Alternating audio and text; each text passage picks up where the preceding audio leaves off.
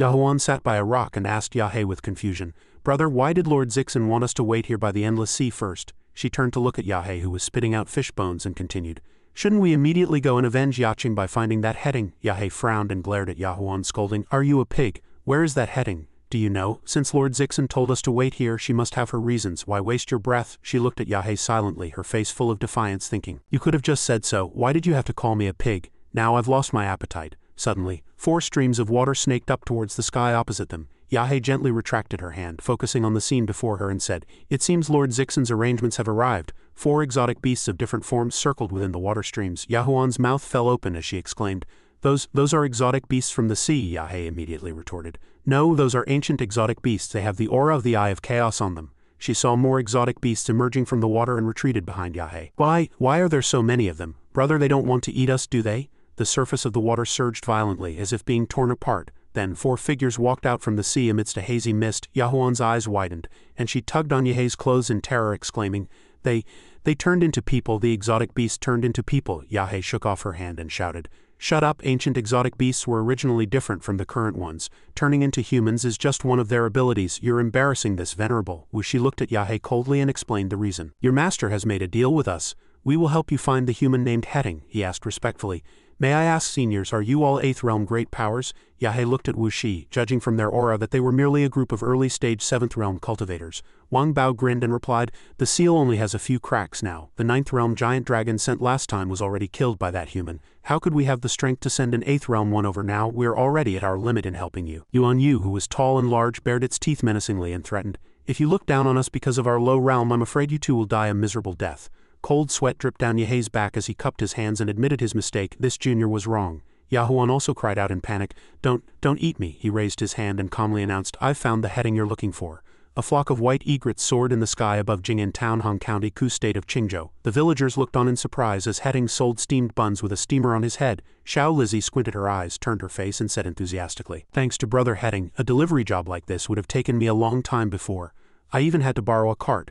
He didn't respond, just smiled gently and introduced softly, "Her name is Xiao Lizzie. She's a friend I just made in this town. We're now delivering steamed buns to a restaurant." Heading chuckled as he watched the lively Xiao Lizzie run ahead. When they arrived, he placed the steamer on the table. A man smiled happily, handed a skewer of meat to Xiao Lizzie, and exclaimed, "Miss Xiao Lizzie, you are truly lucky to have such a good kid with you." She immediately explained, "Brother Heading is my friend. He's just staying here temporarily." Xiao Lizzie held the meat skewer, turned her head abruptly, and said cheerfully to Heading, "Brother Heading, the delivery is done. We can go home now. I'll make your favorite braised pork today." She walked and talked excitedly. "This is all the boss's. This delivery earns 15 copper coins thanks to Brother Heading's help." Heading just smiled lightly, thinking that Xiao Lizzie worked at a bun shop and he was happy to be able to help her. "I'm very happy. Master told me to go down the mountain for training with junior brother Yang Shu." I had already been to their fishing village with junior brother Yang Shu before. He tidied up the things on the table and looked at Yang Shu, who was covering his eyes and sobbing. At first, junior brother Yang Shu cried nonstop and I didn't know how to help him. Senior Luo's departure was a huge blow. Heading waved goodbye to him. After holding a 7-day vigil for Senior Luo, Yang Shu and I went our separate ways. He said he wanted to see the mortal world his grandfather loved most, and so he left. He walked slowly along the river, his mind filled with a myriad of thoughts. I didn't need to stay here anymore either. So I left too. Master said that to train in the world one must experience life as a mortal. So I sealed my spiritual energy and experienced this world as an ordinary person. Heading walked with a staff, destitute and looked down upon by people, but he hadn't expected that, having been protected by his master all this time, he had no experience in making a living. Soon I became penniless and even went without food for several days. He squatted in a corner under the eaves to take shelter from the rain until that day, when there was not even a place to hide from the rain. Although I had sealed my spiritual energy, my physique was still there, so I didn't feel cold, but I felt very homesick. Xiao Lizzie appeared with a sweet smile, holding an umbrella as she walked over to Hang's side and asked gently, "Would you like something to eat?" He fell into his memories. Xiao Lizzie and her lovely, lively smile broke into my world. Heading took her food and devoured it as if afraid it would disappear. The rain was heavy that day, but I felt very warm. Xiao Lizzie clasped her hands together, her eyes shining as she pleaded with the boss. "Boss, he's my friend. Can he work here? As long as he gets food, no wages needed." He stood behind her, watching her try hard to find a job for him. Xiao Lizzie helping out at the bun shop. Her shop was small and couldn't support many people. She smiled enthusiastically and agreed. "Of course, earning your own food with your own skills is what it means to be a mortal." Heading saw the boss's attitude and felt much more at ease, but he hadn't expected the boss to take me in so readily. I was very happy. In the bustling marketplace he walked with a steamer on his head alongside Xiao Lizzie. From then on, like Xiao Lizzie, I became a helper at the bun shop. Later I found that the people in the town were very friendly and I liked it, so I stayed. Maybe I'll leave in the future, but I want to stay a little longer. That's great, it's definitely not because of Xiao Lizzie. She trotted into the courtyard and shouted excitedly, "Grandma, I'm back." Xiao Lizzie and Heading earned 15 copper coins today. Granny Lee sat on an old bed knitting a sweater. Hearing Xiao Lizzie's voice, she turned to look at the door. This was where Xiao Lizzie and Granny Lee lived. She smiled gently and praised, "My Xiao Lizzie and Heading are getting more and more capable." Heading suddenly remembered what Xiao Lizzie had said. Xiao Lizzie said, "Granny Lee is her only relative in this world." He stood in the distance watching her gently as she jumped onto the bed and hugged Granny Lee tightly. Granny Lee, like most people in the town, was kind and benevolent, but she had lost her legs to an illness in her youth. Xiao Lizzie opened a small wooden box and counted the money excitedly. "Just 10 more copper coins and I'll have 3,000, then I can buy a wheelchair for Grandma. When Grandma is in a wheelchair she can go outside to sunbathe." Granny Lee looked at Heading and said softly with a thoughtful expression, "I'm fine as I am. Xiao Lizzie, you're about to get married. Why don't you keep this money for your dowry?" Her cheeks flushed red and she immediately stood up and retorted, "Grandma, I don't want to get married yet. I want to stay by your side." Granny Lee smiled and chided Xiao Lizzie. "What girl doesn't get married, this silly child?" Heading reached up and held the white scarf around his neck, thinking helplessly, Granny Lee really likes to joke. Just then Constable Chen stood outside the courtyard and called out loudly, Xiao Lizzie, come out quickly." Xiao Lizzie looked out through the window puzzled. "It's Constable Chen from the town. What is he doing here?" She and Heading walked out to see Constable Chen. His face showed clear panic as he raised his index finger to warn them, "There's been a murder outside of town. The killer's methods are extremely cruel. All the victims' heads have been taken. You people around here need to be careful." After speaking, Constable Chen turned and left. "I don't have time to linger. I still have to inform others." Xiao Lizzie blankly raised her hand to wave. Thank you, Constable Chen." Only then did she come back to her senses and turn to Heading with a worried look. "There hasn't been a murder case in Jing'an town for a long time. Even thieves are rare. Why has it been so unsafe recently?" He put his hands on his hips and thought with certainty, "I will protect you." Xiao Lizzie squinted her eyes, reached out and pinched Hang's face, saying, "I know Brother Heading will protect me. Xiao Lizzie isn't afraid."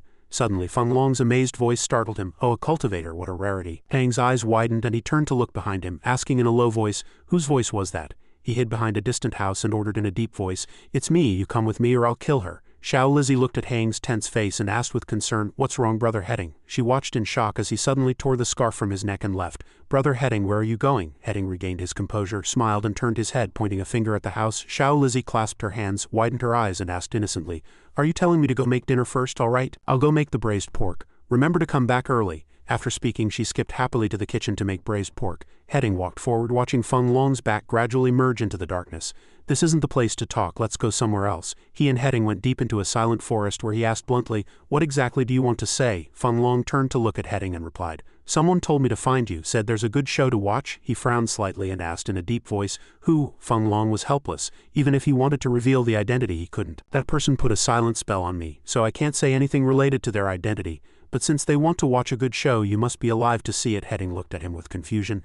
"Me alive?" A dazzling light exploded in midair, shocking him. Heading was horrified, his mouth agape, and he turned his head abruptly, a sense of unease welling up in his heart. "Xiao Lizzie," he frantically ran back home with all his might. "Xiao Lizzie, Granny Lee, everyone." Feng Long reached out and pulled the corners of his mouth into a fake smile full of interest and spat out disdainfully, "The good show is starting." Heading stopped and extended 2 fingers to cast a spell. Xiao Lizzie, unsealing spiritual energy, countless souls appeared behind him and charged forward together as he asked himself, "Who on earth wants to do this?" Heading was sent flying by the explosion of dazzling golden light. Feng Long silently watched him struggle against the immense spiritual power before him, thinking, "There's another protagonist. His appearance is needed for this play to be complete." He stretched out his hand and drew a strange magic formation. Feng Long's eyes shone as he tightly gripped the sphere in his hand, thinking grimly. He said this thing could lure Lu Kaoj, the sect master of Mo Gate, here. Then he shot the magic circle to where Heading was and commanded, "Go where you belong." Immediately after, it flew to Hang's side, causing the golden source of spiritual energy to burn violently. Heading struggled, shielding his eyes with his hands as a burst of red spiritual energy erupted behind him. In an instant, countless souls emerged from the black shadows behind him. On the other side, Kaoj was still leisurely cooking chicken in the kitchen. Suddenly the system panel displayed an urgent red notification, "Personal disciple Heading is in danger." Hang's entire vision was consumed by the scene before him. He was stunned, his eyes wide, as he softly called out in his heart, Heading. Outside, Yura and Xinyan watched in surprise as Kayaja's figure rushed out of the kitchen. She asked loudly, confused, "Where's Kayaj going?" He didn't answer, only leaving behind an instruction for Luo Bing to cook. Suifeng slightly closed his eyes, sitting cross-legged in a dark room. He slowly opened his eyes. Suifeng revealed a cold sneer and praised, "Well done, Feng Long. Lu Kayaj has already left Danqing Peak." The blue soul rested its chin on its hand and asked curiously, "Do you really want to kill Heading?" A savage light flickered in his eyes as he snarled word by word, "Heading must die, but it's very important who kills him." Heading flew high into the sky towards the ruins engulfed in flames. He frowned, his face filled with worry, ceaselessly calling Xiao Lizzy's name in his heart. Xiao Lizzy. The image of Xiao Lizzy appeared in Hang's mind, smiling and constantly calling his name. Brother Heading, brother Heading, brother Heading. Heading desperately reached out to grab Xiao Lizzy's hand. Xiao Lizzy, Xiao Lizzy. He clenched his fists and let out a furious roar. Xiao Lizzy. Heading stopped, seeing himself blocked by a huge shadow as something massive jumped to where he stood. Heading nimbly leaped backward, avoiding being crushed. Yahei's figure appeared in the hazy smoke, saying arrogantly, "Found you, Lu Kayaj's personal disciple Heading." He glared at Yahei angrily and roared, "You're the ones who destroyed this town." Yahei folded his arms, glanced grimly at Heading, and explained, "Your master Lu Kayaj killed our sister Yaching. I was going to kill you directly to avenge my sister. A pity you were lucky enough to escape it. As for the others in town, they were meant to be buried with you anyway." He didn't say much more, directly charging at Yahei. A powerful magic erupted from Hang's entire body, enveloping him as he charged furiously at him. Yahei raised a greatsword to block his attack and mocked, "A mere 5th realm cultivator dares to attack this venerable." Then he and Heading clashed with their swords, fighting with extreme intensity. Yahei glanced behind him, secretly feeling a sense of unease approaching. He frowned at the green pattern gradually appearing on his arm, then cracking, and immediately called for support. "There's something wrong with this kid's sword, Chi Yahuan. Help me." Yahuan immediately condensed a purple magic sphere and charged at Heading, shouting, "Don't you dare harm my brother." He closed one eye, accidentally taking her full-powered strike, which carried poison in its spiritual energy. Heading raised a hand to cover his nose and landed softly on the ground, silently telling himself, "Heading, pull yourself together, you can't fall here." His face turned pale, his brows furrowed, and beads of sweat dripped down as he thought, "There are others, and I can't sense their strength." Heading looked at the 4 shadows faintly visible behind the black mist and guessed, "Could they be from the 7th realm?" Wuxi observed him and asked casually, "Is that our target?" Faiyuan laughed excitedly, baring its teeth and commenting, "He has a very strange smell on him, like a corpse, but he's still alive." Jusha folded its arms and said arrogantly, "I only need 1 palm strike to take his life." Wang Bao raised a hand to his chin, looking at him greedily. "I want to taste him." Yahei gripped his hilt, raised his sword, and leapt at Heading, roaring, "No need to trouble you, seniors.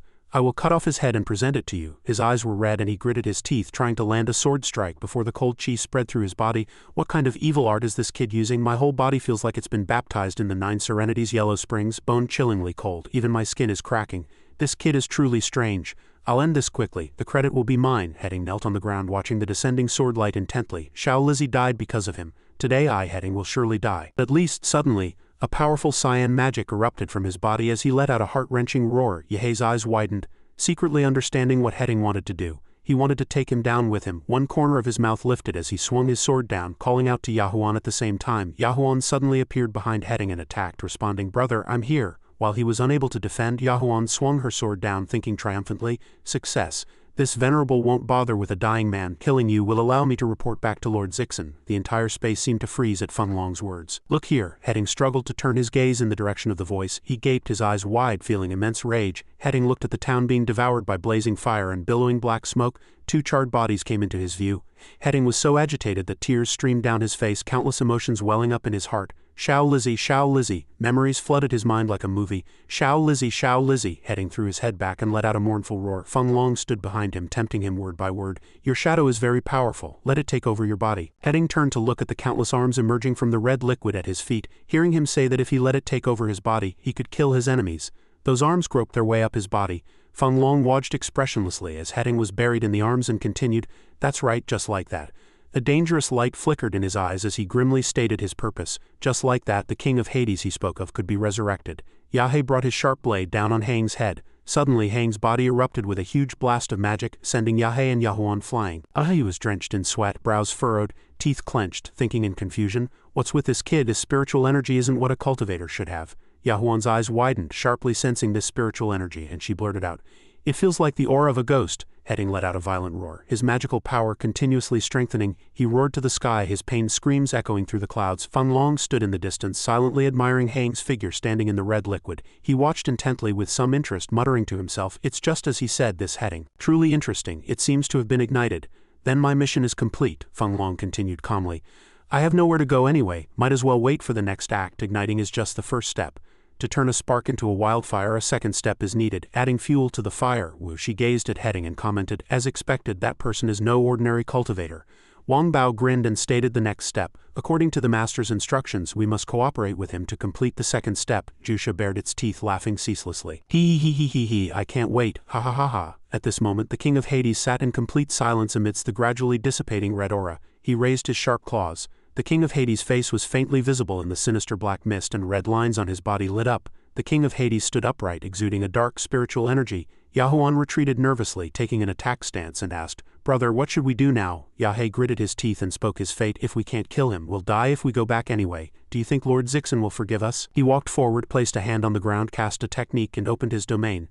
"With our strength at the great perfection of the sixth realm, even if we fight to the death, I refuse to believe we can't kill him." She immediately complied.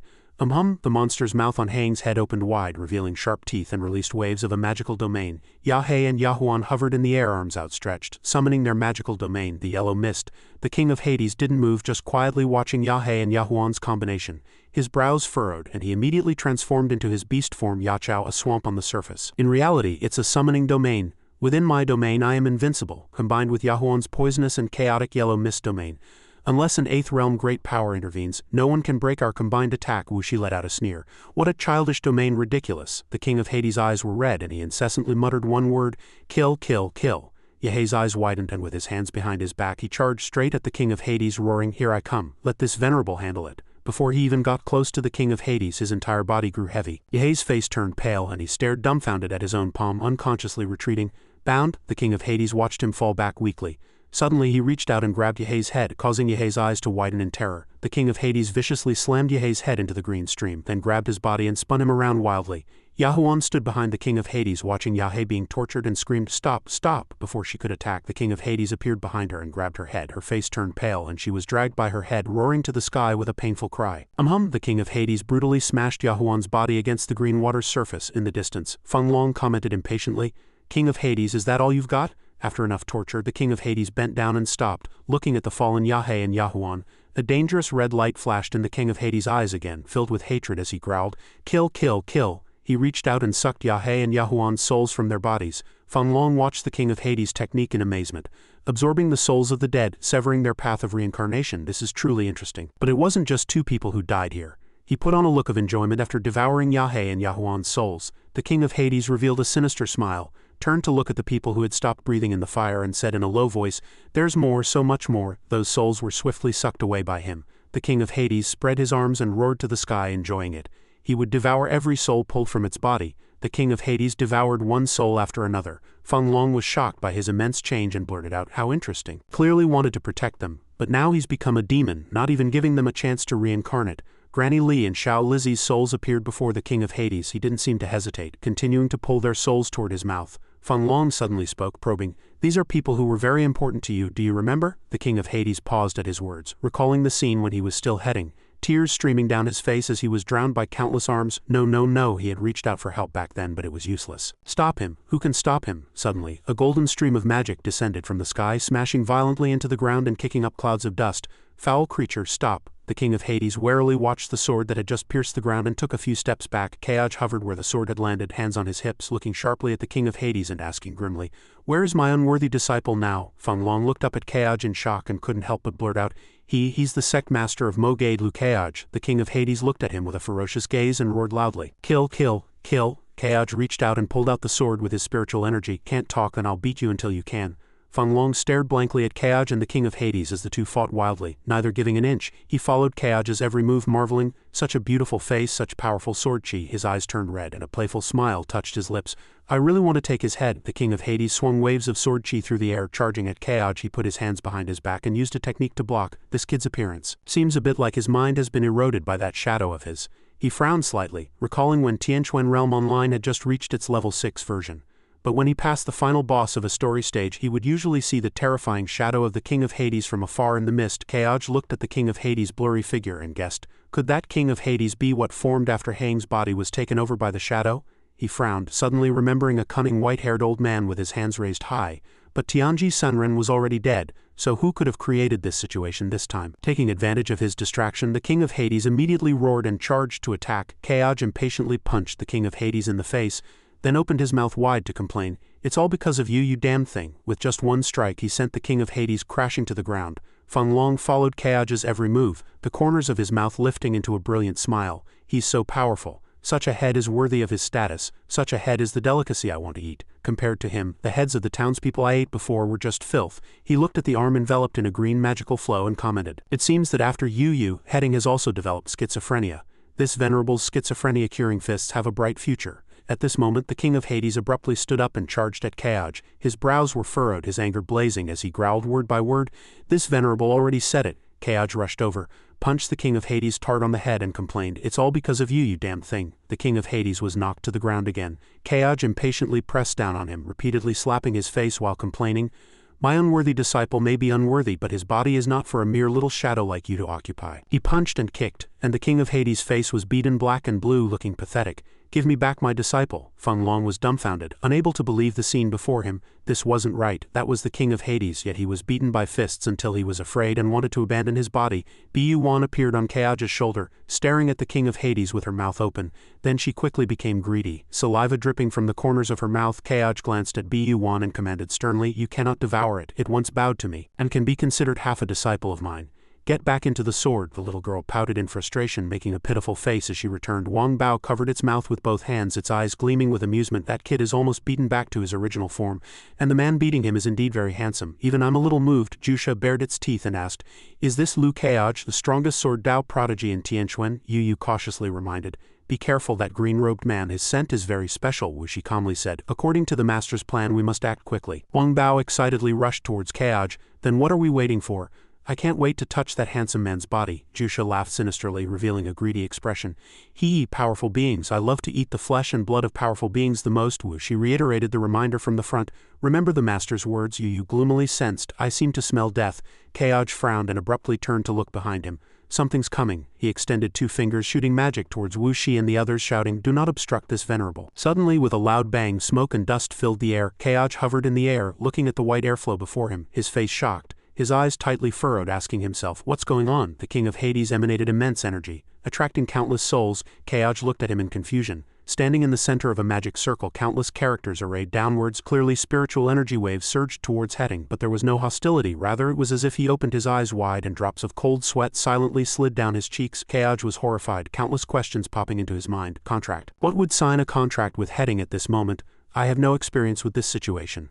Feng Long stood in the distance observing all this grimly and said, "The second step has begun." They wanted the king of Hades to undergo an even more drastic change. The king of Hades spread its arms, letting out a deafening roar amidst the magical torrent, the magic circles above continuously descending upon him. The king of Hades' eyes glowed crimson, revealing a chilling smile. Kayaj narrowed his eyes, looking very angry, his face serious, exposing, "So it's this trap. From the beginning it wasn't aimed at Heading, but at this venerable." He stood with his hands behind his back, looking at the figure vaguely visible in the king of Hades' magic, exposing the plan. First, they used some unknown means to put Heading in danger, forcing his shadow to occupy his body, transforming him into a miniature low-level king of Hades, then sent these exotic beasts to forcibly sign a contract with the unconscious Heading, turning him into a demon cultivator again. "This is simply a blatant, layered villain," Kayaj coldly retorted. "So you want this venerable to kill Heading with my own hands? Is that it?" Wu Shi, Jusha, Wang Bao and Yu opened their mouths wide, surprised by the truth he revealed. He actually saw through it so quickly. Feng Long on the other side also widened his eyes, equally shocked. He actually saw through it. Kayaj's eyes gleamed with golden light, and he grimly commanded, "System advanced sensing," he thought to himself. "Let this venerable see what these guys who forcibly signed a contract with Heading really are." The system scrolled and all of Wu Shi's information appeared. Ancient Sea Wu Shi Ghost Species. Level 70 Do. Explanation. Ancient exotic beast possesses ghost bloodline, extremely rare. Next was a series of data for Yu Ancient Giant Ape Fish. Level 71 Explanation. Ancient exotic beast possesses the strange ability of tracing scents for 1,000 miles. Then Jusha Ancient Two-Headed Giant Shark. Level 71 Explanation.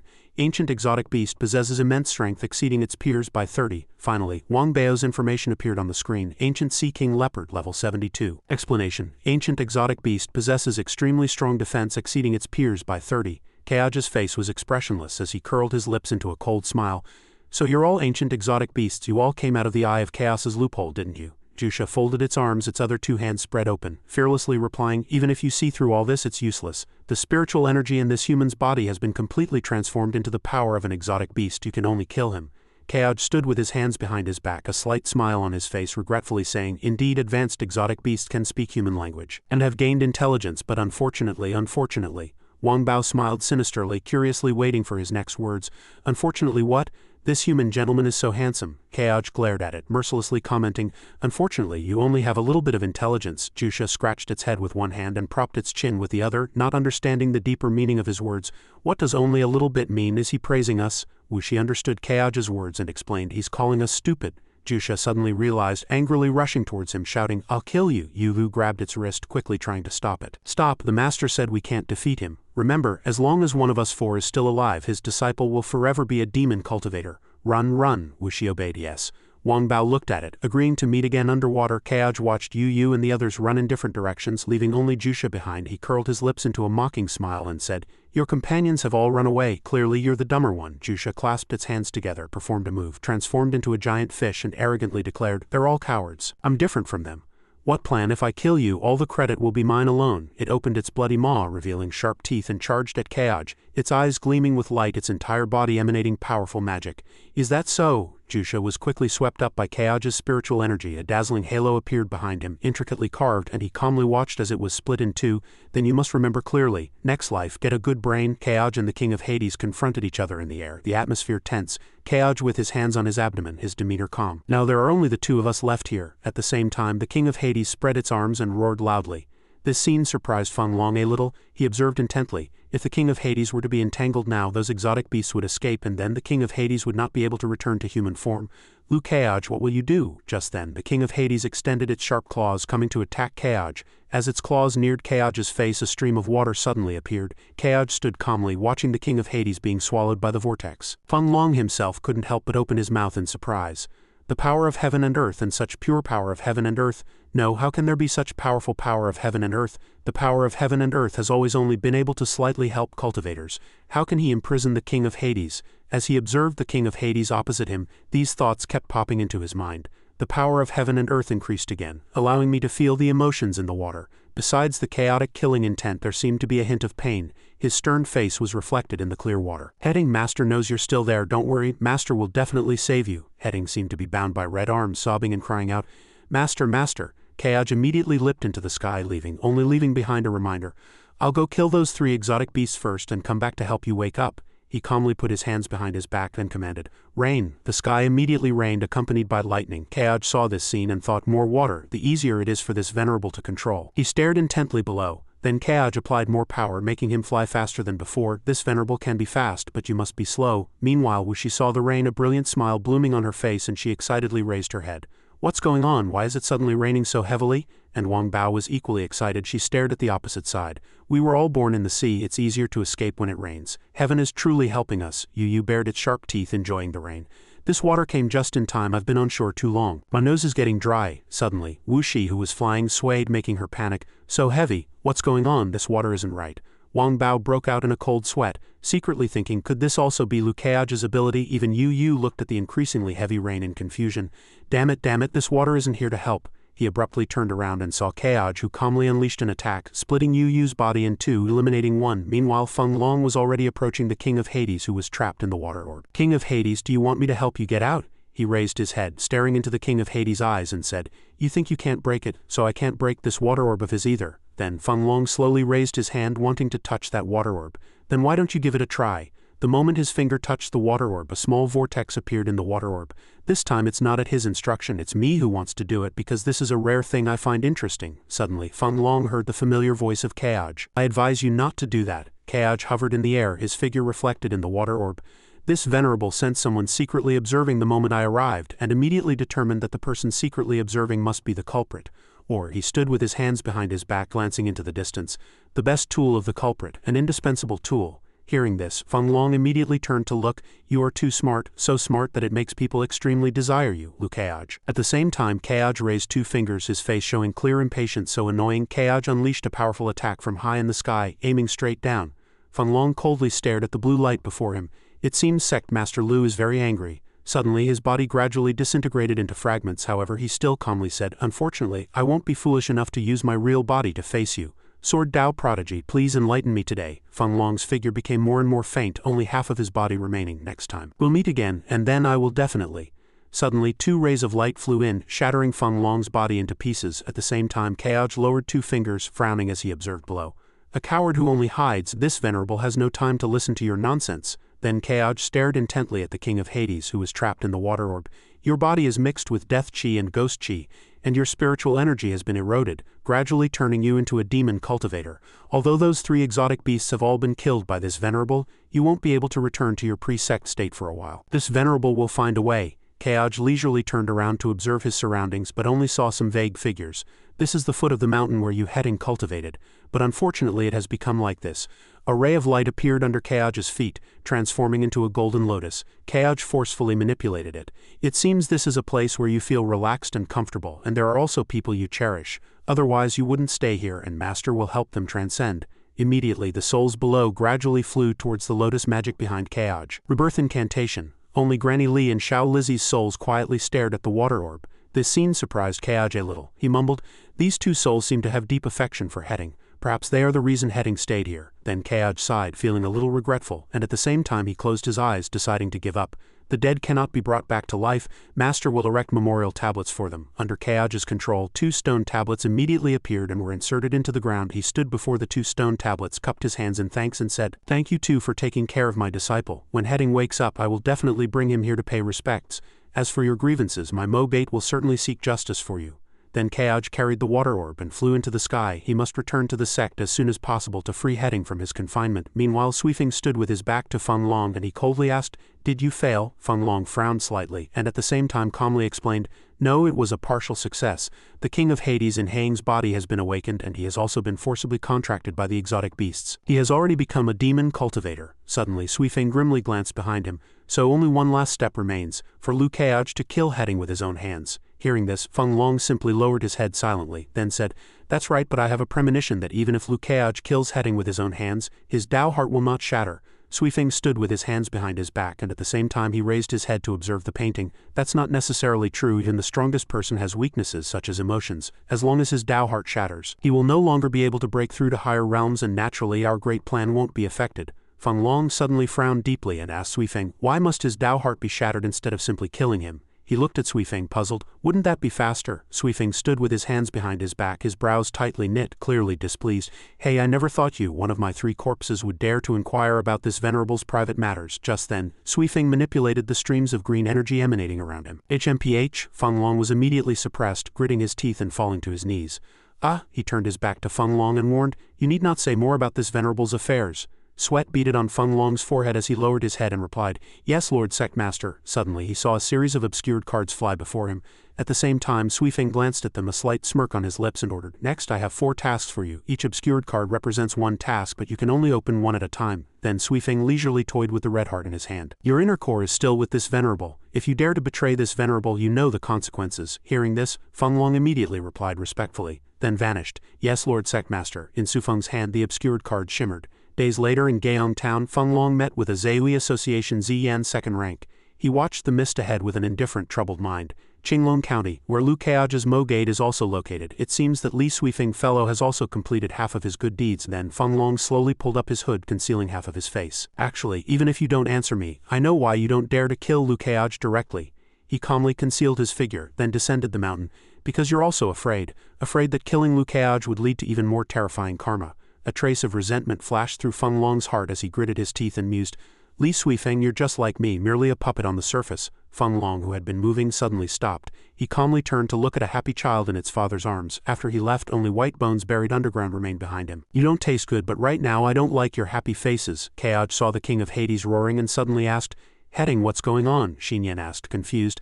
"The ghost chi is too heavy. Is he possessed by a ghost?" Dongli was also worried. "Senior brother being entangled by ghost chi is too terrifying." Keoj stood opposite the king of Hades, calmly observing him.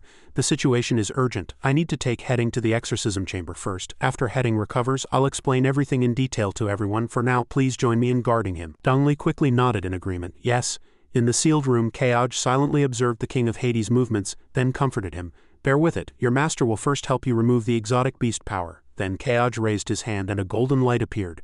Human Immortal Domain. Activate. The Human Immortal has a special effect. It can convert the exotic beast power from the Zeui Association's ritual altar into Qingzhou reserves. Haing's exotic beast power can be removed using this opportunity. Streams of red energy following his command penetrated the blue light sphere, tightly binding the King of Hades. Human Immortal Soul Sever. The system panel suddenly appeared in the air. Explanation of Human Immortal Soul Sever's second ability. Select target, extract a large amount of spiritual energy from it. Extracts 3.6 of the target's maximum spiritual energy per minute, which can be increased based on domain compatibility. The red tentacles coiled more and more tightly around the King of Hades' body. Kaoj watched with satisfaction as the King of Hades fell unconscious in the blue water. It worked as expected, but there was still a second step. Next, he frowned slightly and took out several red light spheres. The exotic beast power extracted, his spiritual energy will be completely empty, but his consciousness is still occupied by that shadow. Kaoj immediately swept his hand, shattering the water sphere that encased the King of Hades. I'll need another punch to cure schizophrenia. At the same time, he coldly glanced down, not forgetting to stretch his muscles. The King of Hades saw Kaoj's strong figure and lay on the ground in fear. Don't sleep. Get up, take a beating, then sleep. In that locked room, the sounds of punches and howls echoed intertwined. Seeing this scene, Luo Bing's eyes widened. Is Sect Master Uncle really helping senior brother exorcise evil? Dongli rested her chin on her hand and seriously explained. The Sect Master has always acted unconventionally, Luo Bing, you must not doubt him. Only Xinyan was uneasy. On Spring Autumn Mountain, exorcism only uses the clear heart incantation. Kaoj's movements, I always feel like he's doing something else. Suddenly she remembered a scene of intimacy with Kaoj and felt a little shy. The commotion was somewhat similar to when she and Kaoj were on the chair of love back then. At the same time, Heading was covering his face with his hands, softly pleading, Master, stop hitting me, it's your disciple. Green energy swirled around Kaoj's arm. He curled his lips and teased. Woke up so fast, Heading sobbed, curling his body and enduring the pain. Master, if you keep hitting, your disciple might not wake up again. Hearing this, Kaoj rubbed his chin and thought, it seems it's time to train and strengthen your physique. Heading was utterly shocked, his mouth agape, while Kaoj calmly stood up, glancing at Heading at the same time. Since you're awake, quickly absorb the spiritual energy of heaven and earth to replenish your empty body. Immediately meditate and circulate the qi-drinking Jew. Heading stumbled to a sitting position and quickly replied, Yes, Master. He immediately sat cross-legged, closed his eyes and felt the power. Sweat poured down him, and blood gushed from his eyes, ears, nose and mouth. Kaoj observed from the side, unable to suppress his surprise. He silently mused, the second volume of the qi-drinking Jew is a purple-grade mid-tier technique, although it replenishes spiritual energy very quickly. The pain of bleeding from all 7 orifices is indeed intense. Suddenly, Kaoj saw Heading spit out a mouthful of blood and almost faint. He stared with wide eyes in alarm. You've overdone the qi-drinking Jew, you're bleeding. Sweat seeped onto Kaoj's cheeks. He walked towards Heading with extreme concern. Enough, stop. Heading gritted his teeth and wiped the blood from the corner of his mouth. Yes, Master. Kaoj waved his hand restlessly, thinking, if you keep drinking you'll die, let alone replenish spiritual energy. Suddenly, Heading knelt heavily on the ground. A trace of surprise flashed across Kaoj's face and he frowned in confusion, while Heading continuously kowtowed to Kaoj, sobbing. Heading has failed the sect, causing tens of thousands of commoners in Jing'an Town Ku State to die at the hands of demon cultivators. Please punish me, Master. Hearing this, Kaoj merely frowned calmly and said, You have made those demon cultivators pay for their blood debt, but as for revenge, this is far from enough since it involves this venerable. I truly want to see who the mastermind behind all this is. He stood with his hands behind his back, appearing even taller. Heading, for now, tell your master everything about your training journey down the mountain from beginning to end. Heading looked up at him and replied, Yes. At the same time, amidst a scene of ruins, 2 stone tablets stood majestically. From the stone tablets, wisps of purple smoke suddenly drifted out. The wisps of energy gathered more and more, forming a light sphere around the stone tablets. Gradually, Xiao Lizzie's blurry figure emerged before the stone tablets. Her pale lips moved slightly and she choked out, Brother Heading, let's go.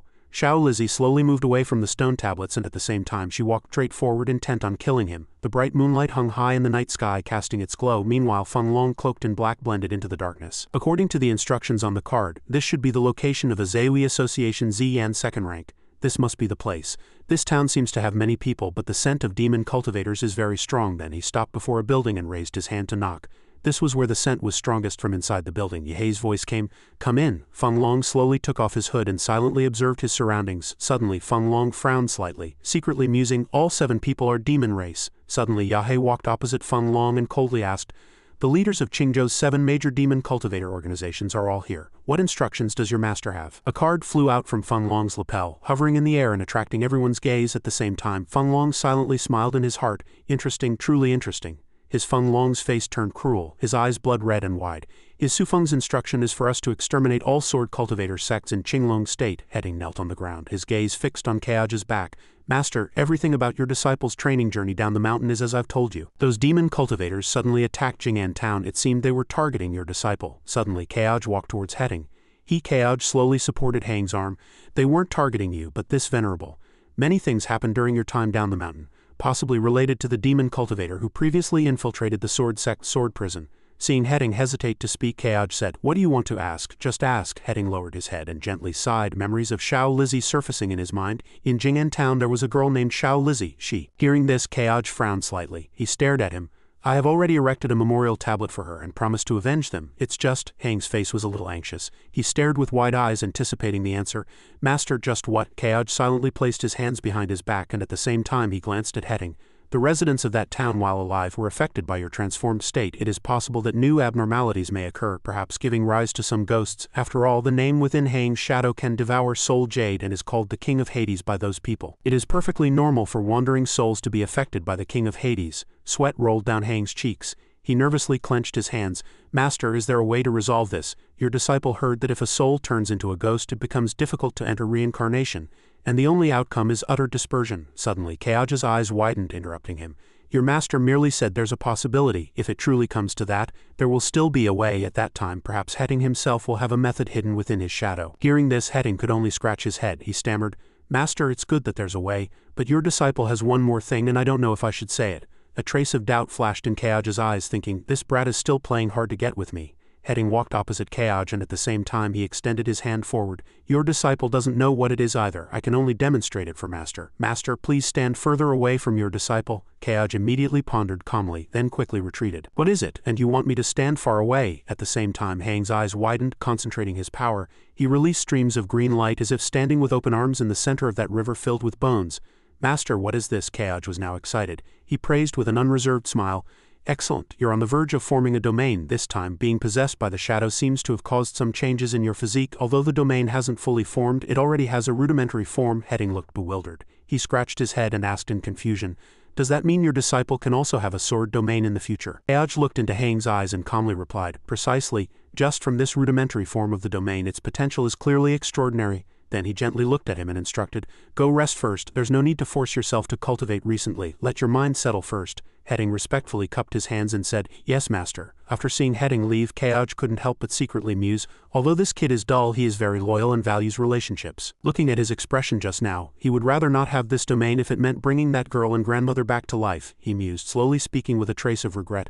"Alas, the dead cannot be brought back to life." Suddenly, Kaoj's gaze dropped. He mumbled, "Unless using soul jade." Then Kaoj took out a red light sphere and focused on observing it. But even then it would only create a zombie or even a monster. A golden system panel suddenly appeared in the air. "You have new rewards to claim. Reward for killing the 4 Chaos Eye exotic beasts, 45 million experience points. Obtain special reward, Imperial grade spell upgrade ticket X2. Kaoj looked up, his mind full of thoughts. "It's the reward for those 4 guys as expected. They were all classified as bosses. Spell upgrade ticket. This is the first time I've seen this. What does it do?" The system seemed to respond to Kaoj, displaying more information. "Hosts commonly used Imperial grade spells, Clear Heart incantation, Spirit Wind incantation detected. Use upgrade ticket, upgrade." Kaoj immediately made his choice. "Both these spells are quite ordinary, and I haven't heard of any upgraded versions. Let's try it." The system changed the text on the screen. "Imperial grade low tier Clear Heart incantation has been upgraded, advancing to blue grade low tier Clear Heart fist chant. Effect increased by 50 and has become a passive spell skill. Effect is produced when fist makes contact with another person's face." Kaoj's mouth fell open in surprise and he blurted out, "Enough, it's actually this kind of upgrade method. From now on I won't need to reinforce my fists with the Clear Heart incantation anymore. From now on this venerable's fists will specialize in treating all kinds of schizophrenia." The golden screen flickered and the Imperial grade low tier Spirit Wind incantation had been upgraded, advancing to blue grade low tier Wind Call incantation, capable of summoning strong winds to affect a 2 square kilometer area. Kaoj looked at this scene, rubbing his chin with immense excitement and anticipation. Before, his rain call only brought rain, but now it was great. This venerable could summon wind and rain. The aura of an immortal with a Taoist demeanor was also a bonus from the spell upgrade. Then he slowly pushed open the door and walked out. The rewards had been claimed, and now it was time to check on the cultivation progress of the disciples down the mountain. This venerable often makes appearances to stimulate those perfect pawns. After all, the Eye of Chaos's churning was getting more and more intense. Suddenly, Kaoj saw some blue numbers appear before his eyes. Kaoj looked blankly at the top of the system screen. Tianquan Realm large-scale version update. A drop of sweat rolled down his cheek. Large-scale version update. At this time, the golden system kept spinning. Public beta has ended. Tianquan Realm official version is about to launch. Server shutdown for 3 days. All players please log off immediately. New version update details will be announced within 3 days. Just then, Kaj frowned slightly, a little displeased. It seemed something big was about to happen again. Young people in modern clothes holding their phones exclaimed, "Finally a large-scale version update, this is great. The public beta's highest level was 40 and many functions were incomplete and we still can't top up. I wonder what new content the official version will have. I'm so excited. Why 3 days? I want to play now." Meanwhile, Ali was leaning back in her chair, and she slowly took off her glasses. Ali reached up and tucked her hair back. She pondered for a moment, then spoke, "Large-scale version update. I wonder what will be updated. They won't delete Lukeaj, will they?" Suddenly, Ling Ling appeared at the door, hands on her hips, interrupting Ali. "Absolutely not." Ling Ling glanced down, puffing out her chest and declaring, "Lukeaj is currently the most popular character. If they delete him, this game will go cold too." Hearing this, Ali cupped her hands with immense curiosity, observing Ling Ling intently. "Then what do you think will be updated this time?" Ling Ling then turned away coldly, wanting to leave. "You ask me, who am I going to ask?" Just then she clenched her fists, gritting her teeth, a look of unwillingness on her face. "You're already a Mo-Gate disciple and you're so close to him, but what about me? I've never even seen his true form with my own eyes." Ling Ling then took out her phone, staring at it intently. If the developers of this game really dared to delete her Kaj, she would gather people to tear down that company. Her phone's wallpaper was a photo of Kaj's tall figure and smile. "No one touches my husband." Ling Ling was so engrossed that she drooled, pressing her face against the phone screen. "My Kaj is the best in the world. He he he he." Meanwhile, the administrator was stroking a puppy, taking a puff from his cigarette. "Don't be so loud, I can hear you. You're asking me what's going to be updated?" The administrator's voice rang out as he looked up, observing the screen opposite him. "I haven't decided yet, but I'm a bit bored, so I want to update it." Suddenly, the administrator tilted his head, covering his ears. He frowned and said, "Quiet down. You're making my ears deaf." Got it, got it. "I won't destroy this world." The administrator brought the cigarette to his mouth and took a drag. He worked diligently. "Tianquan Realm is our only hope of returning. How could I destroy my only hope? Besides, the development of this world has already exceeded my expectations." The administrator's hand forcefully extinguished the cigarette. "Got it. I'll update these." A brilliant smile bloomed on his face and he continuously typed on the screen before him. "New version is here. Residents of Tianquan World, quickly welcome this fourth new calamity." Kaj was originally sitting at a wooden table when he suddenly saw the system screen appear. "What is this?" he exclaimed in surprise, looking at the scene before him. What did this guy update? Tianquan Realm official version update. A drop of sweat rolled down Kaj's cheek. He frowned slightly, stunned. "Didn't it say it would open in 3 days? Did I encounter a bug?" He then propped his chin on his hand, looking thoughtfully at the screen. But he had to admit, if players saw these things, they would probably go crazy with joy. It was still 2 days until the official version launched. He had seen the update content in advance. If he opened a spoiler account, it would definitely be very popular. Suddenly, a thought flashed through Kaj's mind, making him grip the teacup in his hand even tighter. However, this update contained some other things. First, the Eye of Chaos wouldn't erupt so quickly. Tianquan Realm was a game. If the Eye of Chaos erupted, players wouldn't be able to play at all. Kaj slowly savored the bitter tea, then pondered everything. So it was certain that the Eye of Chaos would temporarily be suppressed by some power. At this moment, he had already walked out of the courtyard, looking up at the blue sky. But the second, even more terrifying point was who was controlling all this behind the scenes. Kaj seemed to see a vast space, mountains intertwined with mist, controlling a huge and real Tianquan realm. In Kaj's mind, a mysterious black shadow suddenly appeared next to a depiction of Earth, and a voice said, "The world is controlled by humans. Which displeases this venerable?" Thinking of this, a trace of displeasure crossed his face and he frowned. Suddenly, Xinyan walked towards Kaj from a courtyard, and she gently spoke, "My husband is here again." Kaj then turned his head to look at her. "Why are you up so early? Don't you want to sleep more?" Meanwhile, Xinyan had stopped opposite Kaj. She smiled and spoke, "What is the Sect master thinking about again?" Kaj merely picked up the teacup in his hand and at the same time he replied perfunctorily, "Nothing, just drinking tea." Suddenly, Xinyan reached out and gently stroked Kaj's hair. She looked at him with a worried expression, her eyebrows already furrowed. "Are you still saying such things? I don't believe you, husband." Kaj stared blankly like a statue intently at Xinyan. He thought to himself, she's so smart, but some truths are beyond her comprehension. Not explaining them clearly will only cause her more trouble, so perhaps I should leave it for another time. Kaj then took Xinyan's hand with one hand and wrapped his other arm around her shoulder. "Since you're already awake, why don't we sleep a little more? Perhaps we can increase the population of our Mo-Gate." Xinyan shyly nestled into Kaj's arms. She smiled, her cheeks flushed.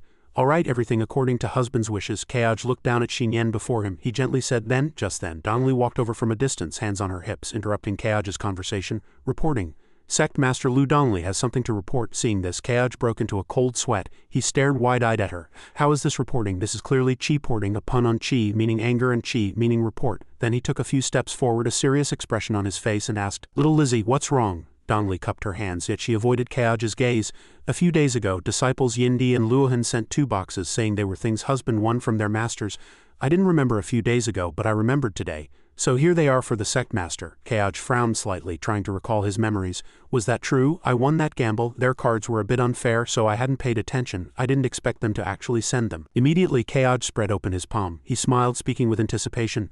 Little Lizzie, where are those 2 boxes? Hearing this, Dongli merely turned her head and left. She stood with her hands on her hips, proudly announcing, they're in the inner hall. Husband, go get them yourself. Also, Dongli glanced, and at the same time she pouted, coldly reminding Kaoj, during the day at the Sect, please call me by my title, Elder Lu, Sect Master. Kaoj's face was stunned at this moment. Drops of sweat rolled down his cheeks. Is this girl crazy? Xinyan is still here. And she's calling me by my title? This is clearly to make me and Xinyan angry. Suddenly he heard laughter and turned his head to see Xinyan. This scene surprised Kaoj, and he asked in confusion, Little Lizzie was so rude, aren't you angry? Xinyan gently placed her hand on her stomach. She smiled and walked to Kaoj's side. She's my husband's sister and my sister too. Why should I be angry with her? I've taken her husband and she's been with him for so long. Isn't it normal for her to act a little childish? Hearing this, Kaoj was even more pleased. He smiled and replied, you are truly perceptive. Husband thought. Xinyan leaned closer to Kaoj, a hint of teasing on her face. Thought I was angry? I am husband's person now. Other things are minor matters. Meanwhile, she took Kaoj's hand and followed him closely. All right, husband, go take a look. Yin-Ti and Luohan are 2 of the 4 great sages on par with the Sacred Master and the Sword Venerable. The things they sent definitely won't be bad. Perhaps they are treasures that can help husband revive Mogate. Kaoj stopped before 2 wooden boxes of different colors placed on the table. These were the 2 treasures he had won. He slowly manipulated the red box to open its lid automatically. A Buddhist talisman immediately appeared, emitting a shimmering golden light. Buddhist talisman, Namo Dharma Ground Talisman. Kaoj looked at the Buddhist talisman with immense excitement. He smiled and blurted out, as expected, it's a supreme treasure. Luohan put a lot of effort into drawing this talisman. Perhaps he also recognizes this venerable as a future rising star and intends to build a good relationship in advance. Then Kaoj spread his hand, applying a force to open the blue box as well. Let's see what Yin-Ti will send. At this moment he saw a pass token lying in the center of the blue box. A wooden token, a quite exquisitely carved wooden pass token, Mountain Beyond Mountain Tower Advanced Pass Token. Kaoj then propped his chin, looking at the pass token with confusion. A pass token, but what would I do at Yin-Ti's territory? I'm not close to her. Does she, a sword cultivator, still want to take me as her disciple? Meanwhile, a vast building was hidden among green trees, the Mountain Beyond Mountain Tower, Outer Tower, Sacred Land. Belu gently brushed Yin-Ti's hair, her face filled with admiration. She smiled and praised, Master, you're looking more beautiful recently. Just then, Yin-Ti kicked Belu out, however. Belu continued to praise endlessly. Master, I love it most when you're forceful. Yin-Ti, meanwhile, sat before a bronze mirror. She then frowned, slowly tucking her hair back. Belu's illness is getting worse, but why hasn't that kid Lu Kaoj made a move? I've already sent him the precious pass token for the tower beyond the tower. Does he disdain to come here? Yin-Ti's gaze was lost in thought. She recalled Kaoj's handsome figure, making her ponder even more. That kid is peerlessly handsome. He's a good match for my Belu. I hope he realizes his feelings soon. Meanwhile, Kaoj was constantly sneezing. He frowned, secretly suspecting, someone is talking about this venerable behind my back. Ewer's wooden staff struck the ground heavily. She slowly walked forward. Ewer quietly looked at the huge gate directly opposite her. It's been so many years since I came back. I wonder if Master and Sect Master Uncle still recognize me. Her footsteps stopped right beside the red barrier. Ewer whispered to herself, I wonder if Master has changed the barrier for entry and exit. She then extended the black card towards the barrier. Let me try first. Immediately, the card in Ewer's hand shattered into pieces. Sure enough, Master changed the barrier for entry and exit again. At this moment, Ewer let out a long sigh, and at the same time she made up her mind. No choice, I still have to rely on Kaoj. As soon as her words fell, Ewer cupped her hands to her mouth, closed her eyes tightly, and shouted loudly, Sect Master Uncle Master, I'm back. Dongli heard the voice and turned her head, her face filled with surprise. That voice. Kaoj heard Ewer's voice and let out a helpless laugh, blurting out, that girl finally remembered to come back to the Sect. While the two were diligently cultivating, Dongli suddenly appeared and told them, Stop, don't practice anymore. Your eldest senior sister is back. Come with Master to pick her up. Xiao Chu heard this and cheered happily. Yes, no need to practice. Eldest senior sister is the best. If only eldest senior sister came back every day. However, those words made Dongli look at her with displeasure. Xiao Chu then quickly corrected herself. Even if eldest senior sister is back, our sword cultivation cannot fall behind. Dongli ignored those words and calmly tossed out a leaf boat. Alright, then from today onwards, Xiao Chu's cultivation intensity will be doubled. Xiao Chu was at a loss here. Master, no, Xiao Chu won't dare to be lazy again. Then as they were moving, Xiao Chu suddenly asked curiously, Master, isn't Luo Bing's senior sister your first disciple? Then is eldest senior sister older than Luo Bing's senior sister? Luo Bing was walking with them. She suddenly smiled. Yes, she is indeed a little older. As for Dongli, she slowly explained to Xiao Chu, Luo Bing's senior sister is indeed my first disciple, but your eldest senior sister's identity and origin are a bit special, you'll know in the future. Xiao Chu immediately widened her eyes, her face full of surprise. Special origin? Just then a large courtyard gradually appeared below.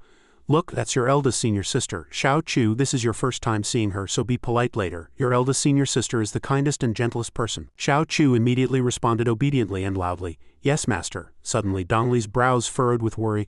What's going on with Yuer's appearance? Meanwhile, Yuer waved gently from below, greeting them.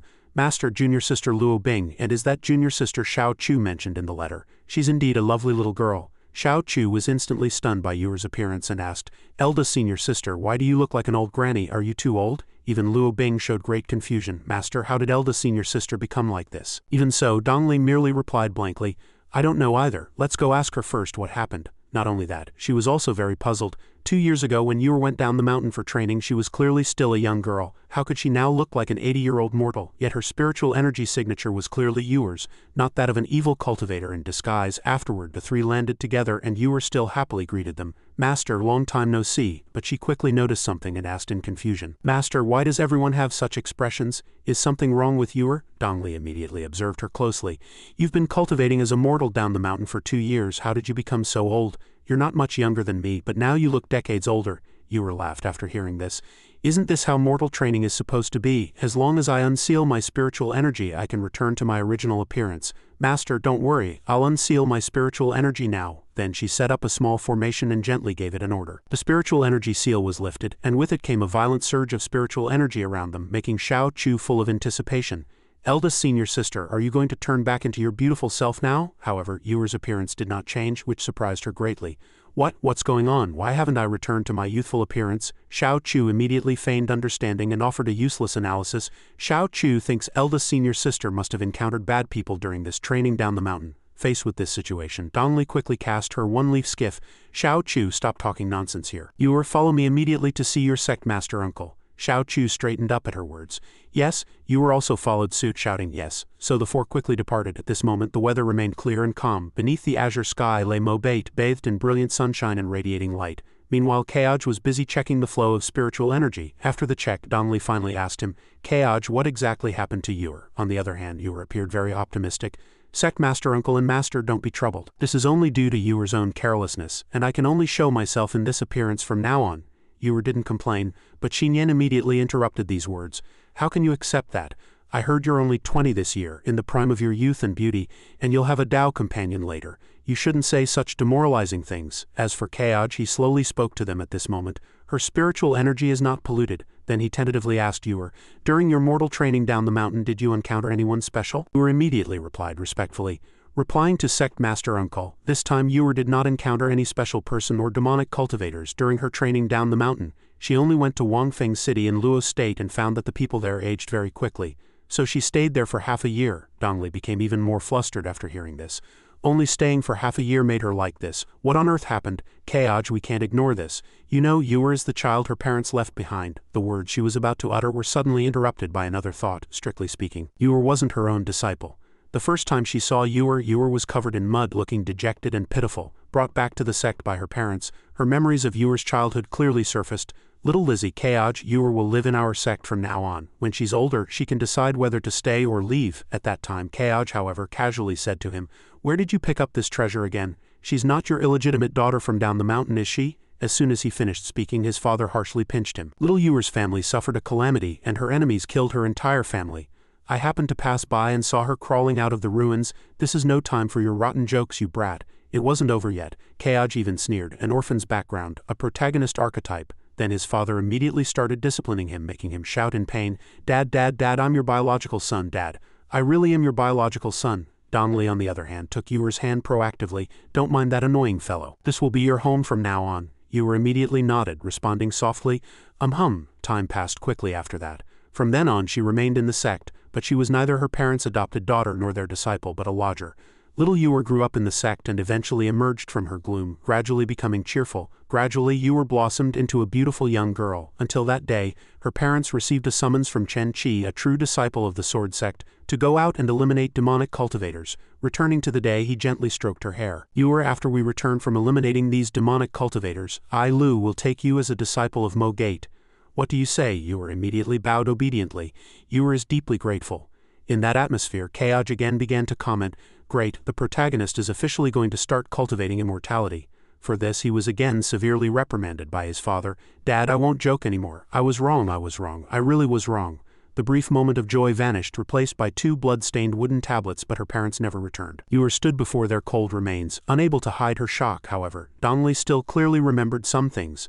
During the most difficult days after her parents' passing, Yor was always by her side. At that time, Yor was even comforting her. But in reality, she was experiencing the pain of losing loved ones for the second time. After the incident gradually passed, Kaj gave her a position. From then on, she officially became a disciple of Mo Bate, Elder Donnelly's eldest disciple. Yor's attitude remained very submissive. Yes, Sect Master Uncle, Donnelly suddenly hurriedly explained. Wait, Yor is Mo Gate's eldest senior sister, but not my first disciple. Dad didn't have time to take her in, so I took her in on his behalf. Then she smiled and held the other's hand.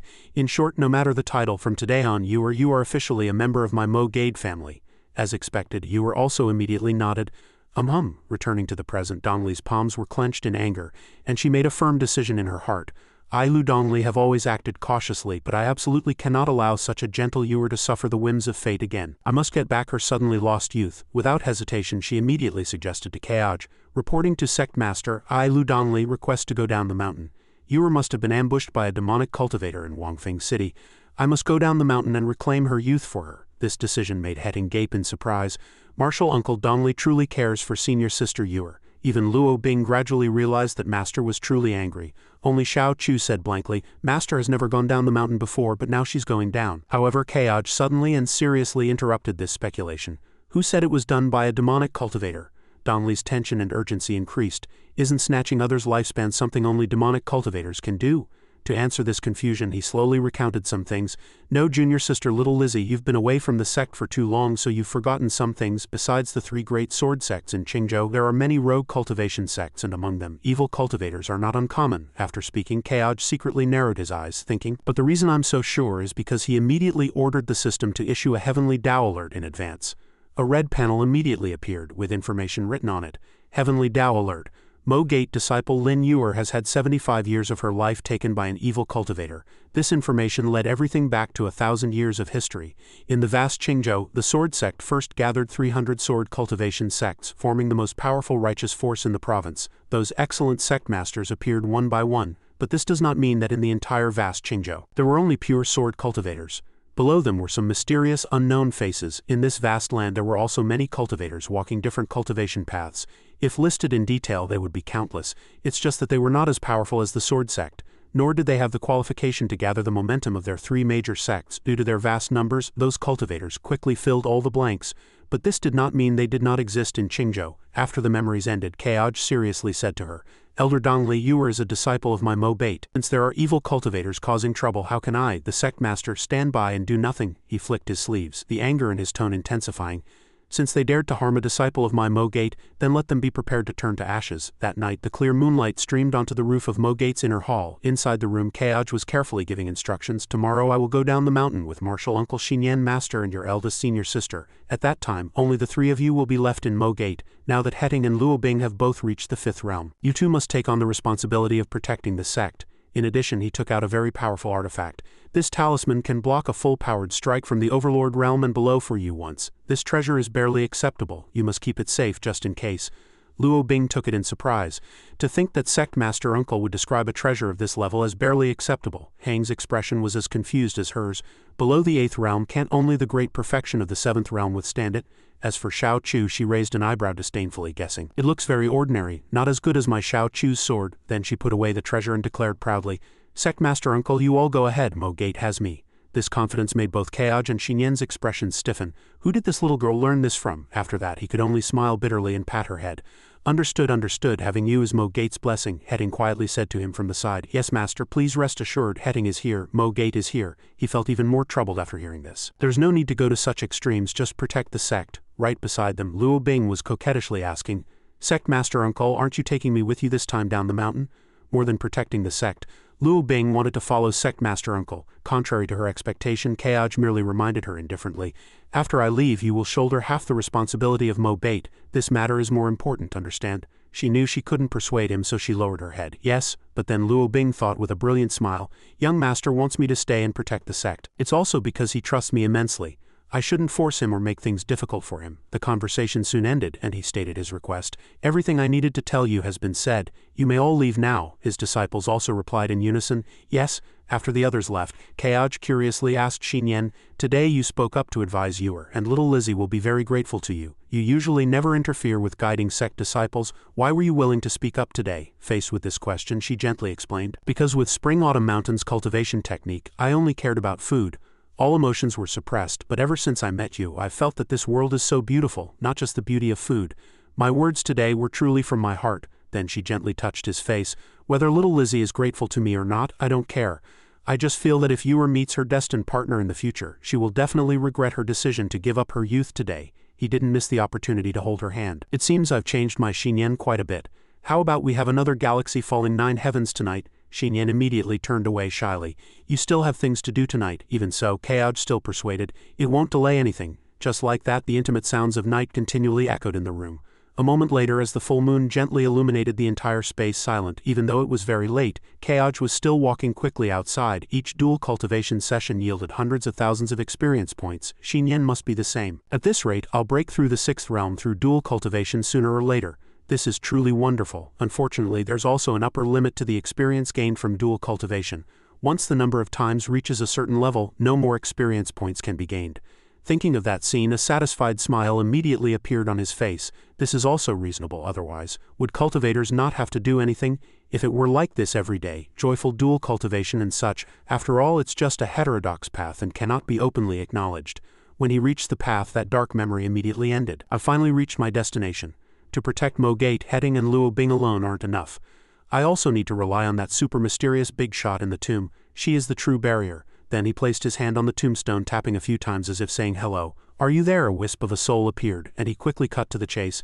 I'll be leaving for a while soon, and little Lizzie is coming too. There'll be no one in the sect. Can you protect it for us? Faced with this request, a small soul suddenly opened its mouth wide and pointed to its mouth. Lukeaj immediately flicked out a sparkling stone.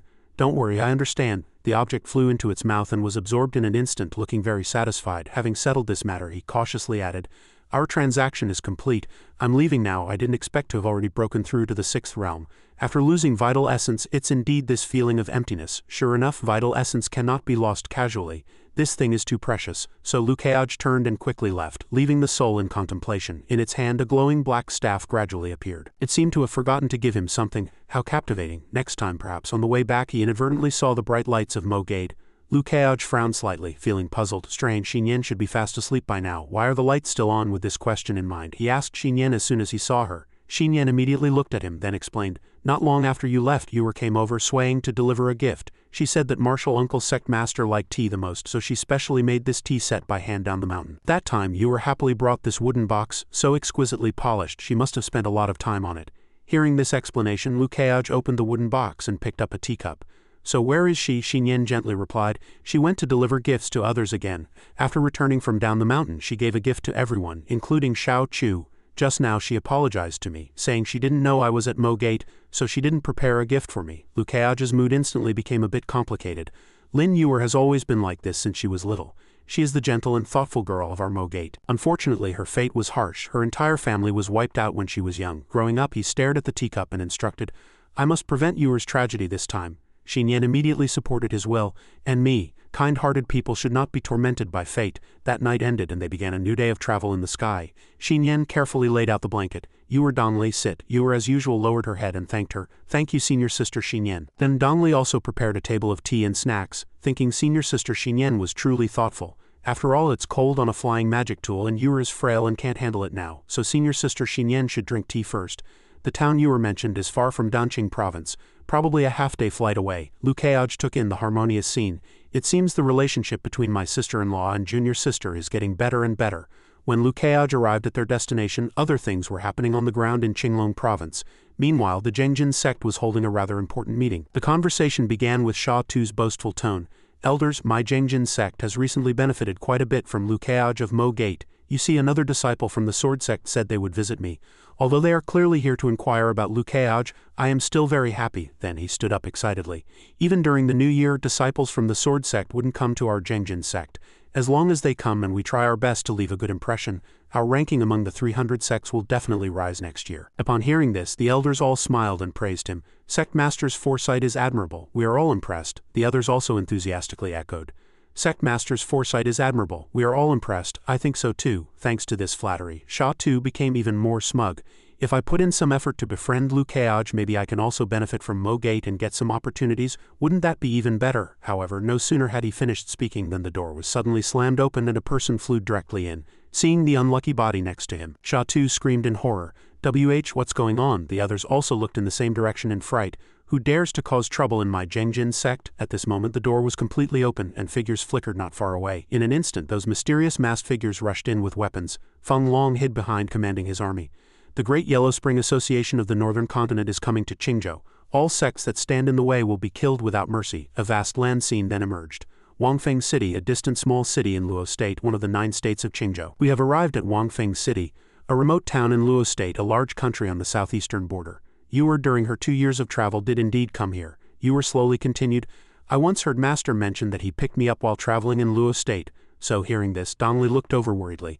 Sure enough, she still can't let go of the grudge of her family's annihilation. As for Liu Keaj, he still calmly comforted them. "Let's go down and take a look first. If we can also uncover the truth behind Lin Yuer's family's annihilation, that would resolve this knot in her heart." Subsequently, a leaf boat swiftly brought them near a town in Luo State, Qingzhou. Before they landed, Dongli grasped Yuer's hand. "Don't worry, Big Brother and I are here. If we find the enemy, they definitely won't escape this calamity." She nodded happily. "Thank you, Master and Martial Uncle Sect Master." Then they blended into the crowd, entering through the city gate. "Do your best to conceal your spiritual energy, don't alert the enemy." A chorus of uniform replies followed. Yes, inside the capital, all the people they encountered were walking with canes. This also made Xinyan suspicious. "Why are there no children in the city, only old people?" Yuer, beside her, hesitantly explained, "There are children in the city, it's just..." Before she could finish, a group of young people inadvertently ran past them. "Share a candied haw with me, you only get one if you catch me." Seeing this scene, Liu Keaj gradually understood that not only Yuer's lifespan was being plundered in the city, but the lifespans of all the town's residents were being plundered. Those young people who just ran past were actually only about 8 or 9 years old. Hearing his words, she nodded and continued. "Martial Uncle Sect Master is right. I'm observing this strange phenomenon in the city, and I've only been in the city for half a year at that time. I thought my cultivation realm could help me resist the strangeness here, but I didn't expect." Xinyan's brows furrowed. "How is this possible? I've never heard of a spell that can simultaneously extract the life force of thousands of people. Even the elders of Spring Autumn Mountain can't do that." To explain it to her, Liu Keaj slowly stepped forward and said, "Spring Autumn Mountain's cultivation techniques are mainly offensive, upright and righteous. It's normal for you not to understand these evil arts to achieve this level. Ordinary spells certainly cannot do it." But he suddenly stopped when he passed an alley, where a bamboo pole was stuck in the ground. Liu Keaj's gaze became even more solemn. "It must be it." This sudden certainty confused Dongli. "Big Brother, you mean?" He also understood that he couldn't be certain, so he said, "Follow me to a few places to see." Hearing his words, everyone continued to search for the dark alleys in the city. These strange bamboo poles were almost everywhere, further surprising them. "They're here too." They continued forward. Then upon seeing them again, they exclaimed repeatedly, "They're here too." Faced with this strange phenomenon, Xinyan asked him, "What are those bamboo poles?" Liu Keaj had long since figured it out, immediately revealing that it was a formation, but unlike ordinary formations. Then he looked at Dongli and suggested, "Little Lizzie, fly up high and take a look at this town. All the bamboo poles inside must form a crude and flawed formation." She listened and quickly nodded. Big Brother." No sooner had she spoken than Dongli easily leapt into the sky in full view of everyone. Yuer, however, now showed a sad expression, realizing that the secret was hidden in these ordinary bamboo poles. "It's only my fault. I've investigated for so long, yet I never thought of these things that were right before my eyes. Alas, more than half of the life force of the people here has been extracted." Hearing this, Liu Keaj gently comforted her. "It's not your fault, and this formation is too crude. Just touching these bamboo poles can destroy it. According to common formation layouts, these things wouldn't even be noticed." The rest of his words he only thought to himself, if it weren't for his cheat. "If I had a system, I probably wouldn't recognize it either." Following Liu Keaj's gaze, countless notifications jumped out one after another, warning that life force was continuously draining. Roadside bamboo detected. Bamboo formation detected. He suddenly frowned, his expression tense. Simply put, this formation is too shoddy, so shoddy that ordinary cultivators would consider it natural. But who would be behind such a simple formation? This thought paused when Xinyan took the initiative to step forward. "It's so simple. I'll go destroy this evil cultivator formation right now." However, he quickly stopped her. "Wait!" Suddenly stopped. Xinyan's face was full of confusion. "Wait for what?" Just then, Dongli returned. "Big Brother, it's just as you said. These bamboo poles strung together form a formation, but it's extremely simple and crude. Now let's go destroy it." Knowing everyone's impatience, Lukeaj still calmly reassured them, "No rush, right now we must first find the caster who set up this formation." Then he cautiously cast some spells on the bamboo poles. "We can't destroy it yet. The reason we can't is because we must use its operation to find the caster." That bamboo pole quickly absorbed the spiritual energy he transmitted into it, then began to tilt in a fixed direction. This also drew a trail of light on the ground, helping them to immediately set off, go south. The scene shifts to the Jengjin Sect area of Qinglong province, which has been completely destroyed by Feng Long's army. "Let me see who's next." Another red scratch mark appeared on the wooden plaque right next to Mo Gate and Kyushui Sect. After checking the list, he put away the wooden plaque and said, "Next. Kyushui Sect, let's go. It's getting close to Mo Gate." Feng Long's lips suddenly curled into an evil smile. "Lukeaj, I really can't wait to see you." Not only that, he also secretly thought with excitement, "Your perfect head should have belonged to me." Just like that, those unsuspecting people are now heading towards an empty, desolate place with not a single cloud in sight. But before them, a sandstorm is raging with extremely violent power. Donnelly cautiously analyzed, "This isn't natural mist, it's a mist formation set up by someone. Once inside, you'll lose your way and be trapped." Lukeaj quickly stepped forward and judged, "It seems we've found the right direction. The person who set up this evil cultivator formation is still worried about being discovered." Then Donnelly unleashed several sharp and exquisite sword lights as if such a small trick could be broken with a single sword strike. The move penetrated the sandstorm, instantly tearing apart those huge tornadoes. In an instant the formation was broken, and she rushed forward urgently. Xinyan meanwhile suddenly paused and softly said, "I've never seen little Lizzie so aggressive." Even Lukeaj understood. She rarely leaves the mountain. Last time was to avenge her parents, this time she's truly angry. Meanwhile Yuer's face had already turned pale with tension. She was about to find the evil cultivator. If he really was the enemy who killed her parents and relatives, how could she in her current state personally avenge them? So she secretly clenched her hands, silently admonishing herself that she must not taint martial uncle and master's hands even if she died immediately. Will personally seek revenge. On the other hand, the light trail Lukeaj had drawn earlier was now shooting directly into an abandoned house. She had long since followed closely, found it. The spiritual energy has entered that house. Donnelly no longer hesitated, activating a formation with extreme caution. This time Xinyan was again confused. "What is little Lizzie doing?" He just smiled wryly, then calmly replied, "She is setting up a formation. These formations can enhance her various powers, improving defense, spiritual energy, sword chi strength and agility." When she looked at Donnelly again, her entire body was filled with spiritual energy. Upon seeing this, she couldn't help but secretly marvel. Not only were so many formations enhanced, but she even directly used the power of heaven and earth to attach to her natal sword. This girl wants to deliver a fatal blow, allowing no mistakes. This perfectly matches her cautious personality.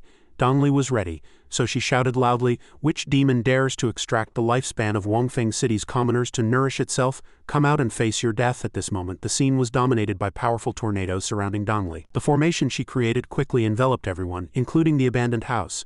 Xinyan immediately seemed a little surprised. She thought Mo Gate was already impressive with you, but she didn't expect Donnelly's realm to be no weaker than yours. Lukeaj smiled upon hearing this. "Of course, with little Lizzie guarding Mo Gate, I have no worries." Meanwhile, Yuer was secretly clutching the sword in her hand. "If he really is my enemy, I must personally avenge them, because this karma must be resolved by my own hands and must not implicate master or martial uncle." At the same time, Donnelly's voice also rang out with intimidating force. "Do those cowardly evil cultivators dare not take responsibility for what they've done?" She continued to loudly berate them, threatening, "If you don't come out, this venerable will destroy your house with one strike of my sword." Donnelly's fierce demeanor made Xinyan a little puzzled. Can little Lizzie be this ferocious? As for Kaj, he just helplessly replied, "This is my first time seeing her like this too." Soon the rickety door of the abandoned house gently swayed. Yuer's mood grew even more tense. "He's coming out." The person they were looking for slowly walked out of the house leaning on a wooden staff. His face was covered in wrinkles and sores, and he grinned proudly. "I knew it. Self-proclaimed righteous cultivators would come to meddle in my affairs." Finally, the Renchao swayed into view, his tone very calm. "I've been anxiously waiting here for over 10 years and you've finally arrived." However, the Renchao's appearance left Yuer confused. "This person isn't the enemy. I'll never forget their scent in this life. After cultivating, my senses are sharper than before. This person is definitely not the one who killed my entire family." Countless thoughts flooded Yuer's mind. So is he really just an ordinary evil cultivator? Then why is my aging speed far exceeding that of ordinary people? If it were a formation targeting cultivators, it would have been discovered by other passing cultivators long ago. But that's not the case either. On the other hand, Donnelly immediately pointed her sword at the Renchao. "You are the evil cultivator who has brought harm to Wangfeng City and my disciple." She didn't seem to sense any spiritual energy from him.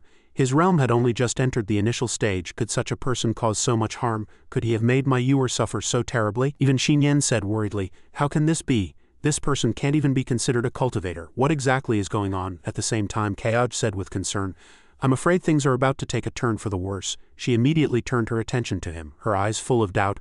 "The worst direction?" He didn't answer immediately, only glancing thoughtfully at Yuer.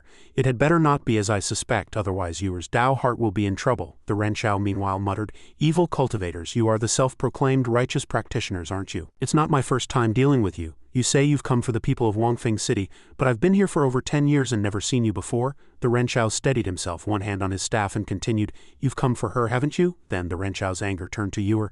"Lin Yuer, I've waited for you for over 10 years. I'll get back what the Lin family owes me from you." These words were too unexpected, causing Dong Li to exclaim in shock. Waited over 10 years? Xinyan also couldn't hide her surprise. He knows Yuer? In this atmosphere, only Kaoj secretly frowned. "Just as I feared, Murphy's Law strikes again." Yuer still looked bewildered by the Renshao's anger. "You know me? Who are you?" Hearing this question, the Renshao sharply retorted, "Your Lin family ruined me like this, so it's normal that you don't recognize me. You were only a few years old back then. If you hadn't hidden in a wall crevice, you'd be dead already." The information revealed by the Renshao made Yuer frantically grip her sword. "You're the one who killed my entire family?" The Renshao immediately denied it. "I don't have that ability. Your Lin family was killed by righteous cultivators." At this, Yuer and those around her were all astonished.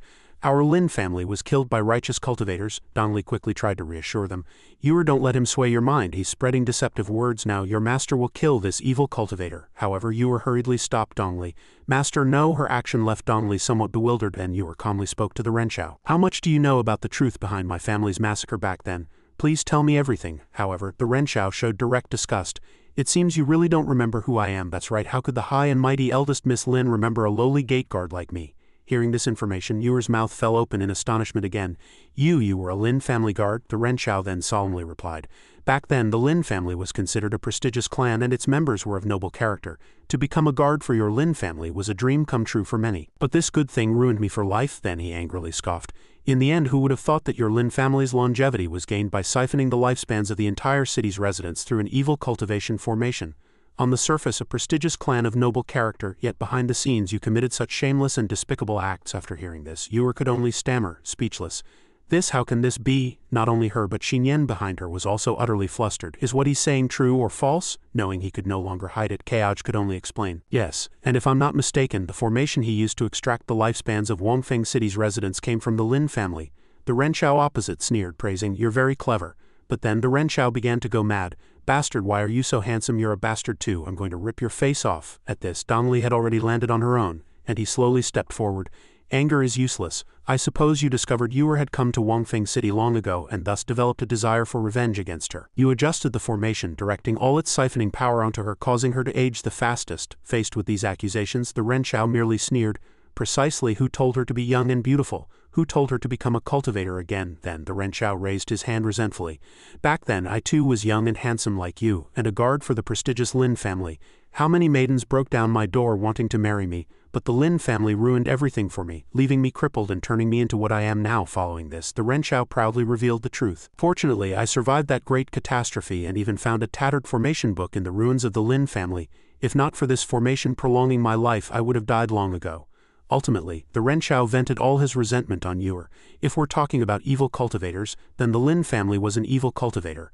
Lin Yuer is also an evil cultivator, not me." This story was too bizarre, and Dong Li could only stammer her words to the Renshao. Only Xinyan looked worriedly at Kaoj. "Kaoj, this matter." He wore a mysterious expression, suddenly revealing a cold sneer.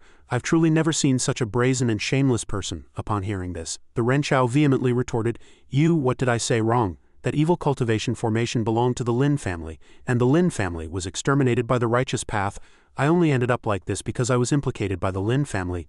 What did I do wrong?" Kaoj disdainfully glanced at the Renshao. "You're completely wrong. As a Lin family guard, eating their wages, you should have been loyal to them. That's your duty. How can it be called implication? You stole the Lin family's formation and used it on Wangfeng City without authorization to prolong your own life.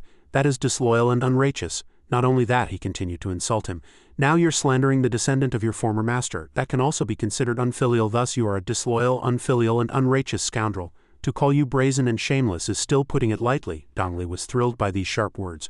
"Well said, as expected of the nonsense Big Brother often spouts." Xinyan secretly smiled. "Kaoj's eloquence is no less impressive than his cultivation. It's truly unparalleled." Yuer meanwhile looked bewildered and incredulous. "Sect Master Uncle is speaking up for me." The Renshao was enraged, and evil chi began to surge. "You bastard, I clearly—" The staff the Renshao used suddenly dropped to the ground, and his shadow became increasingly eerie. Subsequently, he collapsed to the ground, his body twisting and deforming as he became entangled in evil chi. Because of this sight, Dong Li immediately blurted out, "Big Brother, what's wrong with him?" But unlike Donnelly, Keoj still calmly replied, "It's simple. He hasn't cultivated at all and his dantian has no structure. Initially, absorbing others' lifespans can extend one's own, but absorbing too much cannot be contained. Human bodies have a shelf life. Once it expires, they will rot and decay." Xinyan and Donnelly both looked bewildered. Shelf life. At the same time, slimy tentacles began to emerge from the Renshau's mouth. Following this, it opened its mouth wide and let out a huge roar. When it rots and decays to a certain extent, it will no longer be human, but rather, despite facing a monster, Keoj still calmly continued, "A human demon." The system suddenly popped up a warning. "Heavenly Tao alert. The evil cultivator has revealed its true form." A trace of solemnity crossed Keoj's face. Indeed, just as this venerable guest, with the life force of the entire city over these past 10+ years, plus your 75 years of lifespan, it can no longer be considered human. A gigantic monster appeared, burly, with long tentacles growing from its mouth, looking utterly terrifying. "Wild boss." The system panel popped up again, triggering the Kill Renshau quest. Keoj's expression remained unchanged, the corners of his mouth slightly upturned. "The reward level is low, but the random attribute beads can be gifted, so it's somewhat useful. If it's another sword Dao aptitude bead, then Xinyan will be blessed." Suddenly, Donnelly, sword in hand, rushed in front of Keoj. "As expected, you are a monster. Now this venerable will act on behalf of heaven." Seeing her action, he paused slightly. Noticing this, Keoj stepped forward to block Donnelly. "Little Lizzie, this thing will taint your path to immortality. Let me do it. I am a man. I'm not afraid of getting dirty." A look of happiness immediately appeared on her face. "Big brother," he gently glanced at Donnelly, reminding her, "Not only can I snatch the monster from little Lizzie, but I can also gain her favor. This is clearly killing two birds with one stone. Perhaps it will even add a layer of good man, very responsible filter for Xinyan. This is truly wonderful." Keoj was excited by his own words, and Xinyan behind him was grateful for his action. The Shou Renshau charged at Keoj, who, holding the Bu Wan sword, stabbed directly at it. "I'll kill you." Keoj lightly pointed forward and the Bu Wan sword shot towards the Shou Renshau. Everything around Keoj seemed to explode. An energy halo appeared before his eyes and the thatched cottage gradually became visible.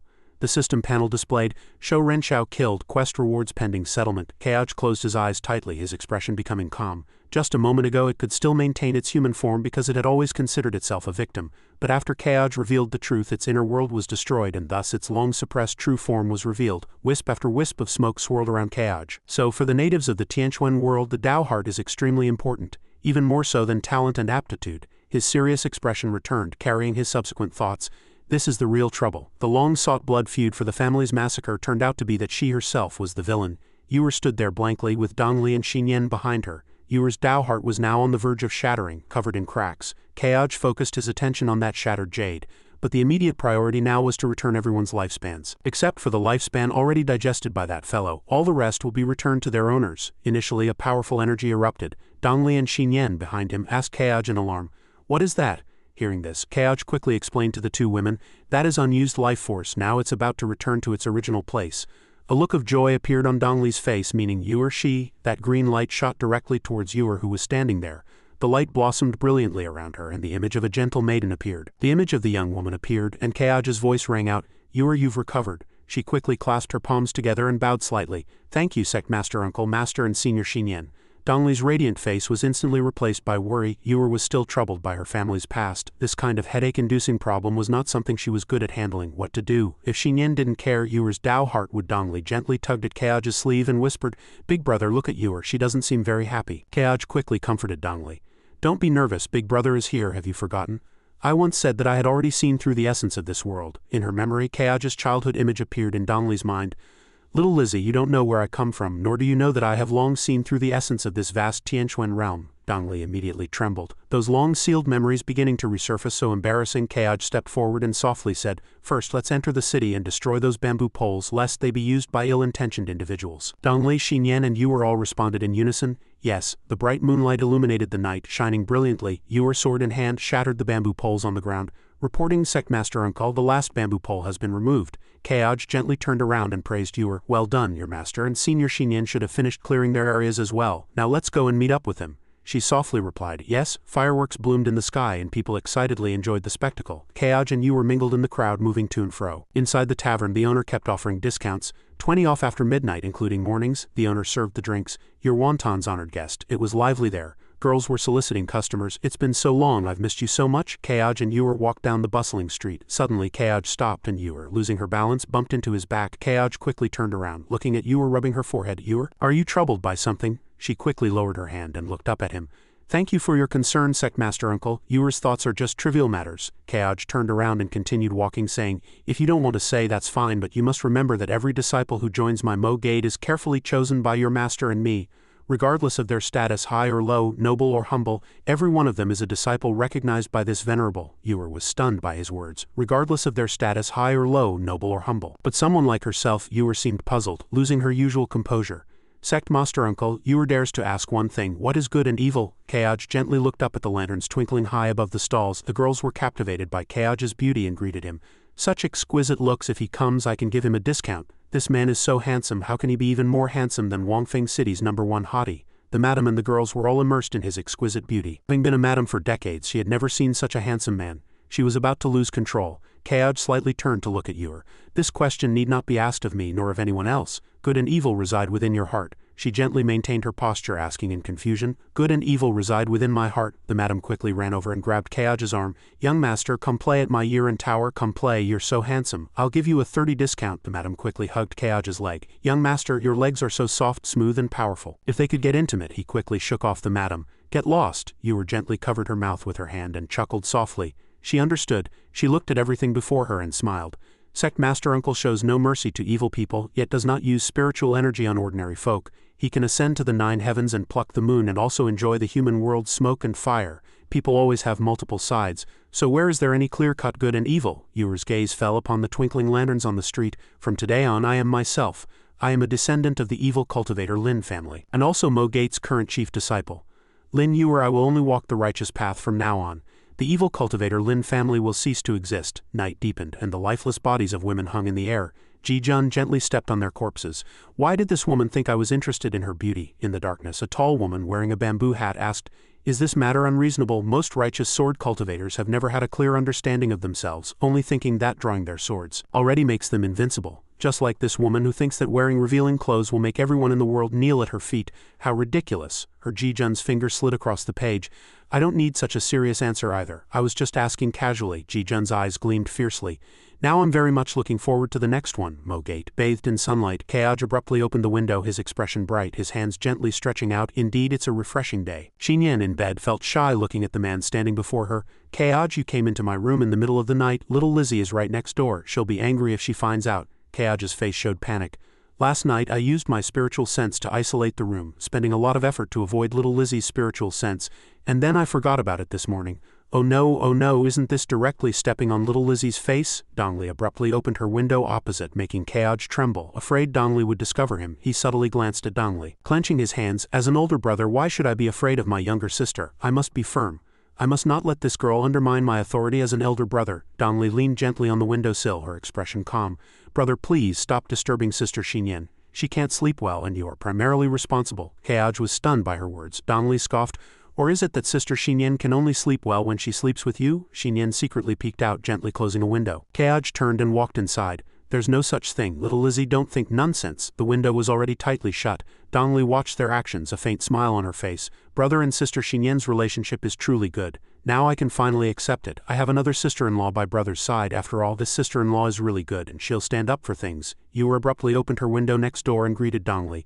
Master, did you sleep well last night? Dongli looked at Yuer gently. Extremely well. Yuer, you've returned to normal. Your master is naturally fine. On Yuer's rooftop a few sparrows perched. She smiled calmly. Thanks to Sect Master Uncle's reminder, I didn't go down the wrong path, but after this incident, Yuer's Dao heart is even more steadfast. Dongli turned her face to Yuer and continued, that's right.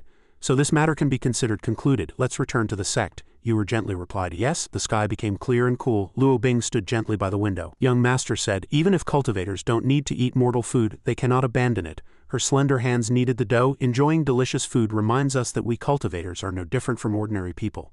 Young master is very right.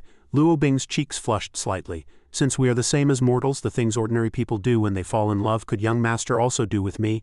Luo Bing swayed as she kneaded the dough. Heading saw her actions and asked in confusion, why is junior sister Luo Bing kneading dough so happily? Xiao Chu lay in a hammock, legs crossed. 3 more bowls please. Yes, large bowls. More and more rocks fell from the sky to the ground, and Xiao Chu was suddenly flung into the air. She leaned against the hammock. Xiao Chu was somewhat bewildered by what had just happened. What happened? I think I just flew up. She was unexpectedly flung up again in the kitchen. Luo Bing and Hetting watched the floating cooking utensils, panicking. In that chaotic scene, Hetting exclaimed, "The enemy is attacking." Hearing him, Luo Bing immediately replied, "Yes, someone is breaching Master's mountain protecting array." In the sky, a red dragon circled. Its roar echoed through the clouds. It landed on the barrier, spewing flames, intimidating the people inside. Fei Ji looked on with arrogant arms crossed. That boy, Feng Long, actually told us 7 to attack Mo Gate first while he himself went off to do who knows what. Is he not afraid of not getting any credit for attacking Mo Gate? She rubbed her hand on her pointed chin. Mo Gate is precisely the sect that Liu Keaj has recently made famous. Breaching it will definitely earn more credit than anything before.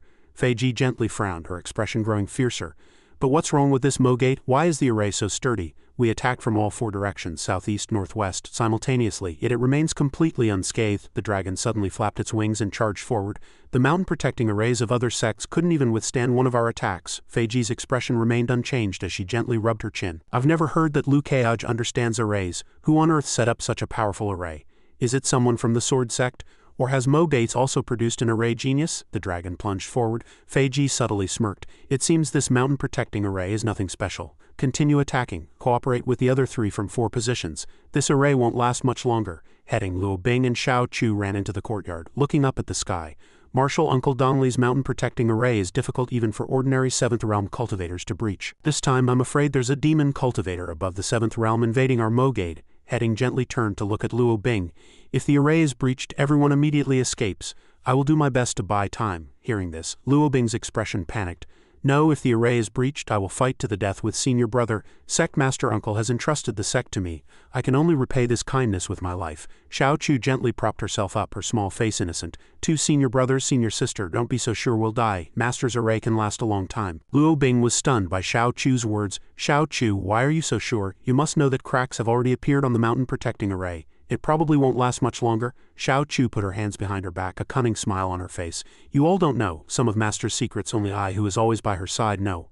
Feng Long stood high in the air, injecting energy into the red light sphere, a trace of surprise flashing across his face. I didn't expect your last trump card to be this mission. Feng Long stretched out his hand and the obscured card floated in the air. Using Soul Jade to turn all the destroyed sword cultivation sects into undead swordsmen, making them collectively besiege Mo Gate. Feng Long stared intently at the fireball. This will be more interesting. He darkened his face. Resurrect and become undead swordsmen who only know how to kill. A fiery red light spread. Died in despair in life, became the despair of others in death. This is your tragic fate. A man collapsed against the wall. A woman lay on the ground, and other villagers, after inhaling the energy created by Feng Long, turned into puppets. Fei Ji took the opportunity to gesticulate in order. Attack quickly. The mountain-protecting barrier is about to be breached. The dragon heard the command and slammed into the barrier, followed by a roar from behind. The barrier is breached. Invade Mo Gate and take Liu Keaj's head. A voice came. Something's wrong. There's a problem with Mo Gate's mountain-protecting barrier. Fei Ji paused slightly, turning to look behind her. What's wrong? One of her subordinates spoke.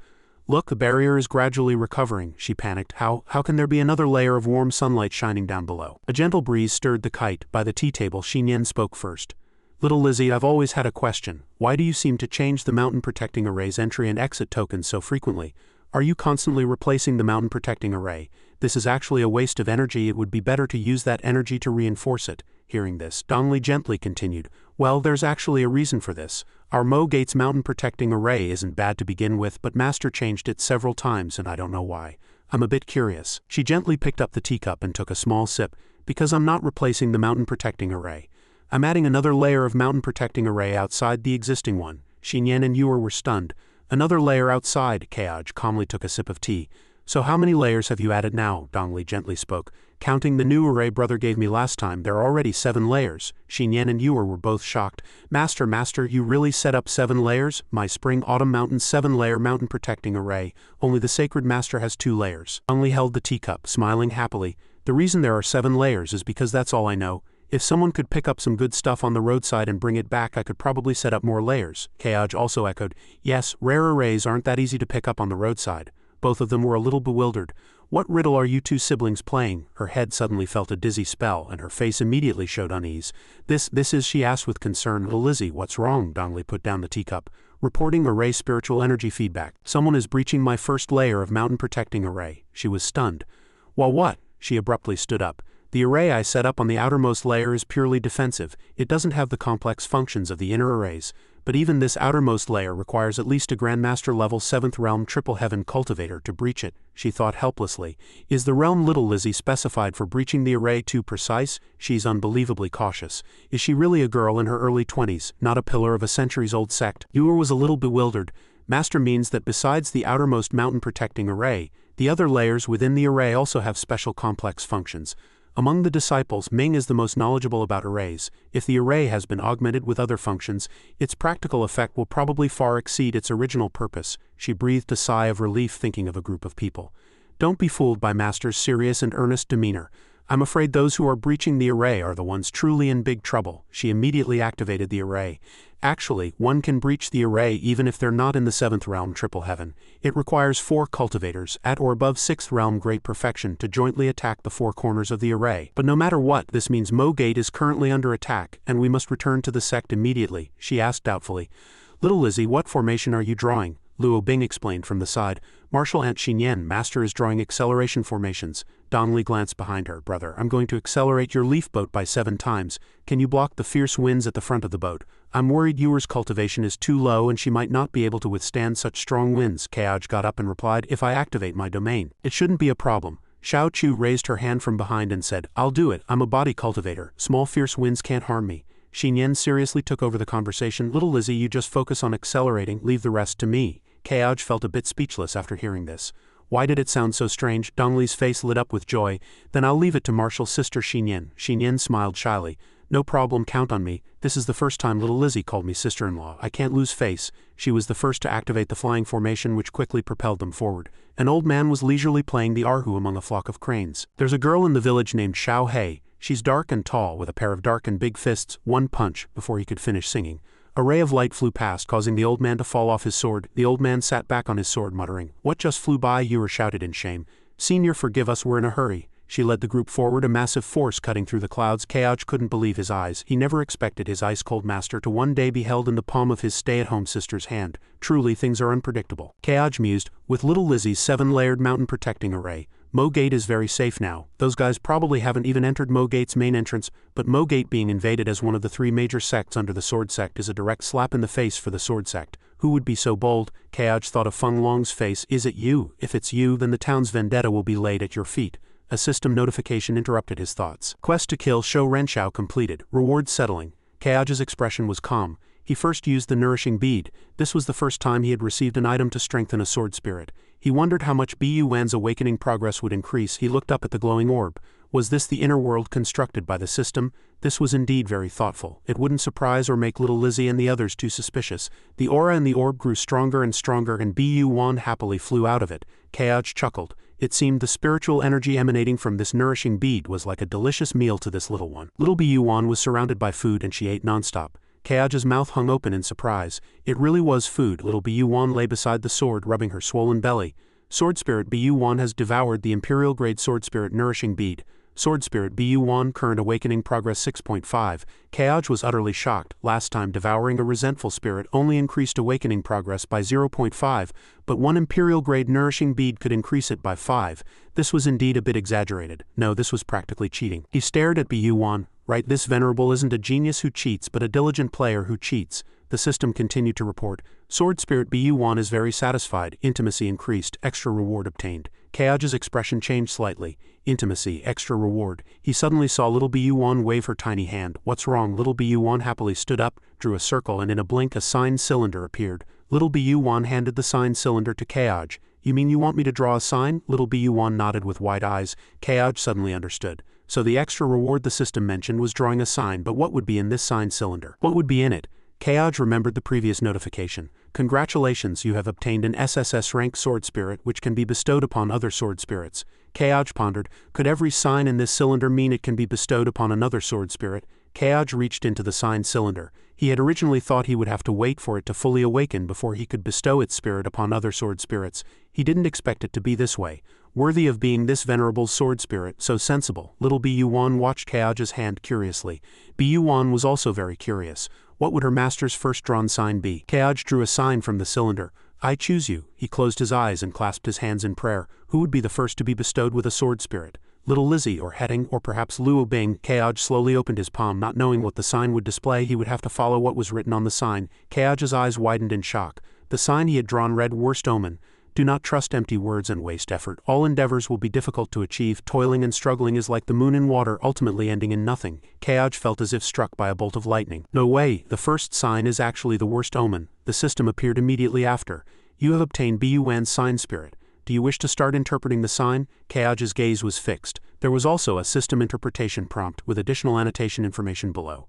Keoj reached out and pressed the control panel to first view the annotation information. The system immediately responded, "Buan's sign spirit has drawn the worst omen this time with a 0.1 chance of obtaining a reward." Keoj's lips curved into a smile. "So it's not 0, since there's a chance for a chosen son like me who cheats. That's 100.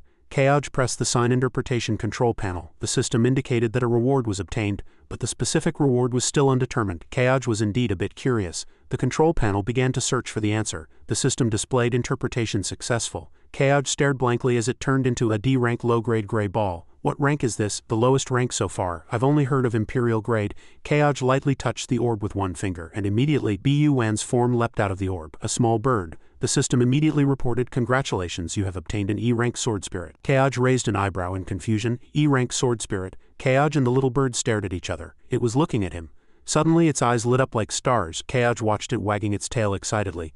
"What's wrong? Can this little thing also be mesmerized by this venerable's charming looks?" Suddenly it licked Keoj's hand, startling him. Keoj angrily shook off the little bird. "Gross, get lost." Keoj's strange behavior attracted Dongli and Yuer's attention. Keoj feigned a cough.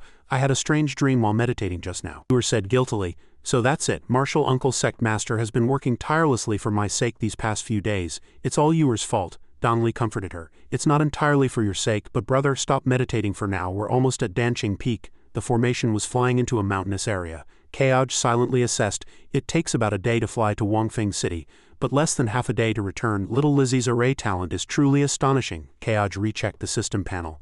If he drew array-related attribute points and gifted them to Little Lizzie, wouldn't she be even more formidable? A small bead appeared on the screen. "Random attribute bead X1 can be gifted." Keoj tilted his head. "Do I need to use advanced sensing on Little Lizzie to see what realm she's in now?" Before, the sensing always showed question marks. This time, Dongli asked Keoj for help with some concern. "Brother, please release your spiritual sense and see. Something feels off around Qinglong province. This is Jengjin Sect's territory. But why is there so much death chi?" Keoj's eyes immediately turned golden. Little Lizzie, even while flying, didn't forget to constantly release her spiritual sense to observe her surroundings. Only Little Lizzie would be so cautious. Keoj sensed a group of automatons walking aimlessly outside the sect, all heading towards the foot of the mountain. Keoj frowned. All 5 sword sects under Qinglong province had been annihilated, and someone had used soul jade to resurrect them and manipulate them to move in the same direction. Dongli grew uneasy after hearing him. "Are they heading towards our Mo Gate?" Keoj calmly replied, "Exactly." Within a 500-li radius of Qinglong province, there were 6 sword sects in total. After all of them were annihilated, only our Mo Gate remains. Dongli looked down worriedly. "What should we do then? These sects are truly pitiful. It's one thing to die and have their Tao dissipate, but to be manipulated and used after death." Keoj frowned slightly. There was no other way but to hurry back to Mo Gate and kill the invading evil cultivators. The sky was overcast and a red dragon flew out of the mist. Fei Ji stood impatiently on the dragon's back. "What's wrong with this Mo Gate? Why, after breaching one mountain protecting array, has another even more bizarre one appeared? The mist is so thick now I can't even tell east from west, north from south." She shouted loudly, "Where are you all? Since you can't see, then use sound transmission to locate yourselves. Those attacking the array from 4 sides. By utilizing this point, you can break through the fog array." On the other side in the mist were 2 people riding exotic beasts. This old man entered the mist at the north corner and hasn't moved since. Zhao Daong, leader of the Wuju sect. Rahu, ghost general of the Yanluo sect. On the other side, a leader also replied, "Ah, I'm here." Ku Qingqing, blood sect master of the Haishui sect. Zhang Jijun, demon general of the Moyan sect. The subordinate of the last sect replied, "I and Lord Wu Zhang are here." Niu Wu, demon emperor of the Qingyao sect. A mysterious woman stood on the head of an exotic beast. "This fog array has a secret. Everyone, do not act rashly." Juzong, the second-rank Ziyan of the Zui Association, said discontentedly, "Lord Juzong, we don't have time to waste. We must break this array as quickly as possible. If the 4 positions are fixed, then we will attack simultaneously from all 4 sides. This array will surely break." Juzong's lips curved into a smile. "How does Sister Fei Ji want to proceed?" Fei Ji pointed excitedly ahead. "Everyone, attack with me and break this array. I don't believe this tortoise shell can last." "Attack." With that, Fei Ji's dragon spewed flames, and the brown exotic beast also stood up to attack. "Then let's try." The masked person brandished a sword. She's standing on a tortoise's back. If you want to play, this venerable will play with you. The subordinates below were somewhat wary, as expected of the second-rank Ziyan of the Zahui Association. Such a strange exotic beast. My Qingyao sect doesn't have such exotic beasts. It no longer seems like an exotic beast, but rather a mechanical beast created by a master artificer. In a blink there was a loud bang. The male disciple asked, "Has the first layer of the mountain protecting array been breached?" Luo Bing replied in terror. "It seems so. They are attacking the second layer. At this speed it probably won't last much longer." Xiao Chu hugged her belly, trembling.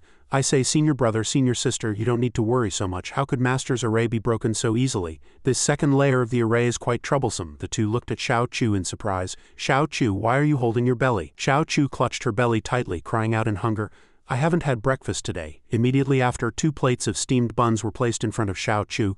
"Eat slowly, don't choke. You said Master's second layer array is troublesome. What's different about it compared to the first layer?" Xiao Chu said happily while eating. "The second layer is a fog array. Anyone who enters it will get lost. Moreover, its most powerful aspect isn't making people lost, but creating a doppelganger identical to us," the two exclaimed in unison. "An identical doppelganger." Xiao Chu shivered, recalling a scene of being beaten by other clones. "As long as you release spiritual energy in the fog array, a person similar to us will appear from the mist and beat us up. Last time I made Master angry and was thrown in there. I know very well that although the people who come out of there are not as powerful as me, Xiao Chu, there are really too many of them." Fei Ji looked into the mist. "What's going on? Why hasn't the mist dispersed at all? Is the method to break the array wrong?" Where her gaze landed, many cloaked figures stood in the mist. Fei Ji asked in confusion, "Who? Come out." Many doppelgangers of Fei Ji stood in the mist. What exactly is going on?" In the distant flying formation, a competition was taking place. "What exactly are you? Why do you look like this, old man? How dare you steal my techniques and injure me? You all deserve to die." Xin Yan and the others stood high up observing. "What's going on? Are they trapped?" Don Li frowned. "The second layer of Mo Gate's mountain protecting array is called the fog array. Besides creating mist to make people lose their sense of direction, it also creates confusing illusions, but it can only simulate 6 or 7/10 of the strength of those who enter." She turned her head worriedly. "This array is very strong, little Lizzie. What are you still worried about?" Ewer explained. Replying to Senior, "Although the fog array is strong, encountering so many powerful cultivators, breaking the array simultaneously will quickly deplete its array essence. They only need to delay for time to easily break the array." Xin Yan then understood. "So that's it," Keaj advised them. "Let's return to the sect first and do our best to meet the enemy. Little Lizzie painstakingly set up this array. Let's not waste it on them easily." Everyone responded in unison. "Yes," Xin Yan warned Keaj. "You must be careful." Keaj blinked and chuckled. "Don't worry, your husband always strikes when facing an enemy. He has never surrendered." Xin Yan ran away shyly. "Nonsense." Keaj watched her fly away, chuckling to himself. Xin Yan is always so adorable, but unfortunately there are still annoying things to deal with. Keaj's voice turned cold. "What, fellow Taoist, are you still not showing yourself?" Feng Long then appeared. "The Yellow Springs Association is passing through. Qingzhou Sword Cultivator Sects. Kill without mercy." Keaj's eyes were cold, and he feigned an image of Zhao Yinhua returning to the east, then said, "Go act it out in the underworld." He smiled and removed his mask. "You are indeed perfect. Such obvious showmanship. I can tell at a glance that your peerless head is truly worth cherishing." He turned to face him. "You are in league with those demon cultivators, but aren't you a cultivator? Does the person behind you also approve of you colluding with them?" He smiled and took off his hat and mask. "If you really want to know these things, I have a way." He suddenly revealed a strange smile. "Give me your head and I'll put it on my neck. That way you'll gain his memories." A sharp sword light streaked across the sky and he held his sword to his neck, threatening, "Good point, then take your head off first." Keaj sliced off Feng Long's head with a single sword strike. "You colluded with demon cultivators, harmed my unworthy disciple and caused the deaths of tens of thousands of people in Jing'an town. Now it's time to settle all accounts." Although his head was severed, he still calmly said, "Lu Keaj, you are too impatient. It's clear that you and I have clashed before. This method cannot kill me." His hair flew in the wind. "Of course this venerable knows this can't kill you. This is a boss fight." Countless clones appeared behind him. "Although I don't know what nonsense you're spouting, you don't intend to kill me, so why are you swinging your sword at me?" His dozens of clones surrounded him. He gripped his sword tightly. "Because cutting you bastard, in half feels great to this venerable." A piercing sound suddenly came from down the mountain. It was spiritual energy vibrating. Those invaders were attacking the mountain protecting array. Keaj looked back at the mountain. "Xiao Lizzie and the others must not have had time to meet the enemy yet." Feng Long sighed. "Those demon cultivators are still attacking your Mo Gates mountain protecting array. But you want to deal with my clone technique. Most things in the world are like this. Even if you are a genius, there are times when you are powerless." He remembered himself desperately clutching his head. "I used to be the same," he thought, remembering the black souls that burrowed into his body. "We are in the same body, but we are both just its puppets." He stood there proudly, no longer filled with regret. "This venerable is different from you. This venerable can not only beat you bloody but also save my Mogate." His dozens of clones prepared to strike. "Is that so? Then first try to survive my attack." A power of all his clones simultaneously struck him. He released his power and said, I am also at 6th realm 7th heaven. With spiritual energy burst alone, I surpass a junior like you at 6th realm 2nd heaven. Even a chosen child of heaven needs time to grow. If you were given a few more years, perhaps I wouldn't be your match, he retorted. Give this venerable a few more years and I'm afraid your master behind you would be scared enough to wet his pants. He was astonished. That voice, Kaoj blocked dozens of attacks with a shield, not a scratch. Is that all you've got? All the clones exclaimed. Can heaven and earth affinity only assist in battle? Is there really another way to use it? His face darkened. Don't be in a hurry to be surprised, a real show is yet to come. A black power rose and the clones looked up at the tall tower. You released a large amount of spiritual energy into the sky. Are you trying to summon more heaven and earth water? Your defense is decent, but if you want to attack, water is the weakest of the heaven and earth powers. Even water droplets are covered by shadows. His voice was full of confidence. You'll soon find out if it's the weakest.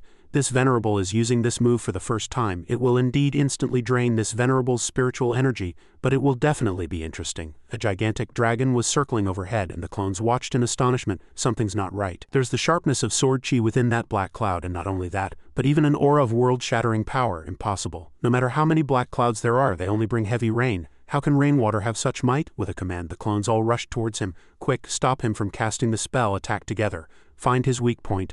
Now he is spiritually exhausted and physically weak. Be careful not to damage his vital organs. Aim for a single fatal blow. The clones surrounded him. Kaoj sneered. You want to interrupt me now? Too late. The azure dragon opened its great maw. Heaven and earth affinity Qingqingman, ink dragon, skyfall. Little dragons appear and fly towards Feng Long's clones. Those hungry dragons all opened their great maws. They devoured the weakest clones. Water is formless and can give birth to all things and can also devour heaven and earth. I have tried water swords countless times. I suddenly thought of integrating the last move of Qingqingman Ink Dragon into water, and it actually succeeded. He smiled happily. Unfortunately, Qingqingman is only a purple grade sword technique. If it were a contention grade sword technique, its power would be even greater. I need to find a new set of techniques. The dragon swarm continued to fly towards the mountain peak. He smiled triumphantly. And this move can also relieve some pressure for Xinyan and Xiao Lizzie. The fragments of the clones flew like petals. You are indeed difficult to deal with. Thousands of fragments converged into a sword. You finally forced me to use my trump card. This is the sword he gave me, Feng Long said angrily, gripping the hilt. An 8th realm sword is more than enough to cut down a junior like you at 6th realm. The system displayed the sword's detailed information. The cursed sword LV-81. The divine sword was once contaminated by a secret technique. Its realm has been lowered and the sword spirit is dead, but its body is forcibly controlled. The purple-haired man charged straight with his sword. You just said your ink dragon Skyfall would drain all your spiritual energy. A sword cultivator without spiritual energy is like a stray dog. He gripped the hilt, his voice cold. Now you are a stray dog. Can you block my 8th realm sword? He immediately unleashed killing intent and activated an evil talisman seal. Kaoj's lips curled slightly. A stray dog, he circulated his energy, and his entire body erupted with power like lightning. It's just running out of mana. Replenishing mana will break through the realm. A ray of light erupted. Kaoj gently waved his hand. A small talisman like this can be instantly broken by this venerable. Level up. The purple-haired man was stunned, an incredible look flashing in his eyes. He's only at 6th realm 2nd heaven, yet he can truly break through the realm instantly. How did he do it? Even the sect master of the sword sect once said that breaking through realms after entering the grand cultivator realm is as difficult as ascending to heaven. He secretly pondered. But even if he has broken through to 6th realm 3rd heaven, this evil talisman seal is not something he can contend with. This talisman was cast by Li Sufeng's confidant in the sword sect. That person was originally a top expert in talisman arts of this era. At this moment both sides engaged in battle simultaneously. Sword chi and talisman seals colliding, emitting a deafening sound. Kaoj tilted his head to dodge the attack, his eyes sharp. Interesting, each talisman paper attack has 7th realm power, and after combination its power is doubled. It seems that to break this technique, this venerable must take it seriously. He immediately raised his hand to form a seal, stacking killing life and casually draining mana to open his domain.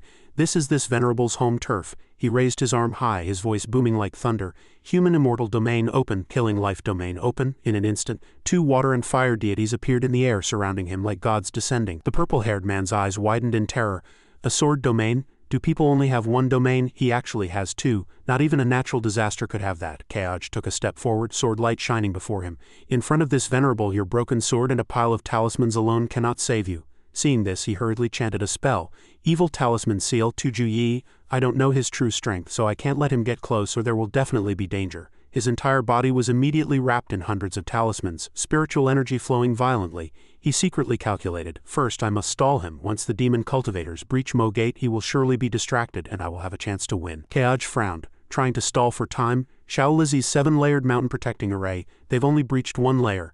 Now that she's guarding the sect, your companions probably won't even be able to enter my Mo Gate's main entrance. His suppressed power erupted, shattering the air, killing life sword effect +1, killing life sword effect +1. System notifications rang out one after another. System notification, killing life domain effect 1. Each sword strike damage increases by 1, stacking up to 50 times. Kaoj smiled faintly, his heart stirring. And it's you who doesn't have time to stall. The longer you stall, the more stacks of killing life sword. This venerable will accumulate. Then let's see if you can block one of this venerable's sword strikes. The purple-haired man gripped the hilt tightly. Cold sweat dripping, the power from the talismans grew stronger and stronger. Is his sword momentum constantly increasing? Is it an ability of one of his domains? Kaoj went straight through the talisman array, sword light blazing.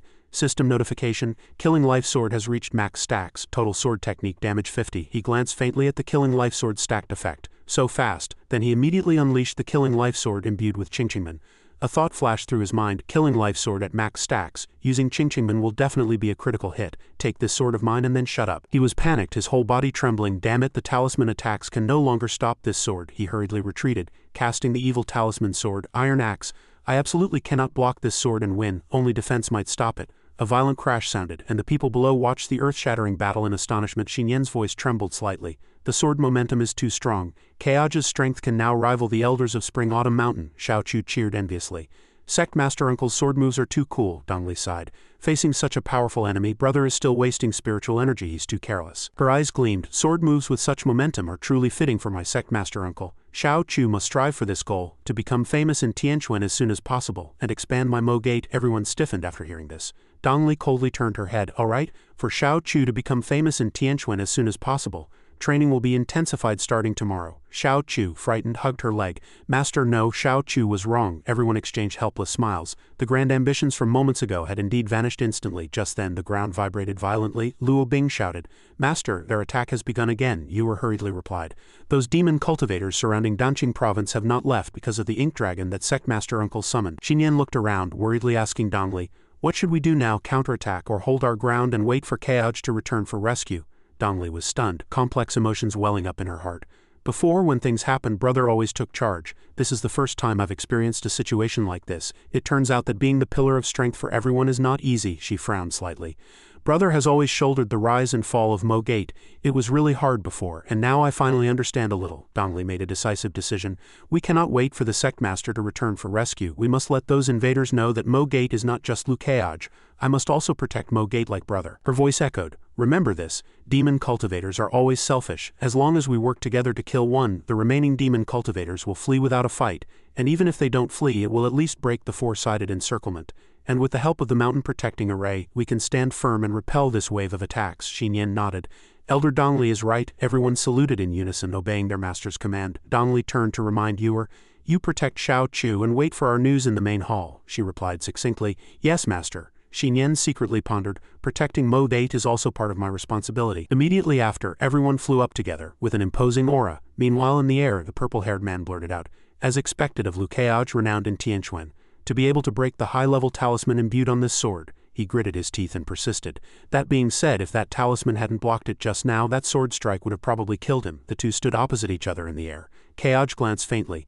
It seems the talisman on this sword not only works in battle but can also suppress the sword's power. The purple-haired man's lips curled slightly. You guessed right. Although it has no sword spirit, it's still very strong. Without the talisman to suppress it, it would backlash against its master. He said coldly, for example, right now my hand is being corroded by it. His gaze darkened. Li Suifeng told me to eliminate Lukeaj, but he gave me a sword that backlashes. His intention is clear, either Lukeaj or I must die. But he doesn't care who dies. He gritted his teeth and swung his sword.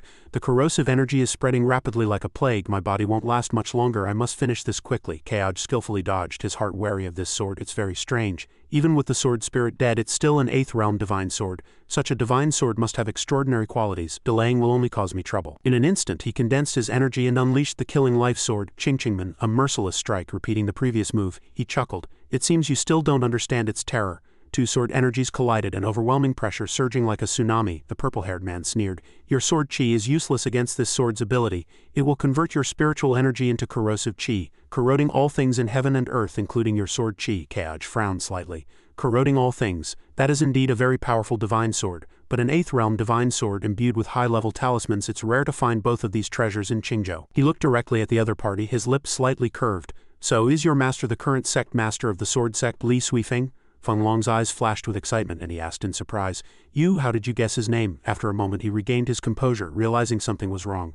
Damn it, I've fallen into his trap and revealed his information. At this moment Feng Long's heart felt as if countless threads were tightening. Soon after, to his astonishment, he unconsciously spat out a mouthful of blood. Kaj recognized the spell at a glance and said expressionlessly, "That's a silent spell. It seems pretty powerful. Why don't you tell me more about him?" Feng Long, clutching his chest, retorted, "Why should I say more? Does this restriction have something to do with you?" He smiled and explained, "Don't be so angry. This venerable just wanted to test if you die from spitting blood by saying his name." Not only that, Kaj deliberately emphasized the words, spitting blood and dying. Then, with a playful smile, he provoked Feng Long, chanting a long string of names. "Come, repeat after this, venerable. Li Suifeng, Li Suifeng, Li Suifeng." He roared furiously, "Shut up!" Yet Kaj persistently muttered, "Li Suifeng, Li Suifeng, Li Suifeng." A moment later he suddenly reverted to a serious expression and said, "All right, I'm not playing with you anymore." In truth, this venerable already saw through it. "You deeply resent Li Suifeng too. If this venerable isn't mistaken, you're even contemplating how to kill Li Suifeng, aren't you?" Feng Long was stunned a second time, quickly asking, "When did you realize this?" Kaj didn't hide it, replying, "From the first moment this venerable observed, I could sense the emotions in the water. At that time, the emotions emanating from the water around you were a strong desire for revenge. The kind of involuntary joy and longing that arises when seeing the possibility of vengeance." He didn't hesitate to guess his intentions. "Are you eyeing this venerable's uniquely gifted Tao body? Do you possess some secret technique that would allow you to take over this venerable's body to aid your revenge?" As Kaj said this, he secretly thought to himself, "Too bad you're mistaken. This venerable merely possesses an innate charm body. Its effect isn't even as good as you use flawless sword body." Feng Long's face darkened and he said nothing. A few seconds later, he suddenly laughed, "Indeed, before you I can't hide anything." Feng Long stroked the blade, his eyes glinting with killing intent, and continued fearlessly, "But so what? You know everything, but it changes nothing." Kaj remained calm, leisurely continuing his questioning. "No rush. This venerable has another question. Aren't you Li Suifeng's subordinate? Why do you want to kill him? In the Tianquan realm, killing one's master is a grave crime. Once committed, the world will not tolerate you." However, Feng Long was surprisingly clear-headed this time. He furiously swung his sword at Kaj, roaring angrily, "Shut up, I only want your Tao body. Everything will change completely. Whether the world tolerates me is not for you to decide." He merely shifted slightly, easily dodging the sword strike, and calmly commented, "Your sword momentum is chaotic. It seems your hatred for Li Suifeng has ruined your rationality." Feng Long seemed to have gone mad, continuously swinging his sword while shouting, "So what? You still can't block the 8th realm sword in my hand." Facing this fierce onslaught, Kaj still dodged nimbly.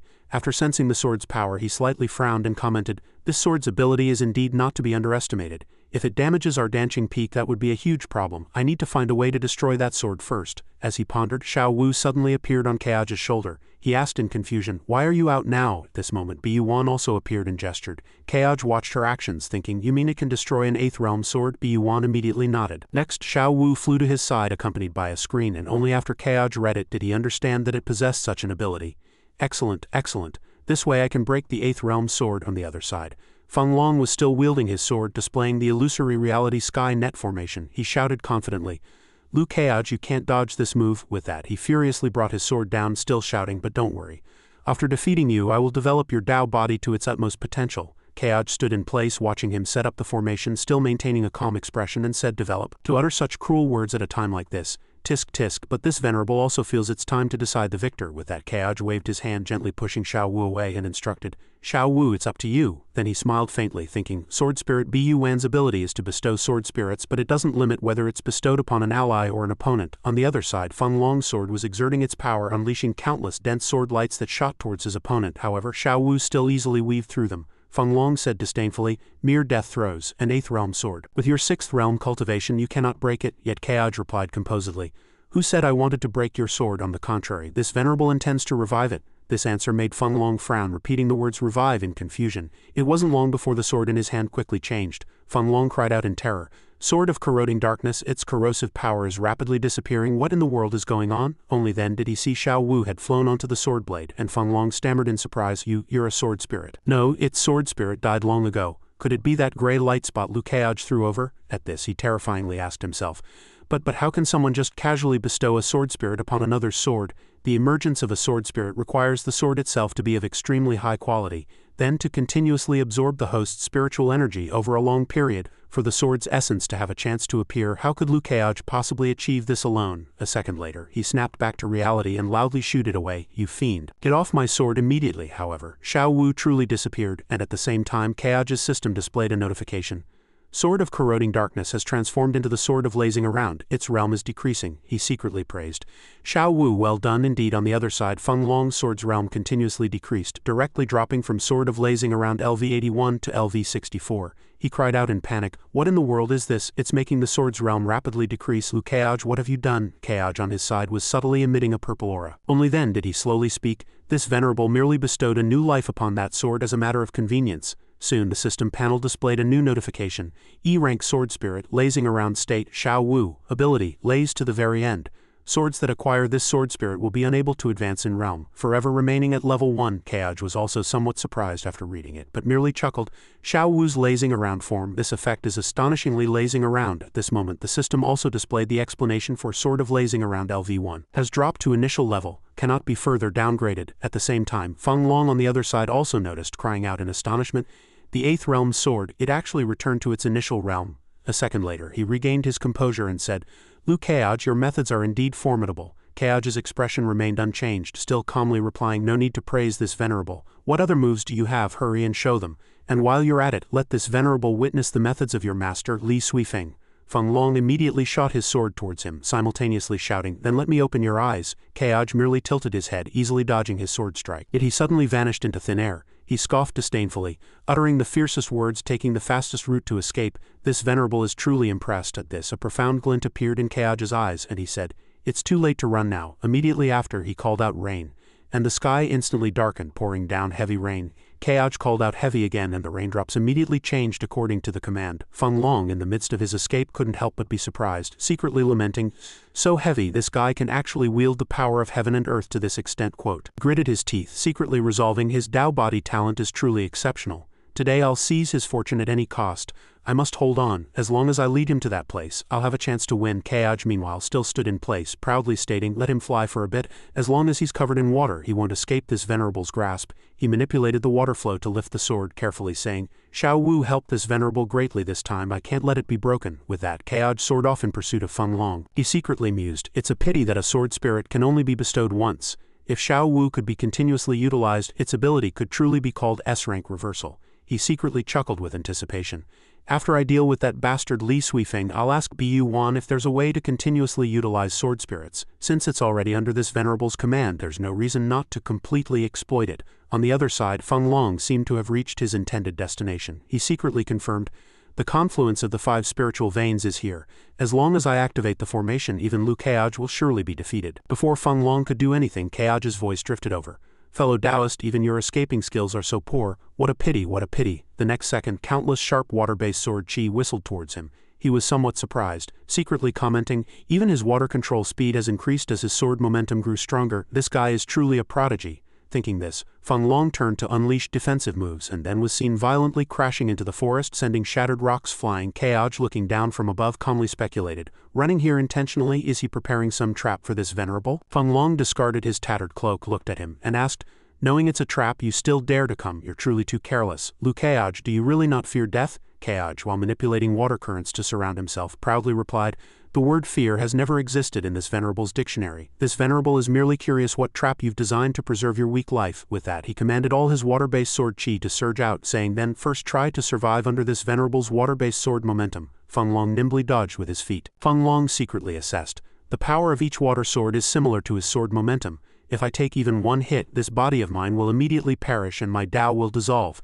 He reached into his robes intending to pull something out, and the next second he saw several paper effigies clutched in his hand, muttering to himself, "These are my last paper effigies to buy time to activate that formation.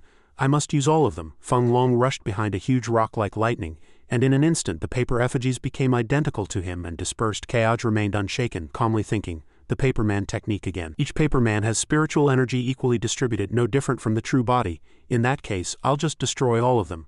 Finishing his thoughts, he also manipulated his water swords to disperse evenly. Soon every clone was pierced and destroyed. They quickly reverted to their original forms. Keaj smiled faintly, secretly thinking, "This technique is indeed effective. Its grade must be very high. Could it be a purple grade high tier? It seems my Mo Gate also needs to acquire more purple grade high tier or even contention grade techniques as trump cards before the great calamity arrives." Thinking of this, he recalled Dongfang. He slyly chuckled to himself, "Don't we have a son of destiny? We can just capture him and use him as a guide when the time comes. With him as a guide, we might even discover some rare treasures." Not only that, he suddenly remembered something else. Oh, and there's the little revered one, I'll give her a few drops of essence blood then. Exploiting my body to the limit, I haven't touched Xinyan for days, I also need to make a few transactions with her. Oh, revered one, this venerable is doing this for the greater good, not for your high-level techniques. Meanwhile, the paper effigies were continuously being dealt with by the water swords. On Feng Long's side, he had already activated 2 formations, one yellow and one purple. He proceeded to complete 2 more formations, then quickly ran forward, secretly thinking, only one last central formation remains. As long as I activate this one, the formation will be complete. At this moment, Feng Long's eyes seemed to only see the formation before him. Just then he suddenly stopped, glancing back with a pale face. Many water swords were pointing at him. He paused, muttering to himself in disappointment, was I still a step too slow? Keoj lowered his eyes, looking at Feng Long, and said, unfortunately your escape failed, but this venerable suddenly felt a touch of compassion. I want to see the formation you intend to activate. This venerable will count to 3.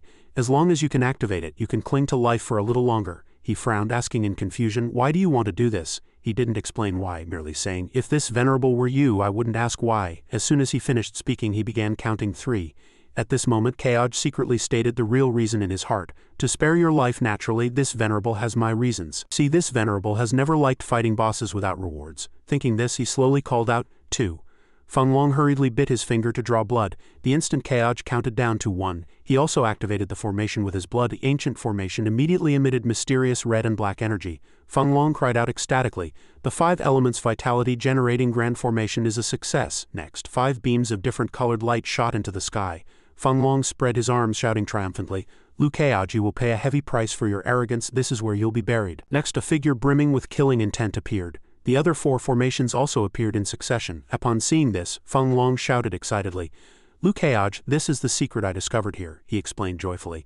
Among the 5 sects they have a formation that must be operated simultaneously by 5 individuals from these sects to ensure an endless supply of spiritual energy causing their power to surge. Coupled with the fact that they have become death-sworn sword cultivators, they can truly become immortal and unkillable. Then, pointing at the death-sworn sword cultivators, he loudly affirmed, now you will be exhausted to death here. Feng Long didn't hide anything, saying with anticipation, once I obtain your Dao body, the world will be vast and I can do as I please. Li Suifeng will no longer be able to restrain me. Although Keoj was somewhat surprised, he still maintained a calm expression and asked himself, I never expected these 5 neighbors of Mo Gate to have such a background. Were they once one family in ancient times? He glanced, secretly pondering. If they were once one family, then why is Mo Gate here? What kind of existence was my Mo Gate in ancient times? Seeing his calm expression, Feng Long cried out in panic, Liu Keoj, do you truly not fear? He mockingly repeated the word fear, and calmly explained, I spared your life just now and let you activate this formation because this venerable felt something was missing. At this moment, the system panel had already appeared. Keoj sneered and said, now this venerable finally feels it's just right, he thought to himself.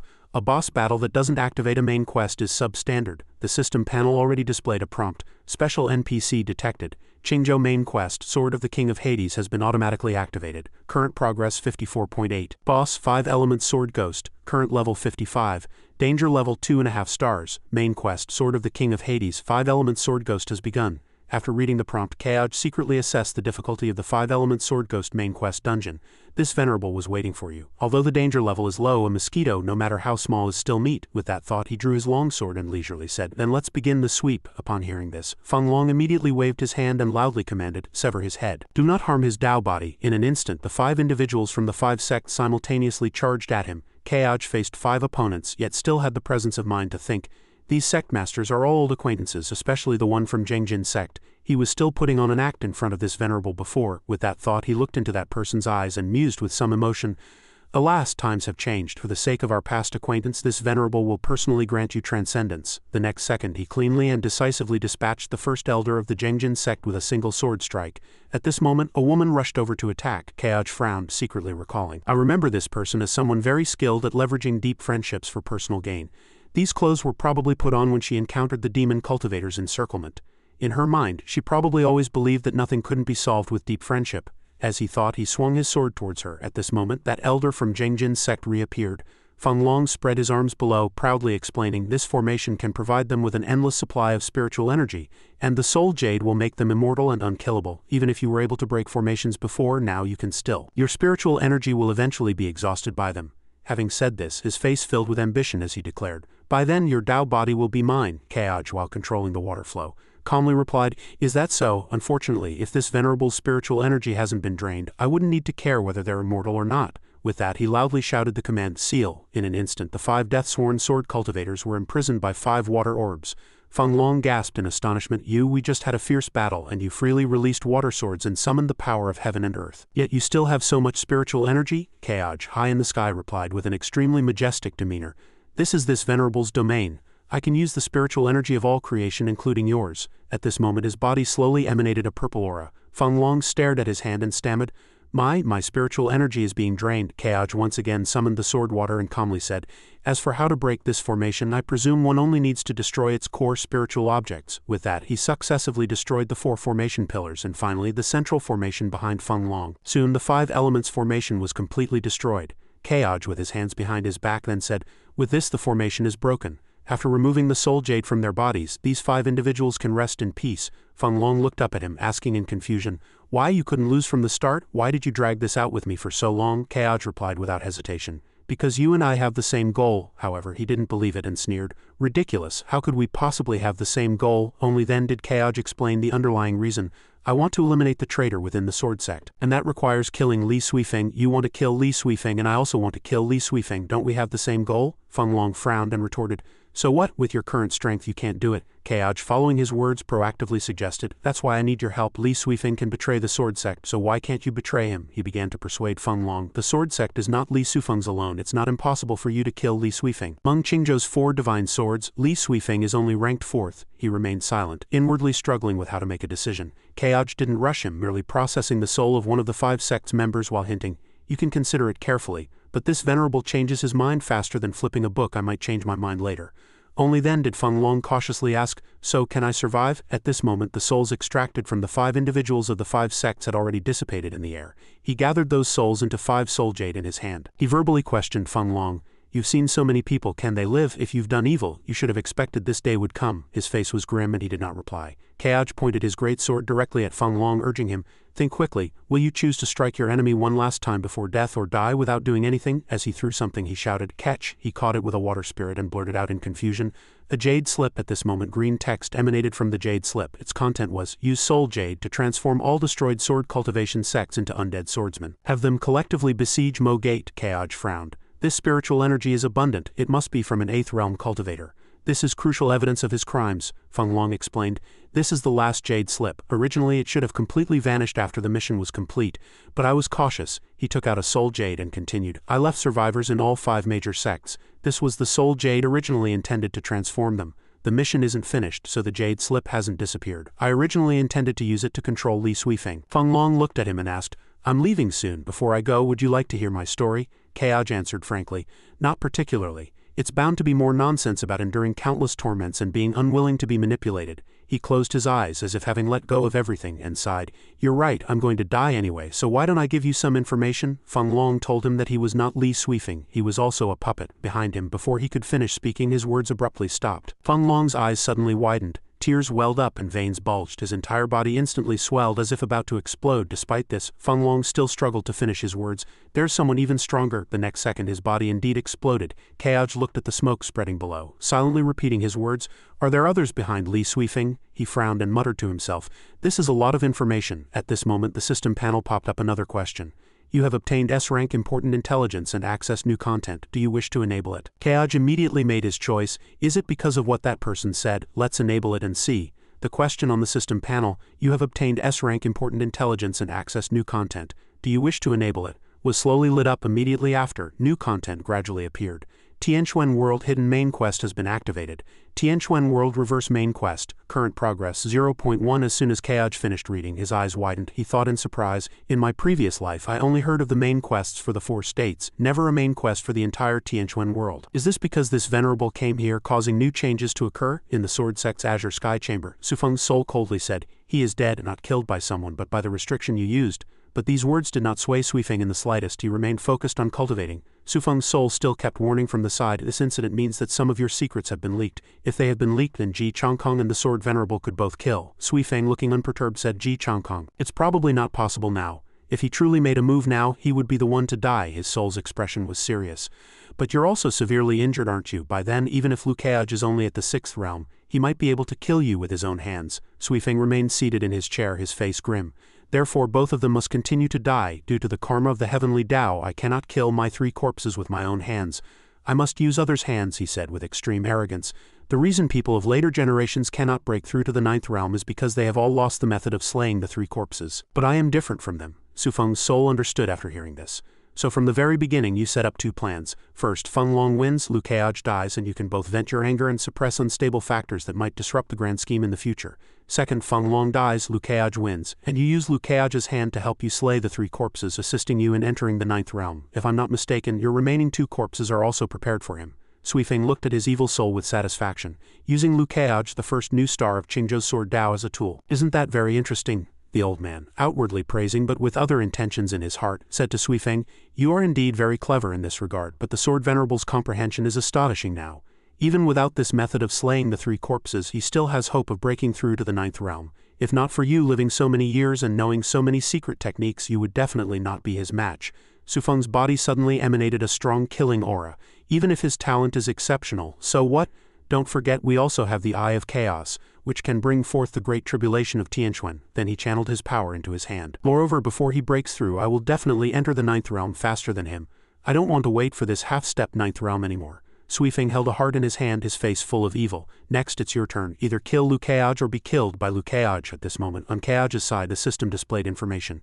Main quest, Sword of the King of Hades, 5 elements sword ghost has been completed. Qingzhou main quest, Sword of the King of Hades, progress increased by 2, current progress 56.8. He stared blankly at the screen for a long time. 2.5 star difficulty really isn't enough. It only increased progress by 2. Tisk, it's also the first time I've encountered a boss battle without a claim reward button. He then looked at the nearby tombstone, feeling a trace of emotion. Forget it, although some of them had grievances with my Mo Gate, in the end they were just fellow sword cultivators. Consider this, Venerable, sending you off on your final journey. Keaj's gaze suddenly sharpened. This quest had no explanation, only a simple progress prompt. Before him was the main quest, the reverse side of the world, current progress 0.1. Keaj was very puzzled. What exactly did the reverse side of the world mean? He frowned, secretly pondering if this was related to something that had remained unsolved for him across 2 lifetimes. Then he turned and flew away into the sky. If I can't figure it out, I might as well wait for them to come to me. For now, I'll return to the sect and check on little Lizzie and the others, Keaj said with some doubt in his heart. Aside from the last time she intervened to help Ewer, he had indeed never seen little Lizzie make a move, so he was curious about her current cultivation realm. How formidable could she be in actual combat? Keaj flew to a misty mountain hollow, which was precisely the area of the mountain protecting array. From here down it should be. Suddenly, the system sounded an alert. Legendary contention grade sword technique fluctuation detected. Keaj couldn't help but secretly think in surprise. A legendary contention grade sword technique? Could it be little Lizzie wielding it? He then hastily flew down. I need to go down quickly and see clearly. Keaj quickly summoned and the mountain protecting array activated, but he immediately discovered. Holy cow, little Lizzie's formation only recognizes tokens, not people. Keaj froze, took out his token for identification and couldn't help but doubt himself. In an instant the formation opened. Looking at the scene before him, he felt a touch of emotion. Donley, little Lizzie's newly made pass token really works. The moment he stepped in, Donley's voice came. Hey big brother, are you done over there? The familiar voice made him turn his head. Little Lizzie's voice. Donley appeared, then gently said to Keaj, I just finished dealing with one over here too. He looked at the person behind her, who was covered in bruises, and asked in great surprise, You did this? This demon cultivator is at the 7th realm, right? She pretended to let out a long breath, nervously making an excuse. Phew, yes, the 7th realm is very strong. Luckily I was cautious enough, or it might have been me who died. Unexpectedly, these words did nothing to dispel the doubts in Keaj's mind. He thought, Your explanation is completely off. You only have a few scratches on you, and just now the system displayed fluctuations of a contention grade sword technique. That was you, wasn't it? It must have been you, right? He squinted, looking at Dongley. Do I need to use advanced sensing on little Lizzie? I really want to know how strong this girl actually is. Donley happily patted the dust off herself and said to Keaj, Demon cultivators are indeed terrifying. It's been so long since I've fought, and indeed I'm not suited for battle. Without big brother, cultivators like me would definitely struggle to survive. After hearing this, Keaj paused for a moment, then happily patted Donley's head, which made her a little displeased. Brother, what are you doing? My hair is all messed up. Keaj looked at Donley and said gently, Nothing, I just suddenly remembered that even though little Lizzie has grown up, she'll always be my little Lizzie. He thought to himself, It doesn't matter what realm my little Lizzie is in or how strong she is as long as she's my little Lizzie. Suddenly, as the two were talking, a hand holding an enemy's head slowly approached. Xinyan, radiating killing intent and barely suppressing her anger, walked over, attracting their attention. Keaj, sensing something amiss, instantly grew nervous. Although Xinyan has been very understanding recently given her current state, is she jealous of my sister? She mercilessly threw down the head, then feigned a stumble and coquettishly said to Keaj, Oh dear, I'm gravely injured. Keoj, could you come and rub it for me please? Dongli was immediately dumbfounded by this scene.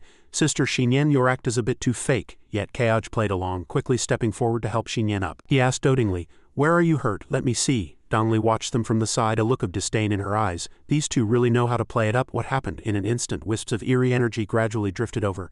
Dongli realized with alarm that it was ghost chi. She quickly said to Keoj worriedly, brother, so much ghost chi, the slain members of the 5 great sects have all arrived at Mo Gate. He however calmly replied, don't worry about them. Our outer disciples will handle these low-level undead swordsmen. Dongli asked curiously, outer disciples, but I haven't seen them for days. Just then the game system was activated and Tianquan Realm had completed its version update. After the countdown, players could log back into the game.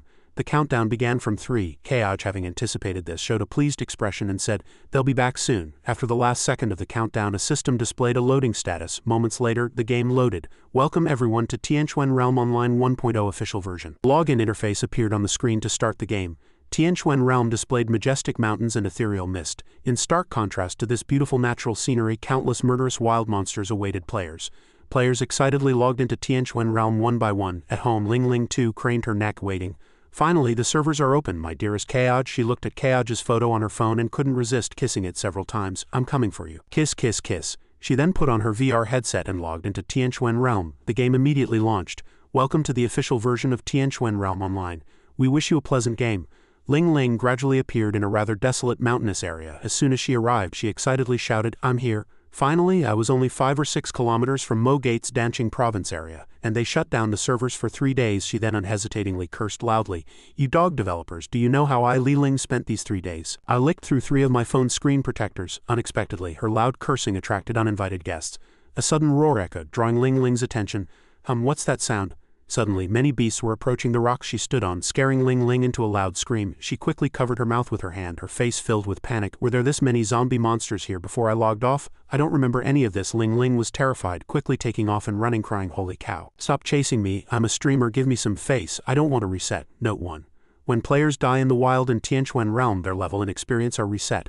All items are dropped and they are reborn randomly in one of the 4 continents. Note 2, however, in red named boss dungeons opened by NPCs, infinite respawns are allowed. Ling Ling cried and pleaded with the beast chasing her. I'm a streamer, let me go. I really am a streamer, she complained inwardly. It's only 5 or 6 kilometers from Mo Gate. I haven't even entered the sect and become Keoj's person yet. How can I fall here because of these ugly zombie monsters? Suddenly, the system notification sounded again. Detected that you are in Mo Gate's Qinglong province area.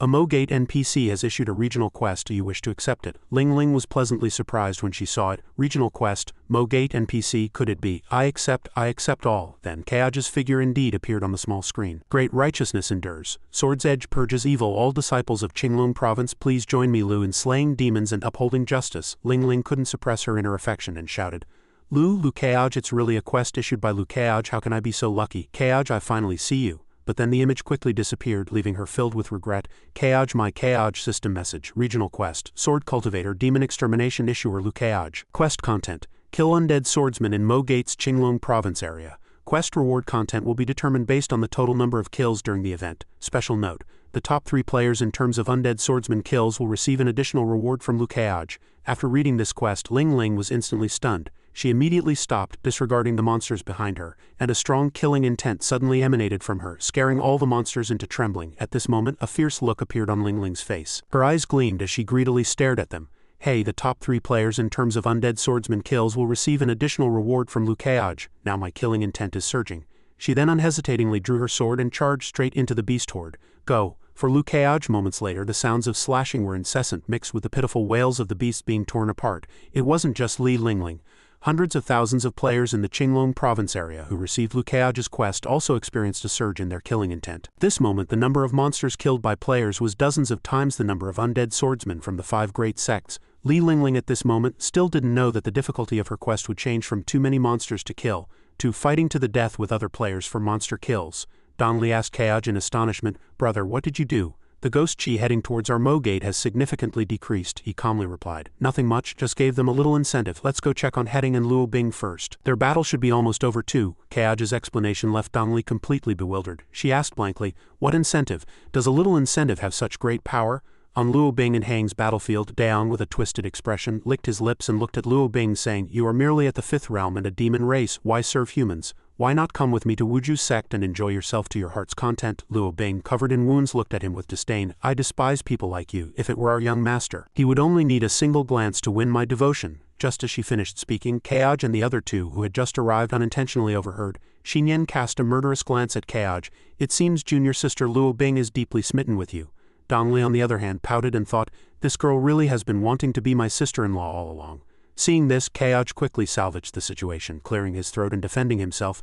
This venerable's appearance is unique. That child is still young and dreaming, so it's not her fault for having a crush on me. Xinyan was momentarily stunned after hearing this. What he said seemed very strange, but why did she always feel he made a lot of sense? She pondered for a long time without speaking, completely unaware that Keoj was secretly wiping sweat from his brow, lost in thought. Phew.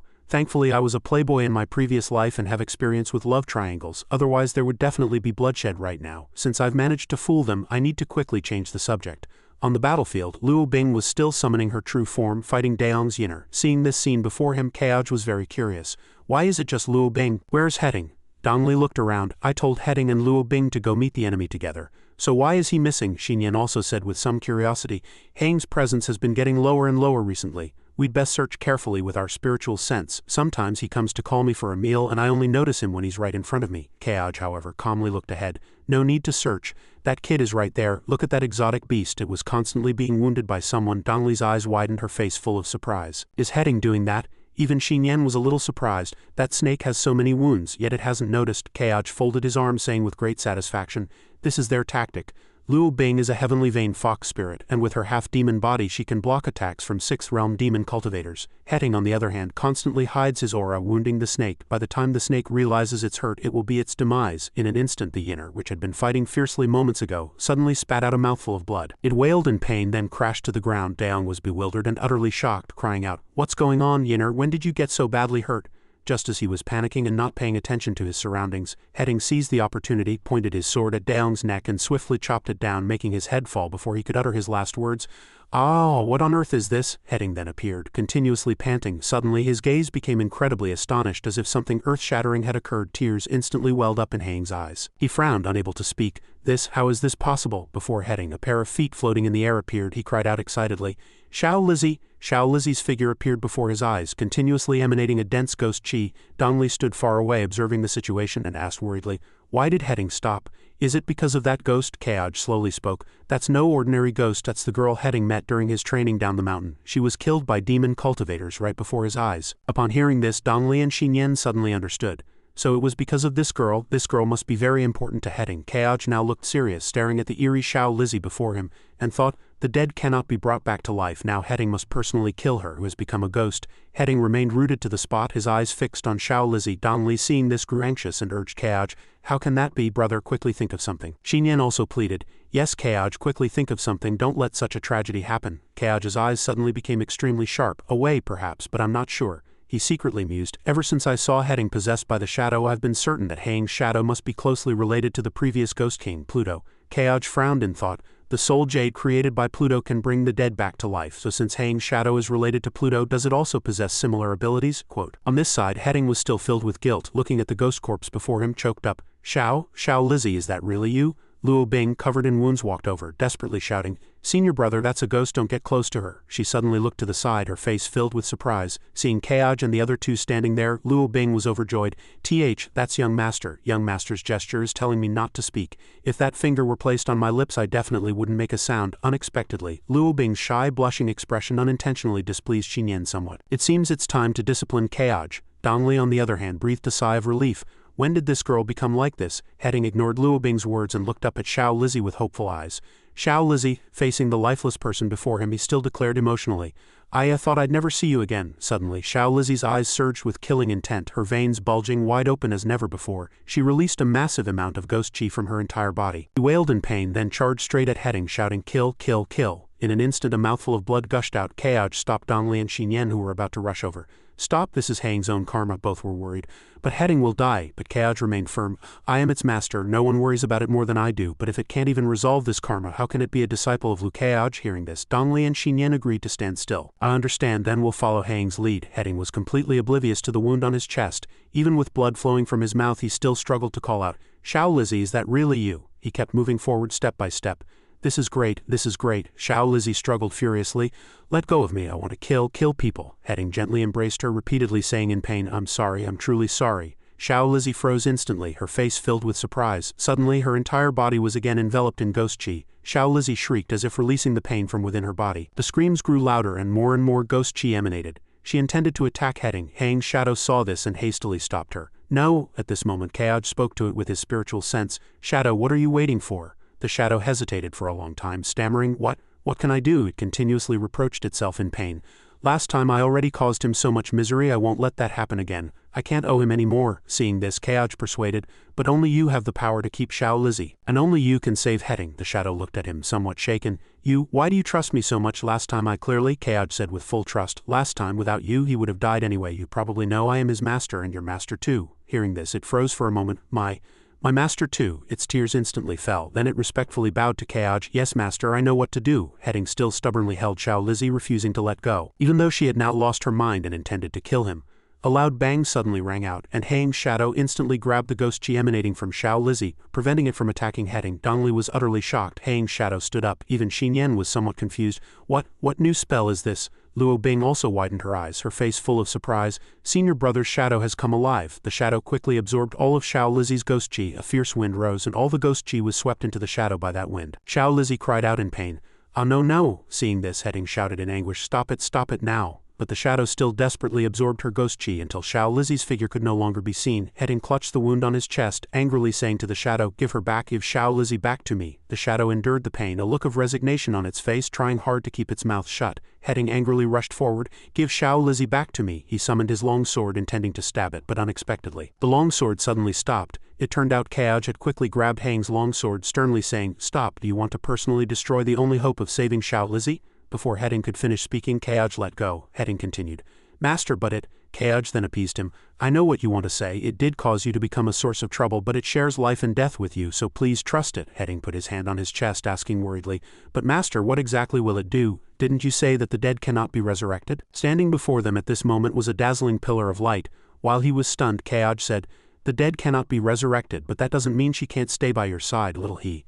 Look closely. This is your destined opportunity. A dark energy enveloped the pillar of light. The next second it exploded, forming a dazzling burst of light. A cloud of bone dust was released, covering all directions. Suddenly Kaoj spoke, Little he, look over there. He immediately recognized his master's voice. Standing before them now was Xiao Lizzie, suspended in brilliant light. However, she appeared in a completely new state. Heading looked forward with a face full of surprise. Is that Xiao Lizzie? Kaoj explained. Your shadow has devoured all the ghost chi from her. What stands there now is her purest soul. Heading understood after hearing this.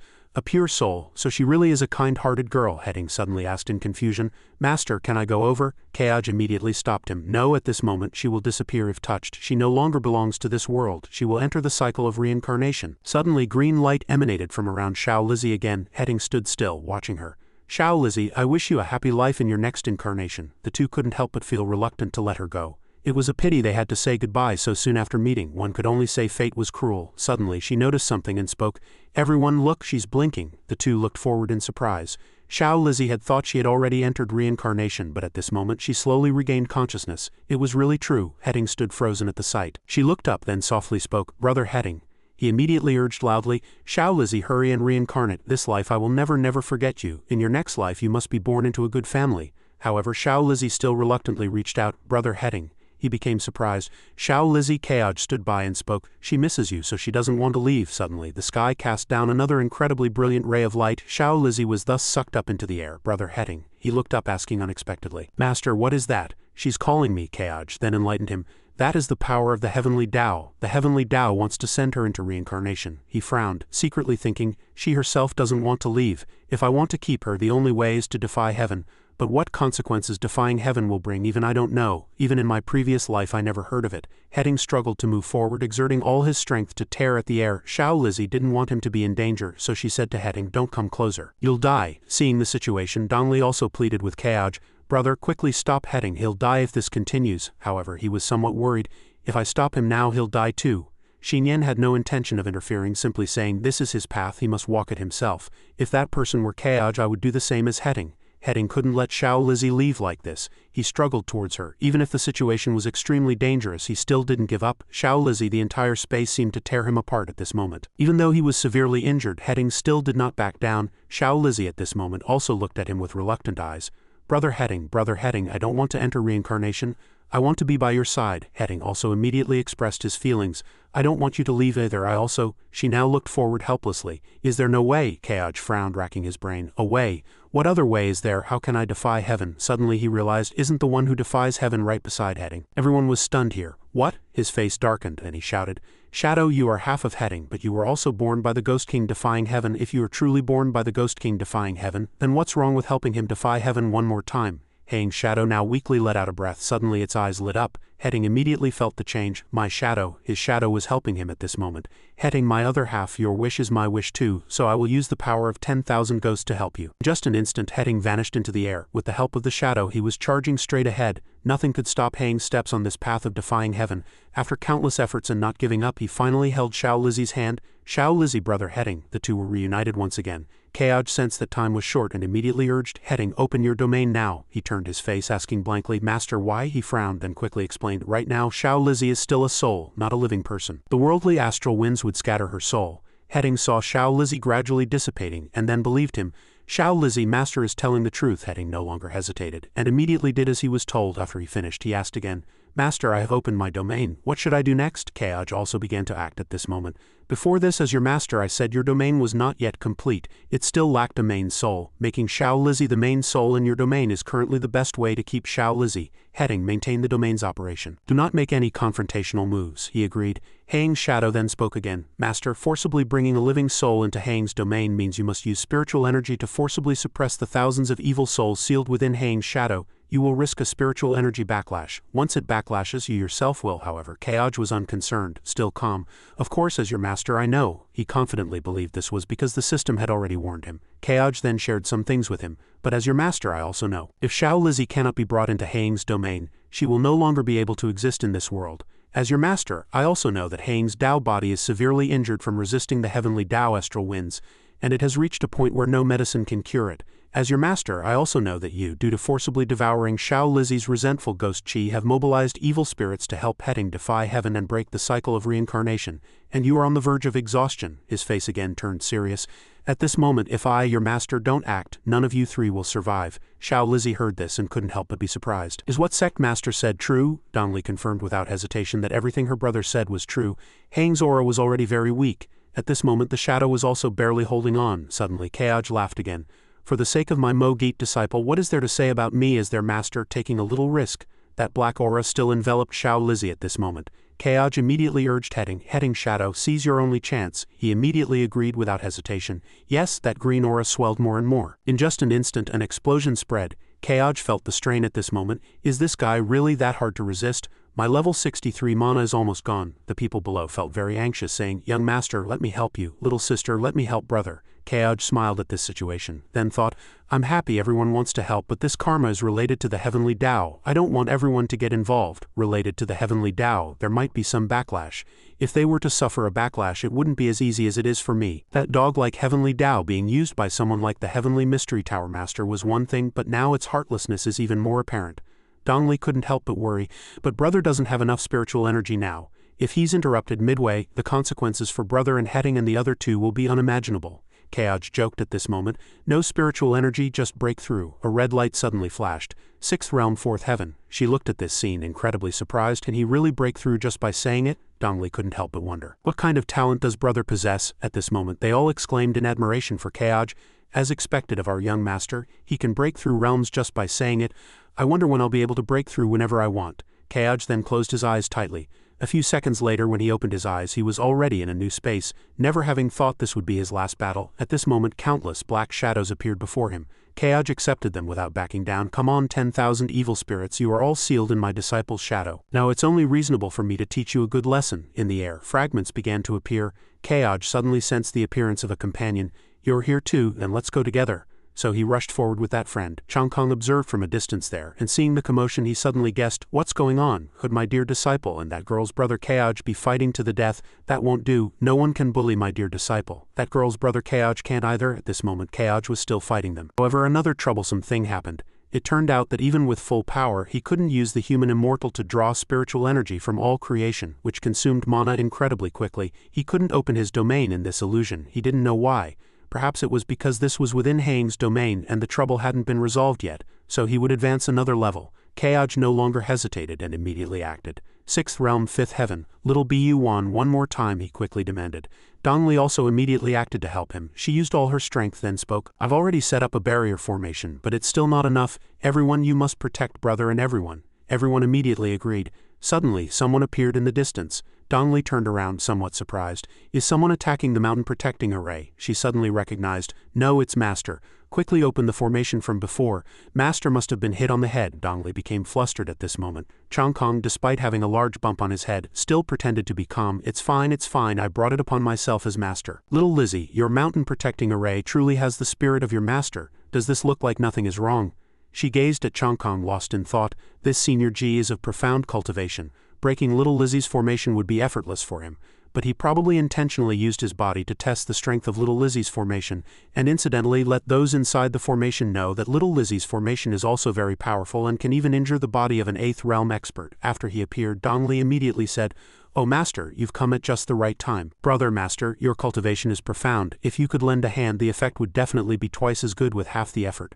Dongli told Chang Kong the whole story, and Chang Kong unhesitatingly decided to help Kaoj. So Kaoj was helping his disciple conceal a heavenly secret. "I thought he had a conflict with little Lizzie. In that case, as his sword master, I should also help him." Dongli, worried that delay would cause harm, urged, "Master, please act quickly. We cannot delay any longer. I wonder how brother is doing now." Very anxious, Chang Kong immediately agreed, taking out his weapon. "Good, little Lizzie, lend me your sword." Kaoj was currently fighting countless evil spirits. How many evil spirits are there in Hang's shadow? It seems endless. There must be something strange. Continuing like this is not an option. He sighed wearily. Suddenly a flicker of light flashed in the darkness. Kaoj immediately recognized it as Senior G's all beings equal. A brilliant light instantly streaked across the sky, and a dazzling light source suddenly emanated from the mountaintop. Everyone stopped at this moment, looking up at the sky. This phenomenon is Danching Peak. Mo Gate on Danching Peak is so powerful. Could Liu Kaoj be defying heaven? Didn't this version update already show that the true protagonists of this world are people from the 4 first-rank sects? Then why can Liu Kaoj still create such a huge special effect? I get it. It's the old trick from top games of the last century. Liu Kaoj is the hidden protagonist of the world. You players really get it. How can this level of trickery fool an old player like me? A small trick, ridiculous. Just as they were still joking, the zombie had quietly appeared behind it. It unhesitatingly swung a heavy slash. Everyone immediately subdued it. Liu Kaoj's mission: I will never give in. The one who kills the most monsters can only be me. I took 5 days off plus the weekend. I'll kill for 7 days straight. So impressive. I was fired last month. Ling Ling looked far ahead and saw Brother Kaoj creating another phenomenon, and her fighting spirit instantly soared. "Go Li Ling Ling." Ling Ling ran forward shouting, "All you swordsmen, come out and meet your death. This girl will leave your bodies intact." Returning to Kaoj, Chang Kong had now finished his action and resolved the situation. The women were amazed by his decisive speed, as expected of Sword Venerable's junior brother. His strength can actually rival Hengian, the sect master of Spring Autumn Mountain. Grand Ancestor G is too powerful, but young master is even more handsome. "Master, why did you use your own sword?" Chang Kong looked at them, a smile playing on his lips. These juniors' reactions were indeed good. Suddenly he seemed to realize something, but why was little Lizzie so strange? Could it be that Dongli slowly walked towards Chang Kong, her face gloomy? "Master, brother is fine now. Please come with me. I have something to ask you." He was instantly shocked. The 2 girls stopped, looking at them blankly. Senior G was so imposing just now. Who else could do that? But in a blink he was subdued by little Lizzie. "Disciplined by Master, but why does it feel like Grand Ancestor is too?" Kaoj landed after a while. He opened his eyes and looked at them. Indeed, Senior G had come to help, but why did Chang Kong seem a little confused? Kaoj suddenly sensed something, frowning. Senior G's aura was no longer as powerful as before. Instead, it was clearly somewhat chaotic. At this moment, she turned to look at him and said, "Kaoj, you're awake." He naturally wouldn't forget Chang Kong's kindness. Thankfully, Senior had intervened. Hang's side is also considered resolved. Heading was currently meditating in place, and she couldn't help but feel a little puzzled. "Hey, Sect Master Uncle, why is there only Senior Brother, little Lizzie, and the Shadow?" Kaoj immediately explained. At this moment, the 3 of them have merged into one.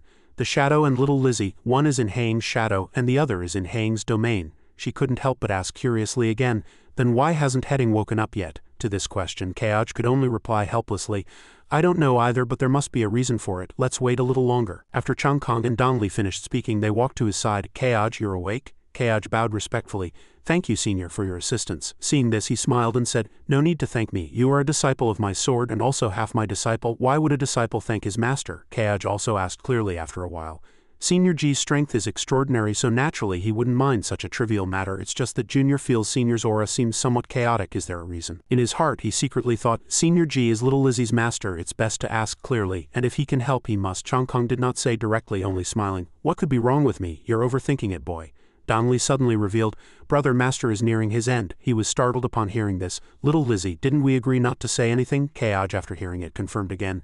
Senior G, is what little Lizzie said true? As he sighed, Dongli explained clearly. Of course it's true. Master used my evergreen slash just now, not his natal sword. That's because he can no longer wield his natal sword. Hearing this, she was greatly surprised. Senior can no longer use his natal sword? Changkong, seeing that he couldn't hide it, had no choice but to tell the truth. That old fellow and I are both 8th realm cultivators. Using it requires a huge amount of spiritual energy. It knows my current condition, so it has already warned me not to touch it again. I originally didn't want to say anything, but little Lizzie, this girl is too meticulous. She saw through it at a glance. Keoj then frowned and asked, Why is Senior's body like this? I remember it was only a few years ago. He then explained in more detail. I overexpended my potential in my youth and later, unwilling to be outdone, I cultivated desperately to break through the 8th realm just to follow in my senior brother's footsteps, never willing to fall behind. But I neglected this body. It had long been overburdened. It's not that bad. I'll go into seclusion. If I can successfully break through, I can live for a few more decades. If not, then that's Master's fate. Changkong now had no other desires and accepted his fate. Dongli couldn't help but shed tears upon hearing this. He gently placed his hand on her, comforting her. Don't cry. With a successor like you and half a successor like your brother, I am already very happy. But then he softly instructed her, Don't hold back anymore. If I cannot come out of seclusion, you must cultivate well, and don't fall behind. You always hide things from others, but occasionally you should display yourself in front of everyone. Don't let everyone think that only sword venerable. Only you is a master of swordsmanship.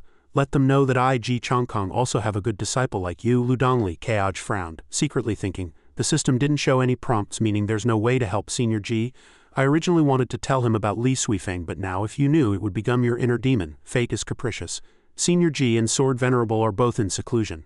At this moment, no one in the Sword Sect can suppress Li Suifeng. The matter of eliminating Li Suifeng must be carefully considered. Suddenly, Changkong seemed to remember something and reached into his embrace. Oh, little Lizzie, this time I came here not only to bid you farewell, but also to give you something. These are 3 sealed all beings equal attacks, cast with full power. Each of these 3 sword chi attacks is my full power. If used correctly, it can instantly kill an 8th realm expert. Little Lizzie, the next time we meet will be when I come out of seclusion. Do you have anything you want to say to me? Dongli immediately knelt without hesitation. She cried bitterly, expressing her feelings. Master, I never bowed to you when I became your disciple. Now please accept 3 bows from Dongli. Changkong smiled gently, looking at her. Little Lizzie, my dear disciple, to have a disciple like you in this life, I have no regrets. On a clear moonlit night, the sound of conversation drifted from a small courtyard room. How's little Lizzie doing? Inside the room, Keoj was having tea with Xinyan, and she replied sadly, She's still looking so distressed, but Yuer has been by her side in another room. Dongli lay dejectedly, motionless, while Yuer sat sadly beside her, carefully tending to her, hoping she would cheer up soon. Keoj held his teacup, not forgetting to reassure Xinyan about Hang's current condition. Heng hasn't woken up yet. I've put him on the bed. His breathing is steady, so there's nothing to worry about. Xinyan looked at Keoj affectionately. She hadn't expected Senior G, whose fame was second only to Qingzhou's Sword Venerable, to also experience the pain of separation and death. Keoj denied it. Senior G's seclusion is still in uncertainty, so it's not confirmed yet. Perhaps he will successfully break through. We'll see Senior G safe and sound after a while. Xinyan gave a bitter smile. She seemed somewhat pessimistic. You're good at saying pleasant things, but Senior G hasn't broken through for decades. I'm afraid there's no chance this time. Keoj voiced his thoughts. Breaking through realms isn't easy, but why were there so many 9th realm powerhouses 10,000 years ago, yet now no one can step into the 9th realm? This matter is clearly problematic. The world of 10,000 years ago flashed through his mind, and besides, that was only 10,000 years ago. If it was tens of thousands, hundreds of thousands, or even millions of years ago, the 9th realm might have just been the beginning of cultivation. His words made Xinyan's eyes widen in surprise. How dare you say such arrogant words? The 9th realm is just the beginning of cultivation. Then is there no one in the 4 continents who has entered the gate of cultivation? Keoj leaned back in his chair. I'm just guessing, but he had other thoughts in his mind. After all, the game version players are playing now is also the version he played in his previous life, the official version 1.0. But in my memory, besides knowing the 4 major protagonists and the 4 state main quests, no other historical data of the world has ever been unearthed. Outside the window the night was romantic, but Keoj sat in his room lost in thought. If I hadn't died and hadn't transmigrated so early, perhaps I would know more information. I need to utilize the Tianquan online player forum. Many hands make light work. With so many players, I'm sure I can find some details that only insiders would know. He recalled Mo Dongfang, the boy with the birthmark he had encountered before, and that son of destiny. When he returns to the mountain, he must take him down the mountain once. With his heaven-defying luck, perhaps he can gain something. Keoj suddenly remembered something and asked, "Oh, by the way, I felt the aura of 7 demon cultivators attacking Danqing Peak at the time, so why were there only 3 demon cultivators left at the end?" Xinyan replied truthfully, "When we engaged, some demon cultivators fled. Little Lizzie's mountain protecting array is very strong, probably shocking them, and the remaining ones were quite foolish." Keoj was relieved of his doubts after hearing this. This point is also reasonable. Demon cultivators are inherently disunited, only some are unafraid of death, to borrow a classic line from my previous life, risking their lives for a few $100. Xinyan particularly noticed one demon cultivator. But one demon cultivator said a few words to me before engaging. She mentioned your name. Keoj was a little curious. At that time, the demon cultivator walked up to Xinyan and said with a cold laugh, "Lu Keoj killed 3 of my disciples. This venerable will kill him sooner or later and we will meet again in the future." She fearlessly and powerfully pointed her long spear at her. "You want revenge but dare not seek it. At this moment your disrespectful words only make you seem obsequious." But she wasn't provoked by Xinyan. Instead, she was very intelligent. "This is your territory, and I'm not foolish. Smart people know how to leverage situations." She revealed an evil smile. "For example, I as a demon cultivator have also studied your artifact refining cultivator's spells." Xinyan meticulously recounted what happened. "I wanted to pursue her, but a demon cultivator blocked my path, saying he wanted to kill me for merit, so I engaged him, and then you know the rest. I took his head to show everyone." Keoj thought, demon cultivators are interested in artifact refining cultivators' spells. He frowned and recalled and sighed and gave up. He felt it was somewhat familiar, but it shouldn't be such a coincidence. He recalled that Aunt Ning once said her benefactor died at the hands of a demon cultivator. If it really was such a coincidence, then this demon cultivator might very well be Aunt Ning's master's killer. Keoj took a sip of tea and Xinyan asked, "Do you still remember her 3 disciples?" Keoj shook his head. "I don't remember. I've killed too many demon cultivators. So I don't have time to remember the names of those trash." Xinyan smiled helplessly. Keoj is indeed Keoj. She suddenly remembered something important. "Oh, by the way, Keoj, you said there would be a backlash when you helped heading. With Senior G's help later, everything should be fine, right?" He gently put down his teacup and pulled open his clothes, revealing a blue wound on his chest. Xinyan stammered in fright. This is actually Keoj, however, still smiled calmly. "This is the backlash 6th realm 5th heaven. My realm has dropped by 5 levels. Moreover, the killing life domain is unusable for a short period, like a punishment from the heavenly Tao." However, it was also lucky that when Keoj helped heading defy heaven, the system had already issued a warning, indicating that forcibly bringing a living soul into a domain of evil souls carried the risk of being backlashed by thousands of evil souls. Danger 1. 85 chance of spiritual energy backlash, with cultivation realm dropping by 5 levels. Danger 2. 55 chance of spiritual perception backlash, with domain strength reduced or some abilities removed. Danger 3. 30 chance of spiritual heart backlash, unable to use the upgrade function for 3 years. He closed his eyes and let out a long breath. If Danger 3 had been triggered, that would have been a huge problem. Losing levels and having the killing life domain sealed were minor issues. Seeing Keoj's calm expression, Xinyan's heart ached even more. Why do you take it so lightly?" She grasped Keoj's hand, which was about to pick up his teacup, and instantly lifted him in a princess carry, scaring him pale. "Tonight you're going to get some good rest. No more tea and no more thinking about other things." Keoj felt a bit nervous at this moment. "Oh no, my warrior goddess master is back. My gentle little lamb is gone. Tonight is truly going to be a sleepless night." The moon hung high and all was silent. Keoj and Xinyan had both fallen into a deep sleep, but Keoj's consciousness was taken to a place shrouded in crimson killing intent. A figure stood in the distance, its face unclear. Keoj walked aimlessly, wondering, "Where is this? Why is there so much killing intent around?" The figure angrily rebuked, "A mere mortal actually managed to get me sealed by the heavenly Tao." Keoj vaguely questioned, "Are you killing life?" He sneered. "What if I am? What if I'm not?" Keoj sat down calmly to talk with him, realizing it was a dream. "If I'm sealed, I'm sealed. I'll be unsealed in a while." He tilted his head to look at Keoj, his tone carrying a hint of displeasure.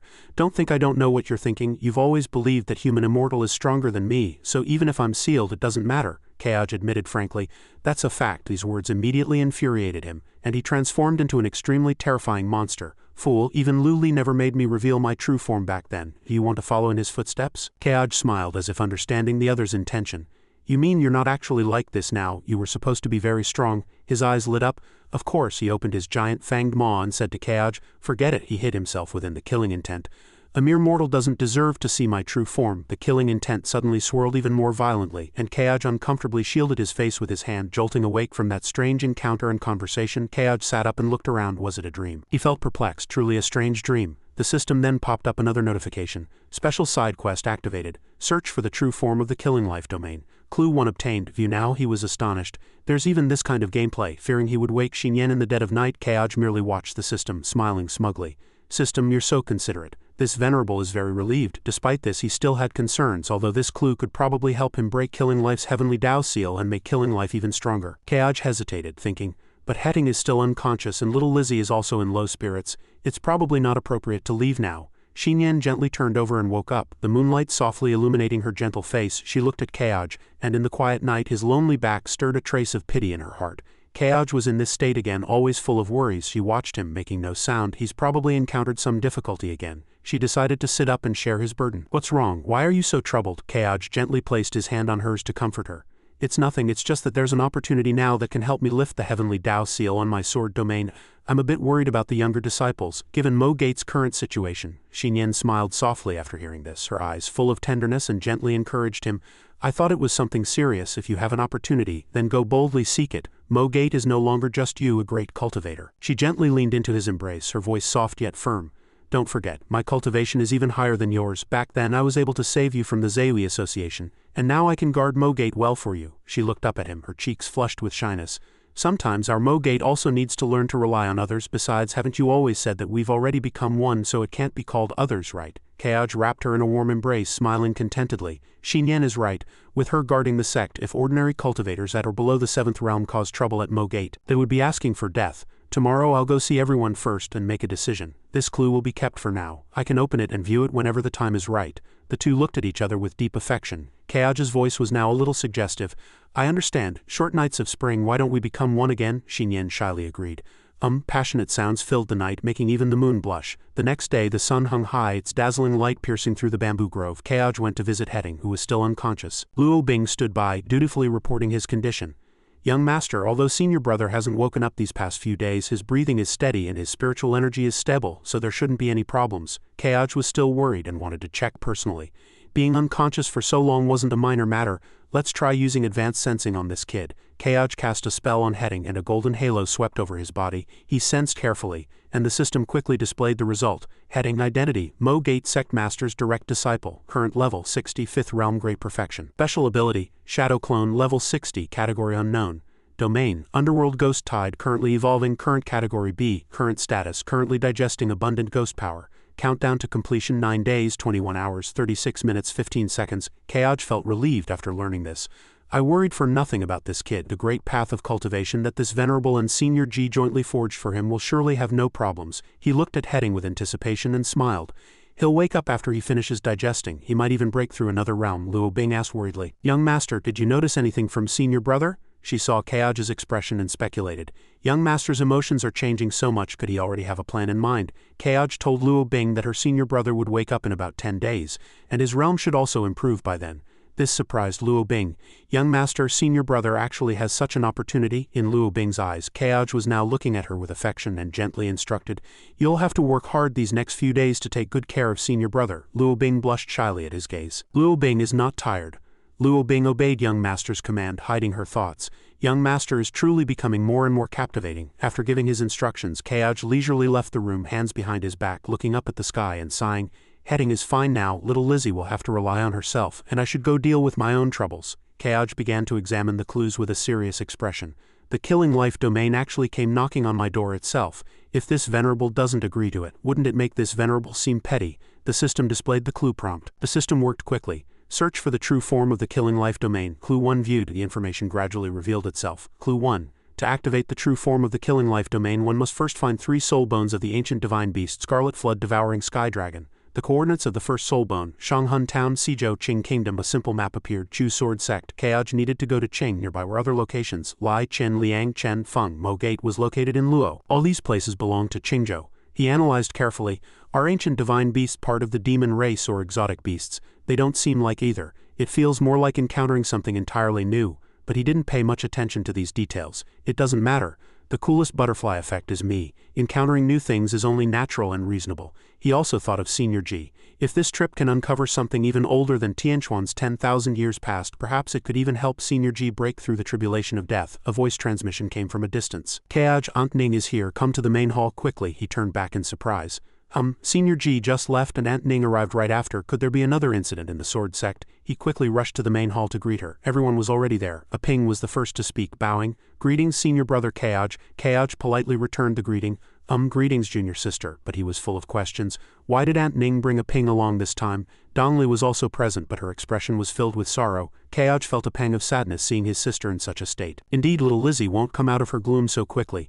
Aunt Ning walked over. Keaj, the Sword Sect already knows about the Qinglong province matter. Although he already knew all the inside information, Keaj didn't rush to reveal it. Instead, he asked Aunt Ning how the Sword Sect internally discussed it. They must have known for a long time after all. The mastermind is the Sect master himself. Aunt Ning was very serious about this question, stating that one of the 12 elder chiefs of the Sword Sect would lead the investigation. 5 sword sects annihilated by demon cultivators at once. This blood debt must not be left unsettled. Just as Keaj thought, Aunt Ning and the others still believed it was the work of demon cultivators. He frowned in thought, but now that Sword Venerable and Senior G have both gone into seclusion, no one in Qingzhou is a match for Li Suifeng anymore. If I reveal the truth now, Aunt Ning might be in mortal danger. It's better not to say anything. For Aunt Ning's safety, he acted somewhat indifferently about the matter.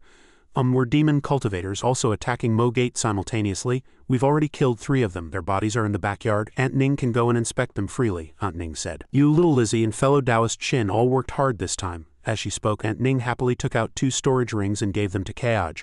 One is the Sword Sect's reward for slaying demon cultivators, for protecting the reputation of the Sword Dao this time. The other is from me to you. Keaj immediately walked forward eagerly, his eyes gleaming but his mouth uttering polite pleasantries. Aunt Ning, you're too kind. A sword sect is enough. Why bring gifts when you're just visiting? While saying he didn't want them, his body was very honest. His gaze could not tear away from the 2 rings in his hand. Aunt Ning chided. Silly child, what the sword sect gave are just ordinary spirit stones and treasures. What I gave you are medicinal herbs and spiritual pills for restoring vital essence, and materials for repairing the mountain protecting array. Keaj looked at Aunt Ning with emotion. Although Aunt Ning's mother passed away early over the years, he and his little Lizzie never lacked motherly love. Aunt Ning said, all right, I need to go and inspect the demon cultivators' bodies, Xinyan offered. Senior Ning, I'll take you there. Aunt Ning did not refuse. Then I'll trouble fellow Taoist Shin. She walked quickly ahead, completely unaware that Aunt Ning behind her was troubled. Keaj's Tao companion is of the same generation as me. I truly don't know how to address her. Calling her junior sister wouldn't do, nor would martial niece. Keaj saw that a Ping had stayed behind and asked somewhat confused, what's wrong? Aren't you going with your master? A Ping said timidly. Senior brother Keaj, I just heard Sister Shin say that you plan to go down the mountain. Keaj slowly questioned, you plan to do that? He secretly thought, Xinyan must have wanted Aunt Ning to persuade me to worry less and go down the mountain to seek opportunities, which is why a Ping overheard. A Ping mustered her courage and boldly suggested, then can you take me with you? I've already obtained my natal sword and my cultivation is almost ready to break through. Master said I need to experience worldly life to break through. Keaj smiled gently. You want to go down the mountain too? But he had different thoughts in his mind. Excellent. I remember she has hidden information on her. The system displayed a new quest, S-rank hidden information. Unraveling her true identity will grant a 30 chance of obtaining an orange-grade magic artifact. Keaj's heart bloomed with joy, but he maintained a cold expression on the surface. As long as I unravel her true identity, there's a 30 chance of obtaining an orange-grade magic artifact, you know. Even the Sword Sect might not have an orange-grade magic artifact. Various orange-grade magic artifacts appeared in his mind, making him involuntarily smile. In this Tianquan world, every orange-grade magic artifact possessed extremely terrifying power. If placed in the cultivation comics he read in his previous life, they would all be heaven-defying divine artifacts. Keaj wanted to confirm again, it's fine if you come along, but the place I intend to go is already decided. Do you still want to follow? A Ping asked curiously. Where does senior brother Keaj want to go? He replied concisely, Shanghun Town, Sizhou, Qing Kingdom. This is the coordinate of the first soul bone fragment pointed out by the system. A Ping was stunned, repeating, Sizhou, Qing Kingdom. Keaj felt something was off. Why did she have that expression? Did this place have something to do with her? I remember A Ping's full name seems to be Qing Ping. A Ping's clenched hands trembled. A Ping said firmly, Senior brother Keaj, I am willing to go to that place and I am very familiar with it. Perhaps I can guide you. Although Keaj had anticipated it, he was still somewhat surprised to learn that A Ping was so familiar with the place. She could even guide him. Was it her hometown? When the place was mentioned, A Ping seemed very angry, but she tried hard to suppress it. Even so, how could this escape Keaj's eyes? Such an expression surely meant she had suffered many grievances there. Alright, this must be the so-called mysterious background, and it must be related to these grievances. To complete the mission, Keaj agreed without hesitation. Then you shall accompany me. Ping said joyfully. Thank you, senior brother Kaoj, for granting my wish. Ping pursed her lips and frowned, secretly making up her mind. Mother, this is an opportunity given by heaven. Now that I am a cultivator, I will surely avenge you. Kaoj walked to Yuren Dongli and instructed. Little Lizzie, I plan to go down the mountain tomorrow. I'll leave the matters on the mountain to you and Xinyan. Only then did Dongli look up at him. Sister Xinyan has already told me about this, so it seems I don't need to persuade you anymore. But after you go down the mountain, you must be careful in your actions. Now that the Great Tribulation is approaching, demon cultivators are rampant. Kaoj stroked his junior sister's head, comforting her. Brother knows all this, but I still hope you believe that Senior G has his own fortune. She closed her eyes, not daring to think further, and replied helplessly. Kaoj looked at his sister, secretly determined, hoping that this time he could truly find the ancient cultivation techniques from 10,000 years ago to help Senior G break through his realm. His sister's state of mind also needed her brother to protect it. Kaoj and Ping began their long journey, with rays of light stretching across the sky and a flock of wingless birds soaring across the heavens. Kaoj took Ping down the mountain on a leaf boat. Ping, standing behind him, said worriedly, Senior brother Kaoj, Qing Kingdom is very far. Controlling a flying magic artifact with spiritual energy will probably consume a lot of spiritual energy. Why don't we find 2 horses, at least that can save some spiritual energy? Kaoj turned his head to look at her, explaining with a smile. You also know that Qing Kingdom is far away. If we go looking for horses now, it might take over a year. Am I a great cultivator, lacking this bit of spiritual energy? Ping scratched her head awkwardly. Yes, senior brother Kaoj is a great cultivator. My realm is too low, so I was only thinking about how to save spiritual energy. Kaoj looked at the somewhat naive girl beside him, pondering. There is too little information about Ping's mysterious background. I wonder if I can glean any information from her, or if I could trigger a system prompt. Kaoj began to inquire. Ping, before you joined the Sword Sect, did you live in Qing Kingdom? He acted immediately. Ping seemed a little nervous when suddenly asked about her background. But Ping still honestly replied, Yes, senior brother Kaoj, that is true. But the system in Qing Kingdom is very strict, and the distinction between legitimate and illegitimate children in families is even more pronounced, so it's not a good place. Kaoj grew even more curious. Explain further. Here it comes, a hierarchical system with clear distinctions between legitimate and illegitimate children. As expected, it's a typical feudal family drama script. Kaoj listened attentively to her story. Ping looked into the distance, recalling, I dare not hide it from senior brother Kaoj, my father had no sons but many daughters. When my mother was pregnant, she said she invited a cultivator to tell her fortune, who said I would definitely be a boy. My father was so happy he didn't sleep for days. Her eyes dimmed and her voice began to tremble. But because of this, my mother became the target of jealousy from the elder and concubine mothers in the household. Abortifacients, intentional injuries, traps. They even went to great lengths to try and kill my mother. Kaoj sighed. Then you're quite lucky to be alive. It sounds like a struggle within an ancient aristocratic family. Ping didn't deny it, continuing to recount her past. I was indeed lucky to be alive, but my mother was not. Because of all she went through during her pregnancy, her body was already exhausted. She passed away after giving birth to me with all her strength. System prompt. New clue obtained regarding Ping's mysterious background. Do you wish to view it? Everything was as Kaoj expected. Ping's words triggered the keyword and a new clue appeared, view. But the system gave a seemingly meaningless clue. Ping's mysterious background. Clue 1. Clue content. After hearing Ping's story, you decide to explore the secret of Ping's background. Kaoj was stunned for a few seconds, then angrily pounded the system panel in frustration. What kind of clue is this? This is just nonsense. But after calming down, he thought, wait, the system wouldn't give this prompt for no reason. This also meant he began to analyze more carefully. Ping's statements were only subjective, not objective facts. In short, the truth might have other hidden aspects. Ping and Kaoj both fell into their own silent thoughts, but her words were also very reasonable. So where exactly was the problem? Suddenly a voice came from behind. Gentlemen, on this long journey, do you need a gentle, reliable and beautiful big sister to accompany you? Reliable, beautiful big sister to accompany me? Kaoj and Ping turned around to see a slender woman sitting on a lotus flower. The beautiful woman stretched, then happily called out, You 2 sisters are here. Ping's eyes widened in surprise. It was Marshal Aunt Chu, but she quickly covered her mouth. She corrected, Wrong, away from the sect. You should call me Sister Yuren. At this, Ping was too shocked to believe it. Sister Yi, then Sister Yuren, shouldn't you call my master Marshal Uncle? Chu Yuren happily replied, We'll call each other whatever we want. You call me sister, I call your master junior sister, it's fine. Ping was dumbfounded. It can be like that? Chu Yuren suddenly noticed Lu Kaoj standing there, a little embarrassed. She crossed her legs, twirling a lock of hair with her finger, her cheek slightly flushed, and said coquettishly, Kaoj, remember to call me Sister Yuren too. Hearing this, Lu Kaoj politely greeted, Marshal Aunt Chu, what brings you here? He also secretly thought, last time in Jianchuan, Marshal Aunt Chu asked me if I wanted another Dao companion. Don't want any more trouble. At that time, Chu Yuren replied. There's nothing I want to do, it's just that your Aunt Ning asked me to protect you too. She said that demon cultivators are rampant and Qingzhou is not peaceful, fearing you might encounter danger. In my opinion, Kaoj, you're very capable, why would you need protection? Seeing this, Ping secretly rejoiced. So it was Master who asked Martial Aunt Chu to come. As for Kaoj, he closed his eyes and secretly smiled. Aunt Ning doesn't say it, but she cares about me wholeheartedly. This feeling of being cared for has not diminished as my cultivation has improved, but rather grown stronger. He also began to realize that he finally understood the principles he didn't grasp in his previous life. Some children grow up and their parents grow old, yet they still feel they have someone to rely on. What they rely on is never their parents' protection, but that love that transcends time and connects a myriad of hearts. Chu Yiren suddenly spoke.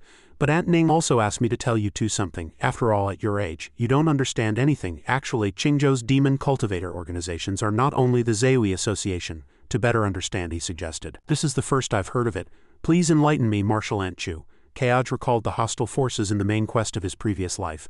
Only the Zeui Association was well known. He didn't remember any other minor bosses. Chu Yiren explained that Qingzhou has a total of 7 large demon cultivator organizations: the Zeui Association, the Yanluo Sect, the Yaoyu Sect, the Moyan Sect, the Haishui Sect, the Qingyao Sect, and the Yuzhu Sect. The emblem of each organization appeared in turn: purple for the Zeui Association, red for the Yanluo Sect, dark blue for the Moyan Sect, green for the Qingyao Sect, emerald green for the Yuzhu Sect, pink for the Yaoyu Sect. Finally, in the middle was the Haishui Sect, which was yellow. She continued, their beliefs and philosophies are all different. For example, the Yaoyu sect, they pursue the liberation of their own innate nature, and there are only female demon cultivators in the sect. As soon as she finished speaking, Ping was dumbfounded, shocked.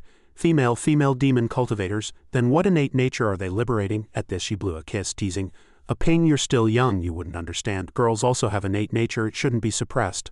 Ping's face immediately flushed red and she stammered, no way. Then various inappropriate images flashed through her mind. Not available. Please imagine for yourselves. At this moment Kaoj spoke up to explain, dispelling her wild thoughts. The innate nature of demon cultivators is bloodlust and plunder. Stop thinking about such wicked things. Martial Aunt Chu means that the Yaoyu sect is the greatest scourge in the human world. Only then did Ping realize, so that's it. Seeing that he had exposed her joke before she could even finish, Chu Yiren sighed. How boring, little Kaoj. I'm afraid these 7 demon cultivator sects were all involved in the Qinglong province incident this time. Aunt Ning said that the demon cultivator bodies in Mo Gate were from the Yaoyu sect, Qingyao sect, and Yuzhu sect, and their status is not low, Kaoj continued. My Dao companion also said that a total of 7 people attacked Mo Gate, so it seems these demon cultivator organizations all sent people. The more Chu Yiren looked at him, the more she found him interesting. Damn, how can such a handsome person already have a Dao companion? At this moment, Ping asked curiously, then who is the mastermind behind this? What kind of person can make 7 large demon cultivator organizations send people to attack Mo Gate? She replied. This question has no answer yet. The 7 large demon cultivator organizations are all independent. To make them act simultaneously, even the strongest Zeui association would find it difficult. He also guessed that it might be a grand figure from a hidden sect.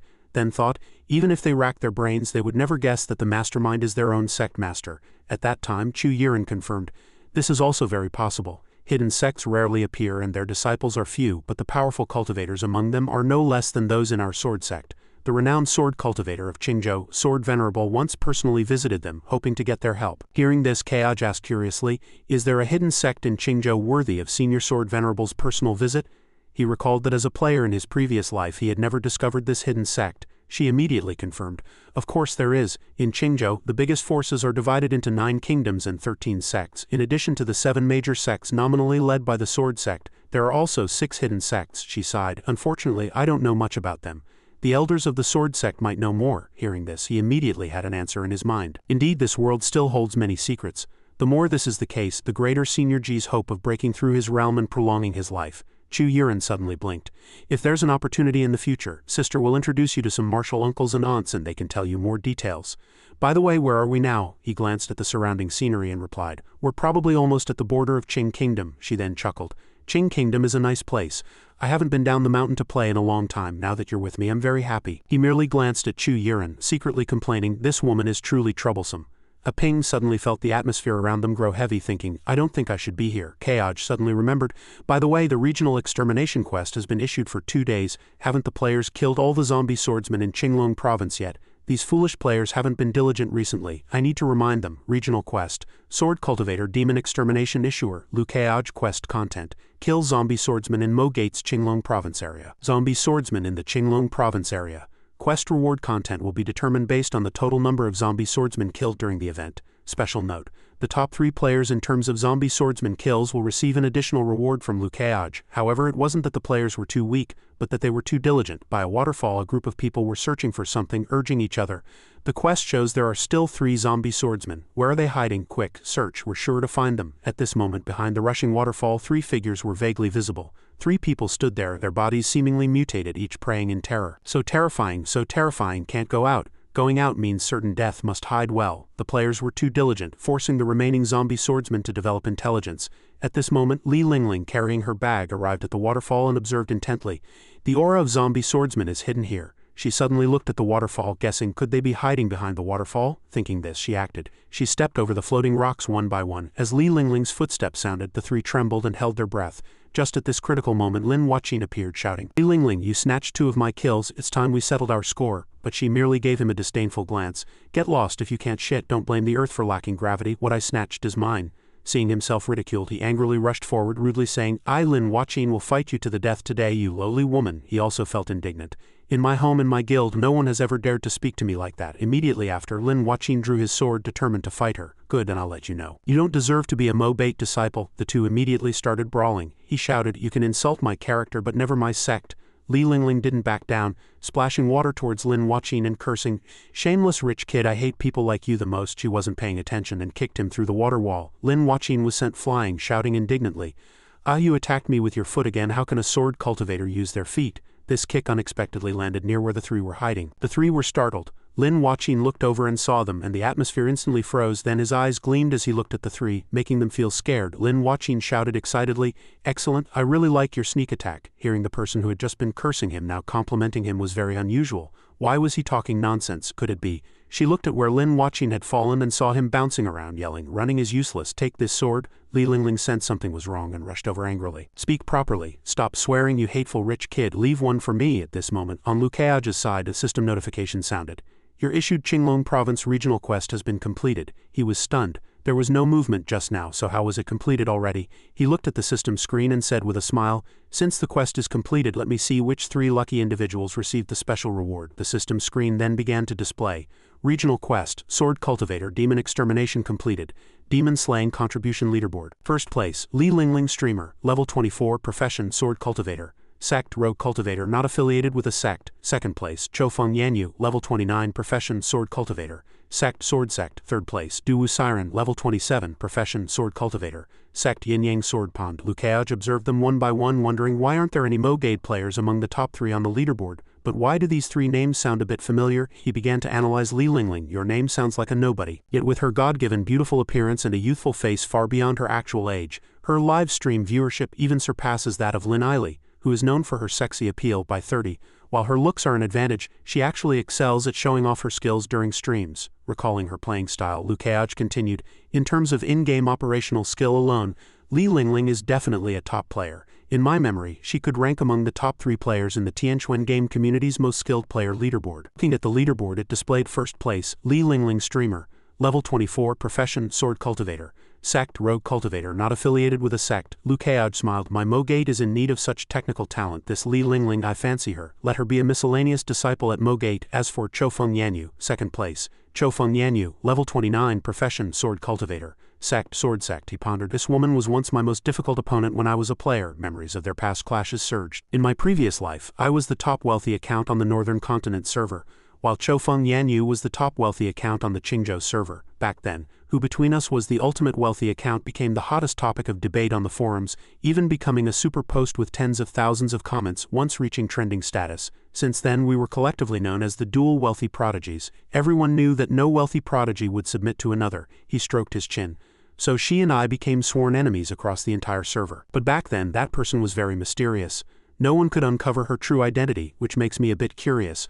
I wonder what the woman who was once renowned as one of the dual wealthy prodigies alongside me looks like." Finally, third place, Duwu Siren, Level 27, Profession, Sword Cultivator, Sect, Yin Yang Sword Pond. As for this last person, Lukeage shook his head, preferring not to mention them. He focused intently on the screen, pondering, but since these individuals have made it to the top 3, they must be rewarded, right? Otherwise wouldn't I appear stingy? However, I must wait until the matter of killing life is resolved. I will personally go meet these 3 individuals. So these top 3 rewards will be presented by me personally. Regional Quest, Sword Cultivator, Demon Extermination completed, Quest difficulty rating C, rewards are being issued to players. On the other side, Li Lingling was about to make a move when she suddenly received a message and exclaimed in surprise, "The quest is completed. Brother Kaoj is giving out rewards." Lin Huaqin on the other hand panicked, "Damn it, I only killed a few, the quest reward must be very small," but to his surprise, "Congratulations, you have eliminated 5 sword cultivators, ranking 385th. You received 72,000 experience points as a quest reward." Lin Huaqin immediately cheered, 72,000 experience points, plus the 20,000 plus experience points from killing wild monsters. This time I've gained nearly 100,000 experience points. Long live Sect Master Lu, hooray. Li Lingling stood nearby and said disdainfully, "You're so easily impressed. I killed a total of 37 sword cultivators and ranked first." Lin Huaqin, who was cheering, was stunned. What? A full 37? Just you?" The system voice rang out. "Congratulations, you have killed 37 sword cultivators, ranking first and received 200,000 experience points as a quest reward. And a note, because you are among the top 3, you have received a special reward from Lu Kaoj of Mogate. Lu Kaoj of Mogate's special reward will be confirmed by Lu Kaoj himself at a specific time and personally presented to the top 3 players." Li Lingling immediately shouted excitedly, "That's awesome, Lu Kaoj will personally give me the reward." She was overjoyed, grabbing Lin Huaqin and spinning him around. "I've waited so long and finally this day has come, my dream has come true." He was in agony at that moment. "Oh God, stop it now, don't think you're great just because you have big breasts, because you are among the top 3, you have received a special reward from Lu Kaoj of Mogate. Lu Kaoj of Mogate's special reward will be confirmed by Lu Kaoj himself at a specific time and personally presented to the top 3 players." The person reading this notification was none other than Chofeng Yanyu, level 29. She was immediately thrilled, unable to conceal her joy. "I'm finally going to see him. Oh my God, this is a once-in-a-lifetime opportunity, no matter how much it costs, I must get him." On the other side, the remaining player also received the notification, and she excitedly licked her fingertips. "It's finally time to conquer Lu Kaoj. The main story of the game I'm playing is about to begin." At this moment, having been mentioned repeatedly, he sneezed. "How strange, I, a 6th realm Dao body, actually feel an inexplicable chill. Why do I always feel like someone is prying?" Seeing his recent behavior, Chu Yiren asked with concern, "Kaoj, are you feeling a bit cold? If you don't mind, wear sister's clothes." Hearing this, a ping immediately covered her eyes, her face red.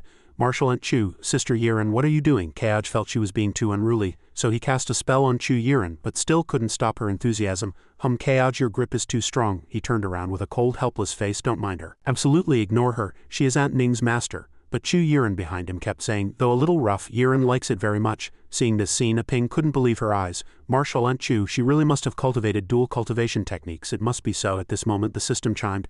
Shanghan Town reached mission objective coordinates tracking the true form of the killing life domain.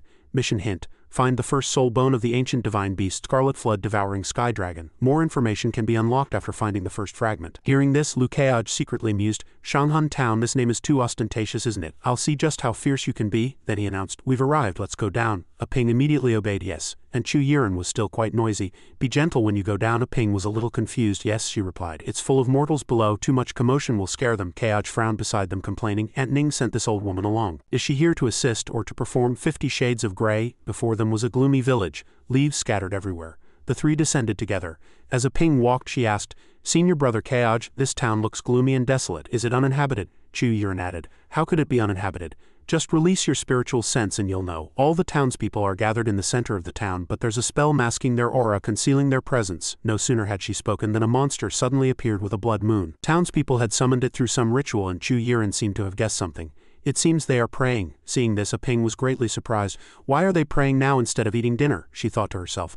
"My realm is indeed too low, I can't even see through this kind of spell with my spiritual sense." Chu Yiren observed with her spiritual sense and said, "Judging by this, they're probably worshipping some evil god." Hearing these 2 words, a ping was startled. "Evil god?" Then she turned to him and asked, "Kaoj, what do you think?" Kaoj replied, "The Qingzhou land is vast. Cultivation sects are ubiquitous, so there must be a cultivation sect here as well. With a sect guarding it, there cannot be a belief in worshipping evil gods. However, with a few exceptions, this kind of spell that conceals the aura of living people is extremely crude, and the practitioner's realm is at most only at the 3rd realm." Chu Yiren suddenly mentioned, "Oh, what are the exceptions then?" He used his detection skill to scan once and replied, "Unless the cultivation sect here is also worshipping evil gods, the concealment spell here is clearly not from a righteous path." Hearing this, a ping asked, "So does that mean the cultivation sect here is an evil cultivation sect?" She spoke, "Since the sword sect's resurgence in Qingzhou, what evil cultivation sect would dare to be so blatant?" A ping stopped talking nonsense. Chu Yiren reminded, "Besides, don't speculate wildly, let's go and see." Kaoj mused, Broadly speaking, this matter should be related to the soul bone fragment of the scarlet flood-devouring sky dragon. At this moment, the praying townspeople noticed the commotion. They exclaimed in surprise, "Look, someone's here outside. What's going on? How can outsiders get in? Are they cultivators? Cultivator sirs, have you finally come to save us?" Suddenly, another person said vigilantly, "But how could those cultivators who abandoned us come back to save us? Those three might be with them." Suddenly, a woman in the village stared intently at Keoj, but that cultivator, sir. You can tell just by looking at him that he's a good person. His appearance is what a cultivator lord should look like. How could he be an accomplice of those people?" At these words, the men in the village were speechless, and even a Ping couldn't say anything. Senior brother Keoj's appearance is indeed hard for mortals to resist. Suddenly, a trident jabbed violently into the ground. The person who had just stood up to question now rushed forward shouting, "If you don't believe me, let me tear off his hypocritical skin and show you this guy's true colors." A Ping immediately blocked in front of Keoj. "Don't even think about hurting my senior brother Keoj," she thought to herself. "He's a mortal, I must hold back and not harm his life." But a spell blocked that person. Seeing this, a Ping exclaimed happily, "It's senior brother Keoj's water domain." That person still struggled. "If you have the guts, kill me. I'd rather die than surrender the people to you." He immediately retorted, "Who needs the people here?" But that person didn't believe him. "Stop pretending. We all know what happened to the surrounding villages. More than a month ago you made us carve monster statues, and also made us pray every day. 10 days ago, you told us to prepare 10 boys and girls. If you're not here to take lives today, then what are you here for?" Chu Yiren spoke. "It seems these statues are actually used by demon cultivators to delude people." He immediately became agitated. "Aren't you also demon cultivators? You just look better." Chu Yiren immediately showed a satisfied expression at the compliment. "This young man, though ugly in appearance, mediocre in talent, and even a bit foolish, has decent taste." The person, seeing her complacent look, said angrily, "You demon cultivator, curse if you want to curse. Don't be so sarcastic." At this moment, a Ping exclaimed in surprise, "Since there are demon cultivators causing trouble, where is the sword cultivation sect here? As long as someone is sent to their guild in Wanmin Alley, they will naturally help without needing to spend these resources." Lu Keoj's mind sharpened. "Do you remember the concealed spells we encountered when we first arrived? Or perhaps the people here are trapped by a formation and cannot leave, or let's not make these assumptions for now," he mused. "If it's the second possibility, Li Sufeng's collusion with the sword sect runs deep, infiltrating more than just the sword sect itself." Suddenly his gaze fell on the girl behind him. He then said, "My lady, you have a kind and benevolent face. Would you be so kind as to tell me the root cause of this disturbance?" As soon as Keoj spoke, the woman immediately panicked. "Don't be fooled by his hypocritical exterior." But the young lady shyly replied, "Why yes, of course." Seeing her agree so readily, the man unhappily shouted, "Damn it, this foolish woman was so easily deceived by his looks, she'll die without even knowing how." Lu Keoj then gave a friendly smile. "My lady, please speak freely, I am in charge here." The young lady looked at the man with disgust and replied, "The cultivator lord is here to save us. I think you're truly blind. Where is there a demon cultivator as handsome as this cultivator lord?" The man was instantly speechless. At this she stepped forward and began to recount the situation. "Cultivator lord, this is a long story. This place was originally called Enjing Town, a small but peaceful and harmonious town. About a month ago, a demon cultivator arrived," she continued. "Since then, this place was renamed Shanghun Town. Hurry and sculpt statues for my great master's treasures. Must offer sacrifices and prayers daily, or face death." He not only changed the name of our town but also injured people at the slightest provocation, ordering us to sculpt statues for his exotic beasts and offer daily sacrifices and prayers. The man was commanding, "From now on you must provide me with 10 innocent boys and girls every month, or I will slaughter your entire town." The young lady continued. "He came again 10 days ago, demanding we offer him 10 boys and girls every month, or he would kill everyone in the town." Lu Keoj frowned. "Since he's a demon cultivator, from my understanding of demon cultivators, he wouldn't waste words with you. Why didn't he just devour you?" A Ping suddenly realized at the side. "That's right, demon cultivators are brutal and savage. I've never heard of them conversing with humans," the young lady explained. "Because our Anjing town has a divine well. If any cultivator dares to kill someone in the town, the divine well will devour that person. This is how Anjing town got its name." A Ping understood. "So that's it. No wonder that demon cultivator only acted arrogantly and injured people, but didn't dare to truly kill." Chu Yiren spoke. "Oh, there's such a wondrous divine well, and it can even stop demon cultivators?" At this, an old man leaning on a staff walked forward and said, "Cultivator lord, you do not know. The legend of the divine well has existed for 10,000 years. When I was young, I personally witnessed it devouring a demon cultivator. This matter is absolutely true. I can swear on my reputation. If I lie, But Keoj interrupted him. "Please, young lady, take me to see the divine well." The young lady immediately agreed. "Yes, cultivator lord, please follow me." The old man, annoyed at being interrupted, said, "This old face of mine, if the cultivator lord doesn't believe it, then I've lost all face. I saw it with my own eyes when I was young. At this, Keoj mused. If I'm not mistaken, the first soul bone fragment is in this well. Before them was an ancient well covered in talismans. The young lady said, Cultivator Lord, this is the divine well of the town. Based on her perception, Chu Yiren commented. There is indeed a faint trace of spiritual energy, but how can it alone withstand a demon cultivator? A Ping politely greeted. A Ping pays her respects to Senior. Please forgive me, Senior. Following this, Keoj connected his magic power to the ancient well, and the result was immediately apparent. Killing life sealed by the heavenly Tao actually resonates as expected. I was not mistaken. System notification. The first soul bone fragment of the Scarlet Flood devouring sky dragon has been detected. Absorb? Yes, no. Seeing the options pop up, he pondered. Absorb. But why is the absorption target in this prompt? Then Keoj turned and asked. Although this well is divine, there are some things I don't understand, the young lady replied. Cultivator Lord, please ask. If I know, I will definitely tell you everything. He spoke. Since you are protected by the divine well, why didn't you seek help from the surrounding sword cultivation sects, but instead submitted to the demon cultivator and performed evil sacrifices? I just investigated, and although this concealment spell is set up here, the divine well does not restrict the free movement of you ordinary folk. Chu Yiren was puzzled. This is the crux of the matter. Is it the people here who are problematic, or the cultivation sect here? A Ping thought, so this spell doesn't restrict the freedom of the people, it just conceals the presence of ordinary cultivators passing through here. Fortunately, Sister Yiren and Senior Brother Keoj are not ordinary people, the young lady then sighed. Alas, we actually went to the nearby White Mist Mountain long ago and pleaded with the cultivator lords of the White Mist Sword Sect. A Ping pressed. Then why did you still? She replied, because none of the people who went returned, but some letters were sent back saying they had perceived the spiritual charm in White Mist Mountain, and thus left home to join the sect for cultivation, never to return. At this, Chu Yiren continued. Cultivation depends on fate and aptitude. If anyone could just go up the mountain and stay to join the sect. I'm afraid the White Mist Sword Sect would have become the #1 sect in the world long ago. The young lady then nodded. We also felt something was wrong, so there were rumors in the town. The cultivator lords in the White Mist Sword Sect had long abandoned our town and even detained those who went to seek help. She suddenly felt a bit guilty. That's why the town chief was so hostile when he saw you, because the rumors have mixed cultivators and demon cultivators, no longer seeing them as cultivator lords who protect peace. At this, Keoj turned and asked, White Mist Sword Sect, do you have any impression of them? He thought to himself. They must be small fry among the lower 100 sects, although my Mogate is currently like that too. I simply can't remember these names. A Ping scratched her head, chuckling. Sorry, Senior Brother Keoj, I rarely go down the mountain, so I don't have any impression. Chu Yiren spoke. In this year's Sword Cultivation Sect rankings, the White Mist Sword Sect ranks 24th among the lower 100 sects, unremarkable with no distinguishing features. At this, she continued. I heard their sect master's lifespan is nearing its end, and they are currently selecting the next successor. Here we go. She winked at Keoj. How is it? Isn't it more thorough when Sister knows everything? But Keoj didn't care, thinking lifespan nearing its end, another worst-case pawn. That demon before who devoured the vitality of an entire city, was also driven by fear of death. When people grow old, they either become detached or their obsessions deepen. And he also thought that the person causing trouble was precisely due to deep obsession. Suddenly at this moment the ground shook, making the young lady panic. Ah, it's terrible. The demon cultivator is here again, that person's voice rang out. Are the 10 boys and girls I requested ready? Then Chu Yiren said to a Ping. You and I will deal with him together. Your master specifically instructed that you need a proper experience. A Ping immediately nodded. Yes, Sister Yiren.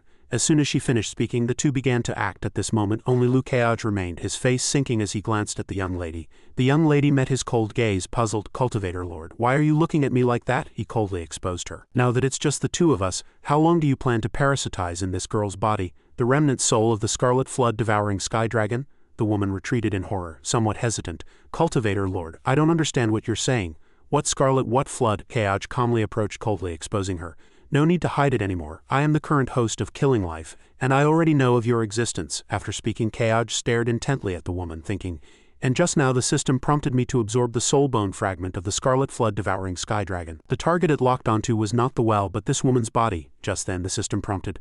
The first soul bone fragment of the Scarlet Flood devouring sky dragon has been detected. After a long while, Scarlet Flood finally changed her tone. She seemed somewhat tired. Of course I know it's you, I just wanted to talk to you a little longer. Scarlet Flood looked up directly at Keoj, a slight curve to her lips. Since you've already seen through my true form, there's no need to hide anymore. He immediately bowed respectfully. Junior Mo Gates Lu Keoj greets Senior. Keoj thought to himself. Since this parasitic remnant soul protects the common people, I must naturally be respectful. At this moment, Scarlet Flood crossed her arms coldly and sternly questioning.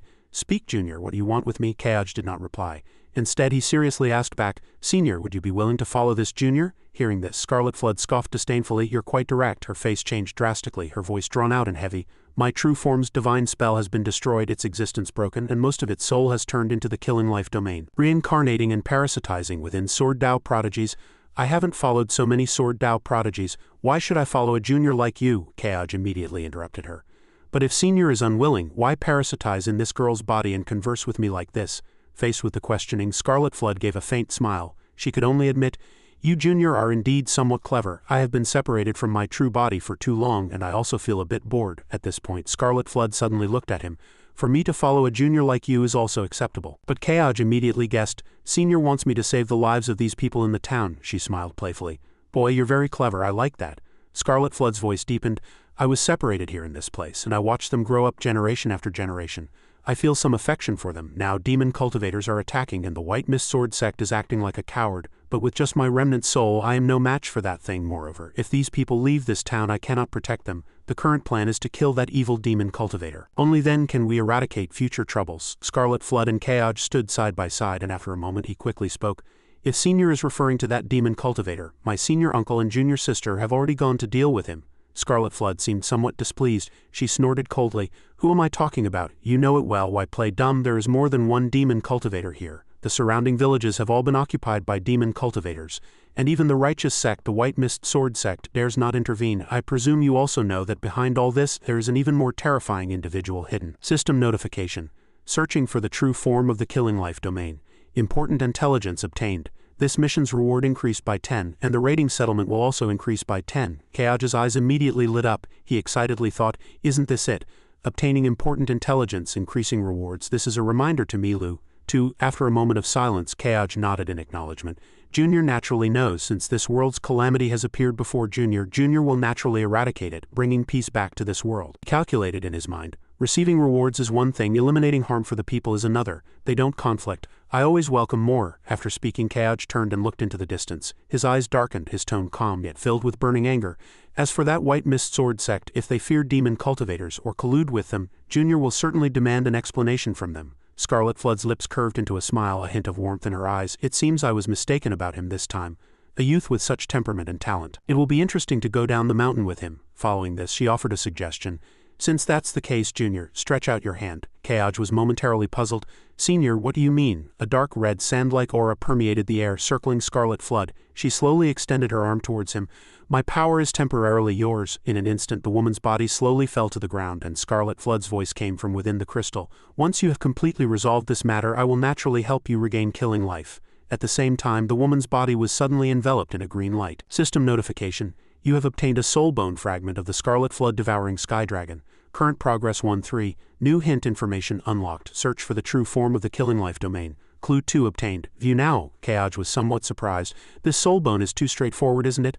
I thought there would be more troublesome difficulties, but unexpectedly it was given away after just a few words. Were people and beasts so simple in ancient times? After a moment of contemplation he quickly responded, view new hint information. Keoj secretly resolved, however, I promise to protect the people here, and I will never go back on my word. System notification. Clue 2 activated. Clue hint, second soul bone fragment coordinates, White Mist Sword Sect. Keoj narrowed his eyes and looked ahead. Good, now it's certain that the White Mist Sword Sect has completely surrendered to the enemy. Just then a faint voice sounded. Senior brother Keoj, hurry, Sister Yiren has discovered inside information. He quickly responded. All right. Keoj's figure flashed as he flew into the sky. He pondered, I've already obtained the soul bone fragment. What other inside information could there be over there? On the other side, the monster's corpses lay scattered. Just then a man with a tattered body appeared before everyone. As soon as he saw Keoj, Qingping quickly waved. Senior brother Keoj here. She hesitated and turned to him. I've already evacuated the people. This demon cultivator is only at the third realm. Sister Yiren easily dealt with it. It's just Qingping's gaze slowly shifted. After Sister Yiren killed that exotic beast. It's always been this way. It seems some details are only known to insiders. Keoj approached Yiren step by step, asking in a low voice, Marshal Aunt Chu, have you found anything? Yiren suddenly flipped open a large shield. Her eyes narrowed and her voice resonated heavily. Did your Aunt Ning ever tell you about our master? Keoj replied truthfully. Aunt Ning rarely mentions her. He couldn't help but feel suspicious. It seemed this mechanical exotic beast must be related to their master ancestor. Yiren looked up at the heights and continued, our master. Back then, she was called a once-in-5 millennia genius in the artifact refining world. Look, this is the artifact refining technique she pioneered. Keoj's gaze rested on the object and he unconsciously murmured, living artifact refining technique. Keoj couldn't help but marvel. To conceive such a technique, truly a genius, he secretly mused. This kind of thinking would also be a step forward in an era of science and technology. Yiren reached out and gently touched it, slowly saying, and back then she was also considered a beauty in the sect, even if you never dressed yourself up. Suddenly Yiren tightly gripped the object in her hand, and a shockwave instantly slashed down. She gnashed her teeth in resentment. So a demon cultivator ambushed her while she was in seclusion. Yiren stared intently at the man, almost screaming. That demon cultivator not only killed our master but also stole all her research. Qingping's eyes were filled with anger, her voice hoarse. Martial Aunt Chu, is there any clue about the demon who murdered Master Ancestor? Although Ping's strength is weak, even if I have to fight to the death, I will avenge Master Ancestor. Yiren sighed after hearing this. The reason we haven't avenged her yet is because we haven't found that bastard. Your master and I have searched everywhere, and so far we only know the enemy is Zahui Association's purple-eyed second class. Qingping gnashed her teeth, her entire body trembling with irrepressible indignation. Damn it, is that guy just going to get away with it? Over here, Kaoj frowned slightly. Xinyan had mentioned that one of the demon cultivators who attacked Mo Bait was very interested in artifact refining techniques and had said she would seek revenge for her 3 disciples. Her lips curled into a mocking smile.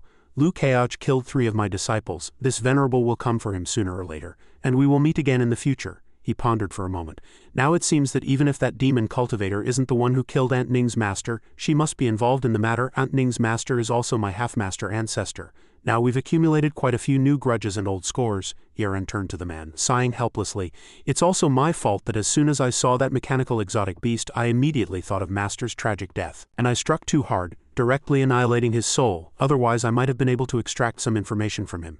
Qingping frowned, searching for clues. Who taught him this technique, and who refined this mechanical exotic beast for him? Tracing it back might lead us to the killer. Just then, Kaoj glanced behind him and saw everyone peering over, curiously watching them. Seeing this, he smiled maliciously and said, Martial Aunt Chu, there's no need to blame yourself, perhaps there are still clues. Hearing this, Yiren immediately turned around and eagerly asked, Kaoj, where are the clues? Kaoj turned to face the crowd, pointedly saying, the clues are among the common people. At the same time, the man's mouth hung open as he realized with surprise that he had wronged them. They really are the cultivation lords who came to help us. What I just did must have offended them. I'm truly despicable. To have been so blind as to offend the true cultivation lords when I should have treated them well, perhaps even allowed the younger generation of our town to join their sect and change their fate. Just then, Kaoj appeared unexpectedly, loudly questioning, You're the town chief here, aren't you? Come here. The man turned to him, fear in his eyes. Yes, he secretly thought, the cultivation lords saved our town. Whether they beat or kill me, I must endure it. Exchanging my life for the safety of the entire town is worth it. Immediately after, the man resolutely knelt before Kaoj and then slammed his head to the ground. This humble commoner, Wei Kun, town chief avenging town, offended the cultivation lords just now. Whether you kill or dismember me, I will accept it without a single word of complaint. I only beg you to spare the safety of the townspeople. I will die without regret. Yiren frowned, dismissing extreme thoughts. Don't talk nonsense. When did we say we were going to kill you? Kaoj interjected. You are impulsive, speak without measure and are not thorough in your thoughts, but you have a heart for the townspeople which is barely acceptable. Hearing this, the man became even more nervous. He looked up blankly. The cultivation lords called me over not to reprimand me, but for what? Kaoj approached gravely, his eyes seemingly forcing him to reveal the truth. I have something to ask you. Speak truthfully. You previously said that the surrounding villages have all been ravaged by demon cultivators. The man immediately replied without hesitation. Cultivation Lord, that is indeed true. All villages within 100 li radius have been ravaged by demon cultivators. Our town has the divine well protecting it, but other villages do not. Countless people have died or been injured, and there are even villages. Suddenly the man trembled, recounting in terror. Villages of hundreds of people. None survived. Hearing this, he pressed further. Are the demon cultivators causing trouble in other villages the same demon cultivators who visited your town? The man shook his head, denying. No, the demon cultivators who ravaged 2 or 3 villages were the same, but there was definitely more than one demon cultivator at work. Many demon cultivators occupy the surrounding 100 li. Many villages also went to White Mist Mountain for help, but there was never any response. Qingping almost had an epiphany. She murmured, I understand what senior brother Kaoj means. There are still accomplices of that demon cultivator in the surrounding villages. Yiren immediately thought of a solution. As long as they dealt with these demon cultivator accomplices, they could find information. Kaoj turned around, a faint smile on his face. That's right, these villages are still suffering greatly. You two must hurry and save them. Qingping looked up blankly, anxiously asking, Senior brother Kaoj, aren't you coming with us? Kaoj turned to face a direction. I must go to the White Mist Sword Sect. His mind was filled with thoughts. There were 2 reasons why he had to go there. First, the second soul bone fragment was hidden in their sect. Second, affiliated sects of the Sword Sect have a responsibility to protect the common people in their region. Back then, even though my Mo Gate was weak, I never feared pointing my sword at demon cultivators. And this White Mist Sword Sect is clearly out of the ordinary. Seeing this, Yuren wasn't curious at all. She didn't forget to remind, "Alright Kaj, you go first. After I deal with all the demon cultivators here, I'll come find you." Qingping immediately cupped her hands in salute. "Senior brother Kaj, see you later." After a long while, Kaj leisurely played with a stone in his hand, a smile gracing his lips. Since he had taken the town's protective soul bone fragment, he would return a protective formation to them. He had also gained some proficiency in the formations, little Lizzie learned. As for him, it was just a casual expenditure of a little experience. Immediately after, Kaj threw the stone down directly, and a formation appeared. He roared, "For this period, everyone do not leave the village. This venerable's formation will naturally protect you all." Faced with this sudden sight, the man cheered excitedly. "It's an immortal realm formation. The Cultivation Lord is protecting our town." Everyone knelt in unison, thanking the Cultivation Lord for their protection. "We will forever remember this great kindness." One person suggested, "Why don't we sculpt a statue for the Cultivation Lord? That lord is so handsome it would be a shame not to sculpt one." The person next to him nodded in agreement. "Ah Fang is right." The woman smiled excitedly. "I'm also willing to contribute money for this. Once the statue is completed, I will come to worship it every day." Unfortunately, they later searched for artisans everywhere, but no one could recreate Lucage's peerless countenance. The scene shifts to a magnificent princely manor where guards stood in a bored manner. He continuously complained, "Every day I have to guard the gate. I don't know what I'm guarding. There's clearly a mountain protecting array. Who could get in?" The person next to him nodded in agreement. "Senior brother is right. Our white mist sword sect is now like the midday sun. Who would dare to cause trouble?" Just then, the sky suddenly darkened. Witnessing this, the young man shouted in panic, "Junior brother, what is that?" The man looked up, stammering, "That looks like spiritual light from a cultivator casting a spell. The momentum is so grand, it's my first time seeing it. I'm afraid it's a great cultivator." At that instant, everyone walked out from the center of the main hall, and a voice came from high above. "Mo Date Sect Master Lucage has come to visit the mountain. Over here." Young Fing and others slowly walked out. They saw Kaj suspended in midair looking down with icy eyes. Upon seeing him, Young Fing couldn't help but be surprised. "That's Lucage, the new prodigy renowned in Qingzhou. It seems our secret has finally been exposed." Just then, the first elder shouted, "Lucage, you and I belong to the lower 100 sects. We are of the same rank. What's all this talk of visiting the mountain? You are clearly disrespecting your elders." Kaj narrowed his eyes and looked down, coldly questioning, "Do you even deserve to be this venerable's elder?" Unexpectedly, the first elder's entire body trembled. He was startled. This is the spiritual pressure that only great cultivators possess. He is so young, yet he has already entered the realm of a great cultivator. Immediately after, everyone madly clamored, "Lucage is arrogant. Form the array. Quickly protect the elder. Lucage, do you think our white mist sword sect has no one?" Hearing this, Kaj was disdainful. "You want to rely on numbers. This venerable will bully you precisely because you have numbers." With that, he gently raised his hand and his 10 fingers began to dance. Everyone below instantly spat blood. After a long while, Kaj pursed his lips, secretly musing, "Just now I observed the surroundings of this white mist sword sect, and they actually dared to dismantle the bell of all people. It seems they no longer care about the lives of the common people down the mountain, which allowed demon cultivators to occupy and ravage the human world." Just then, Young Fing unleashed a shockwave and smoke surged forth. Faced with this sudden sight, everyone cheered excitedly. "It's the Sect Master taking action. Sect Master, quickly teach that Lucage a lesson. Such an unruly fellow daring to come to our sect to show off his power. Let him know the might of our white mist sword sect." He suddenly changed his attitude, cupped his hands and respectfully said, "Taoist Lu, your esteemed presence truly honors us. Why not come down and sit? Have a cup of hot tea. Perhaps it's just a misunderstanding." Hearing this, Kaj smiled faintly. "Playing at pretense with me? Good, then this venerable will tear off your hypocritical mask." Everyone turned to look at Kaj, each showing disdain. "This brat actually dares to come here to show off, yet the Sect Master is so respectful. Isn't that humiliating for us? Sect Master Zhang Kui is old and his reputation has faded. Although Lucage is a great cultivator, if our white mist sword sect swarms him, he will surely die. If we use our trump card, let alone Lucage, even a 6th or 7th realm grandmaster would surely die." Meanwhile, Kaj still stood high in the sky, gravely saying, "Tea is unnecessary. This venerable has something unclear. Since you are in charge here, please answer this venerable." Hearing this, Yunfeng's attitude was gentle. He bowed and replied, "Taoist Lu, please ask. This old man will certainly tell you everything he knows." At the same time, everyone couldn't help but feel confused. What kind of attitude is Lucage displaying? He clearly knows the Sect Master's identity, yet calls him you. This is clearly disrespecting our white mist sword sect. Just waiting for the Sect Master's command, we will surely tear him to pieces. After a moment of silence, Kaj suddenly asked, "Where is the bell of all people that the sword sect bestowed upon its affiliated 100 sects? The sword sect has strict orders. The bell of all people is a means for common people to seek help. It must not be hidden. It must not be refused. Violators will face severe punishment." At that instant, the entire space suddenly became gloomy. Young Fing looked up at him. "He really came to reprimand us." Just then, he turned and gave a look. Seeing this, the first elder's lips curled into a smile.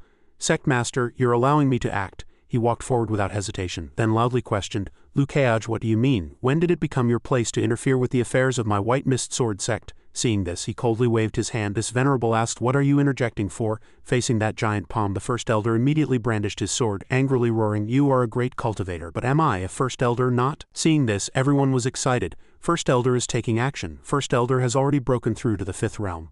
This time Lukeage is finally going to suffer.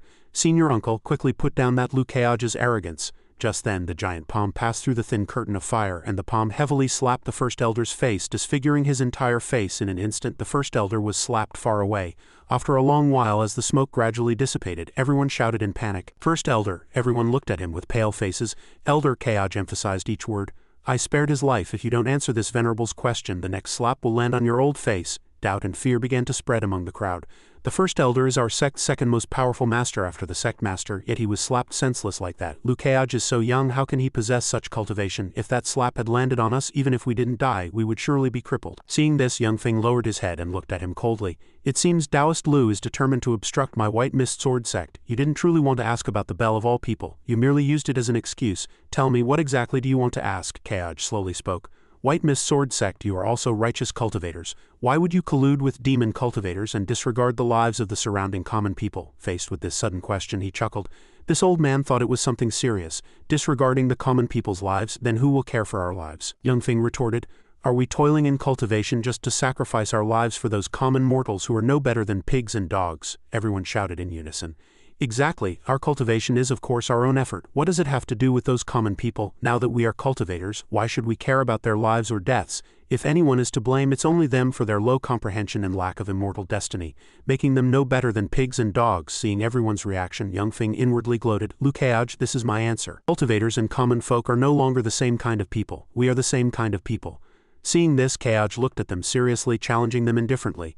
"It seems all of you wholeheartedly believe in this twisted logic, yet you were once common folk and your disciples were once common folk. Now that you have achieved cultivation, you believe they are no longer human but pigs and dogs." Before he finished speaking, Kayaj almost roared. "Then this venerable asks you, before a powerful cultivator like this venerable, aren't you weak cultivators also pigs and dogs?" At this, everyone present turned pale. He coldly sneered, "If you are already pigs and dogs, then it's only natural for this venerable to kill you pigs and dogs, right?" Young Feng hastily shouted. "You can't say that." The young man's voice trembled. "We are fellow cultivators. Leaves fall back to their roots." The person next to him added, "Sect Master Lu, don't joke. We are different from those common mortals." His gaze swept over the trembling crowd, his icy eyes holding a trace of sadness and disdain. "It seemed. Twisted logic always operates on double standards. When others treat you as pigs and dogs, then suddenly that twisted logic isn't right. You have long forgotten why Qingzhou sword cultivators wield swords." Kayaj raised his hand, the wind swirled around him, and his voice gradually deepened. "Then this venerable shall help you recall the noble spirit of Qingzhou sword cultivators." Sensing the critical situation, Yunfeng's voice trembled, yet he still struggled to roar. "It seems Lukeage already knew what we were doing. He deliberately debated with us merely to seize an opportunity to humiliate us. Disciples of the White Mist Sword Sect, heed my command, immediately activate the mountain protecting array, and fully defend against Mo Gate's intrusion," they shouted in unison. "Yes." Just then, Kayaj struck down without hesitation. Everyone glared furiously. "Lukeage is so arrogant, he should die. Lukeage actually slapped our entire sect's face. He should die. If Lukeage is allowed to leave the mountain alive and summon the sword sect, it will surely become a great disaster. He should die." Kayaj then continued in an eerie tone. "This venerable has always enjoyed fighting with fewer numbers against many. So be careful receiving this venerable's sword strike. Don't let this venerable look down on you pigs and dogs." Heaven and earth trembled as the sword light cut an arc deep as an abyss, long as the Milky Way, pouring down. At that instant, Young Feng turned around in horror. "This sect can be abandoned or not. If I leave here to seek out Lord Juzong, there might still be a sliver of hope." Just then, an arm gripped his leg tightly. Seeing this, Young Feng turned, a flicker of surprise in his eyes. The first elder asked, confused, "Sect Master, the great battle is imminent." "Where are you going?" He smiled gently. "I'm going to awaken my White Mist Sword Sect's trump card and use it to kill Lukeage." Hearing this, he was instantly overjoyed. "That's excellent. My disciples and I will stall him for a little longer." As soon as he turned, Young Feng conceived an evil thought. "You pigs and dogs merely received a small benefit from Lord Juzong. Go and fight Lukeage to the death yourselves. This old man bids you farewell." Outside, Kayaj roared, "What a rabble. This rotten sword formation isn't even as good as a single hair from my little Lizzie." From high in the sky, a massive pillar of light suddenly shot down, its radiance filling the entire space. Young Feng couldn't help but suspect, are these pigs and dogs really so useless they can't even hold out for a moment? Just then, a wave of cold energy flew directly towards him. Sensing the anomaly, Yunfeng's voice trembled. This is..." From the hazy smoke, Kayaj gravely questioned, "Sect Master, are you trying to escape amidst the chaos?" He pointed his sword tip directly at the other person. "Are you abandoning all your sect disciples?" Young Feng stammered an explanation. This old man feels Sect Master Lu was quite right just now. These disciples have shallow cultivation and should indeed be regarded as pigs and dogs. Sect Master Lu, just give this old man a way out. This old man has treasures to offer. How about it?" At this, Kaj seriously retorted. "Only allowing you to live is enough," he replied indifferently. "Of course, as for those disciples of the White Mist Sword Sect, this old man has long regarded them as pigs and dogs." Sect Master Lu, "Don't stand on ceremony." Just then, familiar shouts came. "Sect Master, Master, so this is how you've always seen us." Instantly the panorama shifted and Young Feng found himself surrounded. He glanced behind him in horror. You're still alive," Kaj sneered. "For now, your crimes haven't yet reached the point of requiring death. Look, they're still alive, aren't they? And they can enjoy a good show." Hearing this, Young Feng changed his tone. "Not deserving of death, it seems Taoist Lu is still unaware of some things." The other disciples began to grow nervous. "He absolutely cannot be allowed to reveal that we all received benefits from the demon cultivators. If he does, we'll be completely finished." One of them frantically rushed out. "Old scoundrel, don't you dare spout nonsense. You've already abandoned my White Mist Sword Sect and are unworthy of being our sect master. Today let us purge the sect of you." Water waves surged like a tide again, the power of heaven and earth as water vortices swept across the battlefield. Lu Kaj, don't believe his nonsense. Lu Kaj stood with his hands behind his back, proudly stating, "Speak, what else does this venerable not know?" Lu Yongfeng slowly opened his mouth and asked, "Sect Master Lu, you came to my White Mist Sword Sect to demand an explanation. Aside from our allowing demon cultivators to harm the common people, have you truly heard no other news?" Lu Kaj merely replied indifferently. "This venerable once heard that your sect master's lifespan was nearing its end, yet now you seem quite vigorous. If this venerable isn't mistaken, you have likely followed demon cultivators and obtained some method of prolonging life." His voice grew softer. "You are indeed not mistaken, but it's not just this old man who obtained a method of prolonging life from the demon cultivators. My White Mist Sword Sect was ranked among the lower 100 sects 3,000 years ago. You probably also know that lower 100 sects absolutely implies that there will be no cultivators above the third realm in the sect." Lu Yongfeng continued to explain. "But now my White Mist Sword Sect has cultivators above the fifth realm, as you can see, so your entire sect has followed demon cultivators." Lu Yongfeng slowly took off his clothes. "That's right. Lord Juzong bestowed new life upon my White Mist Sword Sect." Huge purple characters peeled away. A jade bead embedded in his body was emitting light. This old man not only wanted to prolong his life but also to break through to my current realm. His unparalleled power was activated. Lu Yongfeng, level 63, partly obscured by black lines, was already a top-tier expert at the 6th realm, 3rd heaven. White Mist Sword Sect Master Lu Yongfeng, level 63, 6th realm, 3rd heaven. Current state, life form modified by artifact refining mechanics. Detection, an important figure from the Tianquan world's reverse main quest has developed killing intent towards you. Character identified as Sect Master level figure, Lu Yongfeng of the White Mist Sword Sect. Tianquan main quest boss battle activated. Quest reward. Tianquan main quest progress character attribute point lottery sword spirit Wen Yangzhou. Lu Kaj merely sneered. Living artifact refining techniques sure enough will ultimately be applied to the human body in any era. What was supposed to be a regular interrogation unexpectedly unearthed a boss. This old fellow is even connected to the Tianquan main quest. A C-rank difficulty is nothing much, but perhaps I can discern the patterns related to this hidden main quest. Lu Yongfeng drew the sword from his back, although he didn't understand what Kaj was rambling about. He shouted, "But Lu Kaj, you are currently only at the 5th realm great perfection." Lu Yongfeng revealed a hideous grin, wildly shouting, "You are no match for this old man Imperial Scale Armor Sword, level 51. Note, Lu Yongfeng's natal sword has been modified by artifact refining mechanics." Lu Kaj remained calm. "That's strange then, with such strength, why did you try to escape just now, even abandoning this vast sect foundation?" Lu Yongfeng, brimming with confidence, his muscles bulging, prepared himself. "Do you really think this old man hasn't asked? The person who came with you, an elder of the sword sect, her realm is above yours. Even if I were to kill here, I'm not certain I'd be a match for her." Lu Kaj rubbed his chin, his tone slightly mocking. "You truly are cautious, even setting up spiritual sense around here. You sensed all this, so you knew the White Mist Sword Sect's secret could no longer be contained, which is why you chose to sacrifice a rook to save the king." He happily gave a thumbs up, praising, "You're quite smart then." Seeing this attitude, Lu Yongfeng flew into a rage. "It's not for you, young man, to evaluate this old man. After I kill you, this old man will still have time to escape." Lu Kaj immediately blocked. The sword technique was unremarkable.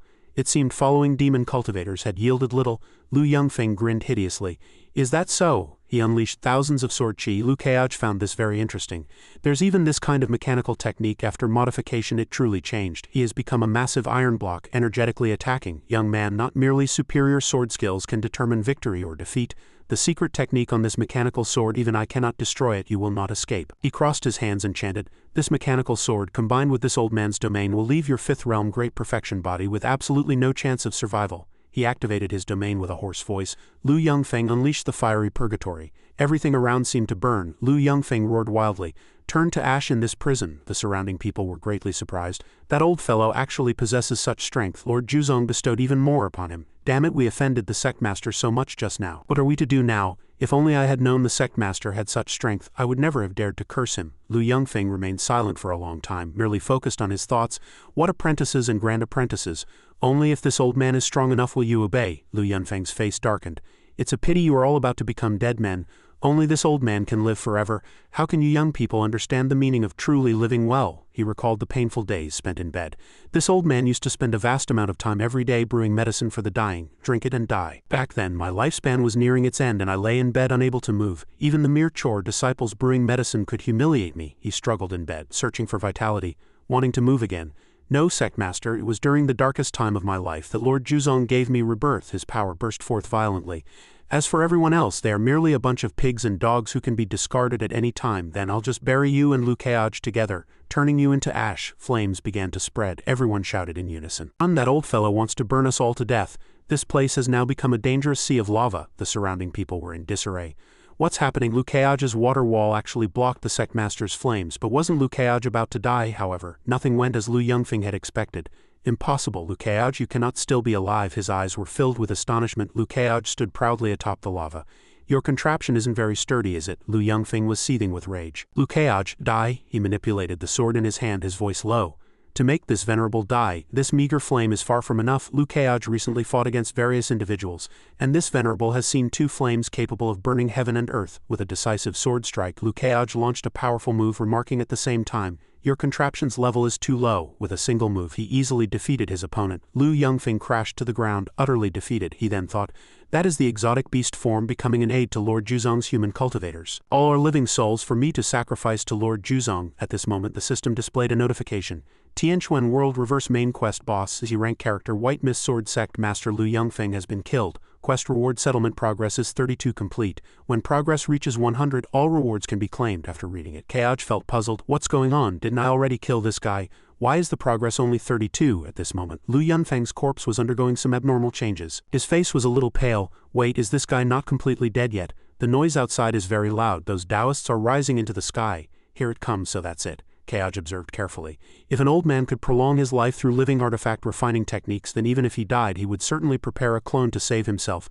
Just then, with a loud bang, a soul-stirring explosion came from the front of the mountain, followed by another tremor that astounded everyone. That is the true trump card of our White Mist Sword Sect. The Sect Master is dead, so who is controlling it? The Sect Master never showed us the technique to control it. Could it be that after the Sect Master died, it was truly controlled? Lu Yongfeng had now transformed into another form, menacing everyone. Originally, this old man wanted to maintain human form, but now it seems that's just a luxury. That is the exotic beast form becoming an aid to Lord Juzong. You human cultivators are all living souls for me to sacrifice to Lord Juzong. The entire scene was now shrouded in dazzling light. Everyone was in terror. Look quickly, that artifact refining mechanical beast has already targeted us. What exactly is going on? We're on their side, aren't we? They must quickly find a solution. First Elder, what should we do now? There's no way we can run now. Are we just going to wait here to die? The First Elder gritted his teeth. The entire sect pushed to its limits. Things have come to this, we only have one path left. The First Elder steeled himself, turned around and knelt on the ground, pleading heart-wrenchingly just to survive. We were forced by the traitor Lu Yongfeng to follow the demon cultivators. Please, Sect Master Lu, save us for the sake of us also being sword cultivators. Today I will cleanse the sect. As things stand, only Lu Keaj, renowned in Qingzhou, can save us. There's no time to care about that now. This old face is dispensable. The surrounding disciples also knelt one after another. Please, Senior Lu, save us. But in reality, their hearts were insidious and cunning. The First Elder is truly a genius, luring the tiger to swallow the wolf. What a brilliant scheme. Lu Keaj can at least be considered a righteous sword cultivator. Even if he doesn't like us, he won't kill us casually. Saving our lives is paramount. Even if it gets out and we're ridiculed by the world, it doesn't matter. Lu Keaj merely sneered, feeling the coldness of human nature as they pressured him. Your attitude, arrogant first then respectful, was truly laughable. They hung their heads, looking like a bunch of greedy cowards. That's right, we were forced. Senior Lu, don't joke around. We were just shouting randomly because we were threatened. Senior Lu, you don't know that Lu Yongfeng was tyrannical. If we didn't obey his wishes, we'd be beaten to death instantly. We had no choice. Senior Lu, please, in your great generosity, forgive us. The pleas for mercy grew louder and more mournful. That's right, Sect Master Lu, that Lu Yongfeng must already be an exotic beast. Leaving him in the world will only harm more innocent lives. Please, Sect Master Lu, act quickly. It's right that Lu Yongfeng is no longer one of us cultivators. Sect Master Lu, by no means be soft-hearted. Keaj, with his hands behind his back, said, there's some truth to what you say. demon cultivators harm countless people, and sword cultivators must all strike them down. Although you once colluded with demon cultivators, ultimately you are also my fellow practitioners." Hearing this, they thought they had succeeded, and their smiles deepened. "There's a good show coming." Lukeage's meaning was that he would strike to kill that demon cultivator, and as long as he could tie up this old guy, we could seize the opportunity to escape. Even the first elder thought he was about to succeed. After all, Lukeage is just a young man in his 20s, still inexperienced in the ways of the world. We can just take advantage of him. But he already knew these things, and snorted coldly.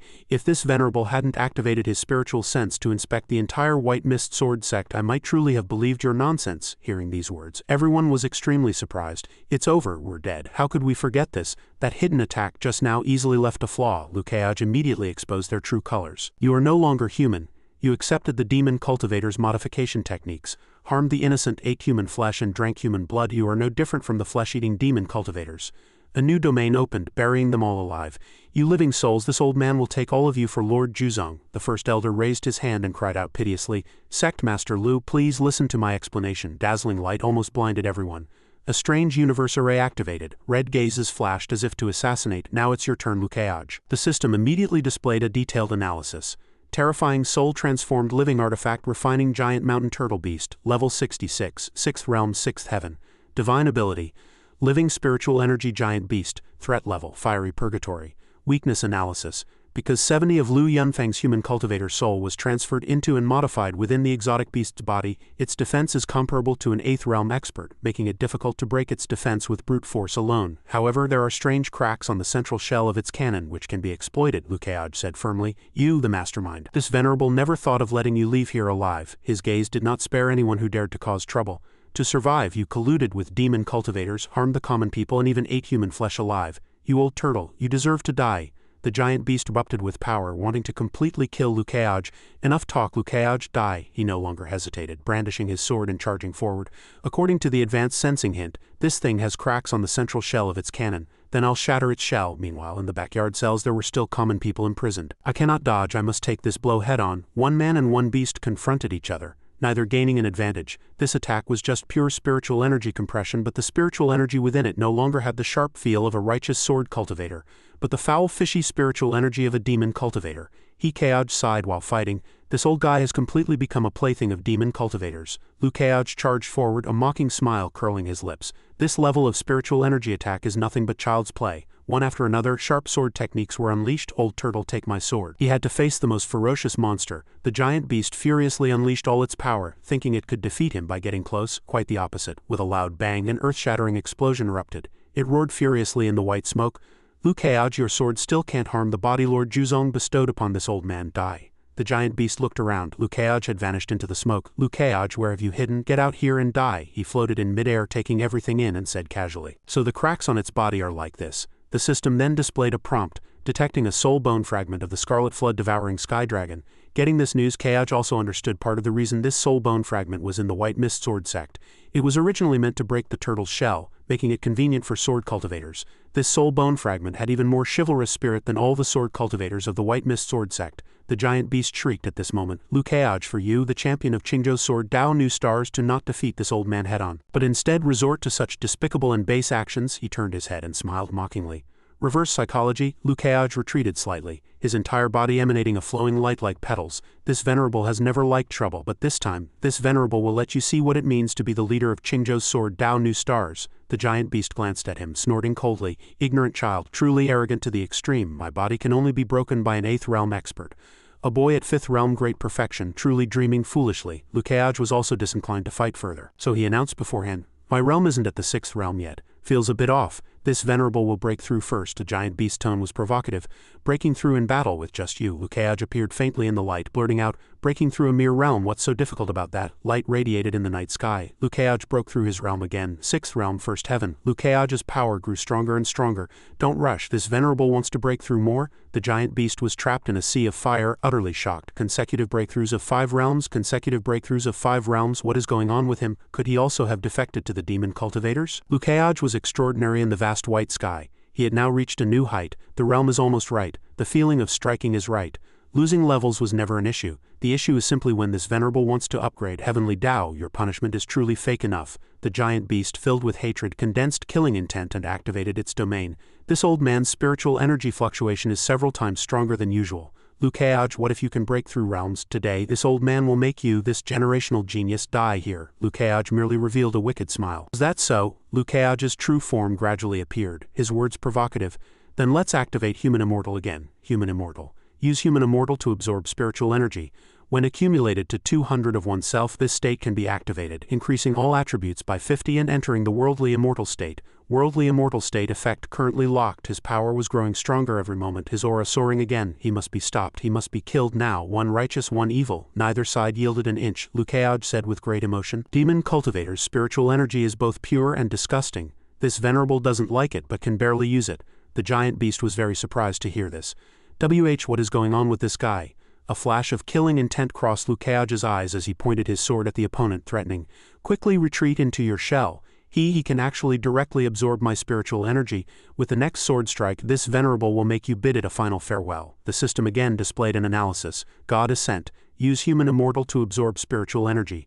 When accumulated to 500 of oneself, this state can be activated. All attributes increased by 200 and enter the true form reincarnation state. After this state lasts for 5 seconds, 100 loss of one's personality, transforming into divinity. True form reincarnation state. Main effect currently locked, negative effects forcibly activated. At this moment, Lukeaj was filled with killing intent. What kind of monster is this guy? Is this a true genius? Terror made the giant beast feel terrified. Even if it had transformed into an exotic beast, it could not contend with this level of existence, and absolutely must not do anything superfluous. Suddenly something emerged from its head. It was Lu Yunfeng's soul. If it left the body, its soul would be scattered by the astral winds of the mortal world. But it's still better than remaining in the body and having its soul utterly annihilated. My soul has already been refined by Lord Juzong. As long as I leave here and find another body to occupy, I can continue to live. Lukeaj was above, preparing to release a massive amount of power. It was already too late to escape. He prepared to swallow it in one gulp, and a shrill scream erupted. No, don't. I don't want to die yet. I haven't lived enough. I haven't. A series of attacks struck. Facing this scene, Lukeaj could only sigh. He had probably anticipated such an outcome. Indeed, even using an instant cast skill like God Ascent, the body's burden was not small, but fortunately the power matched the consumption. Lukeaj pondered more deeply. However, when activating Human Immortal and God Ascent, the system seemed to issue additional prompts. What do Worldly Immortal state and True Form Reincarnation state mean? A thought suddenly occurred to him. Could Human Immortal, this S-rank peak sword domain, also hold some secret like killing life? His eyes suddenly sparkled like shooting stars. Doesn't that mean this venerable can become even more handsome and stronger? After resurrecting killing life, I'll then search for the turning point of Human Immortal and make a fortune from it. At this moment, the system again displayed a notification. Tianquan World Reverse Main Quest Boss C-rank character White Mist Sword Sect Master Lu Yunfeng has been completely killed. Gained 12 million experience points. Quest reward settlement progress is 100 complete. Rewards obtained. Tianquan Main Quest progress 1.1 character attribute point lottery Warmyang Sword Spirit. Total Tianquan World Reverse Main Quest progress is now 1.2. Lukeaj stroked his chin and commented, "This C-rank turtle actually provided 1.1 of the main quest progress. Very good, very good. For every 5 of main quest progress, the primary contributor will receive a reward." Lukeaj smiled excitedly. Then isn't this venerable the primary contributor? But he still remembered to do an important thing. But first he had to feed Biyuan. Last time he fed it a yellow grade Warmyang pearl, and it received a substantial gift. This time if he feeds it a blue grade one, what will it bestow? Lukeaj summoned Biyuan. The adorable little Biyuan jumped out, her face a little stiff again. Yellow grade was breakfast, blue grade was stir-fry, so would purple grade be braised pork? Lukeaj had almost forgotten one thing, completely forgotten. And this little one, he glanced at little Wu beside him. Little Wu had also contributed a lot recently. Without affecting Biyuan's awakening progress, perhaps he could also give it a little, but he still had to see what Biyuan thought. If Biyuan refused, there would be no way. Biyuan and little Wu were having a great time. Lukeaj gently told it, "Go ahead." He had a strange feeling towards these two creatures, a feeling of raising children. For some reason, he remembered someone. His face flushed again.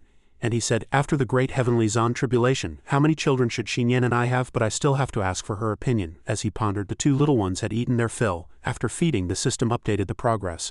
Sword Spirit Bu1 has consumed 98 of the Warmyang Sword Spirit Pearl Yellow Grade, gaining 9.6 Awakening Progress. Current Awakening Progress 16.3. Sword Spirit Little Wu has consumed 2 of the Warmyang Sword Spirit Pearl Blue Grade, gaining 96.8 Awakening Progress. Current Awakening Progress 96.8. After hearing this, Lukeaj was very excited. As expected of a blue-grade Warmyang Pearl, it increased Bu1's progress by 9.6. It seemed he was about to receive a wave of rewards. Little Wu only ate 2 of the blue-grade Warmyang Pearl, which was very considerate, but his face suddenly turned pale. Wait, What's this? 2 of the blue-grade warm young pearl actually gave Little Wu 96.8 awakening progress. Bu-1 and Little Wu fell fast asleep after eating. Is the awakening condition gap between SSS grade sword spirit and E grade sword spirit really that huge? Bu-1 seemed to be immersed in her sweet dreams, and the system directly informed Liu Keaj. At this moment, sword spirit Bu-1 felt very happy and granted the host a lottery chance. Only then did Liu Keaj understand that the previous lottery was also because Bu-1 was very happy after eating something. So she granted a gift. Tisk, he originally thought it would only happen after full awakening. Bu-1 had been very happy just now. The system then announced the next message. Sword Spirit Bu-1's SSS grade awakening progress has exceeded 10, and her appearance is about to change. At this moment Liu Keaj's face was quite surprised. He revealed a happy smile. Her appearance changes every 10. What will Bu-1 look like this time? He imagined thousands of different looks. Would it be a popular transformation? With pouting lips yawning, accompanied by half-closed eyes, Bu-1 revealed a cute and happy smile. But Liu Keaj didn't see any changes. Then Bu-1 put Little Wu on her head. The system immediately explained. Bu-1 is demonstrating her appearance change. Liu Keaj's expression was utterly stiff. Understood. Changing from XS to S size is indeed a big change. Liu Keaj sighed helplessly. Only a lottery could bring a sliver of comfort to his recently crushed dreams. He gently drew a blind bag, not knowing what was inside, just drawing randomly. Having another Little Wu wouldn't be bad, but after he drew, his face was quite surprised. He only wanted a Little Wu. Unexpectedly, it was actually so strong. The lot read, the jadeite immortal zither holds red beans. A thread of karma connects kindred spirits. Meeting on the path like mist, turning back, lamplit white clothes reflect. Sword Spirit Bu-1 drew an excellent fortune lot this time, with an 85 chance of receiving a reward. Do you wish to open the divination? Liu Keaj held the lot, very surprised. Excellent fortune, 85 chance of a reward. Am I going to get rich? The light from the lot shone brightly. Great. The excellent fortune lot's divination effect was indeed different from before. I wonder what the more advanced great fortune and supreme fortune lots will be like. Everything on that lot gradually changed. Divination successful. Congratulations, you have obtained the Sword Spirit, Graceful Sovereign mid-grade. Evaluation. Only a chosen one can draw a top-tier Sword Spirit. You are truly fortunate. Graceful Sovereign mid-grade. Let this venerable see your true form. Waves of power continuously collided. Liu Keaj gently rejoiced. That was the feeling he had always sought. This feeling was little Lizzie's heaven and earth enlightenment wind. It couldn't be such a coincidence. This was indeed a perfect match for little Lizzie, and Bu-1 gained another form, Sword Spirit. Graceful Sovereign, S-grade. Name undecided, never bound to a divine sword. Evaluation. A princess residing in the eye of the storm. Controls the power of wind. Her formations are too powerful to grasp. Liu Keaj's eyes filled with interest. This was indeed a perfect match for little Lizzie. Just thinking of this, Liu Keaj felt very excited. The scene of them fighting side by side, just imagining it made him envious. Keaj created a brilliant magic formation, then turned his gaze to Bu-1, indicating, I'm very satisfied with this draw. Let her stay with you. He would give it to Zhao Lizzie's Chongsheng when they returned to the sect. He thought about that little girl's contributions. Bu-1 has the merit of housing sword spirits. He wondered where she hid Little Wu.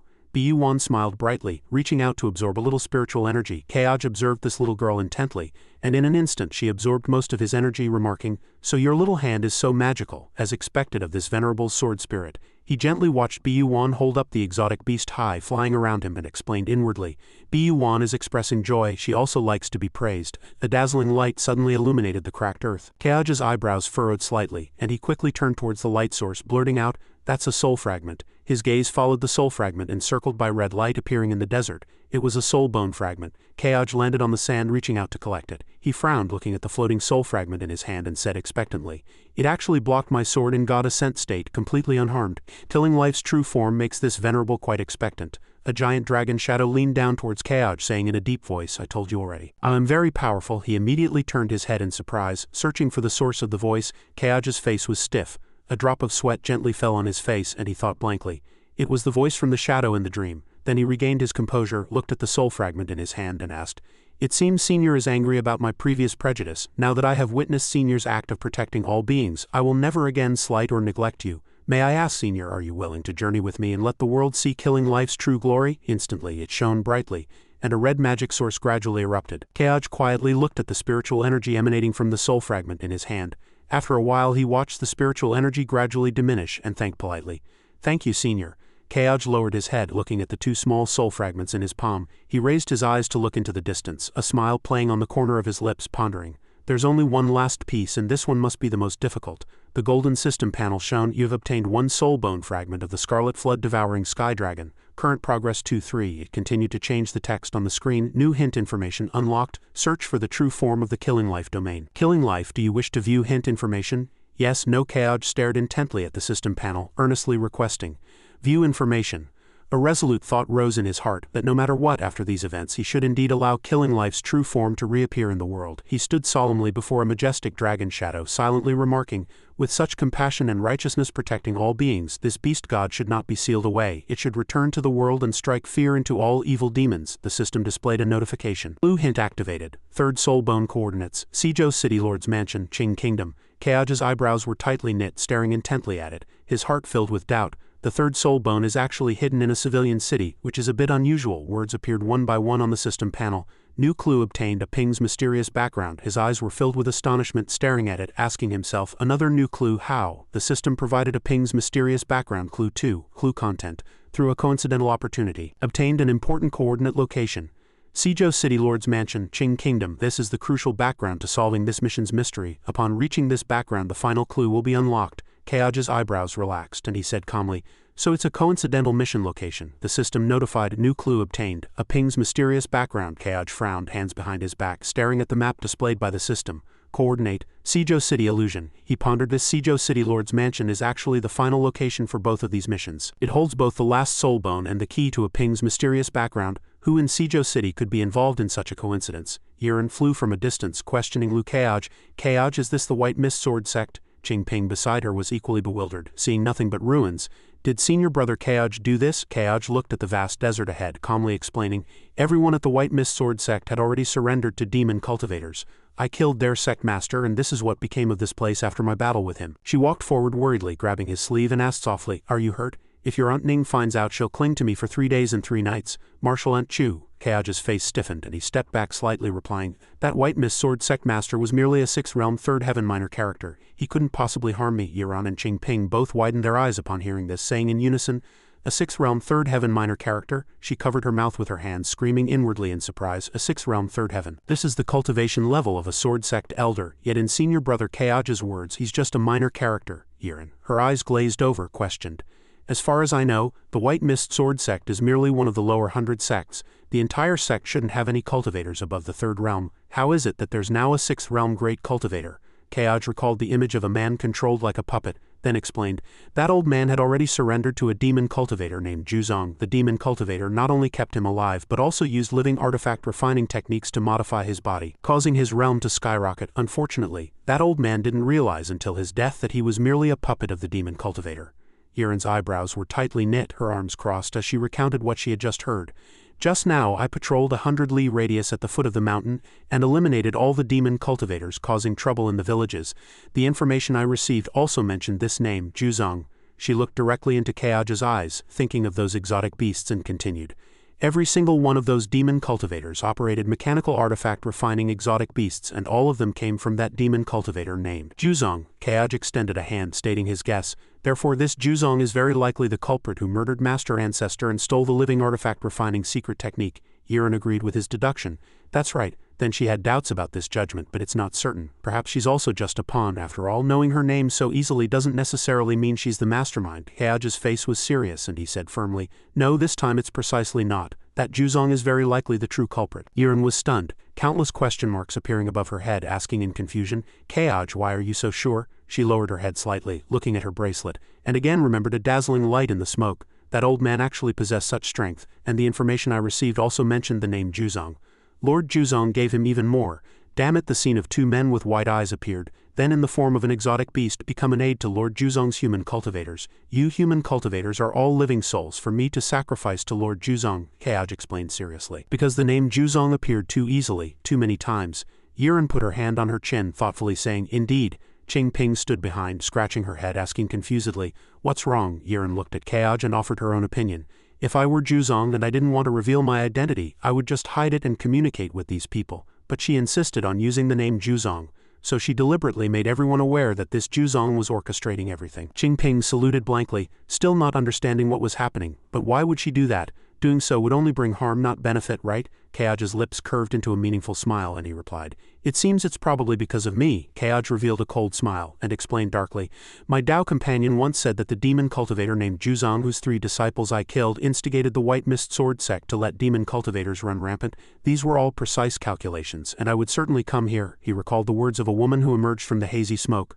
Liu Keoj killed 3 of my disciples. Grandma and grandson will come for him sooner or later, and we will meet again in the future. Keoj turned his head looking into the distance and said, if she has already issued an open challenge and I don't go, wouldn't that make this venerable seem petty? Yeren looked at his back, asking in confusion, Keoj, where are you going next? Do you have any clues? Keoj's eyebrows were tightly knit and he seriously spoke of a place, Seijo City Lord's Mansion. Qing Ping was surprised and scared, her mouth wide open, blurting out, Man, City Lord's Mansion? Keoj felt her panic, so he turned around to ask, why is a Ping so flustered at the mention of this place? Qing Ping clenched her hands, shut her eyes tightly and struggled to answer through gritted teeth, My father is the Lord of Seijo. Yeren stepped forward and placed a hand on her shoulder, gently comforting her. Since it's an old acquaintance from the mortal world, a Ping, do your best to protect them this time and leave the other matters to Keoj and me. Auntie thought as she touched Qing Ping's hand, a Ping is still young and mortal acquaintances only live for a few decades after 100 years. This child's Dao heart will no longer be troubled by this attachment. She looked up, her gaze firmly fixed on Keoj, and said, No, Senior Martial Brother Chu, you don't need to worry about me. I have no relation with that person anymore. Senior Martial Brother Keoj, if that person colludes with demon cultivators, a Ping is willing to kill him with her own hands. Yeren's eyes widened and she asked herself in surprise, has a Ping's Dao heart always been so resolute? He showed a nervous expression and suggested, this is a long story, let's talk as we go. White clouds floated high in the sky. A Ping once again recounted her life story to Chu Yeren. Yeren folded her arms, her eyebrows slightly raised, and suddenly realized, saying angrily, so that's it, your father is truly a heartless and ungrateful person, don't let me catch him or I will make him suffer a fate worse than death, where he begs for death but cannot find it. Qing Ping smiled and cupped her hands, reluctantly reminding, Senior Martial Brother Chu, cultivators harming mortals would violate sect rules. Keoj glanced at her and Yeren and announced, that's Seijo City ahead. What I'm worried about now isn't whether a Ping's father has colluded with demon cultivators. He stood on a leaf boat with Qing Ping and Yeren, gazing at Seijo City. Keoj's eyes swept over the bustling market, and he commented, but rather that a fierce battle in the city would inevitably affect the common people, eliminating demon cultivators, yet causing casualties throughout the city, would be counterproductive. Qing Ping clapped her hands lightly and said worriedly, Senior Martial Brother Keoj is absolutely right. Yeren stood beside them, her brows tightly knit, and then said, we must find a way that serves both purposes. The best solution is to protect the entire city's populace while also killing demon cultivators like Zhuzong. She gently moved her fingers and looked at Keoj for his opinion. How about I enter the city first to evacuate the common people? Yeren propped her chin and replied, that's not good. Seijo City has many residents. To evacuate all of them would require the city lord's assistance. Qing Ping hesitated. This matter, Keoj turned his head, looked at her and reminded, don't force yourself, we'll think of other ways. Qing Ping placed one hand on her chest, her face firm, and said decisively, no, if doing so can help Senior Martial Brother Keoj, I am willing to go. Keoj's lips curved into a faint smile, and he secretly evaluated, this girl is indeed quite interesting. How could a cheat player like me truly have no way? He looked directly at the golden void ahead and called out, System, search for redeemable items. I remember that thing was called Illusory Realm Talisman. Keoj recalled himself holding a long spear suspended in the air facing monsters. In his previous life as a player, he had countless fierce battles with demon cultivators, swordsmen, and other players. As everyone knows, when immortals fight, mortals suffer. Therefore, the Tianquan world had an extremely harsh mechanism that restricted high-level players from accidentally harming ordinary people. The system panel turned red and lines of text flashed with an emergency warning. Special warning. Player combat affecting mortals, each life accidentally harmed will result in a 1-level reduction. He reached out his hand, and the Illusory Realm Talisman shone with a brilliant light as he thought, it's precisely this mechanism that prevents all players from acting recklessly. Otherwise, the Tianquan world would have been utterly devastated by players long ago. And the Illusory Realm Talisman was an essential item for paying players at the time. Its function is simple, to generate a virtual space, replicating the environment, no matter how cataclysmic the battle inside. No innocent will be harmed. Its only drawback is that it's expensive. This item could only be purchased from the system store, and one cost a staggering 100,000. A horizontal line appeared, searching. Keoj stood with his hands behind his back, leisurely thinking. Of course 100,000 was nothing to a tycoon player. His gaze was fixed on the Illusory Realm Talisman's light source. Suddenly it displayed an image of a city surrounded by text. The system panel showed the function of the Illusory Realm Talisman and S-grade special item. Usage effect. Generates an illusionary realm capable of pulling hostile targets and oneself into the illusionary realm. Duration 30 minutes, price 10 million experience points. Holy moly, it used to be only 100,000, now it's 10 million experience points. Keoj's face turned black, he clutched his chest and angrily spat out a mouthful of red liquid, inwardly cursing, this system is truly taking advantage of the situation. Yeren looked at him, seriously reporting what she had just sensed. Keoj, I sense demon cultivators with my spiritual sense, quite a number of them. The most powerful one is in the City Lord's mansion. Her realm is above 7th realm. Qing Ping's face turned pale and she couldn't help but exclaim, 7th realm, she reluctantly added. In our sword sect only the chief elders possess such high cultivation. Kaoj remained calm and composed without any worry, and comforted Yiren and Qingping. Don't be nervous, I've killed many 7th realm demon cultivators. Since Senior Marshal Brother Chu has already sensed their presence, they will also sense ours. If that's the case, he stood on a leaf boat with Yiren and Qingping, soaring in the blue sky. Kaoj's brows were tightly knit, and he shouted without hesitation. Mo Gates Lu Kaoj is here. You rat-like demon cultivators, come out and face your death. At this moment, Mo Gates Lu Kaoj's disciples all used light footwork to leap to his side, and a group of humans and demons appeared before Kaoj, mockingly saying, Cultivator, you are truly arrogant. Do you really think you are invincible? You're quite handsome. I'll peel off your face later. The 2 female cultivators beside him are also good. I like them very much, I'll keep them for myself later. Upon seeing this, the common people immediately screamed in panic, turning and fleeing in haste. Demon cultivators are demons and exotic beasts that prey on humans. Run, run, how can there be so many demon cultivators and exotic beasts in the city? A cultivator lord is confronting them. Run, don't get in the way of the cultivator lord. Everyone stopped only to hear a loud bang from above, and a huge figure leapt down, blocking their path. Dust flew, and a controlled exotic beast opened its huge mouth, roaring, raising its arms and appearing extremely ferocious. How can I let you run away? You useless mortals are the best tools now. None of you will escape. Stay here obediently. Qingping gritted her teeth, joined 2 fingers and summoned her longsword. Damn it, these guys really want to use the lives of the common people to hold us back, just as Senior Marshal Brother Kaoj said. Yiren's brows were tightly knit as she looked at the exotic beast before her, assessing the situation. More than 20 demon cultivators, plus their exotic beasts. Even the lowest realm is 4th realm, most are above 5th realm. This trouble is not small. A ping, find an opportunity to go alone to a nearby sword cultivator sect for reinforcements. Kaoj still stood calmly between Yiren and Qingping and said lightly, You can't leave anymore. The master here has already appeared. He looked towards the magnificent city ahead, and a gate slowly opened. Juzong clenched her staff, then slammed it into the ground, laughing triumphantly. Taoist Lu, you've indeed arrived as promised. It wasn't in vain that this old woman put so much effort into this. I, in the form of an old woman, walked down the steps and said to the person next to me, I didn't expect this old woman to only set one trap, yet I even caught a sword sect elder. Yiren lowered her head, her brows tightly knit, her expression grave. Kaoj looked coldly at the exotic beast and bluntly suggested, Why hide? Just reveal yourself. Juzong's lips curled into a smile, and a powerful spiritual energy emanated from her body. Her nails gradually grew longer, incredibly sharp, and she said mockingly, Men, you are truly impatient. In an instant, Juzong had completed her transformation, raising her hands, her tone full of mockery.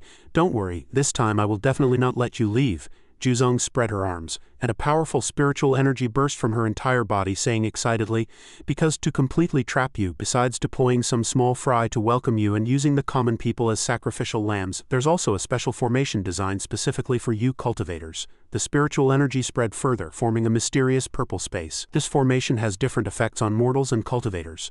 Exotic beasts roamed throughout Sizhou City, causing chaos. One by one, the common people who inhaled that strange aura immediately lost strength and fell to the ground.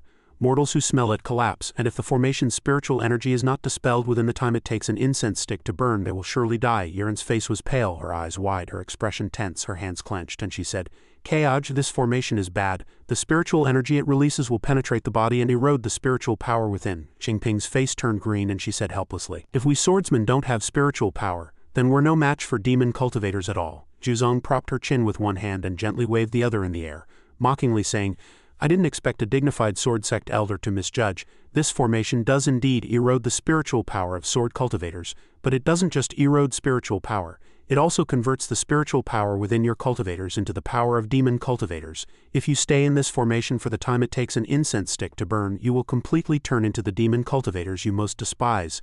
Those common people affected by the evil spell screamed in pain, their heads feeling as if they were about to explode. Yiren's eyes widened, her fists clenched, and she angrily shouted, Demoness, don't even think about spreading rumors here. How could such a thing be possible? Juzong's lips curved into a smile, and her eyes watched the scene before her with appreciation.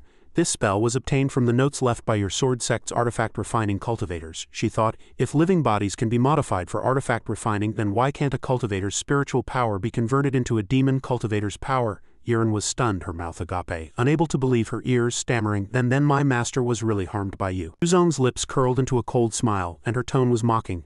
I'm sorry, I've killed too many cultivators. I can't remember who your master was anymore. Yiren angrily extended 2 fingers, spread her other hand, and cast a magic array behind her. Bastard, I'll make you pay for master. She fearlessly raised her arms, contemptuously clicked her tongue, and then challenged. Sword sect elder, you want me to pay? Then come up and try which is faster, their speed in slaughtering all the city's common people or my sword landing on your neck. Juzong's subordinates glanced at them greedily. Then one after another suggested, Lord Juzong, quickly give the order, we've been hungry for a long time. These living people's flesh and blood should have been ours to eat long ago. This is great, we'll have a big feast. Yiren's brows were tightly knit, her entire body stiff, her hands and feet gradually weakening, unable to move, and she cursed. You, who is utterly shameless when hardened and weak when softened. Juzong still maintained that aura, turned and asked Lu Keoj, Keoj, do you want to save the entire city's common people? This venerable can give you a chance. He frowned, a bead of sweat appearing on his face, and he looked at her suspiciously. You're so kind, tell me. Juzong covered her face, let out a burst of laughter, and then proposed a condition. If you commit suicide right now and cut off your beautiful head, this venerable will spare the entire city's common people. How about it? Qingping's face turned pale upon hearing this, her eyes wide, extremely nervous. Yiren was equally shocked, her eyes flashing with confusion. She used magic to control her sword to float in the air, blocking in front of Keoj. Senior Marshal Brother Keoj, don't be misled by this demoness. Yiren joined two fingers, stabilized her stance, and declared with a resonant voice, My Keoj's head is not moving, you won't touch it. Keoj's head was covered in countless black lines, his eyes slightly narrowed, and he helplessly asked himself, why are these two so nervous? Who would really commit suicide just by hearing a few empty words? Speechless, she wants to morally bind me, but my cultivation is far higher than she imagines. Juzong was somewhat displeased that she hadn't achieved her goal of sowing discord, so she spoke. It seems, Sect Master Lu, you won't surrender easily, but all of this is within this venerable's plan. Quote. She coldly ordered her subordinates. Lu Keoj is reluctant to part with his head, so let these juniors dig out and eat the heart and liver of every common person for him to see. Qingping was stunned. You? Yiren glared furiously at Juzong, gritting her teeth and saying, if you have the guts, try it. At worst, we'll all go down together. Even if you're seventh realm, I'll still destroy your foundation even if it costs me my life. She raised her hand, laughing contemptuously as she repeated Yiren's words. Going down together, don't you three forget. You are still in my demon chi formation. As long as this venerable delays, I can make your lives worse than death. Qingping secretly sensed the grim situation and cursed indignantly.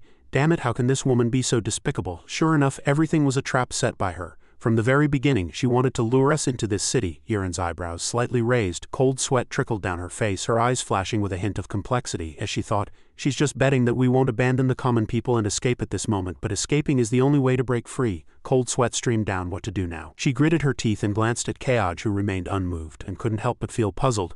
Even though the situation was so critical, Keoj showed no sign of panic. Did Keoj already have a solution? He lowered his head, observing every move Juzong made as she released demon chi, knocked down common people, and controlled exotic beasts. Deep in thought, Junior Sister Ning, can your exceptionally talented disciple truly find a winning strategy in such a desperate situation? Keoj's lips curved into a smile, and he said calmly, word by word, there's still one thing I don't understand. I wonder if you could provide an answer. Qingwu remained silent amidst the evil aura. With a serious expression, hands behind his back, he grimly questioned, as the lord of this city, why do you knowingly ally with her, a demon cultivator, and even entrust the lives of the city's people into her hands? He frowned, ignoring Keoj's question, and said coldly, human cultivator, this matter doesn't concern you. After today you will surely die. This city lord needs not explain to a dead man. He turned to Qingping, who was gritting her teeth at Qingwu's words, and said, see, your father has essentially joined the villain's camp.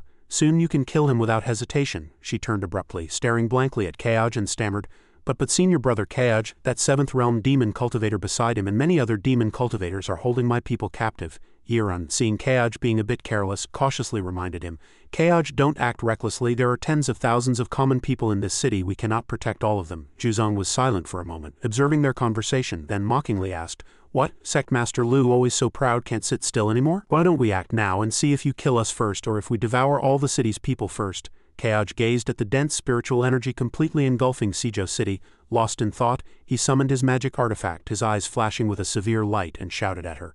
This venerable truly wants to act, your performance is a bit boring, so bring it out. Keoj clenched his hands, golden light radiating from between his fingers. Then this venerable shall personally enter the fray. In an instant the entire Seijo City was enveloped in dazzling golden light. Beams of light spread along the city walls where Juzong stood. She looked around in astonishment, blurting out, what is this, a magic artifact? Qingping hurriedly turned to Keoj, stammering a reminder, senior brother Keoj, what have you done? What, we're still in the city? Yiren's eyes widened, looking at the scene before her in surprise, and retorted, no, we're no longer in the city. A ping, look around, the common people have vanished. Now only Juzong's people remain in the city. Qingping also vaguely realized it at this moment, and cried out in astonishment. It's true, the common people are gone. Astonishing. Did senior brother Keoj do all this? Those people below were now utterly panicked. Where are they? Where are the common people? The food is gone. Who took them away? I was clearly observing them the whole time. Damn it, return the flesh and blood to me? Juzong was equally astonished, constantly looking around. No, not only had the common people vanished, but even the demonic aura formation I set up was gone. How did he do it? What magic artifact did he use? Amidst the distant chaos, Keoj silently observed them. You won't know where you lost even in death. You lost because you didn't know this venerable as a pay-to-win player. With that, he unleashed his next move. A burst of black energy shot out which, following Kaoj's command, rushed towards those people. Seeing this, Juzong immediately erected a barrier. Well played. Did you plan all this from the start? But it's useless. Those mortals below were gradually being devoured by the black energy. But that person escaped. He looked at the scene below, utterly shocked that he could kill all the demon cultivators and exotic beasts ambushed in the city with just one sword strike. That human cultivator. His sword chi strength far exceeds that of a 6th realm sword cultivator. What is his origin? Could he be Sword Venerable's sword attendant? Yuran and Qingping, witnessing the previous scene, were also dumbfounded. Wow, our Kaoj brought down so many people with just a little effort. Who knew that in the blink of an eye our Kaoj had completely turned the situation around? Senior brother Kaoj has grown much stronger since our last meeting. As they marveled, Kaoj began to assign tasks. Marshal Ant Chu, the 8 demon cultivators guarding the city gate are all 5th realm peak, so I'll leave them to you. Hearing this, she immediately obeyed. Since our Kaoj wants it, your sister Yuran will surely deliver. Qingping's face flushed upon hearing these words. Marshal Ant Chu is saying inappropriate things again. He turned and gave her a task. A ping, I'll leave your father for you to handle personally, all right. Qingping's expression immediately turned serious upon hearing that name. He and I have no more familial ties. Now he colludes with demon cultivators to harm the city's people. For both public and private reasons I will show no mercy. Kaoj was very satisfied with this answer. Good, and let's split up and act. All right, Kaoj. Yes, senior brother Kaoj, with the tasks assigned, he refocused his attention on his main objective. Juzong now has no one stopping her. Didn't you want this venerable's head? Come and take it. Juzong had appeared before Kaoj at some unknown point. Without further words, she began to accumulate energy. Lu Kaoj, you are truly too arrogant. He no longer hesitated, charging directly at Juzong. The next second, Kaoj had already swung his sword, piercing directly into her body. But now this venerable is very eager to take your head. With just this one strike, Juzong's entire body was sent flying. I'm not Li Ma.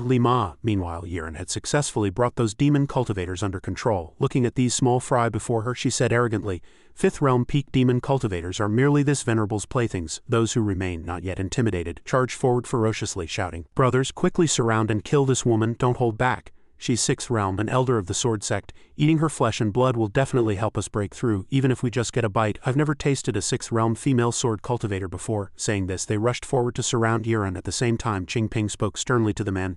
Qingwu, you must pay for my mother's death. Qingwu immediately denied. Your mother was harmed by my concubines. It has nothing to do with me. If you seek revenge, you've come to the wrong person. Qingping seemed to have anticipated he would say this. I originally thought so too, but senior brother Kaoj has already told me. Returning to earlier, Kaoj spoke, revealing the truth to her. A ping, there's something this venerable isn't sure if I should say, but you must know, if a domestic dog bites someone, it's always because someone unleashed it.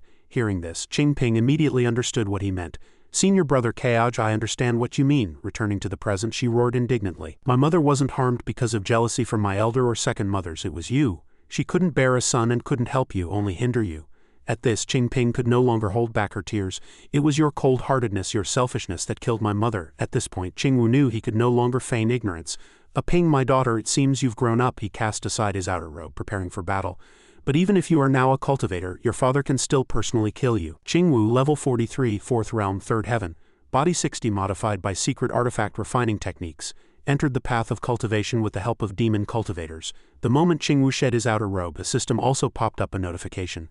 A ping's identity mystery unlocked. Orange grade magic artifact opportunity generating. After reading it, Kaoj couldn't help but feel proud. Excellent, a ping has finally lived up to this venerable's expectations. This hidden quest core truly lies with you. I just wonder how much time this damned system will take to generate this opportunity. Suddenly an earth-shattering roar echoed. Lu Kaoj, don't think you've won just because you ruined this venerable's plan. Below, a massive object was emerging from the ground. Juzong stood proudly atop it, loudly commanding, kill him for me. A giant monster appeared, carrying 2 heavy cannons on its back. After charging, the monster immediately opened fire on Kaoj, but he swiftly dodged. The moves were similar to the turtle, indicating Juzong's development of living artifact refining techniques also had its limitations. After gathering some information, Kaoj then activated his ability. He needed to first see what capabilities Juzong truly possessed. His eyes immediately clearly displayed the monster's information, advanced sensing. Juzong's various details were also revealed. Juzong, formerly known as Zhu Liangyu, race, human. Identity, one of the 9 major disciples of the Zhui Association 2nd class, demon cultivator leader for the Qing Kingdom region, current level 74, 7th realm, 4th heaven, Domain Demonic 100 Ghosts Withered Forest Rating A. Contracted Exotic Beasts, Earth Modified Mountain River Beast Level 71, 7th Realm 1st Heaven, Fire Modified Flaming Sparrow Level 73, 7th Realm 3rd Heaven, Lightning Modified Soaring Dragon Python Level 77, 7th Realm 7th Heaven. Even the monster's information appeared. Earth Modified Mountain River Beast, current level 71, 7th Realm 1st Heaven. Race, Exotic Beast Climbing Type Earth Attribute, Combat Focus Defense and Counterattack. Weakness Analysis Modified Exotic Beast prioritizes defense. Attack capability is not strong. The head is a weakness. Hitting the head has a chance of instant kill. After reading it, Kaoj smiled softly. This Juzong is not simple. She's still holding back 2 contracted exotic beasts, clearly intending to find an opportunity for a fatal blow against me. As for this level 71 Pangolin, it appears to be attacking, but it's actually a defensive exotic beast. If this venerable didn't have advanced sensing, I would truly have been fooled by this fellow. Having uncovered her true capabilities, he began to display his own strength. Since your background is significant, this venerable will take you seriously. Sword Domain Human Immortal. After charging, the Earth Mountain Armadillo Beast shot countless crimson whirlwinds at Kaoj, however not a single one hit, which infuriated Juzong. Indeed, relying on the Mountain Armadillo Beast's spiritual energy fluctuations to hit him was too difficult. Did he release his domain just now? Seeing herself exposed, she felt cornered. His domain could also absorb her spiritual energy. If this continued, she would be at a complete disadvantage. Just then, Kaoj drew his sword and counterattacked. Ching's slowness normal attack. Seeing this, Juzong swiftly activated her defense. Armadillo darling, open your shell. Foolish, do you really think my armadillo is an offensive exotic beast? The sharp blade sliced down, destroying the surrounding space, but it couldn't touch the exotic beast. Instead, it was reflected back by the shield. Seeing the attack bounce back, he dodged nimbly. It can not only defend but also reflect sword chi. This pangolin is much more useful than that turtle. Having regained the initiative, Juzong said triumphantly, "You can't even handle one of this venerable's exotic beasts. Let's add another. Lukeaj, you're merely 6th Realm 5th Heaven. What can you do?" The next second, she opened another space, summoning the exotic beast Flaming Falcon. Revealing this trump card, Juzong became even more arrogant. Lukeaj, if the Flaming Falcon hits you, you'll be gravely wounded even if you don't die. It's a 7th Realm 3rd Heaven super strong offensive exotic beast, but Kaoj showed no panic at all. One defensive, one stealthy, well calculated. Not to be outdone, he released a black dragon. If it were this venerable half a year ago, I might have fallen for your trick. But now this venerable's ink dragon has transformed into an ink demon, capable of lightning attacks. Ching's slowness, final move, this venerable has simplified it. Ink demon, the giant dragon swiftly charged and pierced through the Flaming Falcon's body. Watching her exotic beast fall, Juzong roared in fury. How is this possible? He couldn't even break through the defense of the lower realm Mountain Armadillo Beast, yet he killed the Flaming Falcon in the blink of an eye. Suddenly, darkness enveloped the entire space. She immediately knew something was wrong. No, impossible. This is, no sooner had she spoken than the black curtain suddenly shattered into countless pieces. Seeing Juzong's expression, Kaoj felt immense pleasure. Her reaction was perfect, just as this venerable had imagined. Along with the shattering fragments, the Flaming Falcon was also blasted to smithereens. She still couldn't believe his power. How could you possibly? Kaoj, hearing her, also guessed what she wanted to say. How could he, who couldn't even break through a defense moments ago, suddenly breach it and even kill a higher realm exotic beast with one sword strike? As he spoke, he swung his sword, unleashing his next attack. Perhaps that previous sword strike was merely this venerable's intentional act. If I didn't feign inability to break your shell, how could you have released a second exotic beast to attack this venerable? Juzong hurriedly activated her defense, shouting, Lukeaj. In this situation, Juzong could only grit her teeth and hold on. This brat's cunning was unexpectedly profound. The atmosphere around them was now extremely tense. She said in annoyance, "It seems this venerable underestimated you. The title of Qingzhou's strongest sword Dao New Star isn't something you get just by your looks. You truly have some real skill." Seeing Juzong still blabbering, Kaoj warned, "You haven't run away yet, so it seems you have other tricks up your sleeve. Hurry up and use them, or if you drag this out any longer, your spiritual energy will be completely absorbed by this venerable." But she unleashed her spiritual energy without fear. "No need for your reminder. This venerable's killing intent can no longer be suppressed. I'll make you pay for my 3 disciples and 2 treasures." At this moment, the entire space was enveloped in purple. Juzong finally used her last trump card. Unfurling her domain, countless arms began to surge from all directions surrounding Lukeaj. The demonic 100 Ghosts Withered Forest Domain. They grew taller and taller, even staining the moon blood red. Kaoj silently observed the situation. As expected of an A-rank domain, this aura is in no way inferior to killing life. But he quickly thought of a solution. He mused, but if it were killing life in its complete form, it should be even stronger than this, right? Juzong, believing she had control of the situation, said triumphantly, "Lukeaj, once this venerable's domain is fully deployed, the outcome will be revealed. You lose because you were too confident." Kaoj merely sneered. "So what does your domain do?" he secretly wondered. Advanced sensing cannot analyze the special effects of her domain. This indicates that the domain's inherent strength is very limited, yet she is confident to the point of delusion. Could it really have some sinister effect? She refused to reveal it, instead launching a preemptive strike trying to capture him. Before she dies, this venerable will naturally give her the answer. Countless arms swarmed simultaneously, and Kaoj swung his sword to parry. Damn it, she's starting to use her brain. She refused to reveal the domain's effect, which would be a bit troublesome. He kept parrying until his plan succeeded. Since she wouldn't say, he would stall for time. Stall until her spiritual energy was exhausted and he would still be the victor. When it comes to strength, there are strategies for strength. When it comes to disadvantage, there are tactics for disadvantage. On the other side, another demon cultivator was struck down. Yiren, having dealt with the last demon cultivator, was also a little tired. Having not fought for a long time, her sword techniques had become a bit rusty. However, relying on her realm suppression, she managed to easily deal with these guys. Wiping her sweat, she looked into the distance. Kaoj should be almost done too, right? But when she saw everything happening before her, Yiren couldn't help but freeze. What is that? Kaoj was battling countless giant hands. Just one glance made her feel nauseous. Just a glimpse, and such intense negative emotions arose. Countless grievances and pains transmitted through spiritual energy. Yiren quickly closed her eyes, worrying about him. Even the aftershock is so terrifying. How much pressure must Kaoj be enduring being in the midst of it? Returning to Juzong, seeing that she couldn't influence him at all, she couldn't help but feel extremely panicked. What's going on? Why does the mental pollution attack of the 100 Ghosts' withered forest have no effect on him whatsoever?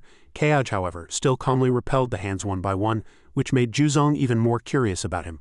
What other secrets does this kid have? Seeing Kaoj gradually enveloped by her power, Juzong felt confident. Her 100 Ghosts' withered forest domain, in addition to forming a gloomy domain centered on herself and summoning countless white-bone ghost hands, also had a core ability to constantly amplify the negative emotions deep within the opponent's heart, directly crushing their spirit. Even cultivators of the same realm as herself, Sword Sect elders, would have their spirits collapse if they were within her domain. Her domain was the reliance for all her victories. Even her precious exotic beasts couldn't compare to it.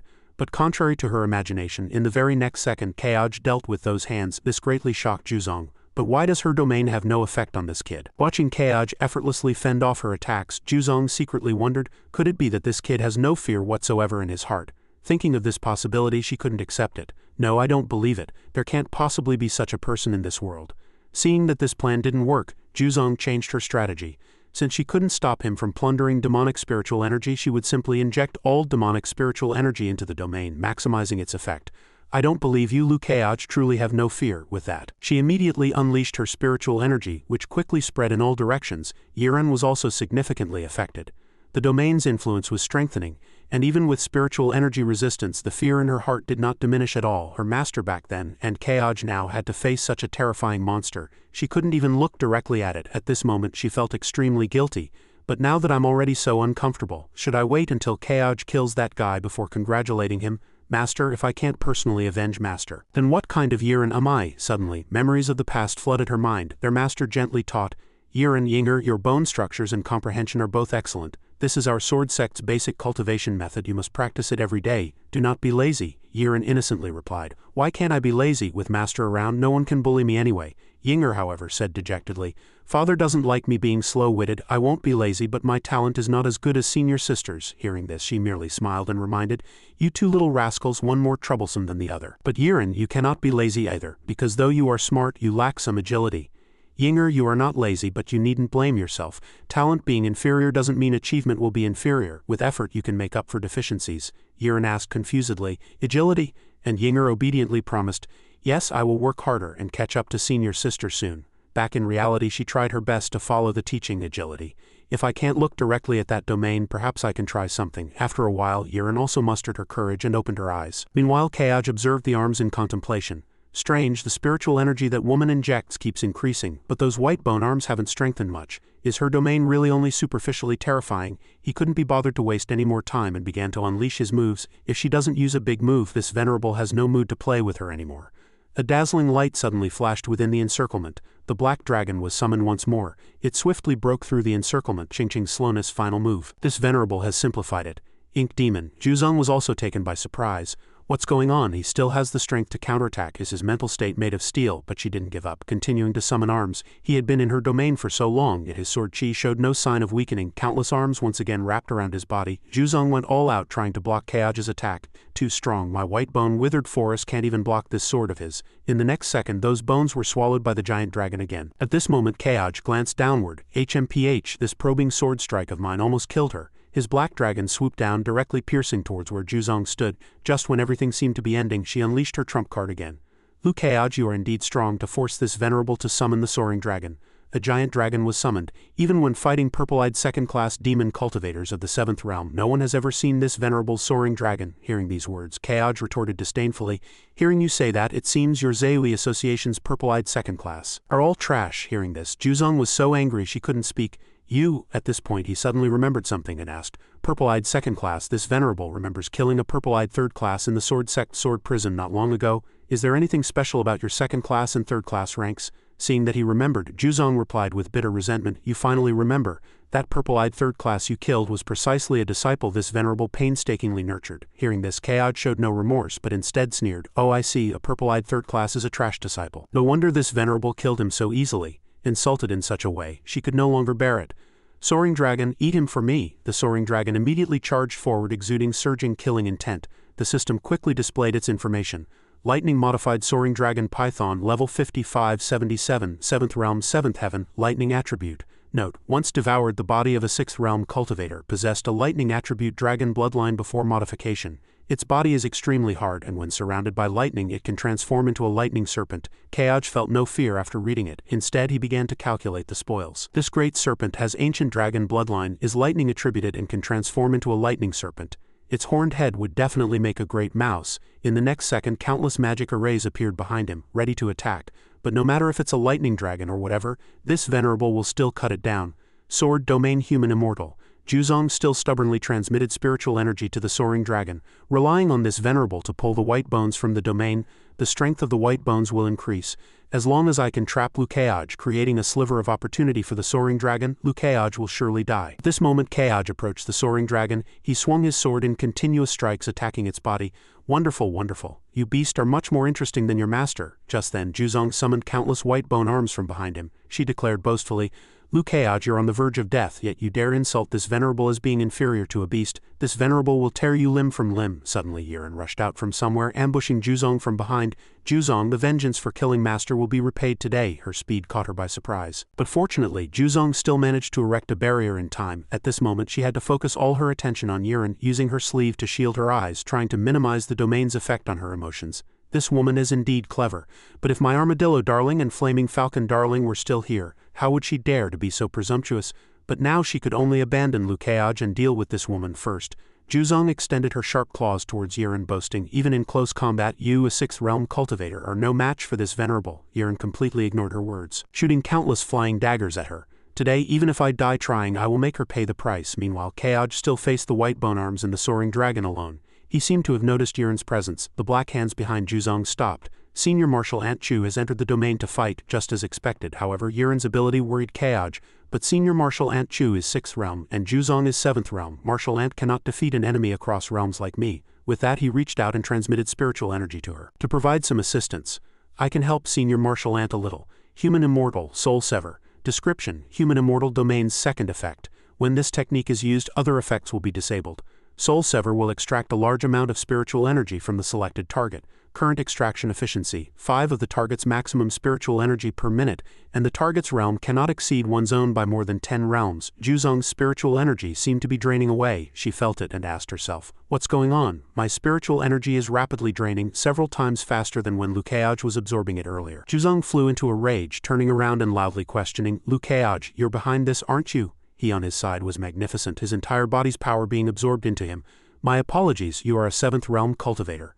Fighting our 6th realm elder one-on-one is somewhat bullying. I'm extracting your spiritual energy to balance your combat power, isn't that reasonable? Hearing this, she gnashed her teeth in anger but couldn't retort. You! Yiren swiftly charged with her sword. Keaj, thank you. Juzong struggled to parry the attack, letting out a disdainful snort. That scoundrel Liu Keaj distracted me. Allowing you, a 6th realm cultivator, to injure me. Yiren was fearless, pressing even closer. Although I've covered my eyes, this only makes me more focused on dealing with you. With the next sword strike, I will definitely cut off your head and avenge master. She unleashed 2 giant illusory arms. Even with Liu Keaj's help, you are no match for this venerable. After this venerable tears you limb from limb, I'll kill Liu Keaj to vent my anger. Those huge and terrifying arms rushed forward, attacking Yiren. Seeing this, she sighed inwardly. Even though she had been injured by her, the intensity of her offensive attacks did not diminish at all. The realm gap between 6th and 7th realm was indeed enormous. Just as she was fighting exhilaratingly, she suddenly heard a voice, "Senior Marshal Aunt Chu, just stall for time, no need to rush for a kill. If you stall a little longer her spiritual energy will be completely absorbed by me,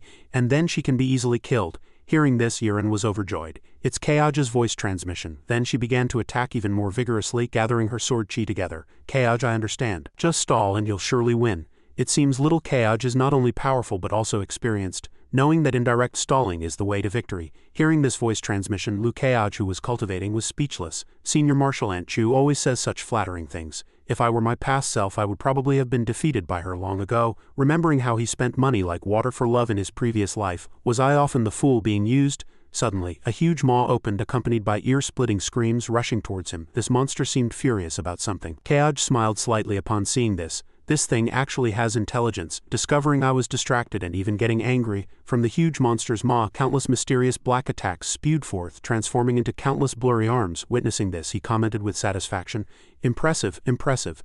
A 7th realm cultivator, modified into an exotic beast, truly has some skill, weaving a large net of lightning to restrict my movements, narrowing my range of activity. That is indeed a clever move." Lu Kayaj's expression hardened. "Too bad your intelligence is quite limited. You think you're the one imprisoned, but in reality, you're the prey." He drew his sword, and just as its head lunged forward, an unusually dark aura emanated. Lu Kayaj's magic power surged violently at this moment. "If Marshal Uncle Chu can engage Juzong's true form in battle, then it seems you're running out of tricks. The probing ends here." He decisively brandished his longsword. "This strike will end your sinful life." The Azure Dragon was suddenly summoned, carrying a strong killing intent to confront that snake, or rather the remaining monster. They immediately lunged at each other, tearing and biting fiercely. Lu Kayaj witnessed all this with sharp eyes. It could actually withstand the Ink Dragon's attack. This exotic beast must have the bloodline of an ancient exotic beast, and even some genetic mutations coupled with organ modifications, making its power far surpass the ordinary. Thinking this, he turned his attention to the blood-red aura. Since that's the case, the system urgently reported at this moment, "Myriad Souls resentment detected. Would you like to win it over?" A glint flashed in Lu Kayaj's eyes. "Myriad Souls resentment? Win over? When did I have such an ability?" However, a hint of smugness immediately flashed across Kayaj's face. "But it's not my style to not use a trump card, so win over." As soon as he finished speaking, tendrils of power spread out in different waves. The exotic beast opened its mouth wide and let out an earth-shattering roar. The system continued to report, "Human immortal domain has temporarily activated. Banished immortal Yang Da state." In this perfect state, Kayaj was even more surprised. Banished immortal Yang Da state in a perfect state? This is human immortal's hidden mode. Layer upon layer of scales on the snake's body seemed to be surrounded by airflow. Strange green light bubbles emerged from within. Seeing them, the snake was greatly startled. Because it was too afraid, it had to retreat. Kayaj also felt an itch all over his body. What were those? When he saw more clearly what those giant light bubbles were, there seemed to be people inside, and he was even more shocked. Those were the vengeful spirits of living people this beast had devoured over the past 100 years. It had even swallowed the souls of the living beings it consumed, preventing them from reincarnating. It seemed to have its mouth open, utterly confused by this sudden situation. Kayaj clenched his fists, his voice exceptionally serious. For exotic beasts, devouring flesh and souls is an extremely powerful talent. But for those it once consumed, it means the death of their bodies and souls, never to return. All of this made him seethe with anger. The power of his inner rage burst forth. "You truly deserve to die." Immediately after, that power erupted violently, with a wider attack range, the system reported. "Partial combat power of the banished immortal contemporary perfect state has been temporarily unlocked." As the serpentine exotic beast was still in a panic, it suddenly discovered with terror an attack force coming its way. With such an understated move, Kayaj directly cut it into 100 pieces. The system displayed, "Living modified exotic beast 7th realm 7th heaven modified soaring dragon python killed. Soul-melting power used to melt other souls." He floated in the air, the surrounding bubbles now moving faster. Kayaj closed his eyes and whispered, "Rest in peace, everyone. Your deep-seated hatred has been avenged by me." From those bubbles, one by one, the souls gratefully responded in unison, "Thank you." Hearing this, his face remained unchanged. "Is the echo of souls which allows me to hear them also one of the abilities of human immortal's perfect state? My divine soul now seems to have been elevated to an unprecedented powerful realm." Kayaj raised his hand to observe, a look of doubt on his face. "But why in such a short time was I able to acquire such powerful divine soul abilities? Could it be that as the killing life soul bone fragments are about to be fully collected, the divine spirit within human immortal can no longer remain dormant?" Thinking this, he stroked his chin and chuckled. "It seems I'm still very popular." The system now reported, "Killed exotic beast lightning modified soaring dragon python, gained 27,000 experience points. Special essence core detected." Seeing this, Kayaj's face showed surprise. A special essence core, from high above besides the bubbles countless oddly shaped objects fell. At the same time a snake was sleeping in this blurry purple ovum. Seeing the small ovum floating before him, Kaoj was very curious. What is this thing? Advanced sensing. The system gave the explanation for Snake Shadow Thunder Spirit. Powerful true soul, conceived by a highly talented 7th realm exotic beast containing lightning power and snake spirit. Note, can be attached to a sword for tempering, modifying a sword spirit. Seeing this, a smile couldn't help but appear on his lips. This thing is indeed a treasure tailor-made for me. It can mass-produce sword spirits. Excellent, excellent. He gently raised his hand, observed it, and thought for a while. But ultimately this was also born of an exotic beast. Using it on Bu-Wan would be somewhat disgusting. And if anything happened to Bu-Wan he would be in trouble. However, using it on Little Wu he wouldn't feel disgusted. So Kaoj kindly gave the egg to Little Wu. Eat it, this is for you. It excitedly opened its mouth wide and easily swallowed the ovum containing the snake. After swallowing, the deliciousness made Little Wu very satisfied. However, less than a second later its body normally deflated. Accompanied by a series of popping explosions, its belly then swelled up as if a winding sword had even pierced through it. The system popped up a notification. Sword Spirit Little Wu is being tempered by the power of the Snake Shadow Thunder Spirit. Appearance level. Sword Spirit is changing. Kaoj was delighted to see this. This broken snake is somewhat useful.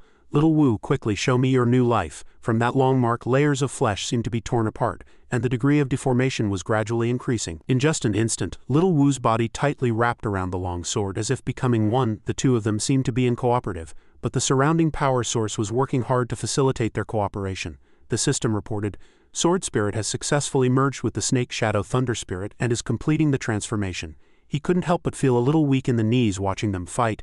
Little Wu didn't look like it was merging, but rather like it was undergoing electrotherapy. Just then, Bu-Wan appeared on his head. Kaoj looked confused. Bu-Wan, why are you out? She said nothing. Just gently summoned a peculiar spell. With this move from Bu-Wan, the two guys finally obediently fused together. Kaoj was quite surprised. Are you trying to alleviate its pain? Immediately after, she picked up a hammer, directly struck it on the head, knocking it out. Kaoj was speechless. Little Wu was unconscious again, which could somewhat count as alleviating pain. The sword quickly appeared in a very cool shape. A flash of light streaked and it appeared on Little Wu's forehead.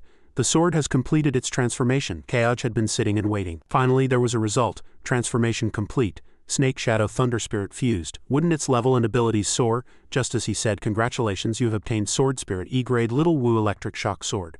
Electric Shock Sword Level 1, the system explained. E-Grade Sword Spirit Little Wu Electric Shock Sword. A sword imbued with this sword spirit will be forcibly fixed at level 1 and will continuously release currents equivalent to the user's realm during use. Evaluation. The user can fully enjoy the thrill of electric shock. Kaoj listened dumbfounded. E-Grade Electric Shock Sword. Enjoy the thrill of electric shock. He grabbed Little Wu, constantly pinching it out of anger. Now I'm going to strangle you, you piece of trash. Wasting resources, wasting my mood, go to hell. Just then, Juzong's voice rang out. Lu Kaoj, how dare you kill my soaring dragon? Hearing this, he somewhat recognized Juzong's voice. Her spiritual energy had been extracted by him, and her natal exotic beast had also been killed by him. She was at the end of her rope. It seems the battle on Martial Uncle Chu's side is also about to end. She stumbled backward, her face filled with anger. Soaring dragon, my soaring dragon, it was my darling. Juzong roared excitedly. You actually killed it and even its soul. Yiren was also exhausted at this moment, looking at the opponent's weak fingertips. What is it? She is now at the end of her rope. Although her own spiritual energy is also low, her situation is much better than Juzong's. The next move must end her life and avenge Master. However, Juzong, consumed by rage, let out the fiercest roar. A series of dark auras emanated from her, accompanied by countless blurry, withered arms appearing. I must kill you, then kill Lu Kaoj. I will torment your living souls forever and refine you into my exotic beasts. Juzong rushed forward with her magic-infused hand. Let you eat people, let you wreak havoc in the world. Yiren was terrified by the giant figure gradually covering her when suddenly a voice transmission sounded. Martial Uncle Chu, she's burning her soul. He's going all out. It will be very dangerous. Do you need my help? Yiren seemed to hear it, so she looked back. It was Kaoj's voice transmission. Yiren was fearless, raising her sword and responding. Kaoj, this is my blood feud. You've already helped me a lot. Let me be reckless this one time. If I can't kill this guy with my own hands, my Tao heart will definitely not be unobstructed on the path of cultivation. Kaoj's gaze was firm. Then let it be as Martial Uncle wishes. When I killed the demon cultivator who murdered my parents, I was also like Martial Uncle Chu. At this moment, thinking of something, he also somewhat nodded. Beneath Martial Uncle Chu's unrestrained demeanor also lay a passionate heart. Yiren gently removed the cloth covering her eyes. My junior sister and I are different. My junior sister focuses on artifact refining combined with sword cultivation. I focus on dual cultivation combined with sword cultivation. Artifact refining cannot increase cultivation, but dual cultivation techniques can. Even with solo dual cultivation, my domain is extremely special, requiring assistance from someone of a higher realm. After all, fighting naked is purely a comparison of realm levels. With Kaj here, I originally didn't want to activate my domain, but now I have no choice. Yiren looked at the scene before her and became even more resolute. She was going to activate her domain. No, she must not succeed. The skeletal hand shadows closed in, trying to stop Yiren's actions. They almost crushed her body. However, the domain had already been activated. Pure love domain. The surrounding space turned pink. Petals filled the air, and at the center was Yiren. The domain power surged violently. It directly touched the two skeletal hands, and the light grew even more dazzling. The wind fiercer, forcing Juzong to reach out and cover her face. She actually succeeded in activating her domain. It's over, everything's over. As she was still struggling to shield herself, another even more dazzling light caught her attention. Juzong struggled to open her eyes, looked around, and then muttered to herself, "I'm fine." However, the scene before her made her even more terrified because Juzong had not a single shred of covering on her body, which shocked her immensely. No, that's not right. Where are my clothes? Juzong trembled all over in fear. What is going on? Before her eyes, Yiren was also wearing similarly minimal clothing. This is my domain. It will pull you and me into an area that isolates everything naked, without any external possessions. Seeing each other honestly, this is pure love. Juzong roared, "I don't believe my spiritual energy." When she tried to summon power, she found she couldn't use it at all. "Where is my spiritual energy?" Just then, Yiren rushed over and kicked her. The honesty of pure love is to abandon all external possessions. Money, fame, status, and origin are not important. Only pure love. Not only that, Yiren delivered another kick. "To deal with you, who has lost all spiritual energy and is severely injured, you can no longer use your trump card, so you can no longer win against me." Juzong was naturally kicked repeatedly, sent sprawling to the ground, and lay paralyzed to the side. Yiren continued forward. "I will make you pay for my master's life." As expected, the subsequent scene erupted in romantic pink. Kaj turned away, his face as red as a tomato. "Sister Yiren's figure is truly beautiful, but I never expected such an interesting domain." His face immediately changed. Juzong possessed living artifact refining techniques. Pulling her into an area where all magic and spiritual energy could not be used was indeed the best way to stop her counterattack. Impudent, do not look. Martial Uncle Chu should win. There's no need to continue observing. "I wonder how A Ping is doing." Thinking of this, a serious expression appeared on Kaj's face. A Ping. She actually has such a heroic side to her. The scene shifts. A sharp sword directly pierced someone's chest within a magic array composed of 4 huge stone pillars. Qingwu's hands and feet were bound by iron chains, and the person who stabbed him was Qing Ping. Qingwu gnashed his teeth in agony. "To pay such a heavy price to kill me, but you will also die. Why not think more for yourself?" Qing Ping, covered in injuries, endured with difficulty. "Because only when you die can I face Mother in the Yellow Springs." His face wrinkled. "Is it worth sacrificing your life for others? Besides, you never even met your mother, so why go to such lengths? Worth it? You ask if it's worth it? Do you know how I learned all this? It was my grandmother." A kind image of her grandmother flashed in her mind. Qing Ping's tone was filled with immense hatred. "After you abandoned me, my grandmother took me in. She was old and raised me alone. Although life was difficult, the days I spent with my grandmother were my only joy at the time. Until I was 6, my grandmother fell ill. Without money for medicine, she simply never recovered." Qing Ping was still young then, and she called out worriedly, "Grandma, Grandma?" Her grandmother tightly held Qing Ping's hand and weakly said, "Grandma is leaving. From now on, A Ping will have to rely on herself. You still have a father in this world. Go beg him for your mother's sake to raise you." Although she was weak, a trace of anger could still be seen. "Also, don't let those who killed your mother go unpunished. Remember, A Ping." Qing Ping tightly held her hand, weeping incessantly. "A Ping remembers, Grandma. A Ping remembers. Don't go." Her dying words ceased as her hand slipped in the dilapidated room, leaving only her desolate scream, "Grandma?" Even now, Qing Ping couldn't forget that hatred. "You allowed them to kill my mother, colluded with demon cultivators to harm the city's people. You deserve all these things." Die. As she spoke, she stabbed deeper and harder yet. Qingwu revealed a triumphant smile. With his strong right arm, he broke free from the chains. This startled Qing Ping. "You, how can you still move?" His mechanical arm grabbed her sword. "To survive in this world, how can one not prepare more?" Qingwu's eyes gleamed red, his smile becoming even more sinister. "Lord Juzong, because I created 2 artifact refining cores, I was able to survive." He smoothly pulled the sword tip out of himself. "Evil never triumphs over good, heroes always prevail." As expected, Qingwu's right arm weapon directly pierced her body, and blood splattered. Qing Ping immediately spat out blood. Not only that, but he confidently lifted her up as if it were a battle trophy. This was merely a storyline. Qing Ping seemed desperate. Was she about to die? In her dying moments, she only remembered her mother's beautiful figure, her grandmother's kind and familiar face, and even her master's blood-stained image and Chu Yiren. Everything flashed in Qing Ping's mind. Not only had she failed to avenge her mother and fulfill her grandmother's last wish, but she also couldn't help senior martial Aunt Chu, and would only make her master sad. Her eyes gradually closed. "Damn it, why can't I be victorious in every battle like senior brother Kaj?" Then she closed her eyes, letting a tear roll down. Why am I just ordinary a ping? That tear gently fell to the ground. In the void, Qing Ping seemed to hear a familiar voice. Silly child, lift your head. She truly didn't know who was cupping her face with both hands. Whose voice was that? It was a beautiful woman looking anxious. You silly child, to be chosen by my divine craftsmanship, how can you die like this? On the screen, two girls were confronting each other. Just then, Qing Ping was dumbfounded, shouting in disbelief, Your martial ancestor, aren't you? Martial ancestor quickly pinched her cheek, then spoke, What? Can't a dignified great cultivator like me parasitize a wisp of remnant soul in my natal sword? HMPH when it chose you. I saw you too. Hearing this, Qing Ping lowered her head in embarrassment, quickly saying, Why yes, I'm sorry, martial ancestor, I've brought shame upon you and divine craftsmanship. Martial ancestor put her hands on her hips, glanced aside, then affirmed, It's not bringing shame upon me, just upon it. Divine craftsmanship sword appeared before them. Qing Ping couldn't help but exclaim in shock, Divine craftsmanship, it's here too, martial ancestor calmly analyzed. It gained sentience long ago, and a very special kind of sentience at that. You have ordinary comprehension and ordinary bone structure. If I were to choose, I would never choose you as its successor. Qing Ping scratched her head awkwardly, stammering, Then what about me? She thought to herself, those words are truly harsh. Immediately after, martial ancestor continued, But it values your simplicity and ordinariness, your upright and loyal character, and your tenacious and unyielding spirit. It believes these are your strengths. Qing Ping suddenly understood and replied with relief, So it chose me because of these, but as she spoke she sighed, indicating, I'm about to die again. No, I should be dead, right? I've already seen martial ancestor's remnant soul, so I must be a soul now, right? After speaking, martial ancestor unceremoniously pinched Qing Ping, making her grimace in pain. Unable to bear it, Qing Ping hurriedly cried out, It hurts, it hurts, it hurts, martial ancestor impatiently cursed. Do you still think you're dead? Hearing this, Qing Ping suddenly understood, her eyes widening as she declared, I can feel pain, so I'm not dead. Martial ancestor was very displeased, withdrew her hand, then explained, Of course you're not dead. If you were dead, Ning Ying would be heartbroken beyond measure. That girl is your master, but she's also my darling. If you dare make her sad, this old woman will never let you off, you little rascal. Qing Ping rubbed her face and nodded in agreement. Martial ancestor Ping understands afterward, she thought to herself, so in martial ancestor's eyes, Master is the darling. So if she dies here, Master will definitely be very sad. Immediately after, Qing Ping unexpectedly proposed excitedly, Martial ancestor, since you've appeared now, you must have a way to help me, right?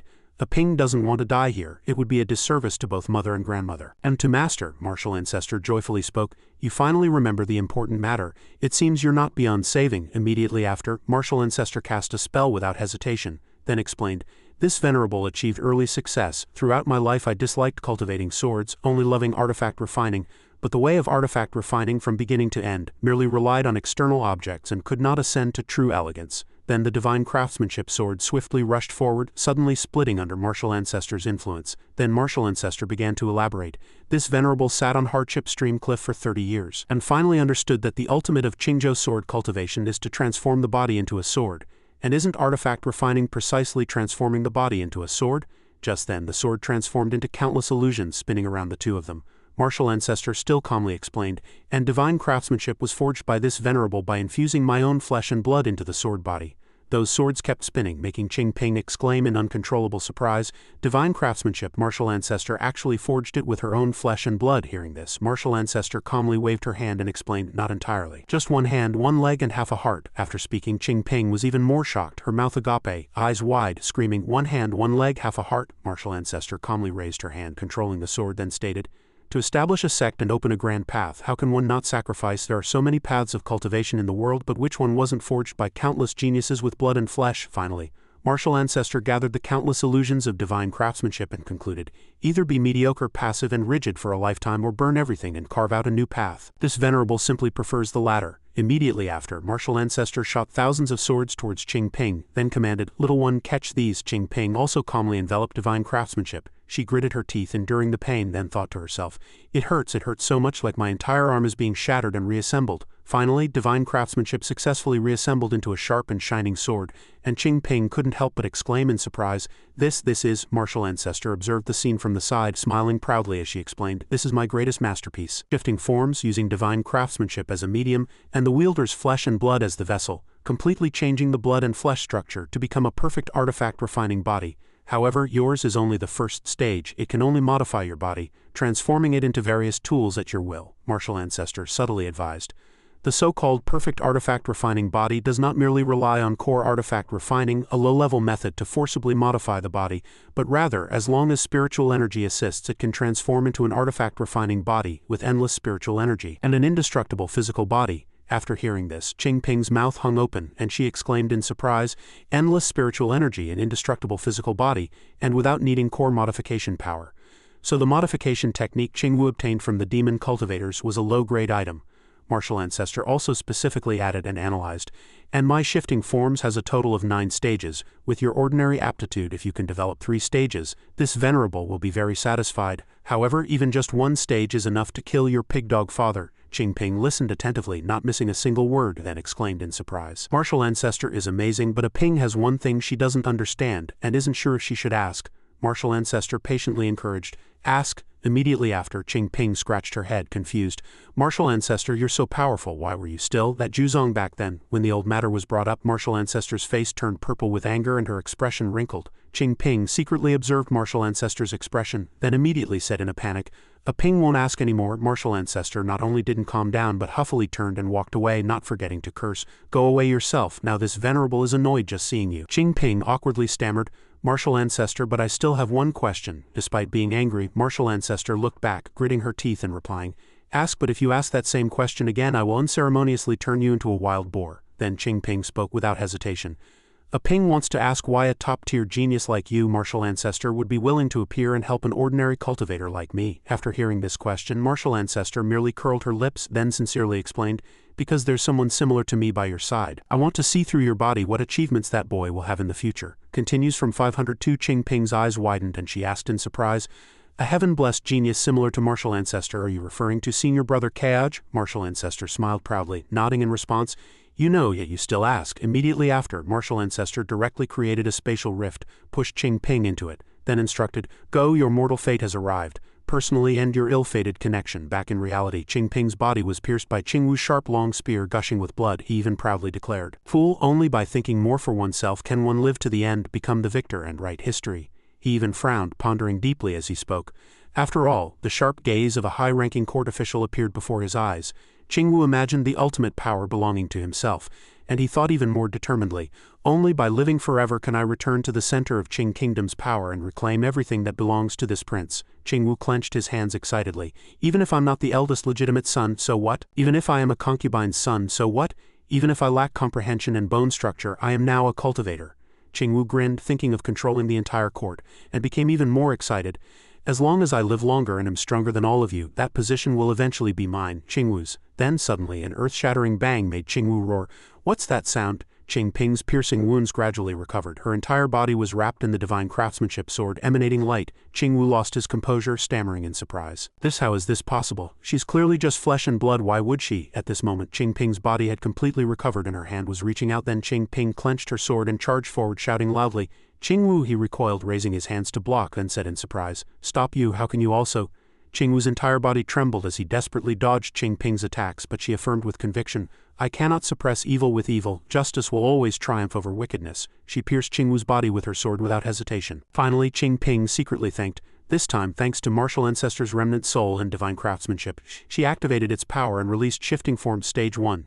Qing Ping finally returned to her ordinary Qingzhou sword form. She boldly speculated, Martial Ancestor said there are 9 stages of shifting forms. If one stage is already so powerful, wouldn't 9 stages be comparable to Sword Venerable Lord Ji, my senior uncle? Just then, Kaj appeared from somewhere and spoke, a Ping, I was about to help you just now, but I sensed a special divine soul aura. Did someone save you? Qing Ping immediately raised her hand and reporting senior brother Kaj, it was Martial Ancestor's remnant soul. She just helped me comprehend the true divine power of divine craftsmanship, which is why I was able to kill this Qingwu. Hearing this, Kaj praised with satisfaction. Such a stunningly talented genius leaving a remnant soul in her natal sword possessing divine power is truly rare, judging by your methods just now compared to Juzong's group of demon cultivators, the White Mist Sword Sect's mechanical artifact refining modification technique. After an unknown distance of thousands of feet, he continued to analyze with a satisfied smile. Juzong relied on ambushing and harming my master ancestor. But even with those notes she couldn't achieve the same level of artifact refining skill as Master Ancestor. This is the difference between a genius and an ordinary person. Qing Ping just scratched her head and chuckled, thinking, is it like the difference between me and senior brother Kaj on the path of cultivation? Suddenly from the smoke of the ruins, Qingwu's voice abruptly rang out, Lord Juzong, quickly give me a new body. I want to live. I can still provide you with more living flesh and blood as long as you let me live. Lord Juzong, can you hear my voice? Lord Juzong. Qingping cast a dark glance at him, listening to his pleading. Even Kaoj showed a puzzled expression. He looked at Qingwu's almost completely decayed body, then silently murmured, "It's Qingwu, he's not completely dead yet. She came down the mountain with me to temper her state of mind so she could break through her realm." At this, Qingping looked at Qingwu with a complex gaze. Kaoj also stood by, observing her expression, then secretly remarked, "Now her inner demon is before her. It depends on whether she can truly overcome it." So Qingping unhesitatingly raised her sword, declaring resolutely, "Qingwu, I will avenge my mother and all the common people you harmed. Your sins are profound. You deserve to die." Qingwu struggled in his broken body, pleading, "Aping, I made 1,000 mistakes, but I am still your father. If you stab this sword, you will have no family left. Are you truly willing to be alone?" Hearing this, Qingping was instantly stunned. Kaoj merely stood quietly by, asserting, "This is Aping's inner demon." She could have completely killed Qingwu with that previous sword strike, but she held back until now. What Qingwu said is actually the secret hidden deep within Aping's heart. He looked at her frail yet strong back and mused again. Aping's cultivation comprehension isn't high. She suffered a lot when she was young and didn't receive much care, which led her to deeply crave this kind of affection. Even if she knew this affection was wrong, she held on to a glimmer of hope. He continued to ponder, "Everyone is like this, including myself.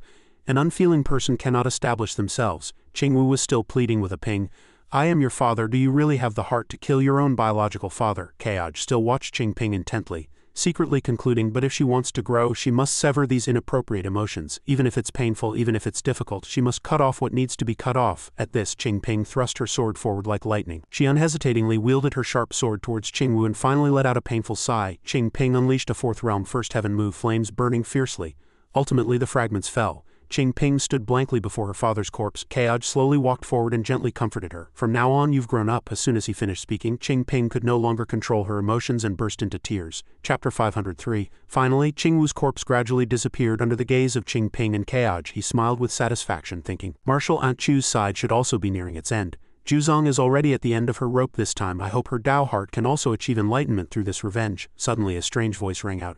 Indeed a fierce battle between good and evil. Kaoj, you and those around you are truly not simple." Hearing this, Kaoj blurted out in surprise, "Who's there?" In the sky, a spatial rift gradually appeared. Qingping and Kaoj looked up together, and then a man appeared, introducing himself. "I am Li Han, one of Li Sufeng's 3 corpses." Kaoj's face sank, and he immediately responded, "What? Do you also want to act against this venerable?" As soon as he finished speaking, he secretly deduced, "Li Sufeng's 3 corpses. This person is completely different from the previous one. He can fearlessly say Li Sufeng's name, while that person spat blood at the mere mention of Li Suifeng." Li Han immediately shook his head and denied, "No, to enter this space I have already consumed a lot of spiritual energy. Sect Master Lu is indeed Sect Master Lu. Even the Zeui Association's purple-eyed second class is no match for you." Hearing this, Kaoj immediately pondered and analyzed, entering this space. This space was the illusory realm talisman generated by the system, but he can enter here. It seems all system-generated items are closely related to this world. Here, Li Han kept explaining, "Moreover, I didn't expect that Juzong and I, in our efforts to gain so many advantages, would ultimately be undone by Sect Master Lu's spatial magic artifact.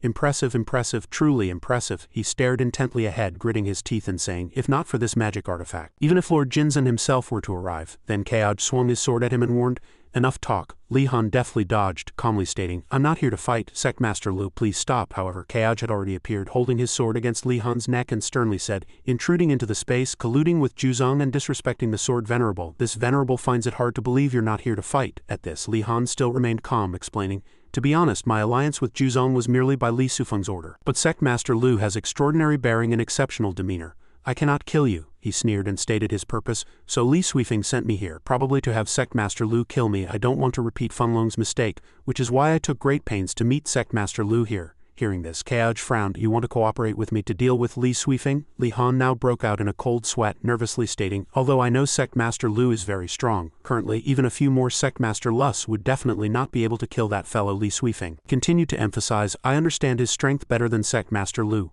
Kaoj still held his sword to Li Han's neck, asking decisively, "Since you fear him so much and dare not act against me, what exactly do you want?" Li Han was waiting for this exact question and immediately said, "I want to ask Sect Master Lu to help me with one thing, to help me kill a person." Kaoj immediately retorted, "Why should I help you?" So Li Han quickly produced a red soul bone fragment, then asked, "Does Sect Master Lu recognize this item?" In his hand, the item shone brightly. Kaoj frowned after observing it and blurted out, "A soul bone fragment of the Scarlet Flood devouring sky dragon." As soon as he finished speaking, he secretly thought, the last piece is actually in his hands. No wonder the system hasn't given any hint since entering Seijo City's area. Li Han confidently affirmed, "It is the most peculiar item in Seijo City. Sect Master Lu also seems to have been searching for this item here." so I found it first, intending to give it to Sect Master Lu. As long as you help me kill one person, I will immediately offer it to you. Keoj sneered and said aggressively. Are you threatening this, Venerable? I can kill you and still get it. Li Han quickly smiled and explained. Sect Master Lu, don't be hasty. The person I'm asking Sect Master Lu to kill is actually a demon cultivator with profound sins. Keoj still maintained a nonchalant attitude, responding, absurd. You, who collude with demon cultivators, actually want to kill a demon cultivator. Li Han chuckled dryly. I spent a few days with Juzong and learned some secret intelligence about the Zeui Association. I will tell Sect Master Lu. Immediately after, he began to recount the matter. The Zeui Association, led by Zixin, established a massive demon cultivator organization, with the purple-eyed as its solid pillar, divided into 3 classes, the others being negligible. Li Han continued to analyze. Juzong once said that all high-ranking demon cultivators in the Zeui Association possess the exotic beast blood bestowed by Zixin. It is precisely with this exotic beast blood that they can rapidly break through realms, reaching the 6th and even 7th realm. As soon as he finished speaking, the system suddenly prompted, important secret intelligence on the Zeui Association has been obtained, rewarding 1 million experience points. Keoj's mouth dropped open. He was surprised, thinking, I actually got a reward just like that. It seems everything Li Han said is true. He still hesitated, thinking, but this kid is so candid, what exactly does he want? At this, Li Han spoke again. Purple-eyed first-class members receive the most exotic beast blood. There are only 3 in the entire Zeui Association, each one a top-tier grandmaster nearing the 8th realm, he affirmed. And the person I want to kill is precisely one of these 3 purple-eyed first-class members. Hearing this, Keoj still questioned him with suspicion. Do you have a grudge against him? Li Han immediately shook his head and denied. It's not a grudge, but I learned from Juzong that one of the purple-eyed first class possesses a very extraordinary spell. The image of a boy writing strange runes on paper flashed before his eyes. Hearing this, Keoj frowned, recalling someone's image, then thought, skin painting, could it be that guy? At this, Li Han again emphasized, his spell can turn the false into real, using a painted false skin to occupy a living person's body, making the false skin come alive. Keoj's gaze was sharp, pointing his sword forward, his eyes cold. It seems you want to obtain that spell, create a clone of yourself to deal with Li Suifeng and then paint a new skin for yourself to completely escape Li Suifeng. Li Han was somewhat surprised by the sword tip pointing directly at him, then stammered an explanation. It seems people only know that Sect Master Lu is uniquely handsome, but they don't know that Sect Master Lu is insightful and can see through everything. I do indeed mean that. As long as I can escape Li Suifeng, I can be free. Keoj's face sank as he began to think about those 3 people. He now knew that Li Han could barely be considered a neutral figure, and utilizing Li Han to kill Zeui Association's demon cultivators and weaken Li Sufeng's forces might not be a bad thing. He looked up at the convergence of golden light. Moreover, this purple-eyed first class might trigger the Tianquan main quest. At that time, I'm sure to make a fortune. Keoj had now relaxed his brow. He could gain something from Li Han, weaken Li Sufeng's forces, and get rewards from the Tianquan main quest. This was clearly a case of killing 3 birds with 1 stone. Li Han nervously asked, Sect Master Lu, what do you think? On the surface he was calm, but Li Han secretly thought he didn't speak after guessing my thoughts. Does Sect Master Lu think the conditions I offered aren't enough? That's true after all. Killing a purple-eyed first class is a 7th realm peak expert. Thinking this, Li Han fell silent. It seemed it was time to reveal his trump card. As long as he could escape Li Sufeng's control, he would give anything. Thinking, Li Han took out a book. It was floating in the air. Li Han presented the book to Keoj. Sect Master Lu, as long as you agree to help me, I have another secret sword art to offer. Keoj looked at the book, then frowned. Secret sword art? The sword in Keoj's hand still pointed at Li Han. Keoj was now suspicious. There aren't many sword arts in this world stronger than Ching Ching's slowness. What could this kid possibly offer? Li Han struggled to remain calm and produced another item. This sword art is called Po Zhenzi, a secret sword art passed down through generations by Sect Master Mai of the Sword Sect. Hearing this, Keoj's eyes lit up and he thought, Po Zhenzi, I once heard of this art in my past life. That person's body would emit a deep purple energy. Back then, Array Chi, as the boss of the Qingzhou main quest, a sword of the Underworld King, used this sword art, tormenting countless players. It's logical for him, as one of Li Sufeng's 3 corpses, to possess this art. Just thinking this, Keoj smiled happily. He was very satisfied. It seems this kid, seeing that I didn't answer him for a long time, proactively offered treasures. He's quite courteous then. All right, this venerable will reluctantly accept this 4 birds with 1 stone situation. So Keoj now retracted his sword, sheathing it. These external possessions of yours are secondary. Slaying demon cultivators is our cultivator's duty. This venerable will cooperate with you, but only this once. Alas, a grandmaster's artistic expression is always indirect. After Keoj finished speaking, Li Han breathed a sigh of relief. Then please, Sect Master Lu, accept them quickly so Li Han can rest assured. Li Han extended his hand, letting the 2 items fly towards Keoj. Keoj took them into his hands and then put them into his pouch. Since you asked this venerable for help, do you have any news about the whereabouts of the purple-eyed first-class demon cultivator? Li Han had now calmed down and no longer feared Keoj. Hearing him, Li Han truthfully replied, Not yet. The Zeui Association is inherently mysterious, and its demon cultivators all fight individually, with almost no contact. but I will quickly use Li Sufeng's name to inquire about that demon cultivator's whereabouts within the Zayui Association, and will immediately notify Sect Master Lu for assistance then. Li Han's entire body was now enveloped in a thin layer of ice. I will immediately go investigate that demon cultivator's whereabouts now. Farewell for now. With that, Li Han immediately disappeared into the air, leaving only Keoj standing there. Keoj stood quietly gazing into the distance. This person came and went without a trace. The flying technique he used was very advanced. It seems that Sect Master Mai of the Sword Sect still has many good things to uncover.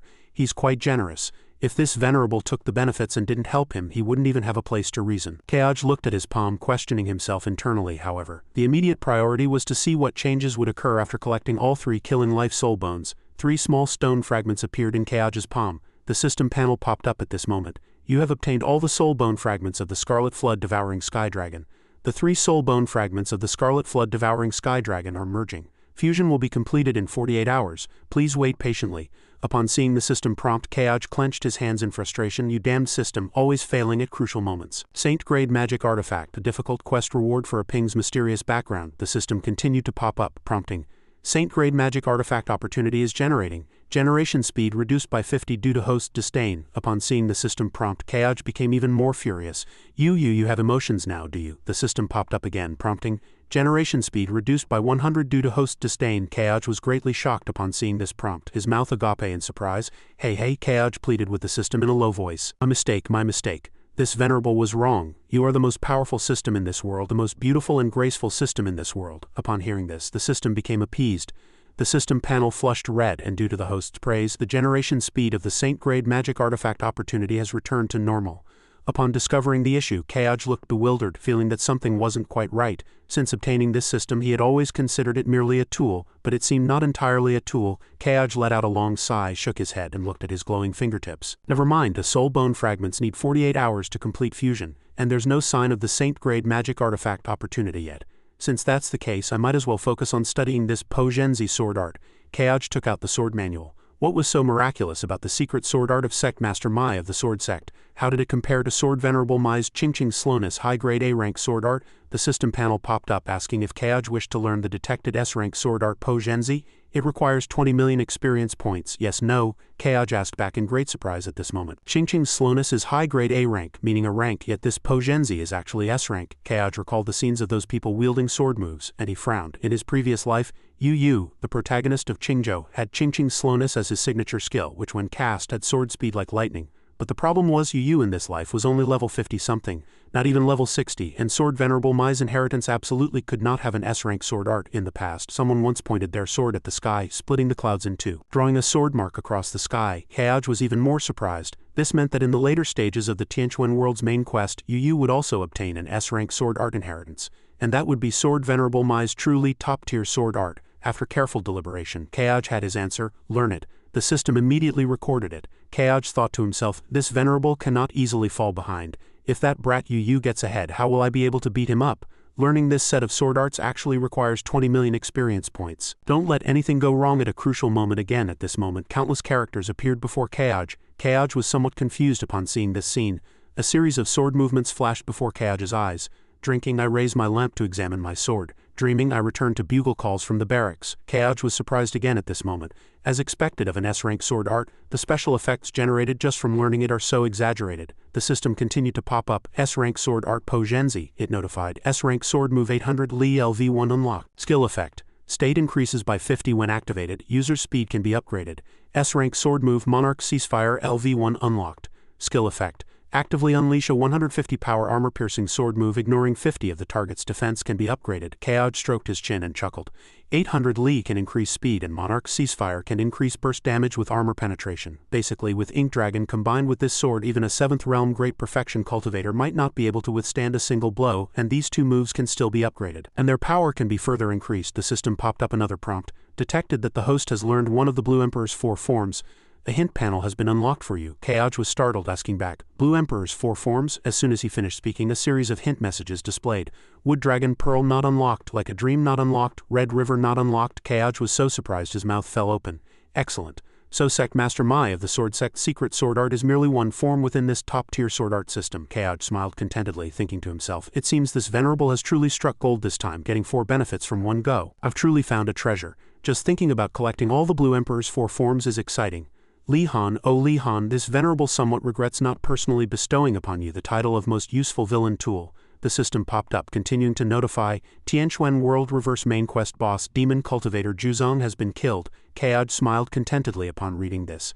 Marshal Ant Chu finally dealt with it. The system added, no other players participated in this kill, therefore Liu Kayaj's contribution is 100. Kayaj was so shocked by that notification his mouth fell open. Kayaj looked at the system panel before him, grinning from ear to ear. He had originally prepared himself psychologically to help his martial aunt overcome her inner demon, even if it meant all his efforts were in vain. He didn't expect all the contribution to be credited to him in the end. Kayaj imagined a fiery girl sitting before him. Sure enough, Aunt Chu is also like Aunt Ning. Very good, very good. So good that his life is smooth sailing. The system notified Kayaj of a message. Tianquan World Reverse Main Quest Boss Demon Cultivator Zhuzong has been killed. Gained 35 million experience points. Obtained Tianquan Main Quest Progress 3.9, a rank spell, Incomplete Living Artifact Refining Technique, a rank formation, Grand Formation, Spiritual Energy Conversion.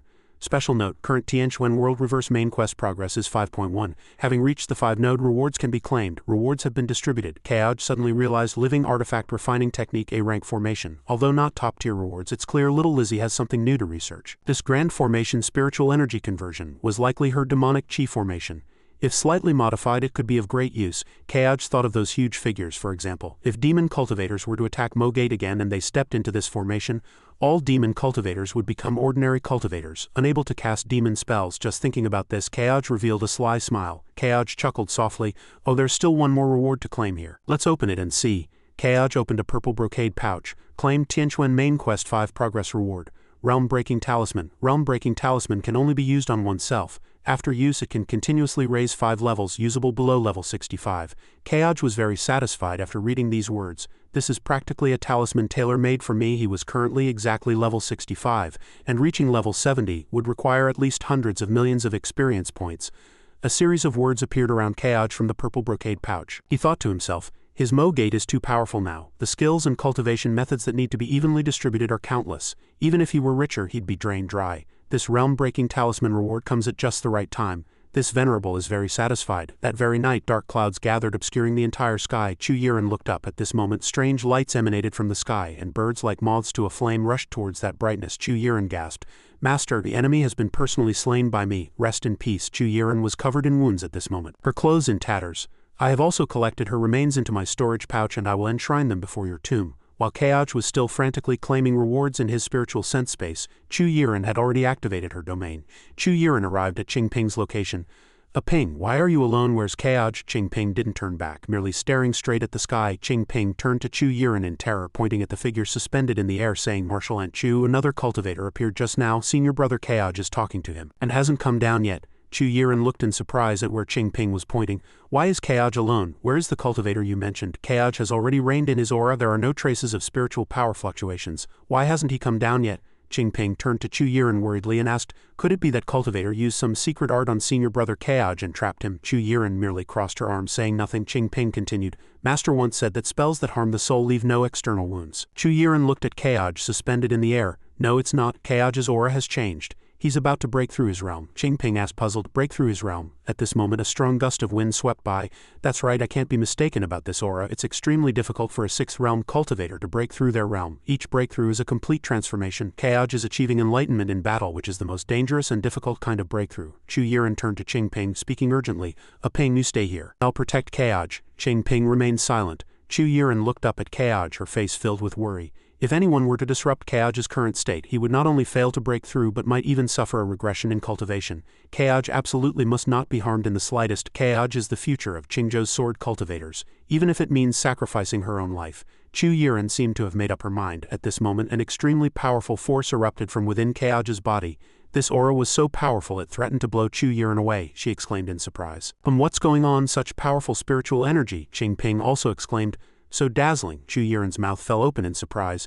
It's the spiritual energy of heaven and earth arising for Kayaj's breakthrough. At this moment, a powerful light descended from the sky, and then a huge lotus flower appeared in midair. Chu Yiren witnessed all this, utterly astonished. How could an ordinary person possess such an aura? The lotus flower beside Kayaj continuously emitted special halos. Realm 1, Realm 1, Realm 1, Realm 1, Realm 1. Chu Yiren, while resisting the powerful spiritual energy, was astonished. consecutive breakthroughs of 5 realms, achieving enlightenment in battle, consecutive breakthroughs of 5 realms, and his aura is getting stronger and stronger. Chu Yiren seemed to disbelieve her own eyes. Is this real? Am I dreaming? Qing Ping covered her mouth in surprise. Keoj slowly began to open his eyes, looking around. At this moment, Keoj was overjoyed. Consecutive breakthroughs of 5 realms, fantastic. At this moment, Keoj floated in the air, bathed in spiritual energy. Right now, Keoj exuded the aura of a sage. Keoj's realm had reached 6th realm great perfection. The system popped up a congratulation. You have been promoted to 6th realm great perfection. Promotion quest activated. Choose quest level. As he spoke, 4 beams of light appeared: yellow, green, purple, red. Keoj smiled happily, reaching out and pointing forward. Still the same thing, this promotion quest has only one color, and that is, the system chimed, detected that your attributes have surpassed your current level. A unique new red rank has been created for you. A black mist flew in, enveloping Keoj and the beam of light he had just chosen. Oh, surprise, this light has both red and black. Keoj laughed out loud upon seeing it. Haha, a new color has appeared. Keoj glanced at the light before him. Still the same thing, this promotion quest has only one color. Another color, that is the miraculous red. The most important thing for a person is flexibility. Keoj extended his finger towards the red. As soon as he touched it, the spiritual energy contained within the red surged out continuously. Keoj was somewhat surprised at this moment. Mythical blood red in his previous life, it was only level 60 in the game. He had never seen these things before. Keoj was now surrounded by red and black intertwined energy flows, but he didn't mind. This venerable is quite fond of you mythical beings. You're dead. Keoj completely missed it. This is a visual blind spot peculiar to those who love to show off. At this moment the system panel changed from yellow to red. Promotion quest. You're dead. Mythical blood red rank. Quest content. Kill a purple-eyed first-class member of the Zeui Association. Quest notes. The Zeui Association is entrenched in Qingzhou, a leading organization in the demon cultivator world with enough power to contend with the Sword Sect. Below Zixin, there are only 3 purple-eyed first-class members, each comparable to the 3 chief elders of the Sword Sect. Immediately after, the yellow panel popped up again. Quest rewards. Sword Dao Aptitude X1, Heaven and Earth Enlightenment Awakening Talisman X1, Domain Realm Breaking Orb X1, Sword Spirit Nurturing Pearl X1. Keoj smiled and said to the system, this is truly a pillow when you're sleepy. Li Han, oh Li Han, the opportunity you gave this venerable, I'll get 5 gains from it. Keoj thought of the 2 lines of text the system had just prompted. Heaven and Earth Enlightenment Awakening Talisman X1, Domain Realm Breaking Orb X1. He chuckled to himself, but he had never heard of these 2 rewards. If awakening could awaken again, what would it awaken into? And if a domain could break through its realm, what would it become? Keoj closed his eyes, his hand on his chin, lost in thought. Even I cannot imagine. I'm a little excited. The system appeared again, startling Keoj. The soul bone fragments of the Scarlet Flood devouring Sky Dragon have been fully collected. Please find a quiet place as soon as possible to face Killing Life's challenge, Keoj asked again in surprise. What is this? Is the first thing after successful fusion to fight me? A line of exclamation appeared from the system. All rewards for killing Juzong have finally been claimed. Keoj has broken through 5 more realms and is finally close to the 7th realm level. Keoj floated in the air, deep in thought about one thing. He would first conclude all matters in Sizhou City, then quickly return to Mo Gate for secluded cultivation to face Killing Life's challenge. Chu Yiren flew up from below to Keoj's side, feeling both worried and proud. Keoj, how do you feel now? Keoj turned around but did not answer. Seeing this, Chu Yiren grew even more concerned. Breaking through 5 realms consecutively would leave one's body quite weak. At this, Chu Yiren recalled the intimate matters between herself and Keoj, and her face flushed. This time, Keoj had fulfilled her wish. Even if he wanted to immediately cultivate with her to replenish his yin, she would comply. Thinking this, Chu Yiren's eyes sparkled with a smile. Chu Yiren's desire was so evident that Keoj had to step back. Martial Aunt Chu, I'm fine now. When Qing Ping ascended on her sword and saw this, she could only stare wide-eyed. Keoj was frozen in fear at this moment. Martial Aunt Chu plays dual cultivation. Has she desired my body so much that she can't even hide it? I know I'm handsome, but please exercise some restraint. Seeing Keoj shy away, Chu Yiren immediately became embarrassed. That's wonderful. Juzong has been killed by me. Keoj, you can put away this spatial artifact now. There are many common people in Sizhou City still waiting for us to rescue. If we delay, the demonic aura formation will claim their lives. The 3 of them were now floating in midair, and Keoj spoke. Indeed, I had the same intention. A golden light appeared in Keoj's hand, illuminating all corners of the capital city. After a while, the golden light disappeared, and people began to emerge from their homes. Qing Ping was utterly astonished at this moment, then smiled slightly. We're back. Senior brother Keoj's artifact is truly amazing. Keoj merely gave a cold HMPH in response. Then the 3 of them looked down at the city together. Suddenly, Keoj clutched his chest and spat out a mouthful of blood. Truly amazing, but it only took 1 use and cost 10 million experience points. At this moment, Keoj looked down at the cauldron below. It was now shattered into many pieces. Chu Yiren noticed this detail and asked, the formation cores in the city have all been destroyed. Who did this? Faced with Keoj's question, Qing Ping began to wonder. Indeed, the demonic aura has vanished. After hearing Qing Ping's words, the 3 quickly flew to another location. Keoj opened a letter which read, I have taken the liberty of removing future worries for Sect Master Lu. There are no more traces of demon cultivators in the city. Sincerely Han. After reading the letter, Kaoj smiled with satisfaction. That Li Han kid is quite courteous. Chu Yiren nestled beside Kaoj and asked, "Oh Kaoj, whose letter is this, and who is Han?" Kaoj froze as if glued. Qing Ping was also stunned by this scene. Chu Yiren was posing as seductively as possible. What a fated connection. Dual cultivation is not to be. It's also quite good to snuggle up to Kaoj. Qing Ping was already accustomed to this scene. Martial Ant Chu is at it again. Chu Yiren clung tightly to Kaoj's embrace, leaving him at a loss for what to do. Martial Ant Chu, please be more reserved. Kaoj then stood dumbfounded, a confused expression on his face. Just read the letter. Why are you acting like you're trying to force yourself into me? Chu Yiren placed a finger to her lips and said sweetly, Kaoj, with your stunning beauty and me cultivating dual cultivation techniques, how can I be reserved? Hearing this, Kaoj was stunned. Kaoj waved his hand and a blue energy tightly wrapped around Chu Yiren. Martial Ant Chu, just keep your distance from me. That would be reserved enough. Chu Yiren was still unyielding and continued in a coquettish tone. Ah Kaoj, you're hugging me so tight. I love it so much. Hearing Chu Yiren's words, Qing Ping was stunned, not expecting her martial aunt to be so bold. Qing Ping then let out a long sigh. Dual cultivation techniques are too terrifying. I really don't know when Martial Ant Chu will stop harassing senior brother Kaoj. Although the city's people are safe, there are still many unresolved matters. Although Chu Yiren's movements were restricted by Kaoj, her enthusiasm remained undiminished. Kaoj ignored her, turned to Qing Ping and asked, Ping, do you want to go to the city lord's mansion to seek revenge on the city lord's wives and concubines? Qing Ping began to ponder. Qing Ping looked down at the houses below.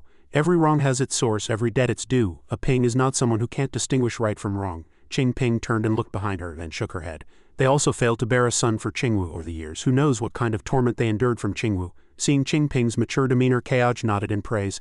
That makes sense. It seems you now have a better grasp of right and wrong. Seeing Kaoj praise her, Qing Ping beamed with joy. Since that's the case, you can confidently report back to your master upon returning to the sect. At this moment, Chu Yiren had broken free from Kaoj's restraint. She sighed. Alas, although the demon cultivator turmoil has been resolved for now, there's still one matter. Although I killed Juzong and avenged my master, I still haven't found the secret technique she stole from master. I've searched Juzong's entire body but found nothing. Chu Yiren thought of Ning Ying, then sighed helplessly again. Junior sister Ning Ying is exceptionally talented and skilled in artifact refining. She could have inherited master's path. Now, with the living artifact refining technique missing, everything is in vain. It's a pity master's efforts have come to a dead end. It's truly a shame for junior sister Ning Ying to have the skill but not the means. Hearing Chu Yiren say this, Qing Ping scratched her nose. Should she tell Martial Aunt Chu that she had heard some of Martial Ancestor's secret techniques? Should she ask Martial Ancestor's remnant soul first? Qing Ping hesitated. Kaoj smiled and replied to Chu Yiren, Martial Aunt Chu, you don't need to worry. I have already obtained Martial Ancestor's secret technique. Chu Yiren's mouth dropped open upon hearing this, and she retorted, You obtained Martial Ancestor's secret technique? Chu Yiren's question cut straight to the core, surprising Qing Ping as well. Senior brother Kaoj also received Martial Ancestor's secret technique. Kaoj took out a circular book and said to both of them, This item, when given to Martial Ant Chu, can be considered returned to its rightful owner. This is precisely Martial Ancestor's living artifact refining technique. Unfortunately, a part is still missing. It seems Juzong also failed to obtain the complete version. Chu Yiren saw the book and hurriedly stepped forward, asking in dismay, Kaoj, are you serious? This is not a matter to joke about. Kaoj handed the book to Chu Yiren. Martial Ant Chu will know once you read it. Chu Yiren took the book, then opened it. Her eyes were filled with surprise. Although she couldn't be 100% sure, the artifact refining process inside was somewhat similar to what she remembered. Once I return to the sect, I will give this technique to junior sister Ning Ying. She will know at a glance. Chu Yiren closed the book, then winked at Kaoj. Kaoj, since things are settled, Ping and I will take our leave first. Once Ning Ying confirms this technique is real, Sister Yiren will come to reward you. Chu Yiren took Qing Ping's hand, conjured a purple lotus platform, and departed with her. Before leaving, Qing Ping also quietly said to Kaoj, Senior brother Kaoj, farewell, take care. Seeing their actions, Kaoj was instantly bewildered. Before Kaoj could react, the two had already leapt onto the lotus platform and sped away. Kaoj stood dumbfounded, his expression utterly lost. If she really came to reward him, would Xinyan stab her a few times to vent her anger? Kaoj began to ponder, glancing sideways as he thought. However, Ning Ying is indeed very capable. This aunt, whose relationship with her master is unclear, doesn't understand artifact refining, but she does. Is this the true value of the Sword Sect's artifact refining master of this era? Kaoj took out another book, but I am different. With experience points, I can learn it in a second. Once learned, I can copy as many copies as I want. This is simply the life of a cheat player. Lonely as snow, the golden system panel appeared. Learned a grade technique. Living artifact refining technique incomplete. Kaoj frowned deeply. However, this incomplete living artifact refining technique seems to be able to help Venerable Gui Qinbei. Kaoj asked himself, among its skills there is one that modifies and restricts the human body. System appeared and began to explain. Living artifact refining technique, forbidden technique for modifying and restricting the human body. Skill explanation. This technique modifies the spiritual energy core of a living person, refining the body into a semi-artifact state capable of breaking through realm limitations and prolonging life. Side effects: 1. Can only be used once. 1. Cannot break through realms again for life. 2. After use, the practitioner needs to replenish the spell imprint every 3 years, otherwise the body will decay and die. Keoj frowned tightly upon seeing these words from the system. This is precisely why Juzong did not use this technique on herself. She wanted to become purple-eyed first class, so she certainly couldn't ruin her own future. Keoj now thought of Gui Qinbei. As he smiled at him, Keoj looked into the distance, his eyes deep. This technique could indeed solve Gui Qinbei's immediate problem. But Gui Qinbei's life goal was to pursue greater strength. Would he truly agree to have such a technique performed on him? Chapter 507. Keoj recalled the scene of him fighting the enemy alone. His eyes at the time seemed intent on a massacre. Just thinking of this, he felt a shiver of fear. Cold sweat streamed down his face, and he secretly pondered, if he really proposed this, the proud Gui Qinbei would probably consider it an insult rather than help, and might chase him across several mountains before stopping. The more Keoj thought about it, the harder it was to breathe. He sighed. The matter of helping Gui Qinbei resolve his tribulation should wait until he returns to the sect for secluded cultivation before he deliberates further. He then thought of the Sky Dragon, muttering to himself, ultimately, facing killing life's challenge is my most pressing concern. Not long after, Keoj returned to his mountain peak. In the small room, Dongli and Yuer were playing Go. Seeing Dongli staring out the window, she said, "Master, it's your turn to move." Dongli's face was radiant at this moment, and she blurted out, "Brother is back." Yuer looked bewildered. Both looked up at the azure sky, then everyone went out to greet him together. "Brother, welcome back, Sect Master Martial Uncle." Keoj descended from the sky to join them. Then Keoj looked at everyone and said with a smile, "Why mobilize so many people? I've only been out for a few days this time. Why does it feel like we've been separated for ages?" Xinyan then winked at Dongli and asked Keoj, "Did you have any adventures on this trip, like helping someone break through realms or prolong life?" Dongli looked at him expectantly. Keoj hesitated, wanting to speak but holding back, only replying evasively, "Yes, there were some," but he was about to say more, but he saw Dongli's shimmering eyes and thought wordlessly, "Little Lizzie, you're happy too soon." After a while, everyone followed Keoj up the mountain. Lu Keoj walked and spoke, detailing the journey of eradicating Juzong's lair. After explaining the full story, Dongli said with a solemn face, "So that technique can prolong life and break through realms, but at the cost of all potential. If that's the case, Master would definitely not agree." Keoj took out 2 treasures and handed them to her, saying, "The living artifact refining technique and this purple formation are both for you. As for how you wish to use them, that's up to you." She took the items from his hand and thanked him. "Thank you, brother. Dongli will consider it carefully." He looked at Dongli's melancholic expression and frowned, thinking, "Little Lizzie like this makes me very uncomfortable. I must quickly find a better treasure for breakthrough, be it a magic item or a technique. I want to see a lively and adorable little Lizzie." In the blink of an eye, night fell, and he and Xinyan returned to their room. In the room, she said coquettishly, "You just got back and you're like this, you just went through a fierce battle, your health is more important." After some intimacy, she lay in his arms and said, "Couldn't this wait a few more days?" Keoj's gaze was firm, and he gently stroked her chin, replying, "It cannot be delayed. If I didn't return home to unite intimately with you, how would you know the extent to which I thought of you day and night while I was away?" Hearing these words, Xinyan blushed and shyly replied, You're saying such sweet words again." He gently lifted her face, deliberately teasing, "Don't you want to hear them? If you don't, I won't say them anymore." She buried her head in Keoj's embrace and said, "I want to hear them. I want to hear them. You must say them in the future. Don't stop." Keoj tightly held her hand, embracing her, and firmly replied, "Don't worry. I'll say them every day from now on, every month, and every year until your ears grow calloused, until your face is covered in wrinkles. I will never stop." Xinyan looked at him and said, "You said it, okay? Not 1 day less, not 1 hour less." After speaking, a blissful expression appeared on her face, and she closed her eyes and fell asleep. After a while, only even breathing sounds remained in the room. Once he was sure Xinyan was asleep, Keoj opened his eyes, thinking, "Xinyan is asleep, and as a master I should go see how Hating is doing now. It's been over 5 days since I left this time. He will soon wake up." He observed Hating with his spiritual insight. Luobing had taken very good care of Hating, whose complexion was excellent. Keoj was satisfied with this. In a few days, when his domain fully fused, Hating would awaken. He imagined Hating commanding demonic entities. This kid, upon awakening, would likely possess the demeanor of a leader of myriad ghosts. Just thinking of this, Keoj was excited. The legendary Ghost King becoming his left and right-hand man. Tisk tisk, just imagining it made him feel like a protagonist, truly worthy of this venerable's disciple. He thought of Bu Wan, then also thought, furthermore, I must find an opportunity to place graceful sovereign into little Lizzie's Chongqing sword. Our Mo Gate is truly flourishing with talent, becoming more and more diverse. Just then, the system displayed a red warning, detection. You have entered a quiet place. Killing Life Dragon can no longer wait and has immediately initiated a challenge against you. Reading these lines, he paled, thinking, damn it, I just had an intense battle with Xinyan. This guy is clearly taking advantage of my exhaustion. Without a choice, Keoj was immediately thrown into a space. The system again displayed a notification. Illusionary Realm activated. Killing Life Asura Blood Sea. "We wish you a successful battle." The Flood Dragon stood before Kaoj and said, "Lu Kaoj, you've finally come. You've made me wait a long time." Kaoj gently stroked his storage ring in response. Senior issued a challenge, and this junior should have responded sooner but was tied up with trivial matters, only finding free time now. In a flash he held his sword, his clothes neatly arranged, and added, "This junior's oversight will certainly be compensated with a satisfying battle for Senior as an apology." Hearing these words, the Flood Dragon laughed heartily. "Haha, satisfying, truly worthy of the heaven's chosen one who can awaken me. Since that's the case, I shall wait and see just how capable you truly are." With that, the Flood Dragon coiled and soared, rushing towards the sky. Kaoj, seeing this from below, thought, "What a grand display. Does this killing life dragon have more transformations?" Amidst the magnificent display, a head and a pair of horns gradually appeared. The Flood Dragon said in a deep voice, "Lu Kaoj, I only hope you don't disappoint me." The Flood Dragon had now transformed into its human form, radiating powerful energy as it spoke. "All your actions thus far have been observed by me. You are worthy of the name of a sword cultivator. I wish to fight you in human form." Kaoj humbly bowed in response. "Many thanks for Senior's praise, but this junior is truly far inferior to Senior." Killing Life Dragon, hearing this, frowned in confusion and asked, "What do you mean by this? The world knows you are unparalleled in arrogance, yet now you bow to me." Kaoj maintained his humility, responding to Killing Life Dragon, "Even though Senior is but a wisp of remnant soul, you still protected the common people. For such noble sentiment, Kaoj feels truly inadequate. Named Killing Life, but actually for protection, it is truly commendable.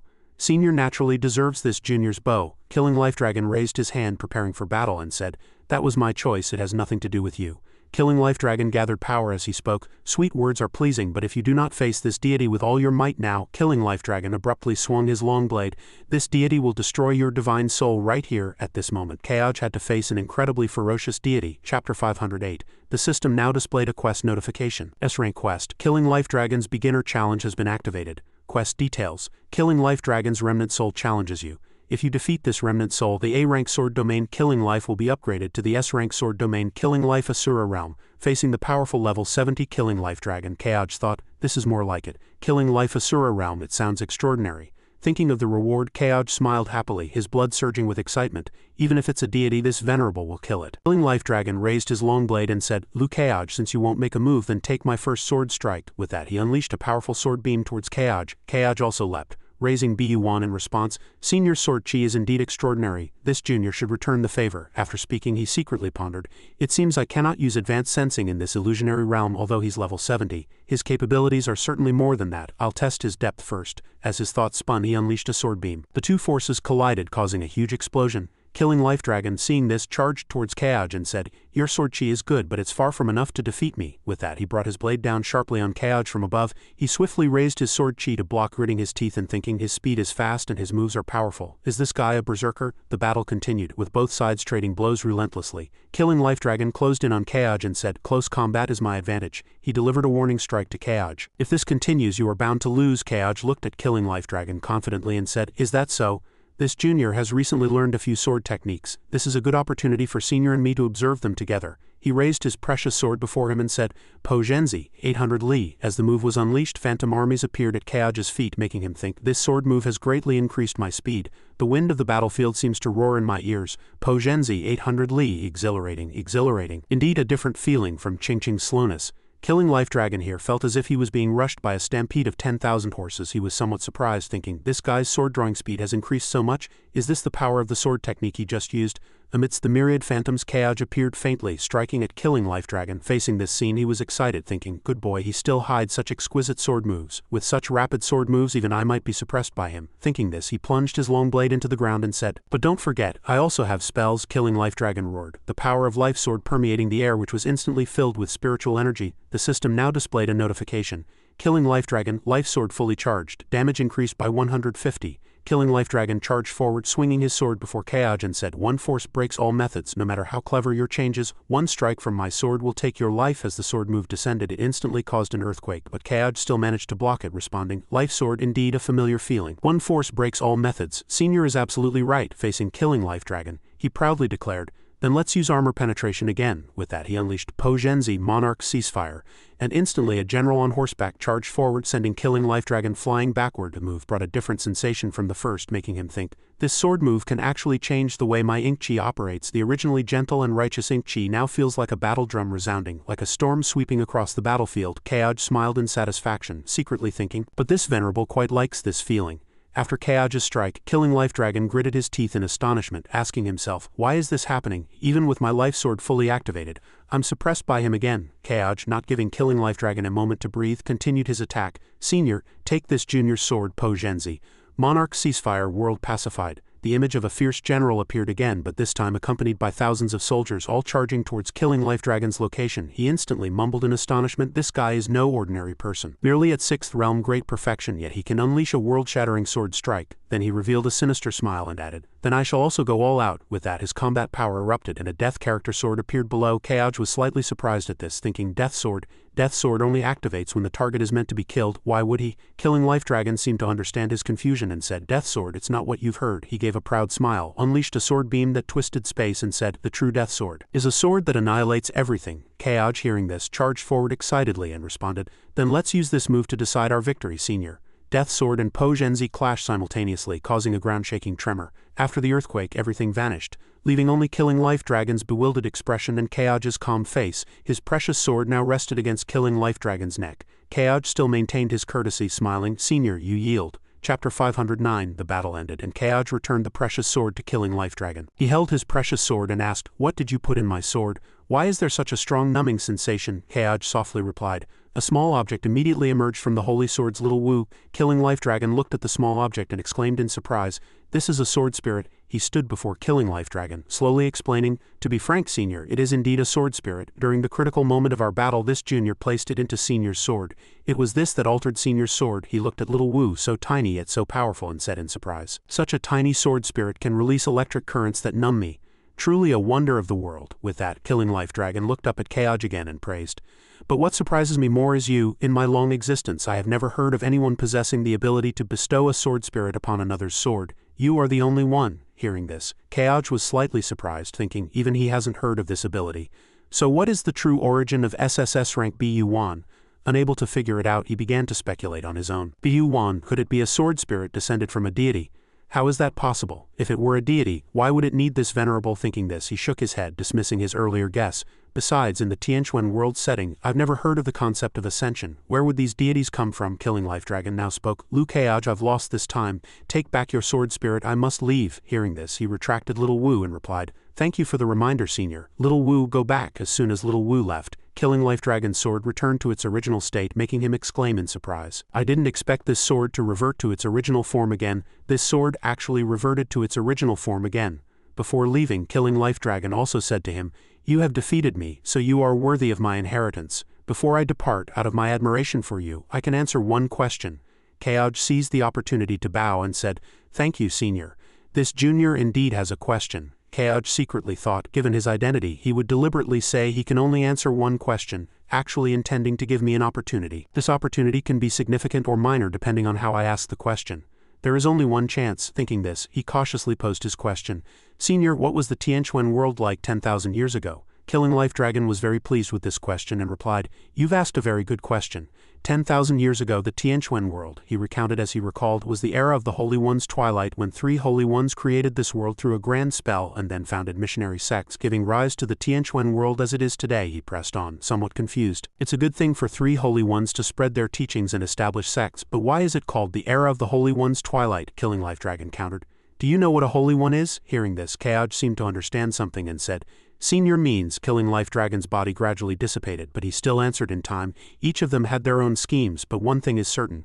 They all created this world to avoid a certain existence. Also, don't think they were good people. The more he spoke, the blurrier his body became. For example, one deity is trying to awaken and prepare to destroy the Tianquan world, while the victor is left over from the war of the 3 deities. When Killing Life Dragon completely dissipated, Kaoj suddenly woke up back in reality. Lying on the bed, he gasped and thought, I've escaped that illusionary realm. Then he turned his head to look at Xinyan, who was still sound asleep. Xinyan hadn't woken up. That senior didn't intentionally make a commotion. At this moment, he was still pondering what had just happened. What did he mean by that last sentence? Who wants to destroy the Tianquan world? Kaoj remembered that exotic beast and thought, could it be the Eye of Chaos? The more Kaoj thought, the more worried he became. It couldn't be such a coincidence. If one deity resides in the sea, then wouldn't the remaining 2 deities be one in the sky and one underground? Countless questions flooded his mind. The Tianquan world is now the world of the victor, left over from the war of the 3 deities. Who is the victor? Where did the victor go? I've never seen any temples of deities in the Tianquan world. Keoj looked at the moonlight outside the window and thought, there are too many things I can't figure out. Alas, if only the game version I played back then was more advanced. At this moment, the moonlight outside the window illuminated a patch of sky. In another place, shrouded in demonic energy, there was a commotion. Juzong is dead. Dead, it's truly true. That ruthless woman actually died too, killed by Lukeoj of Mogate. Discussion was endless. Should we seek revenge at Mogate? Lukeoj's reputation is too great, known throughout the world, difficult to deal with. Perhaps Juzong fell for his trick. The discussion grew more intense. You're right anyway, among us Juzong, her strength was only average. Why don't we all go and kill that Lukeoj? However, just then, a reminder suddenly rang out. Silence, the 3 demon lords have arrived. As soon as the words fell, the 3 demon lords appeared in succession. Demon Lord Firegold spoke. Why be so rigid? We just heard the casual chatter. Demon Lord Firepurple also chimed in.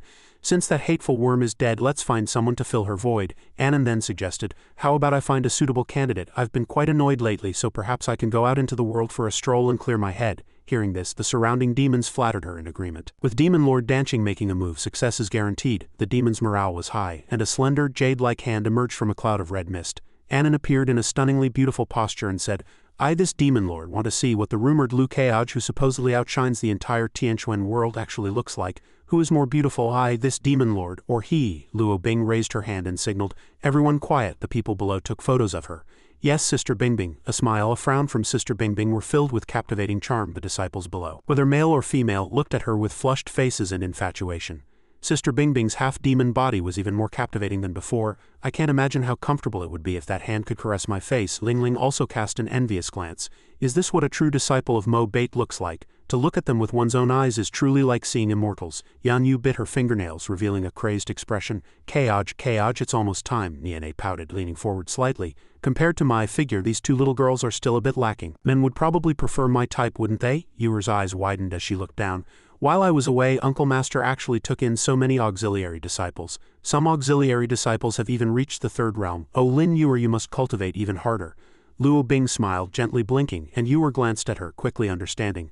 Oh, junior sister was winking at her. I understand. She took a deep breath, closed her eyes, and recalled what that person had instructed her. In front of the auxiliary disciples down the mountain, as long as you wink at me. You listen to me, and you must give Uncle Master enough face. Ancestor brother was still the same. The 2 stood with lanterns, their backs turned, bowing respectfully. The Sect Master appears. A gust of wind blew, swirling rose petals across the sky. The figure of a man appeared. The disciples below all bowed in unison respectfully. The Sect Master appears. For some reason at this moment they felt a deep sense of identity as disciples of Mo Gade. 3 figures were particularly striking among the disciples. Ling Ling pursed her lips, looking up at him. It's a pity I'm not a Mo Gate disciple. I can't call Keoj Sect Master like them. I hope I can join Mo Gate this time. Keoj stood high above and proclaimed loudly. Disciples, you may rise. Ling Ling clenched her fists, her eyes wide, her face full of adoration. Majestic yet melodious, that voice is truly beautiful. The backlight shone on his back. A gentle breeze ruffled his long hair, his narrow eyes, slightly pursed thin lips. Keoj's tall figure and his peach blossom-like smile gradually became clear. Wind-calling technique, long time no see. Everyone below was mesmerized. Standing still, he rode the wind and turned around. His peerless beauty froze all the players present, making them momentarily forget to breathe. Ling Ling cried out in excitement, tears glistening in her eyes. This is the real Keoj, the Keoj I've longed for day and night. At this moment she felt not a trace of lust for him, only contentment, like a pilgrim seeing a true deity. Yan Yu covered her face, looking at him infatuatedly. Keoj, Keoj, Keoj, Keoj, Keoj, Keoj, Keoj, Keoj, Keoj. I want to possess him. I want to possess him. I want to possess him. I want to possess him. I want to possess him. I want to possess him. I want to possess him. Niene blushed, a meaningful smile on her face. She had thought there would be no one in this world that she would care about, but she actually met him in this game. Thank you to the people who developed this game. Thank you for the advancement of science and technology creating such a realistic scene. Just looking at him, some parts had already started to get wet. Yuer's eyes widened, her face full of surprise. As expected, these people are mesmerized the first time they see Uncle Master, but their expressions are a bit scary. The person next to her frowned, looking displeased. These people actually dare to have designs on our young master. Luo Bing, I'm here, you can forget about it. Luo Bing looked displeased and said, everyone, our sect master is returning your courtesy. Don't just stand there. Snap out of it. Our young master's beauty belongs to our family. It belongs to our family. The disciples all bowed their heads, thanking the sect master for his kindness. Ling Ling clasped her arms, regaining her composure. Thank you. Yan Yu closed her eyes, composing her expression. Cough. Niene squinted, her smile radiant. Seeing sect master Lu cures all ailments, Luo Bing was furious, gripping her lantern tightly. This woman is so bold, daring to openly flirt like this. If not for so many people present, I would immediately activate my domain and fight you to the death. Yuer saw the person gnashing her teeth, looking displeased, and her eyes widened. Junior sister Luo Bing, what's wrong? Such strong killing intent. I can feel a stinging sensation on my body. Niene puffed out her chest and waved at him. Keoj frowned, his face livid. Damn it, this woman is as unreliable as ever. This woman. I actually didn't want to mention it, because in my previous life she had played with me. Sheets of immortal paper were thrown down. Little brother, your stamina's really good. Big sister likes it very much. These are all for you. She raised her chin, pressing her body close to him. Next time you need me, big sister will come find you. Keoj stared at her, reaching out to pull her.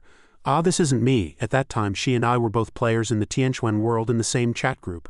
After a few chats we arranged to meet once. Keoj stared blankly at the coins scattered on the bed of love. It was the first time I had received money from someone. I usually gave it. When I thought I, a super rich second generation, would be paying, I didn't expect her to pay faster than me. When I saw that stack of money, I realized I had been played by her. He pursed his lips, looking embarrassed. That was my first experience of being played, and I can't forget it even now. Keoj squinted at Niene's frivolous demeanor. While he might not have cared in the past, now that she wasn't revealing her identity and was openly flirting with him in front of everyone, she had to be punished. A notification appeared. Keoj's favorability towards you has changed. Current favorability -1. Keoj favorability -10, she gasped, her mouth wide open. How the disciples around were all stunned and motionless. Ling snickered, glancing at her. This is the consequence of not answering honestly and spouting nonsense. Yan Yu covered her mouth, smug. To get Keoj one must use some tricks. How can one be so direct? Wagon also mocked and cursed. Serves you right, now only I have gained 5 points of favorability from the Sect Master. Keoj waved his hand and threw down a system notification. This is your reward for killing the purple-eyed swordsman. The three simultaneously reached out and accepted it. A note appeared next to it. Namu Dharma Field Talisman Introduction. This talisman, personally drawn by Keoj, can withstand a full power strike from a cultivator below the 6th realm. Ling happily jumped up. It's actually a talisman personally drawn by Sect Master Lu. I must treasure it and never use it. Niene closed her eyes, lightly kissing it. Tisk, just thinking that Keoj once used force on this paper makes me feel I'm not even as good as a piece of paper. Yan Yu chuckled inwardly, weighing the reward in her mind. Good stuff, this thing is priceless, very valuable. Ali bit her handkerchief tightly. Ling is so lucky, I envy her. Biyushu gritted her teeth in regret. Damn it, it's all my fault for logging in too late. Why did I choose that time to repair the circuit? Wagon cried out in regret. How could it be a talisman personally drawn by the Sect Master? It's truly priceless. Luo Bing's eyes widened in surprise. This talisman is a treasure given by Buddhism. Young Master only took one look and knew how to draw talismans. Luo glanced at her junior sister, equally surprised. Sect Master Uncle's strength has truly surpassed my previous understanding. Keoj looked stern on the surface, but inwardly he grinned smugly. It's convenient to scan and identify drawing methods with the system, and it only costs a little experience to learn. Others consume a lot of spiritual power to draw this, but as long as I want to, drawing any number of them is not a problem. Seniors, you're all too green. He scanned the 3 top players below. His goal was to motivate all Mo-Gade players to actively upgrade. This little bit isn't enough. I need to add more fuel to the fire. Li Ling, you are a micromaster. You're the one. Keoj looked down, speaking sternly. You are the first in this mission.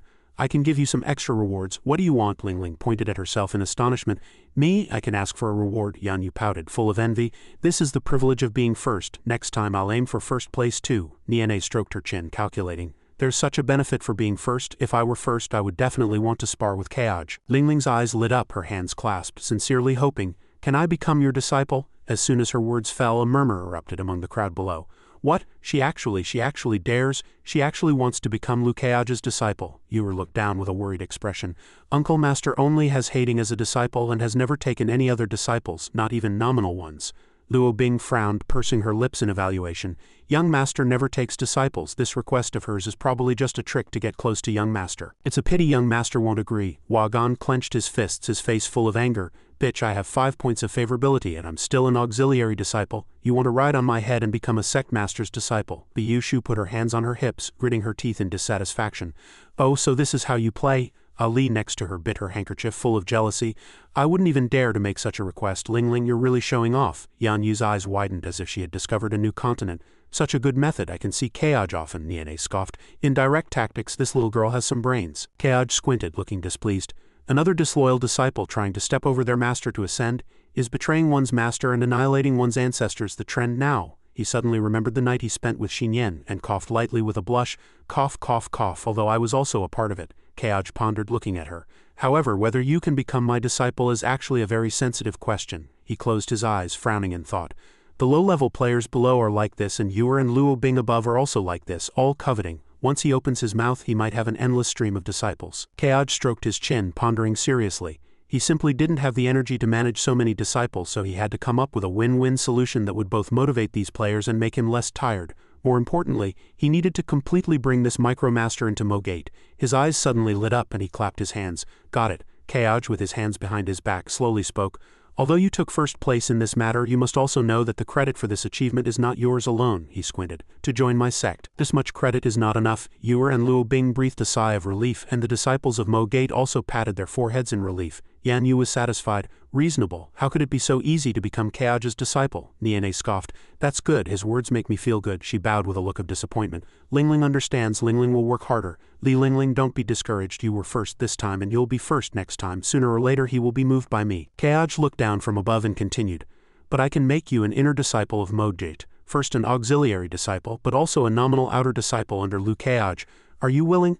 Wagan, Ali, and Biyushu's mouths dropped open in astonishment. This immense opportunity would make Lingling's live stream explode. Although just an auxiliary disciple, being a nominal disciple under Lu Keaj would make her identity completely different. Yan Yu and Niene also widened their eyes in surprise. A nominal disciple actually had her name remembered by Keaj. I want one too, Tisk. So this little girl has also received Keaj's mark. Lingling smiled happily, quickly kneeling down. Disciple is willing. Thank you, Sect Master. A system prompt appeared. Li Lingling, a live streamer, has joined Mogate. Current identity, Mogate Auxiliary Disciple. Note, nominal disciple under Lu Keaj. She happily spun Wagan around. Yay, Li Lingling, I have my day too, the person screamed in fright.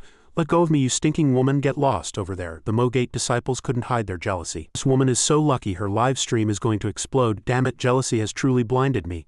Next time I must take first place, Keaj chuckled inwardly. Smug. Your little schemes, I can easily see through them. Everyone work hard to upgrade, you'll have opportunities to serve me in the future. A flash of light streaked, flying towards the mountain peak, a small sword carrying a letter. Keaj frowned as he looked. This is a flying sword message from Mo Dongfang. Wasn't he out on a training mission? Could it be that his good luck led him to discover something? He clasped his hands behind his back. Dismissed everyone. You handle the follow-up. I have to leave first. Luo Bing and Yuer simultaneously bowed. Yes, Sect Master Uncle. The flying sword in the air was held steady by a stream of water. Keaj took the flying sword, opened the paper and read. This kid actually discovered the ancient first-grade sect, Tongtian Sect Secret Realm Ruins. Sunlight shone on the ancient buildings. If this is true, then this is an opportunity for our Mogate. Dongli stood inside next to Keaj holding the letter. An ancient first-grade sect with an extraordinary background, this secret realm must contain numerous cultivation techniques and treasures. She widened her eyes and happily said, perhaps there will be a secret method that can help an 8th realm cultivator break through, which would allow Master to overcome his danger. Xinyan, sitting to the side, also chimed in. Little Lizzie is right, but relying solely on Mo Dongfang, it's certainly impossible to explore the entire secret realm. We need to allocate some people to help him. Dongli placed her hand on her chest and stepped forward. I'll go, but that person disagreed. The mountain array is currently being repaired, and this is a critical moment. You cannot go. Xinyan put her hands on her hips and stood up confidently. How about I go? Senior Marshal Brother Keaj has just returned to the sect. Let him rest for a few days. Keaj didn't sit either, frowning and saying, I know Mo Dongfang's temperament best, I'll go. You all guard Mo Gate's mountain entrance and await my good news. Xinyan looked at him worriedly. But Senior Marshal Brother just fought a great 7th realm demon cultivator. Your body, Dongli, also wanted to stop Keaj. Keaj closed his eyes and smiled silently, walking straight ahead. The last time already brought my realm to 6th realm great perfection. Perhaps this time I can get the opportunity to break through 6th realm and enter 7th realm. And how is my body? Keaj turned around, blinked slyly. Xinyan, aren't you the one who knows best? Xinyan's face flushed shyly, and she quickly interjected. Keaj, watch your words. Suddenly the door opened and a young girl's figure walked in. Luo Bing's face was red and she shyly said, Sect Master Uncle, on this trip Luo Bing audaciously wishes to accompany you. Keaj looked at Luo Bing's pitiful expression with a dark face, feeling tired. This little girl is starting her act again. Given this little girl's temperament, she knows all too well how to manipulate people's hearts. Little Lizzie and Xinyan have probably seen through her long ago. Dongli and Xinyan were both stunned, looking at her dejectedly. This girl has been eavesdropping outside the door. Does she think my spiritual sense can't detect her? Here she goes again. Every time Keaj goes out, this girl insists on following. This girl truly likes Keaj. Dongli closed her eyes wearily, rubbed her forehead and waved her hand. Luo Bing, step back. Sect Master Uncle has important matters this time. You cannot cause more trouble. Luo Bing tightly clasped her hands, lowered her head and pitifully said, Master, I will not cause trouble for Sect Master Uncle. Keaj glanced at her, then slowly said, Let her come with me. Perhaps this can also be considered an opportunity. Dongli and Xinyan were simultaneously surprised. Brother Keaj frowned, and the image of the boy with the bun hairstyle reappeared in his mind.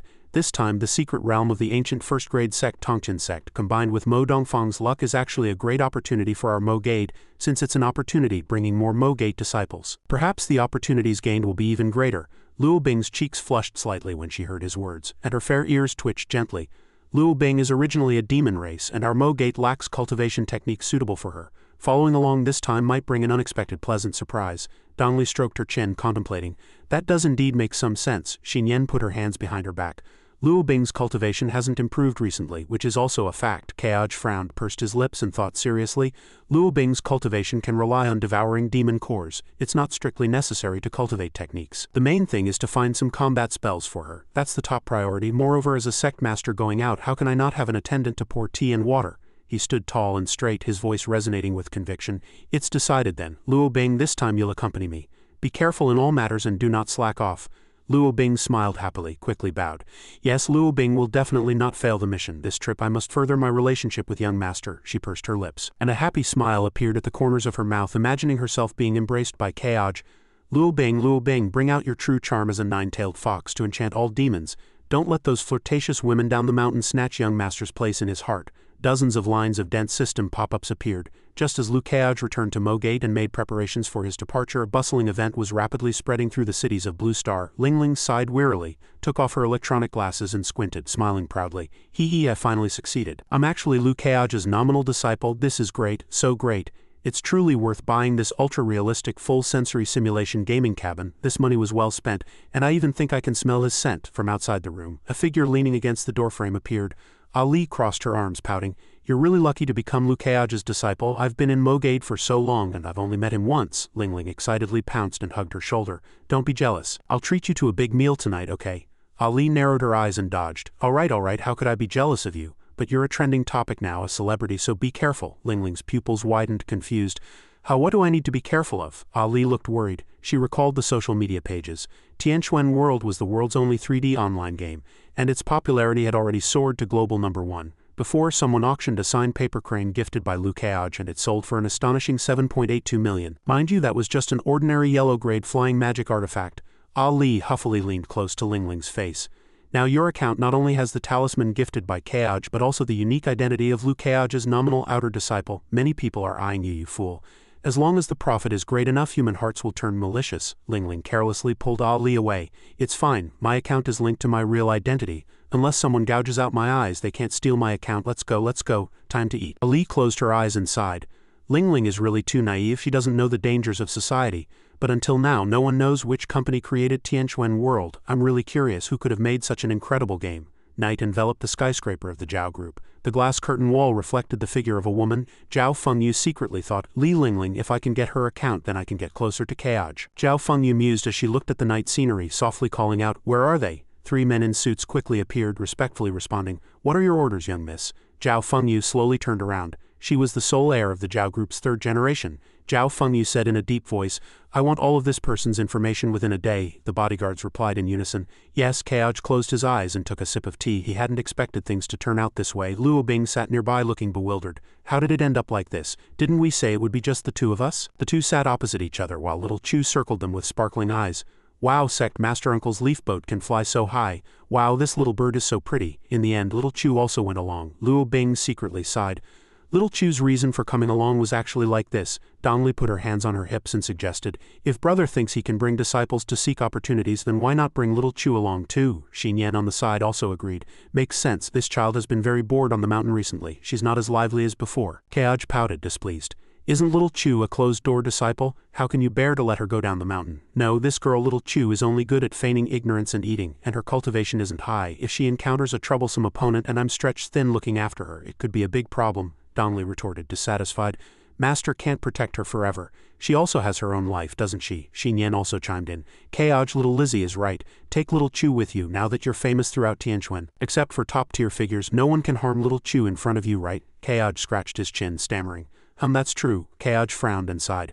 With little Lizzie's demeanor and Xin Yan's support, I really can't refuse. After all, this is the first time Xin Yan has said I'm famous throughout Tianquan. Little Chu stood on tiptoes, waving her hands in the air. She squinted, grabbed a bird's leg and pulled it down.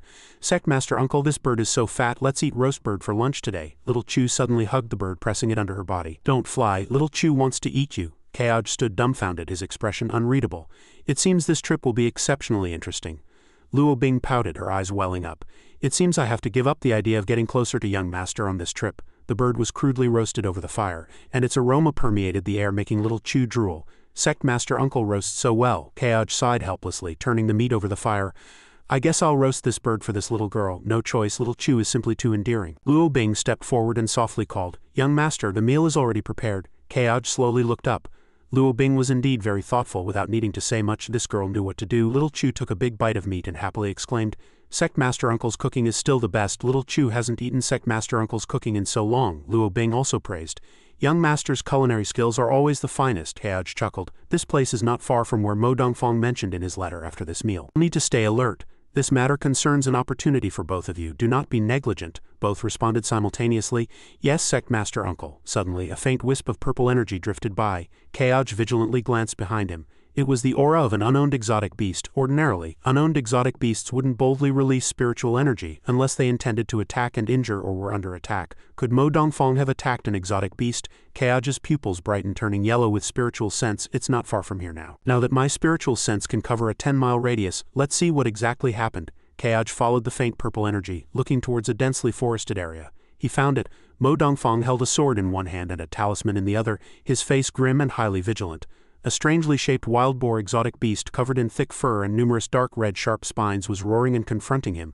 Mo Dongfang looked worriedly at the farmer brothers behind him. "You two run quickly. I'll deal with this guy." The elder brother, carrying his younger brother, frowned and worriedly said, "Cultivator brother, I can't express my gratitude enough. Could you tell me your name? Our brothers will always remember it." A gust of wind blew, gently rustling his clothes. Mo Dongfang smiled. "Spirit wind art activated. Just call me Monkey King." The farmer was stunned. "Monkey King, this name is truly powerful." Mo Dongfang waved his hand, cast a talisman and soared into the air.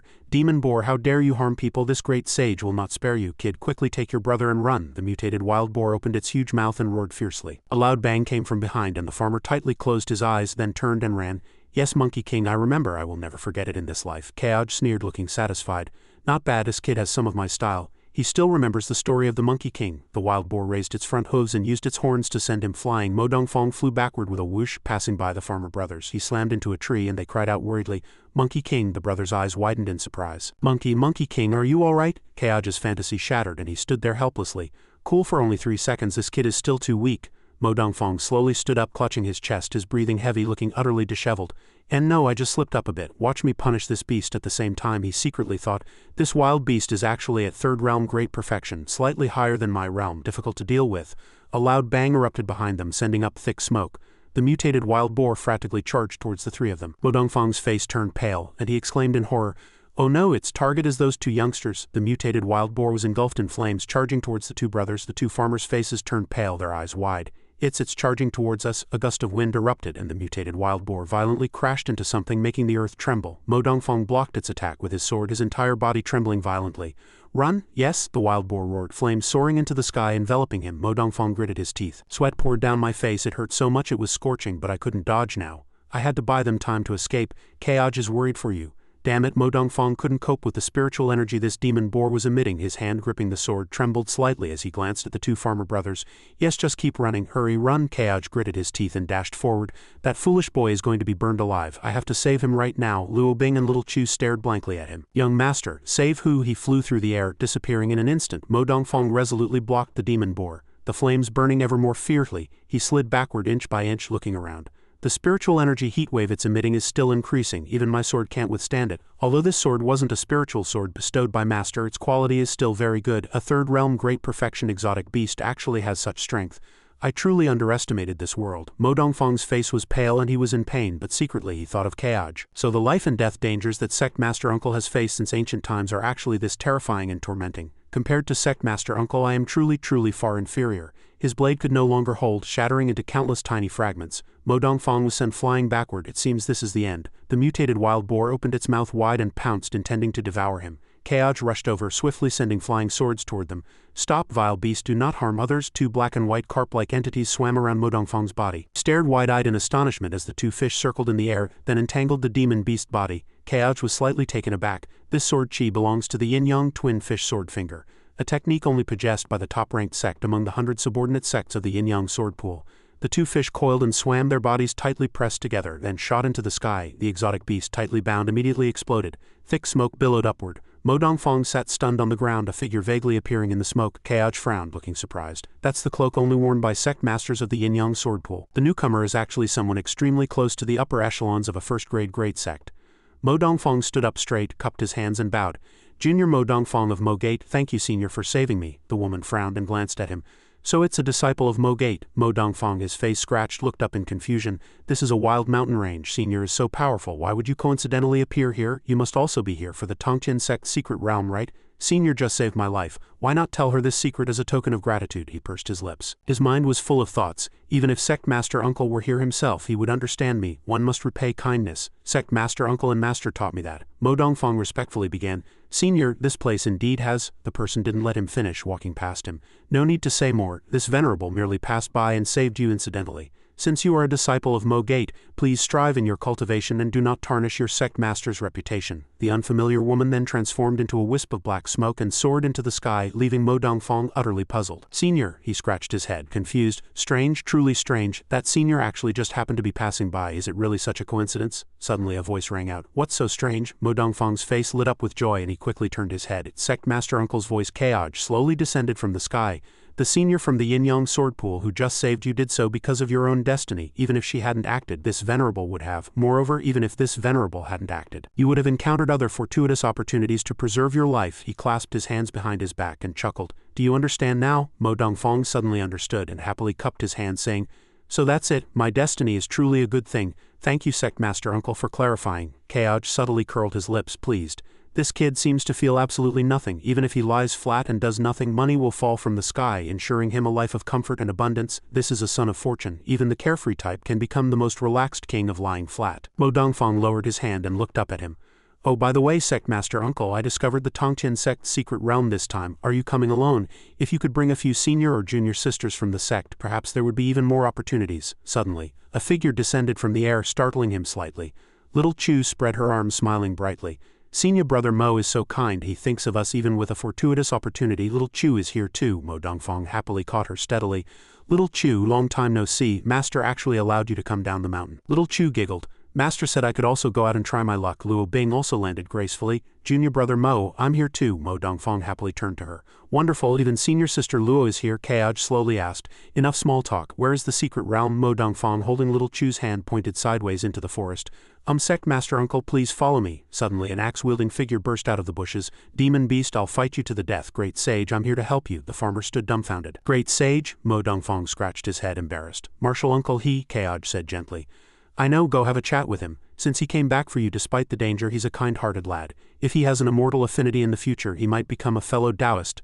The two walked aside to talk privately. The farmer wiped his face, sobbing. Little Chu frowned, sighing sadly. Martial uncle, seeing that little brother, Little Chu finally understands why Master took me up the mountain back then. Kaoj asked, confused. Why? This was the first time he had heard Little Chu mention her ascent to the mountain. Since Lizzie brought her up, she had been training her every day, saying her talent couldn't be wasted. Over time, he hadn't asked again. She opened her big eyes, tilting her head up. Because Little Chu was also very lucky to meet Master, Kaoj asked back, skeptically. Lucky, she pouted, poking her two fingers together. Before Little Chu was picked up by Master, I was kidnapped by human traffickers with candied hawthorns. I finally escaped from the human traffickers, but when I came back, my home had been burned down. She knelt on the ground in fear, hiding behind a stone lion statue outside the house. If I hadn't been kidnapped, Little Chu would definitely have been burned to death, but because I was kidnapped, Little Chu didn't get to see my parents one last time. Donnelly, holding her precious sword, scared those people away. At that time, the human traffickers came looking for me again. Master saved me in a critical moment and brought me back to Mo Date, so all things considered, Little Chu is still very lucky, Kaoj pondered. He glanced over. Little Chu, seeing the two young children in danger and rescued by Mo Gate, felt a deep resonance. He watched the farmer boy leave, still waving goodbye to Mo Dongfang. This young girl believed she was taken in by Mo Gate because she met Donnelly.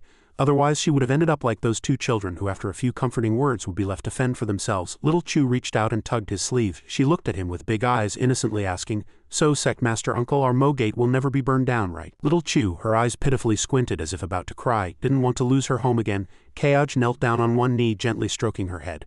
Don't worry, Mo Gate will never be burned down and Little Chu will always have a home. Also, Little Chu must remember. Kaoj grinned, his eyes narrowed into slits. Above the heavens and below the earth, Little Chu shouted excitedly. Only I am supreme. Luo Bing, seeing this, stood frozen. The sad moment ended so quickly. Mo Dongfang returned to the group, cupping his hands and bowing. Sect Master Uncle, I've finished talking to him. We can set off for the secret realm. Kaoj also followed suit. Then let's depart. Little Chu cheered and jumped. Off to the secret realm. Kaoj subtly curled his lips and chuckled. Mo Gate disciples, you must maintain your enthusiasm, vitality, and confidence. If your heart cannot be higher than the sky, what will you use to contend with the heavens? Mo Dongfang led the way, running into the forest. This way, little Chu happily followed close behind. Their 4 figures moved as if in a painting. The scenery in the painting twisted and changed, a long scroll floating in the air. Go Anquan lay safely on his couch, propping his chin and smiling disdainfully. It seems even Liu Keaj cannot discover my methods. The demon is in the painting. This demon lord is truly invincible. He and the other person looked at the painted skin mask not far away on the table, that mask bearing the face of the young farmer. Once I devour this Mo Gade sect master, this demon lord will definitely enter the 8th realm and stand shoulder to shoulder with Qingzhou's 4 divine swords. Go Anquan propped his chin, smiling contemptuously. Although that's the case, Liu Keaj, you must not disappoint this demon lord. After all, this demon lord has gone through a lot of trouble for you. In his red room, a corner was piled high with motionless human bodies. He hung strings of flayed human skin masks from the ceiling. After all, flaying the skin of an entire village to make painted skins is very troublesome. A complete painting stood out among the strings of human skin. He was triumphant. The entire large room filled with eerie evil chi. So if you're killed so easily, this demon lord won't agree. Luo Bing happily walked along the path holding little Chu's hand. Go Anquan narrowed his eyes, smiling lasciviously. His snake-like tongue flickered. If I could turn these 2 female Mo Bade disciples into painted skins, perhaps it would be even more interesting. He fiddled with his hair. Where are they? A subordinate quickly responded. Present master. Go Anquan glanced back, curling his lips. Capture those 2 female Mo Bade disciples alive. This demon lord wants to flay them personally. Flaying Mo Gade disciples will definitely be more interesting than flaying other cultivators. The attendant cupped his hands and bowed, then slowly retreated. Yes, master. The nearby curtain swayed slightly and Go Anquan frowned. He's gone. How long do you plan to hide? From behind the red curtain a woman emerged. Indeed, nothing can be hidden from master's eyes, she frowned, tiptoeing over. Chu Shi. Master, why didn't you choose your disciple to capture those 2 female Mo Bade disciples just now? Are you afraid your disciple would steal your credit? Go Anquan stroked his chin, frowning in thought. Liu Keaj is not easy to deal with. Your current strength is not his match. Master knows what you want. Juzong's vacant purple-eyed second-class position. Everyone is eyeing it, but since Master is responsible for choosing, there's no reason not to give it to you. Chu Ji happily lay on the couch, snuggling into his embrace. Then Master, what are you waiting for? He tilted his head, softly seducing.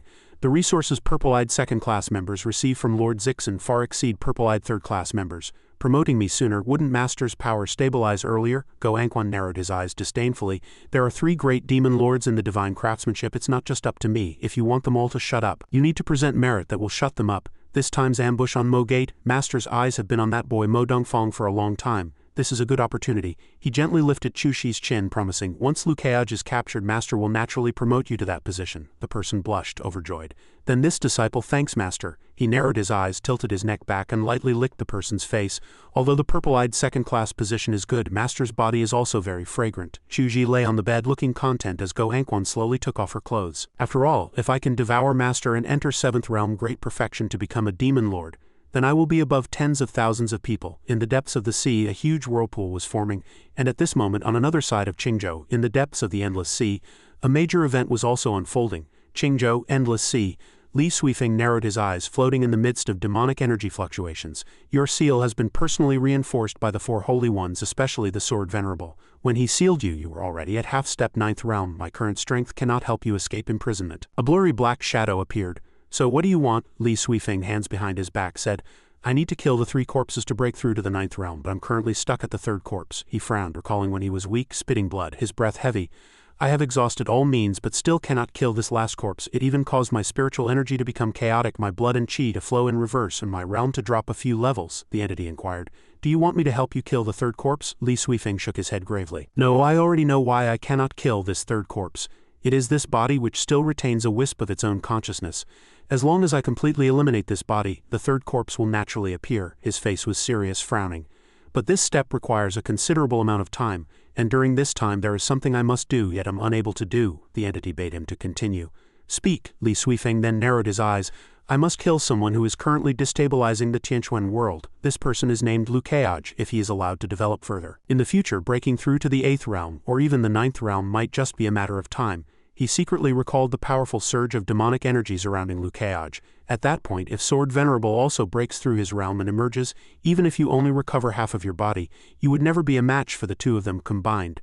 The entity emotionlessly retorted, So you want me to help you kill him? Li Sufeng's expression remained calm, adding, Helping me is helping you. Don't forget, humans are beings left behind by your mortal enemy. Once a human steps into the 10th realm, that entity will once again descend upon the world. The entity lowered its head slightly, pondering for a moment. Suddenly it emitted strange sounds, the crimson eyes on its face wide open, and the body enclosing its eyes suddenly exploded, transforming into a sphere that absorbed darkness. Centered on the eyes, a powerful arm abruptly extended from the black energy flow, followed immediately by a strong physique. "This is my offspring, stronger than those exotic beasts before." The black shadow hovered in the amorphous liquid. "Then let it help you kill him." Under the warm morning sun, people bustled on the steps. Tongchen village. "Senior Brother Mo, is the secret realm you mentioned really here?" With the golden rice fields reflecting the figures of farmers, Little Chu's eyes sparkled. "Tongchen village looks truly beautiful." Dongfang proudly patted his chest and said, "A slight spiritual power scan will reveal that this secret realm is directly beneath this village." He drew a talisman. "Now I shall open the door to the secret realm for everyone to see." The talisman responded and fell. In an instant a portal leading underground slowly appeared before their eyes. Little Chu exclaimed with delight, "Wow, there really is an entrance." Kaj frowned. "It's strange, but I can't quite put my finger on why." The farmers harvesting rice had similarly indifferent expressions, which seemed a bit unusual. The door to the secret realm was fully open. Dongfang put his hands on his hips and grinned. "How about that? I told you there was an entrance here, didn't I?" Luo Bing was stunned, asking curiously, "When I came here earlier, although I was already at the fifth realm, I didn't detect the existence of this door at all. Junior Brother Mo, how did you discover this place?" Dongfang scratched his head and said sheepishly, "Actually, it was a coincidence. I was trying to catch a bird to eat but accidentally fell into this field and then unexpectedly opened this door."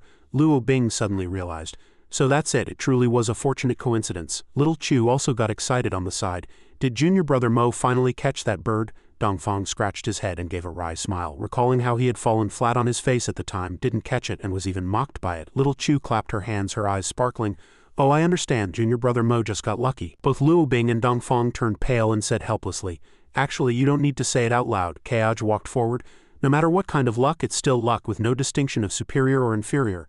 Let's go down and take a look first." The two responded in unison. "Yes." The farmers were still bowing their heads, harvesting rice. Suddenly, one of them glanced at Lu Kaj and secretly chuckled. "So they discovered the secret realm here. That's why they came specifically. This time, Master has another fortuitous opportunity." A wisp of black smoke stealthily entered the cellar entrance. Inside the cave, Kaj was the first to descend, saying to Dongfang, "Remember to lock the entrance well. Don't let the common people fall in and lose their lives." He turned around and threw a talisman. "Yes, Sect Master Uncle." The stone door slowly closed and the wisp of black smoke also drilled in at the same time. Spiritual energy transformed into specks of light, illuminating the entire dark room. Luo Bing looked around and mused, "Uncle, the murals on the wall have been corroded by underground moisture and their original appearance can no longer be clearly seen." Little Chu asked curiously, "Sister Bingbing, what are murals?" Luo Bing softly replied, "They are usually paintings used to record important events." Kaj frowned, his expression solemn. "I know what's strange now." He squinted, recalling the golden rice fields outside. "Too many people, too many. They are not in harvest season. There shouldn't be so many farmers working in the fields but should be at home lighting fires and cooking, but with so many people, why didn't I detect anything unusual at all?" Kaj clasped his hands behind his back, lips pursed in thought. Judging by the aura he sensed, they were indeed ordinary farmers, not cultivators. "Just now I scanned a few people with advanced sensing and what the system said was no different from what I sensed." His brows were tightly furrowed, his expression serious. "Could someone possess a spell that bypasses my perception? Or was he extremely lucky, just happening to avoid my advanced sensing?" Kaj's lips curved into a playful smile. "If that's truly the case, then this trip to the secret realm will be very interesting. Now I am truly looking forward to it. What kind of surprises will you little ones bring me?" The four of them continued straight into the secret realm. Luo Bing's eyes widened in surprise, exclaiming, "Sect Master Uncle, look here." Before them was a giant ancient stone door. Kaj showed an interested expression. "Interesting, interesting. To be able to write these 2 lines of poetry, he must have been quite a character. Well written, I'll copy it down and hang it on Mogate's main entrance someday." Little Chu closed her eyes and pushed hard on the door. "This door is too heavy. Little Chu can't push it." Dongfang hurriedly ran forward. "Little Chu, use spiritual energy to help open the door." Luo Bing also lent a hand. "Be careful, don't damage this door. This is an item of a cultivation. Senior, show some reverence." She exerted force. "Ha, HMPH, Little Chu understands." Kaj pursed his lips, looking seriously at the stone door. "There are no mechanisms inside this door. It's purely a stone door. No need for me to act. Come to think of it, a sect that could write these 2 lines of poetry wouldn't use those flashy mechanisms or hidden weapons to harm people." The stone door was gradually pushed open, revealing a faint light. Little Chu jumped up excitedly. "It's open, it's open." Dongfang was dumbfounded, asking confusedly, "It actually opened so easily? I thought there would be some mechanisms inside. That's why I didn't dare come down alone." Suddenly a voice came from behind the door. "Above heavens and below earth, omnipotent, plucking stars, embracing the moon, turning thoughts into reality. You all have kept me waiting for a long time." The 3 of them, Luo Bing included, turned pale with fright. Little Chu trembled, tightly hugging her senior sister's leg. There's someone speaking. How can there be someone here? No, it's not a ghost like in the books, is it? Kayaj suddenly spoke amidst their terror. Ghosts. His expression was helpless, hands clasped behind his back. What's so scary about ghosts? They're just concentrations of death energy. Look at you three. Do you still have any cultivator's demeanor? Kayaj calmly and unhurriedly was the first to walk in. Whose ghost is it today? I'd like to see clearly. The three of them also quickly followed. Sect Master Uncle, we want to go too. The four entered, facing a towering stone platform. The stone platform had steps for ascending and huge stone architecture, and astonishingly spacious area came into view. Looking at the golden mountain here, Luo Bing's eyes sparkled. Master will definitely be very happy when he sees this. Little Chu was also so happy, her face was radiant. Can exchange for lots and lots of candied hawthorns. Dongfang was extremely excited. So many treasures. Kayaj noticed the figure on the stone platform. He cautiously asked loudly, "Who are you? Why are you here?" Kayaj pursed his lips, his mind racing with thoughts, but honestly he is not human, but a wisp of remnant soul from 10,000 years ago. Suddenly gusts of chilling wind blew all around. That person nodded. A good question, a good question. Luo Bing gritted her teeth, showing a frightened expression. It seems there's a chilling wind. Little Chu blankly hugged the person. Little Chu feels so cold. Dongfang trembled all over. Don't say it anymore, I'm getting goosebumps. The figure on the high platform slowly stood up. I have been sitting here in solitude for 10,000 years. Finally someone has come today. He turned his head and glanced back. Moreover, the newcomers possess extraordinary demeanor. That person clasped his hands behind his back, looking down from above. I am Kayangxi, the current chief disciple of Tongqian sect. Little Chu shivered from the cold and looked at Dongfang. How can there be someone here? Junior brother Mo, didn't you say there was no one here? He was also dumbfounded, completely unaware. I don't know either. Who would build a sect underground? Luo Bing showed a serious expression, looking up at that person. Junior sister, junior brother, don't panic, he's not a living person. The two little ones screamed in terror. Not a living person. She turned around to comfort them. Don't be afraid, he's not a ghost either, but a remnant soul. As long as one steps into the realm of a great cultivator, the soul will become extraordinarily powerful. Even if the body perishes and the Tao dissipates, the remnant soul can still exist by attaching to objects. Dongfang patted his chest, let out a long sigh of relief, nearly scared to death. Yangxi looked down with interest. This junior certainly knows a thing or two, but even the strongest remnant soul should have dissipated after 10,000 years. Do you know why I am still here? Luo Bing cupped her hands and respectfully replied. To report to senior. This junior does not know. Kayaj softly replied, it's a restriction. Senior's remnant soul has been set with a restriction, forcibly bound here. Kayangxi grinned broadly, saying with pleasure, that's right, it seems this junior of yours is not only handsome but also has extraordinary cultivation. Presumably, you already know the method to undo my restriction, right? Kayaj spoke. I know, simply by slaying senior's remnant soul the restriction can be broken, helping senior escape. Kayangxi laughed even more, pointing at Lu Kayaj. Accurate, clear, decisive, I like this about you. Dongfang's mouth fell open in surprise, exclaiming, slaying, escaping, can these two things happen at the same time? Luo Bing's mind was racing with thoughts. Indeed, there is more to it here. Little Chu's eyes sparkled as she looked around. Anyway, he's not a living person. If I secretly grab a few treasures to exchange for some candied hawthorns, I probably won't get scolded, right? Kayangxi drew a long sword from somewhere. Since that's the case, then I'll trouble this young friend to act and help me break free from this bondage. Kayaj pursed his lips, turned and looked back, his mind racing. Should I let them go out first? Staying here, they might very well be caught in the crossfire. Kayangxi sneered, a wisp of demonic power wrapped around his arm. I know what you're thinking. Once you step into this place, there's no turning back. Even if you can walk out of the stone door, there are no longer any steps to escape. Someone was unwilling to let living people leave after coming here. That's why this situation was created. Dongfang was horrified. Can't go back? Really? Little Chu quickly turned and ran out. I'll go check. She ran to the end, her mouth wide open in astonishment, exclaiming, the path is really gone. She hurriedly ran back, and Kayaj also quickly drew his sword. It seems a battle with senior is unavoidable. Kayangxi laughed heartily, looking up at the sky with pleasure. Our battle will surely shake the heavens and earth. I shall send these juniors to a safe place. The three of them, Luo Bing included, were enveloped by a wisp of demonic power suspended in midair. I'm flying. This is Sect Master Uncle. What should we do? Should we go or stay? Kayaj turned to look at them, gently reminding, go. This senior acts openly and honorably. He won't harm you. The three responded in unison, yes. The gate of space-time opened, sending Luo Bing and her companions away in the darkness. Danqing's attendant stood frozen on the spot. How can I escape from this? Mo Gate's two female disciples have been sent away again. What should I do? He hid behind a rock, cold sweat streaming down the corners of his eyes. Looking at those two, am I destined to stay here, facing the crisscrossing sword chi of those two monsters? What should I do? If I die from the aftershocks, wouldn't it be a wasted life, and I would fail to complete the mission entrusted by the Demon Lord? Kayangxi suddenly descended from the sky. Young friend, take a sword strike from me. Kayaj swung his sword to parry, and two vast forces collided fiercely. Kayaj squinted, asking tentatively, Senior, this junior has something unclear. I wonder if I should ask? Kayangxi laughed heartily. Just ask. No need to be reserved. Kayaj frowned, whirling his sword to block that person's attack. Since senior is so determined to escape, why not commit suicide and let this junior slay you with a single sword strike? Wouldn't that be fulfilling your wish? Kayangxi was thrilled. channeling demonic power into his sword blade.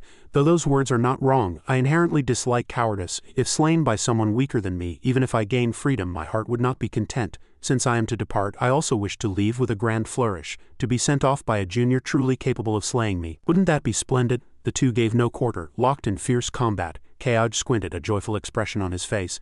Since that's the case, this junior will certainly fulfill Senior's wish. He pursed his lips, turning slightly sideways. This Senior's heavenly enlightenment is wind. The insights gained from fighting him might inspire little Lizzie. You also possess the heavenly enlightenment of wind. Since that's the case, you must seize this opportunity even more. Kayangsi leapt up, his body circling in the air. Junior, you too are one who bears the heavenly enlightenment of heaven and earth, so observe carefully. He pointed his sword at the sky, demonic power erupting, accompanied by hundreds of long swords appearing, rotating like a formation. To control heaven and earth with sword momentum, to govern all things with sword techniques. Kayangsi moved, pointing at Keoj, and all the sword spiritual energy shot out in unison, converging into a ferocious giant dragon striking towards Keoj. The huge azure dragon plunged straight towards Keoj. He was keenly interested, his gaze filled with admiration. Truly powerful. This way of controlling heavenly enlightenment can actually make the emptiness of heaven and earth condense into physical form. Keoj suddenly felt a surge of killing intent within him. This is the killing intent manifesting as a dragon, wishing to emerge and fight. He burst into hearty laughter. Keoj brandished his long sword, and a winding magic rune appeared beneath his feet. Since that's the case, then fight him with your power. Life and death are in the hands of fate. Keoj, sword in hand, charged straight towards the giant dragon. He squinted, his finger tracing the blade, already having unleashed the killing life Asura realm. Why not also unleash Pogenzi? Keoj swung his sword like a stampede of 1,000 horses, Pogenzi 800 li, and the massive azure dragon was assailed by an army of warhorses. Kayangsi laughed heartily. To have such a junior send me off, my life has not been in vain. Keoj, sword in hand, surged through the formation towards Kayangsi. Senior, this junior has broken your move. Kayangsi sidestepped in high spirits. That's right, continue, continue. Their sword blades clashed continuously in the air. Danching's attendant gritted his teeth, watching the battle with difficulty. The sword chi was truly overbearing and fierce, and both of them are so strong. If they continue to fight, I'm afraid I'll be torn to shreds by the aftershocks. He fell backward, raising his hands to shield himself, but daring to reveal himself now would mean no chance of survival. Demon Lord once again encountered a monster among monsters this time. I must survive and relay this message back to the Demon Lord. Kayangsi was overjoyed. The two swung their swords relentlessly. Young friend, your sword moves are truly exquisite and brilliant. They make me feel as if I've met an old acquaintance. Keoj twirled his sword and scoffed. Senior is a figure from 10,000 years ago, well-traveled and knowledgeable. It's not strange to feel a sense of familiarity. Kayangsi was pleased. It's natural to feel like an old acquaintance. After all, this is also one of the Azure Emperor's 4 forms. After clashing, the two leapt back, maintaining their distance. Indeed, fighting a real person is truly exhilarating. Kayangsi excitedly frowned. Since that's the case, let's open our domains and decide the victor. Keoj readily agreed. Senior, you haven't yet stepped into the divine realm, nor have you achieved immortality. Can you win against him with just the killing life Asura realm? But during our previous exchange, my life sword was fully charged, and my death sword was also sufficient. As long as I'm willing, I can unleash the truly most powerful strike. He scoffed. Now I also want to see what level of power Pogenzi, Monarch's ceasefire, can achieve when both life sword and death sword are pushed to their limits.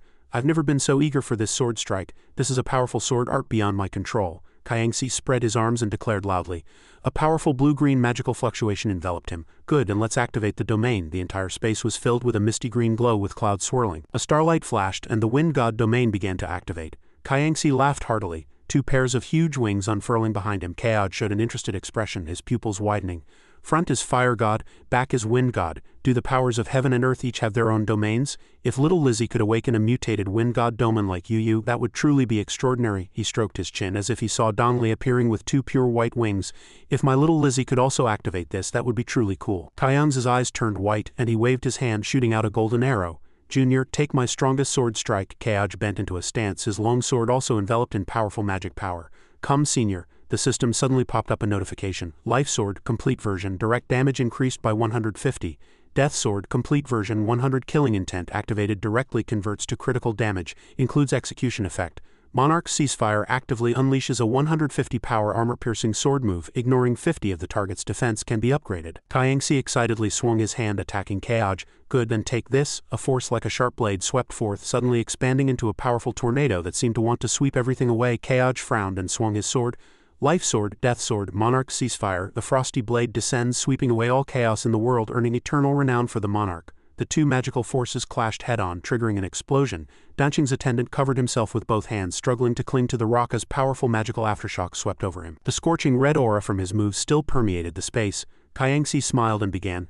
I achieved mastery in sword cultivation after 10 years of self-study, and encountered no rivals for 100 years. He closed his eyes, tilting his head back in a sigh. Later I fought alongside my sect against the chaotic invasion, slaying thousands of exotic beasts alone and stepping into the ninth realm. Kayang's body gradually dissipated, and he later suffered severe injuries from which he could not recover. His body perished, but his Tao did not cease, trapped here for over 10,000 years, unable to transcend. He pursed his lips, listening intently to every word Kayangsi spoke. For 10,000 years my resentment lingered. I once fought for Tianquan only to meet such a tragic end. Kayangsi squinted and smiled brilliantly. But today, having met a junior like you, this wisp of resentment has finally completely dissipated. His body completely vanished, leaving only a star. His voice still echoed in the cellar. Good, very good. This is my fortuitous encounter. For Tianquan to have a junior like you is truly extraordinary. I possess a secret technique scroll that can help one reach the ninth realm directly. Take it. If you encounter a suitable successor, pass it on for me. Only those with an open mind and fearless spirit can cultivate this method. Suddenly, a cylindrical treasure appeared, suspended beside Kayaj. An open mind and fearless spirit, isn't that describing me? An exquisitely carved golden cylindrical treasure named Wind God Art, an orange-grade low-tier cultivation technique. Cultivating this secret method allows one to absorb wind spiritual energy, converting it into one's own power, capable of breaking through to the ninth realm. Kayaj frowned, lost in thought as he looked at the treasure in his hand. So it's a cultivation technique similar to the Qi drinking art. Both absorb wind spiritual energy and convert it into spiritual power. If combined with wind enlightenment to continuously summon great winds, it wouldn't be bad, but it's useless to me. Its practicality is inferior to the Qi drinking art, which can directly absorb the spiritual energy of heaven and earth. He pursed his lips and stored it in his spatial ring. I'll keep it for now. After all, it's a cultivation technique that can lead to the ninth realm, which is quite extraordinary. A spatial gate suddenly opened on the high platform. Kayaj's lips slightly curved. A portal has opened. Looks like it's hinting for me to continue forward. Luo Bang, Little Chu, and Mo Dongfang should all be at the bottom of this secret realm. Then I'll continue deeper and see what's there. He walked step by step up the stairs when suddenly the entire cellar shook violently, causing him to lose his footing.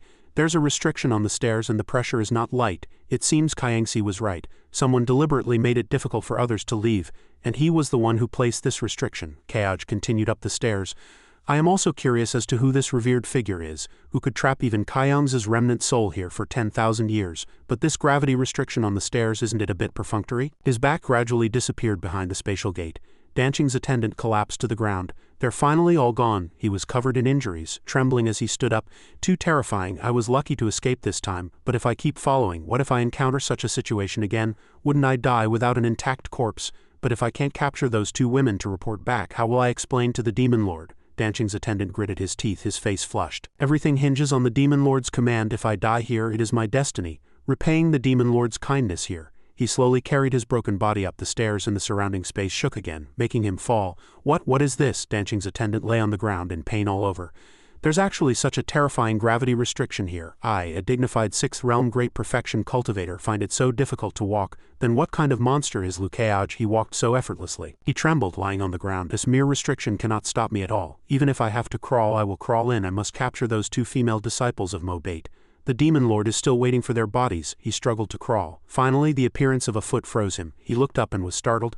Kayaj calmly spoke in a low voice. You've made me wait long enough, tailing me for quite a while. It turns out you want to capture Mo Gate's female disciples. As for the male disciples, you needn't bother. And who is this Demon Lord you speak of? Faced with Kayaj's questioning, he tried to defend himself. Sect Master Lu, you've misunderstood. I haven't finished. He suddenly stopped, thinking, he actually discovered me so early and endured it until now. This is clearly to humiliate me. How can I, a dignified sixth realm demon cultivator, endure such contempt? Since that's the case, I must strike first to gain the advantage. Two slashes began to appear. Kayaj wasted no words, immediately depriving him of his arm, and his painful screams echoed throughout the entire space. Kayaj questioned in a low voice, outwardly respectful but inwardly plotting. Who do you take me for? Do you think I couldn't see through your act? He tilted his head back, his voice resounding.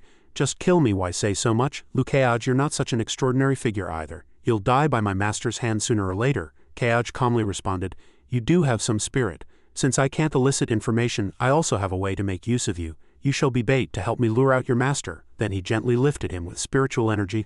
For now, enjoy the coolness over there. I have locked your spiritual meridians. You can no longer use your demon spells. He immediately panicked. Let go of me, Lukeaj, you're despicable and shameless. Immediately after, Kayaj waved his hand to the left and said, what morality do you speak of with demon cultivators who devour and kill? I'll drag you out in a moment. With that, he threw him against the wall, then calmly walked through the archway, slowly emerging. At this moment, the space was within a palace.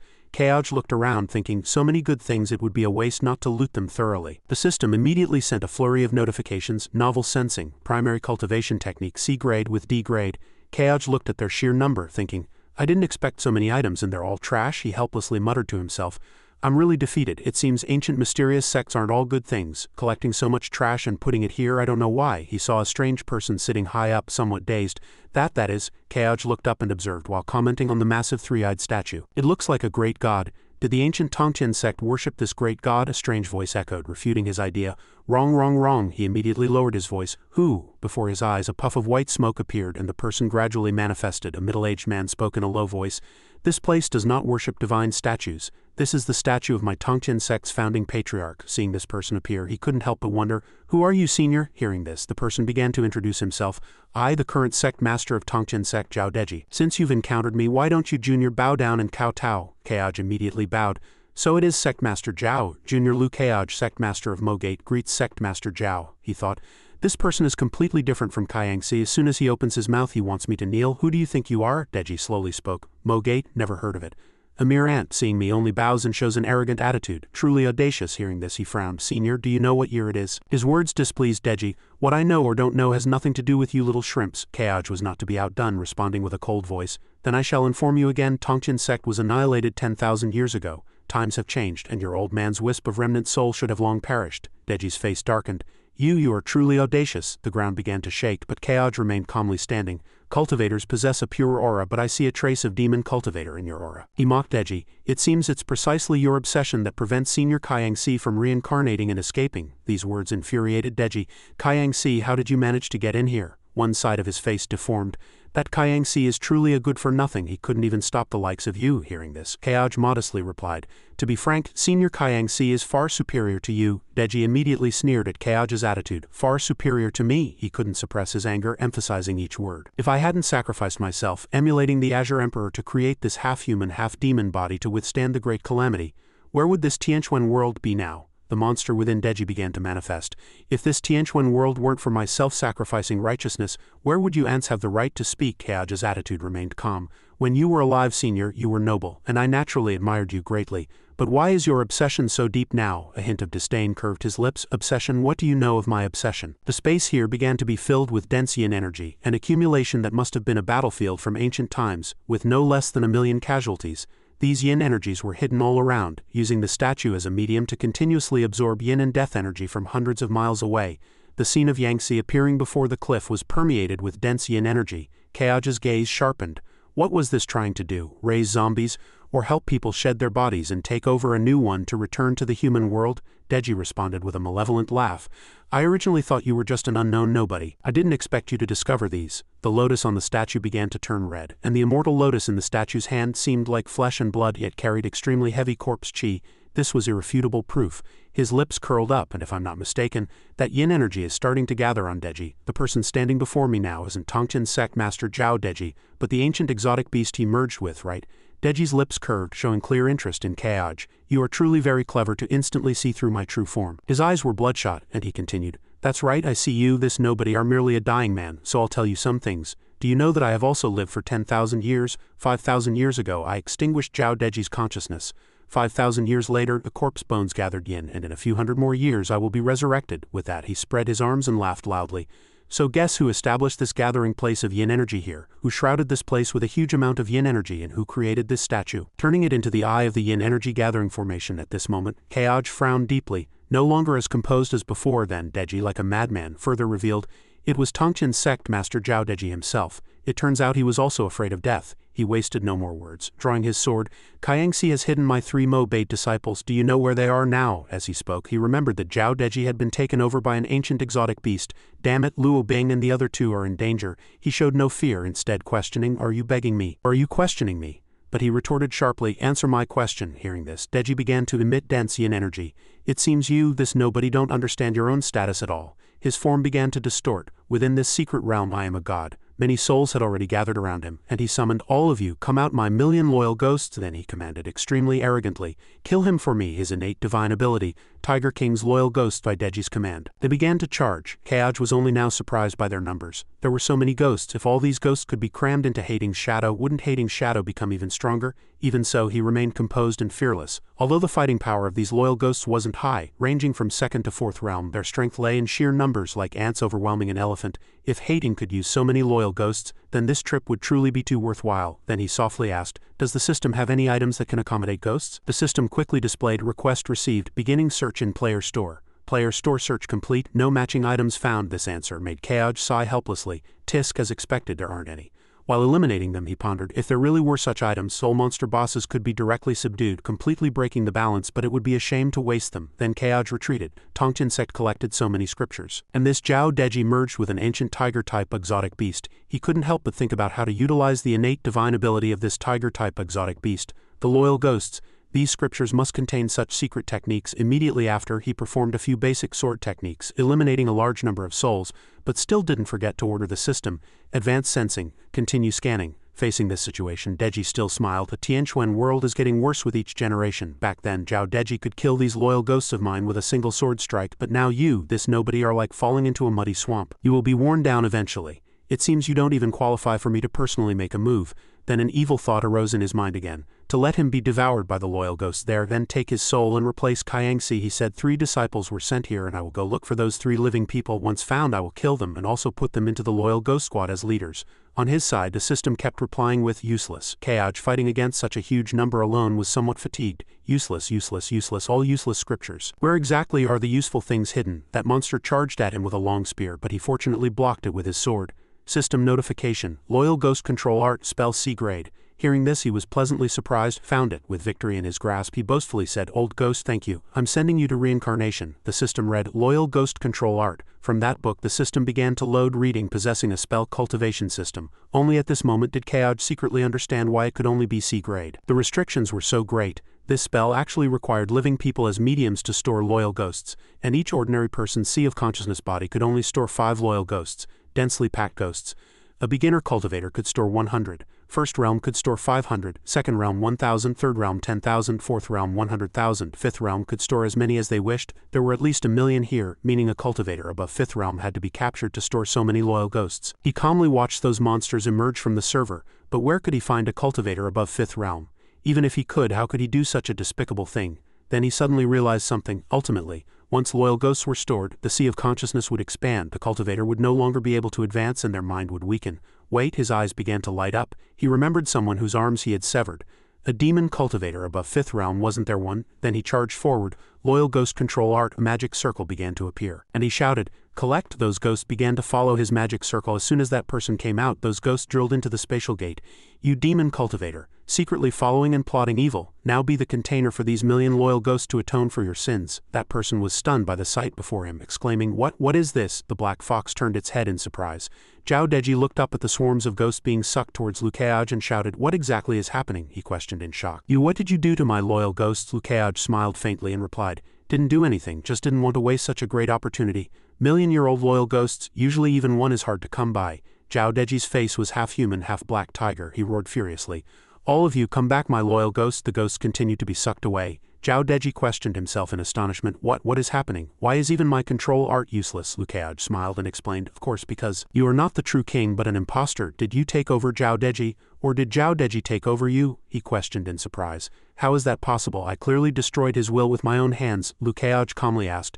"If you truly succeeded in taking over, how can you be half human, half tiger? Did you live for 10,000 years for nothing, not even understanding this basic principle?" Zhao Deji confusedly asked himself, "I never thought about this question. If I had succeeded in taking over, why would I be half human, half tiger? Would what he said be true?" Lukeaj smiled, thinking, "A beast is a beast, its brain truly isn't good. I just said a few words and he believed them. Zhao Deji was just a wisp of a remnant soul. How could he have any will left? Being half human, half tiger was just his original form. As for why this last loyal ghost didn't obey him," he pondered, "it was because I directly used experience points to raise this control spell to the highest level, level 10. Plus, I sacrificed the divine body of this 6th realm great perfection demon cultivator. Of course it would be more effective than that beast's mere words. Although it was an ancient exotic beast from 10,000 years ago, it was merely a wisp of a remnant soul. If its true body were here, I would definitely lose. The black tiger within Zhao Deji is dead. I personally killed its last soul. I will return to the human world in a few hundred years. How could I be taken over by him? he roared. Are you deceiving me? Lukeaj held his sword and disdainfully said, only now do you remember, the loyal ghosts are gone, you truly are a foolish ancient tiger king. He activated the killing life Asura realm, the purple sword, and then said, now it's my turn to slay demons and eliminate evil. Lukeaj slashed at the black tiger with his sword, then declared, now there is no longer a place for you 10,000-year-old demon in this Tianquan world. The black tiger's soul furiously emitted pressure, and Zhao Deji's body roared, you nobody, you want to kill me? Then try it. Boom, two massive forces collided and then exploded. The area around the hall was enveloped in smoke which dispersed after a while. Zhao Deji stood trembling. Lukeaj thought in surprise, how is this possible? One strike of the purple sword is a direct kill, absolutely undefendable. Zhao Deji's body suddenly disappeared. Lukeaj secretly realized this isn't a remnant soul, this is a loyal ghost. This guy who claimed to be the Tiger King possessing Zhao Deji was actually a loyal ghost. He laughed loudly. So that's it, Lukeaj praised.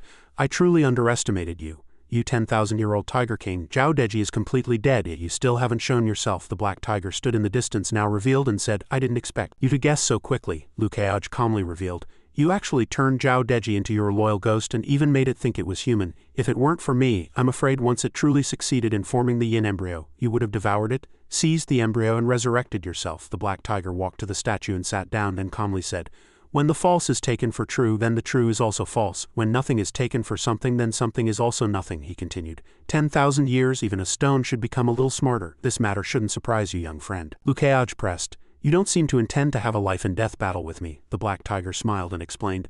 The me of 10,000 years ago might have fought you, but now I have entered Chan Buddhism. Lukeaj's eyes widened in surprise. You have entered Chan Buddhism? He asked himself. What in the world is going on? The Tongtian sect master Zhao Deji from 10,000 years ago became a loyal ghost, and the exotic beast that possessed him instead entered Chan Buddhism. What kind of plot twist is this? The black tiger suddenly said. Speaking of which, I have to thank you. If it weren't for you, the million loyal ghosts we've suppressed here would not know how to resolve themselves. He looked up at the statue and continued. We could only rely on the statue to continuously consume the physical body day and night, preventing my soul from being liberated. Lukeaj was stunned and asked, wait, do you mean that you weren't gathering yin and raising an embryo at all, but suppressing the yin energy of the million loyal ghosts here? The black tiger still looked at the statue and replied, that's right, my master is righteous and upright. How could he gather yin and raise an embryo? He continued. If it truly were gathering yin and raising an embryo, the land above would probably be barren. Lukeaj pondered, that makes some sense. Tongtian village above this secret realm is very harmonious, unlike the eerie silence of a yin-gathering, corpse-raising place. He asked himself, but why is Tongtian village so strange? He looked at the sealed fat man and thought, it seems the anomaly of Tongtian village is inextricably linked to the master he spoke of. The black tiger slowly stood up and said, come with me, my master wants to see you. Oh, and your 3 disciples are also with my master. Lukeaj frowned, thinking, Luo Bing and the others are with its master? Kayang Si said he would send them to an absolutely safe place. The black tiger led the way for Lukeaj, and he walked while asking himself, but who could its master be? The black tiger stood behind the Tongtian patriarch and introduced, he is my master, the founding patriarch of Tongtian sect, the Tongtian patriarch. Lukeaj asked in confusion, Senior, is he truly the founding patriarch of Tongtian sect? He secretly wondered. The Tongtian patriarch was an extremely famous figure in his previous life's game, yet here he was a thin old man. The Tongtian patriarch stroked his beard and gently asked, above heavens and below earth, omnipotent, plucking stars, embracing the moon, turning thoughts into reality. Have you ever heard this saying? Lukeaj was puzzled. Was this saying created by Senior? He replied, not exactly, someone gifted this poem to me. It seems to be the sect master of Tianyi Dao. Lukeaj secretly gasped in surprise. The sect master of Tianyi Dao, wasn't that the Azure Emperor?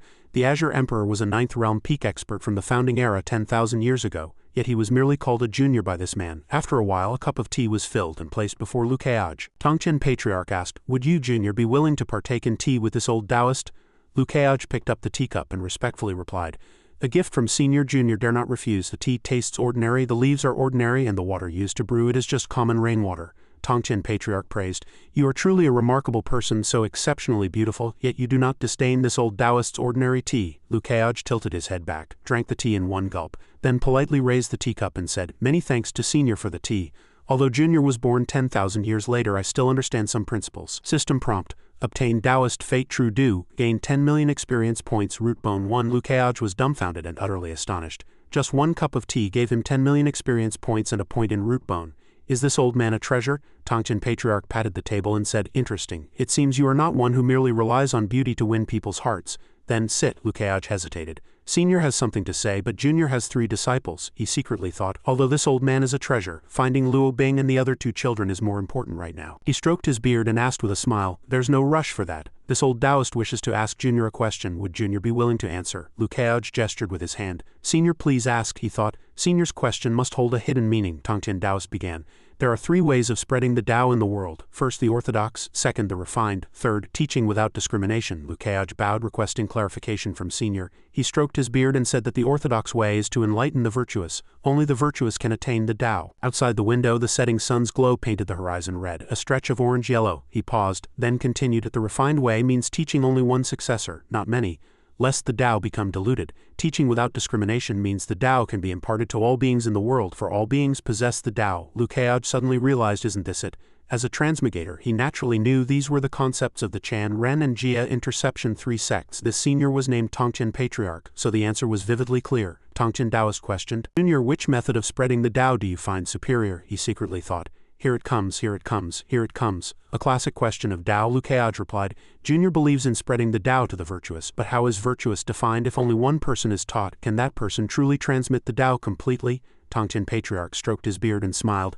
And then he answered, only teaching without discrimination is the most authentic. All beings under heaven have their own Tao, and teaching without discrimination makes all sentient beings equal. This is the true supreme Tao. Hearing this, he laughed heartily and praised, excellent. Junior's answer aligns deeply with my thoughts, Lukeaj humbly said. Junior's knowledge is shallow. I hope Senior does not find it laughable. He secretly thought, as a transmigrator, isn't this small problem easily handled? Tongtian Patriarch spoke. This humble Taoist finds nothing laughable. Hearing your answer, young friend, this humble Taoist has a request. He took out a scroll and proposed. This humble Taoist wishes to ask you, young friend, to spread this humble Taoist cultivation technique throughout the world. Lukeaj hesitated. Senior's kind intention. Junior dare not decline, but my 3 disciples, he mused. That tiger demon tricked me once before. I can't be easily fooled this time.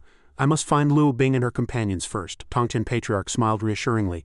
Young friend, accept this technique and this humble Taoist will naturally arrange for them to meet you. Lukeaj was startled, secretly thinking only 2 choices, accept or not. He activated his heavenly eye, thinking, I'll choose advanced sensing. Since I have a cheat, why hesitate? The system displayed scroll cultivation technique special rank SSS. Other attributes unknown, he thought in surprise. It seems this old Taoist isn't trying to deceive me. An SSS rank cultivation technique is truly a first. Lukeaj bowed and took it, saying, Senior's kind intention. Junior accepts. The Black Tiger spoke with concern.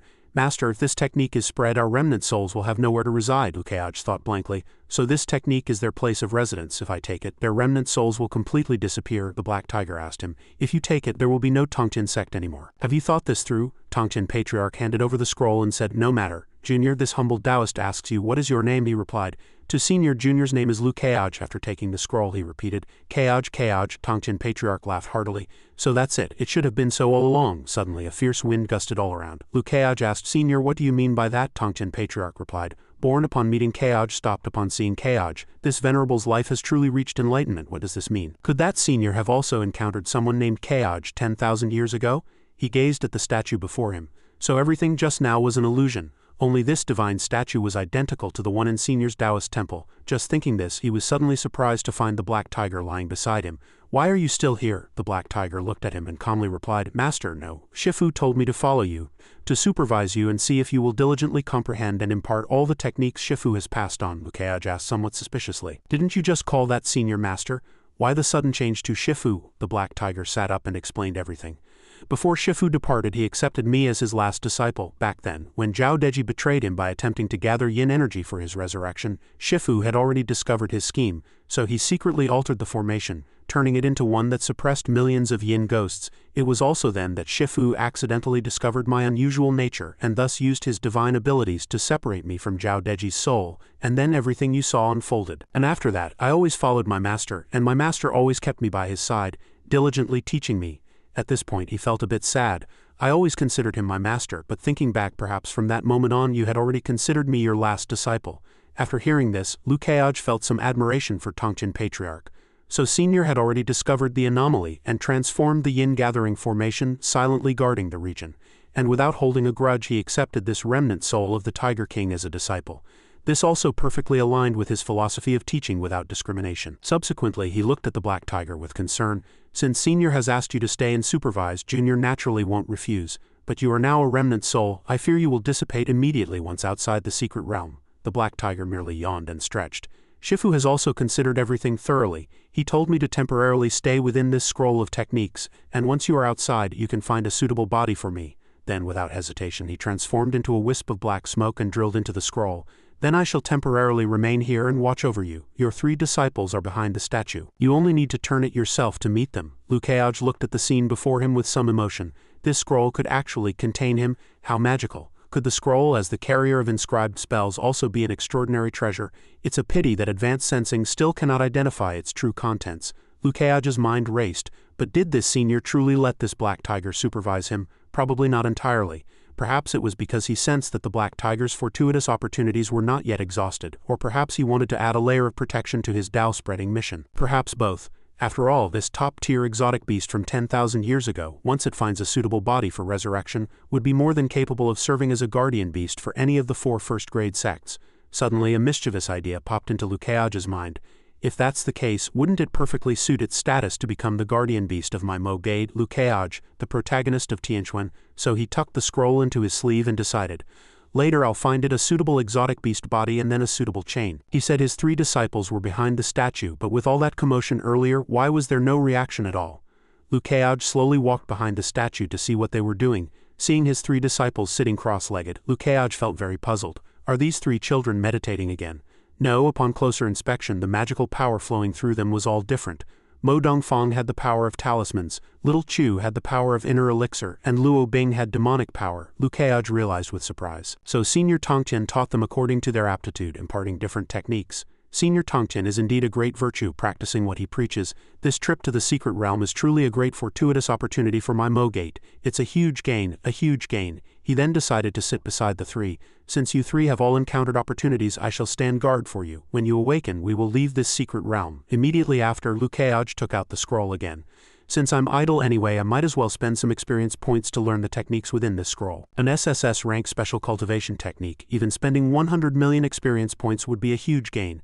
A very satisfied expression appeared on his face. Anyway, if I don't have enough experience points, I'll just kill some demon cultivators and exotic beasts. The Zawi Association is truly great, not only providing experience, magic artifacts and ritual pearls, but also increasing reputation. They're truly the best tools. Having finished his thoughts, Lukeaj immediately ordered, "System, learn this technique." The system received the command, and with a ding began to scan the scroll. Unlocking this cultivation technique failed. The minimum level required to access this cultivation technique is 81. Lukeaj's eyes widened in surprise. Level 81 to access, meaning one must enter the 8th realm. Even 7th realm great perfection isn't enough. Is this thing that powerful? Only 8th realm can read it. The more Lukeaj thought about it, the more excited he became. Interesting. Senior Tongtian Jr. accepts your challenge. On the other side, Go Anquan was flustered. What exactly is going on? Hearing the commotion, Chuzi also quickly sat up, embracing him and stroking him. Master, why such panic? Was it perhaps that your disciple didn't serve you well just now, or please continue? Let your disciple serve you again. Go Anquan seemed somewhat impatient, frowning and saying, "Don't talk to me about that now. Lukeaj has disappeared and even the people I sent out are missing." Chu Shi looked at him as if it were no big deal. So what if they're missing? Her heart was filled with jealousy. Men are all like this. Once they're satisfied, they forget you. Go Anquan immediately grabbed Chu Shi's neck, pressing down hard, and roared furiously. Don't you understand? This means he either went to a place my painted skins cannot monitor, or he has already seen through this demon lord's methods and killed the people I sent. Chu Shi was choked, begging in terror. Moss Master, why such panic? Lukeaj is merely 6th realm great perfection. How could he be Master's opponent? Unexpectedly, these words only made Go Anquan even more furious. He threw her away and roared, "What do you know? If he, with merely 6th realm great perfection cultivation, can discern my methods, doesn't that imply this demon lord is inferior to him at the same realm?" His heart was filled with jealousy. This demon lord will absolutely not allow these human cultivators to possess greater talent than this venerable. This demon lord no longer wishes to play. This demon lord will personally go and choke him to death. He then immediately summoned his subordinates. Leng Hao, Shui Mo, Ji Gui accompany this venerable to kill that Lukeaj. The demon beasts all acknowledged the order. Yes, Lord Demon King. The 4 departed in a flash, leaving only Chu Ji sitting seductively on the bed, cursing, "HMPH, this is how you act afterward, always the same, you men really are all alike." But then she showed a triumphant expression. "It's just that when you reach your peak, your defensive awareness is always at its weakest, Master. You barely noticed what I planted inside your body at the time, did you?" Above the layers of clouds, Li Han and Yuan Qing were rapidly rushing towards Mogate using their true chi.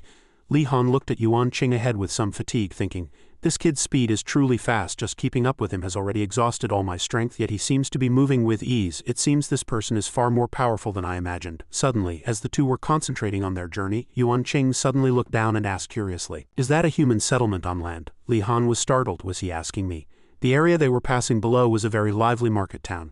Spinach, fresh spinach, we have freshly milled rice for sale, don't miss it. Newly brewed rice wine. Li Han looked at the happy faces of the people and felt a touch in his heart. This place actually developed from a village into a small town. It looks very prosperous. When will I be able to live such a leisurely life? I truly envy them. But then his gaze became cold as usual. Remind myself, no, what exactly does he want? Say less, don't cause trouble here. Li Han didn't notice that Yuan Qing's face at this moment held a hint of longing as he looked down. Humans' mother says their taste is very good. By the time he reacted, he was utterly astonished. Before Li Han could stop him, Yuan Qing had already hastily changed direction and flew downwards, scaring him into exclaiming, "Hey, wait!" Yuan Qing plunged straight into the small town. The ground instantly exploded with a loud bang. This terrified the town residents. Wow! What's falling from the sky? The wind is so strong, my spinach. The smoke gradually dispersed and Yuan Qing's figure slowly appeared. All the town residents stood frozen in terror. Is that a human? But how does he have horns? Is he a cultivator? How did he just fall from the sky? Seeing this, Li Han quickly flew to Yuan Qing's side and urged, "Brother Yuan Qing, aren't you going to destroy Mo Gate? Why stop here?" Yuan Qing glared at him furiously and threatened, "Say one more word and I'll eat you too." He then cast a fierce gaze at the residents. "Let me taste the flavor of humans on land." At this moment, everyone stared blankly at him, unaware of what was about to happen. Moments later, a strong smell of blood permeated the air, attracting a large number of crows. Blood splattered and flowed everywhere, and bodies piled up like mountains, utterly silent. Meanwhile, Yuan Qing still sat leisurely on the pile of corpses, savoring the delicious taste. It was indeed very good. Mother didn't lie to me. Tisk tisk, he said, tearing at the flesh. Young people's meat is tender, old people's meat is a bit chewy, fat people's meat is fragrant, and lean people's meat is smooth. It's so satisfying to eat. The taste of humans is truly wonderful. At the same time, Li Han clenched his fist, suppressing his rage. I'm just an employee, I'm just an employee, I'm just an employee. He pressed his lips together, his body trembling. You can't even protect your own life, how can you protect others? Li Han stood overlooking from above, constantly blaming himself. Li Han, oh Li Han, you're such a waste. He bit his fingers, enduring the inner torment. Sect Master Lu, please, you must kill this beast. Suddenly a loud shout broke the gloomy bloody space. What demon dares to cause trouble here? Li Han was greatly shocked. Someone had come from the sky, dozens of miles away from Li Han. A powerful light shot straight down towards the town. Upon closer inspection, that surge of spiritual energy, Li Han immediately recognized it. The Azure Lotus Fire, that was Sword Sect Sword Venerable Yu Yu. But Yu Yu was cultivating in the Black Bamboo Forest. How could he be here? Yu Yu landed on the town without hesitation, the ground instantly exploding, revealing his boundless rage. Yu Yu's sword tip pointed directly at Yuan Qing, but was unfortunately parried. Yuan Qing looked at him smugly. Human cultivator, your taste must be even more delicious than these mortals. Yu Yu was enraged to the extreme. Demon, die. From a distance, Li Han secretly observed the situation. But even if Yu Yu was the Sword Venerable, he was no match for that guy. Yuan Qing's powerful aura was beyond that of an ordinary 7th realm cultivator. While Yu Yu was only at mid-6th realm, he constantly worried for Yu Yu. Even with the Sword Sect's advanced secret techniques from the Black Bamboo Forest, Yu Yu could only defend himself. Yuan Qing only needed to delay a little, and Yu Yu would show signs of defeat. As expected, Yuan Qing's attacks were fast and fierce, and Yu Yu could only defend with all his might. He said disdainfully, "Is this all your strength, human cultivator? Then let me have a bit more fun." Li Han was utterly distraught, only able to clench his fists and punch a nearby tree. Even if he joined Yu Yu in fighting Yuan Qing now, it would just be a suicidal act. Yu Yu, run. If it's you, you should be able to escape, right? To his surprise, Yu Yu didn't retreat at all and immediately unleashed a move: loyalty, filial piety, benevolence, righteousness.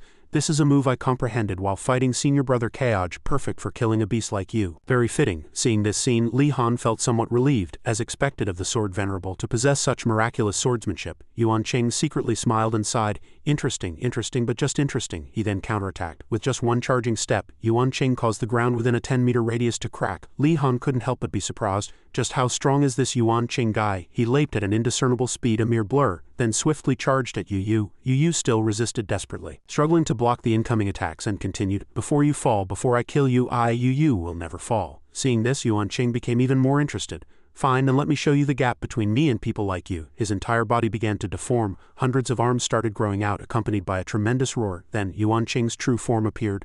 "This is my true form, ancient 8-armed azure flood demon, 7th realm, great perfection, rare beast species, rarity S. Description: descendant of the ancient giant demonic azure flood dragon, a monster born from the union of that race and humans.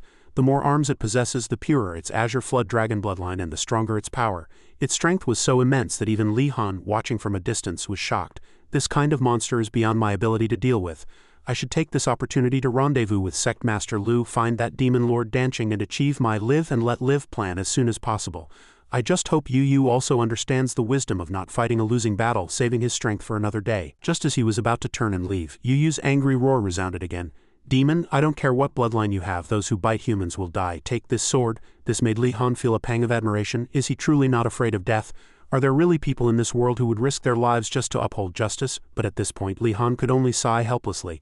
Alas, you're a good person, but unfortunately there are too few people like you. Just as he thought this, exclamation suddenly came from a distance, startling Li Han. Bold demon, senior brother Yu, I've come to help you. To think such a demon exists in Qinglong Stream, let's kill it to our heart's content. Amitabha, take this blade. As soon as he turned around, he saw not only one of Yu's protectors in the sky, but also 3 other powerful protectors. They were Pei Chanshan, a disciple of the Holy Master of Chunchu Mountain, Mu Beilu, a disciple of the Outer Mountain Pavilion of Yinzi Mountain, and Namu, a disciple of the Buddhist Arhat. This scene left Li Han stunned for a long time. With Yu, the Sword Venerable of the Sword Sect, the next generation's heaven's chosen ones from all 4 holy lands, were all gathered here. He couldn't understand how it could be such a coincidence. How could this be? How could all 4 of them be here? Suddenly, after a moment of stunned silence, Li Han abruptly realized Sect Master Lu were these 4 direct disciples from the 4 holy lands, all arranged by Yu. Chapter 527.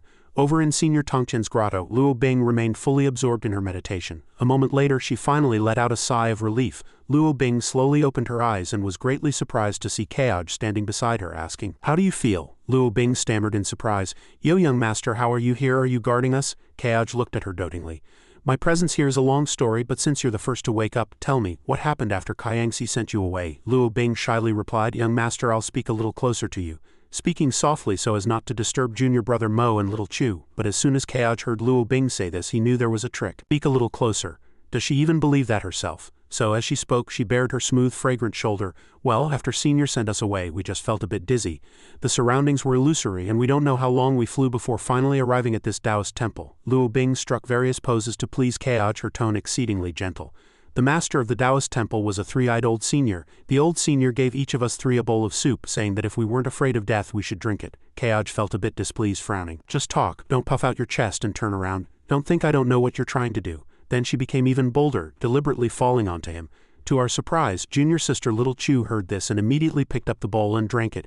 Junior brother Mo and I also. Her mind was practically fantasizing, drooling continuously. "Just like this, let me kiss young master's peerless face." Suddenly, just as Luo Bing was about to fall, a stream of water swiftly supported her. The water transformed into ropes, coiling around Luo Bing, surprising her greatly. "Young master!" Amidst Luo Bing's cries, Keoj merely gave a light cough. "Now you won't slip down anymore. Continue." Seeing this, Luo Bing sadly continued, "All right, after drinking it, my dantian felt immediately filled with warmth. That old senior told the 3 of us to immediately sit cross-legged and meditate, so we did. After sitting down, we entered a state of meditation almost instantly." Hearing this, Keoj pondered. So it was another opportunity bestowed by Senior Tongqian. As expected, Senior Tongqian is full of treasures. Even a cup of tea and a bowl of soup are treasures. Luo Bing calmly continued her story. "After meditating, I saw a huge black tiger appear in my dream. It said that it saw I was a half-demon, unaccustomed to human cultivation methods and unable to cultivate demon race techniques. So I was stuck in the middle, neither advancing nor retreating." As soon as Keoj heard the name, he immediately recognized the black tiger. So it wasn't Senior Tongqian who bestowed the opportunity on them, but that black tiger. It said the soup was just a primer, but this black tiger is also a treasure. To be able to discern Luo Bing's ailment at a glance, it seems Luo Bing's slow cultivation progress after losing the altar vessel was precisely due to this. Luo Bing continued excitedly. "So that huge black tiger taught me the demon race bloodline suppression technique, so that I could learn demon techniques with my human body. At the same time, the demon race bloodline suppression technique can operate on its own, accumulating demon spirit power and channeling it into my domain to nourish the tiger spirit. While meditating just now, I did my best to learn, and now I can demonstrate it for young master." After speaking, Keoj released her restraints. The demon race bloodline suppression technique began to operate on its own. "Interesting, demonstrate it." Then Luo Bing gently formed a hand seal and spiritual energy began to circulate around her body. "Young master, please watch." Luo Bing's ears instantly shrank and her foxtail gradually disappeared. In the blink of an eye, her human form appeared. Luo Bing happily exclaimed, "Luo Bing is back." Keoj, standing nearby, also praised, "Oh, it really worked. You've truly returned to human form." Seeing his proud expression, Luo Bing shyly thought to herself, "Young master seems to like my current appearance more. If that's the case, then this trip to the secret realm is truly a huge stroke of luck. Since that's so, why don't I show young master more of my figure now?" Just as she thought this and was about to stretch her body, junior brother Dongfang's voice rang out. "Congratulations, senior sister Luo, on learning a new technique." Luo Bing cursed inwardly with great annoyance. Why did junior brother Mo wake up so fast? Couldn't he have waited a little longer? Dongfang immediately paid his respects to Keoj upon waking. Keoj asked Dongfang with satisfaction, "Mo Dongfang, what opportunity did you gain?" He excitedly reported to Sect Master Martial Uncle. "In my dream, Senior Black Tiger said that this junior is very lucky. As long as I live, I'll always be lucky, so it taught me the Vajra spirit control." Hearing this, Kaoj was a bit curious. Talismans, what does that have to do with your good luck? Dongfang cupped his hands and said, Sect Master Martial Uncle, please allow me to demonstrate a talisman once and you will understand. Kaoj replied, no problem, demonstrate it. Dongfang obediently responded. Yes. He then raised his hand and drew a talisman in the air. Vajra Spirit Control Talisman Vajra Warrior. A Vajra warrior quickly appeared, kneeling at Dongfang's feet. Sect Master Martial Uncle, Senior Sister Luo Bing, please look. This is the talisman spirit I can now summon. He sat on the Vajra warrior's shoulder and said excitedly, this talisman spirit is in perfect sync with my mind, and its strength is comparable to mine. In the future, if there are dangerous missions, it can go in my place, reducing the chances of me encountering danger. Moreover, the Vajra Spirit Control Talisman has more than just this one type of talisman spirit. When my realm is higher, I can even create stronger talisman spirits to protect our Mo Gate. After hearing this, Kaoj praised, very interesting. From now on you'll have a signature skill to rely on. Congratulations, congratulations. Even Luo Bing was a little envious. It seems Senior Black Tiger saw that our situations were different, so it imparted different techniques. This technique is truly very suitable for Junior Brother Mo. Then everyone looked together at Little Chu, who was still meditating intently, curious. What technique would Senior Black Tiger give Little Chu? A moment later, Little Chu stretched and yawned. Dongfang immediately called out, Junior Sister Little Chu is awake? Little Chu had just opened her eyes to see everyone looking at her and immediately panicked. Why is everyone looking at Little Chu? Senior Sister Luo Bing's ears are gone. Kaoj gently asked, Little Chu, what opportunity did the Black Tiger in your dream give you? Senior Brother Mo and Senior Sister Luo Bing have both demonstrated theirs for me. She demurely avoided Kaoj's gaze and said, so Little Chu was the last to wake up. Senior Black Tiger really bestowed a technique upon Little Chu. But then she showed an annoyed and petulant expression. Little Chu doesn't like that spell. It makes Little Chu unable to walk steadily. This surprised everyone. Unable to walk steadily, Mo Dongfang looked at the scene before him astonished. Junior Sister Little Chu, is the spell you received so magical? Can you show us? Luo Bing also couldn't help but be curious. Unable to walk steadily, could it be some special Dharma body inheritance? Little Chu put her hands on her hips, her eyes still darting around restlessly. I can, but Senior Brother and Sister, and also Sect Master Uncle, you all must first promise Little Chu that you absolutely won't laugh at Little Chu, otherwise Little Chu won't demonstrate it. Luo Bing happily replied, no matter what happens, your Senior Sister won't laugh at you. Mo Dongfang also waved his hand. If I laugh at Little Chu, I'll buy you 10 candied hawthorns. Hearing this, the little girl's eyes immediately lit up. Really? Then Little Chu naughtily clasped her hands together. Then Little Chu will show everyone the skill I learned from that big black tiger in an instant. A surprising power appeared around her, accompanied by a magic circle appearing at her feet. Falling future seal, that power was too strong, forming like a whirlpool and extremely dazzling. Mo Dongfang subconsciously covered his eyes with his hand. Look quickly, Little Chu's body is almost as big as Sect Master Uncle's. Luo Bing also exclaimed, it can even change the body. How magical, what kind of spell is this? Kaoj observed from the side, his brows tightly furrowed, lost in thought.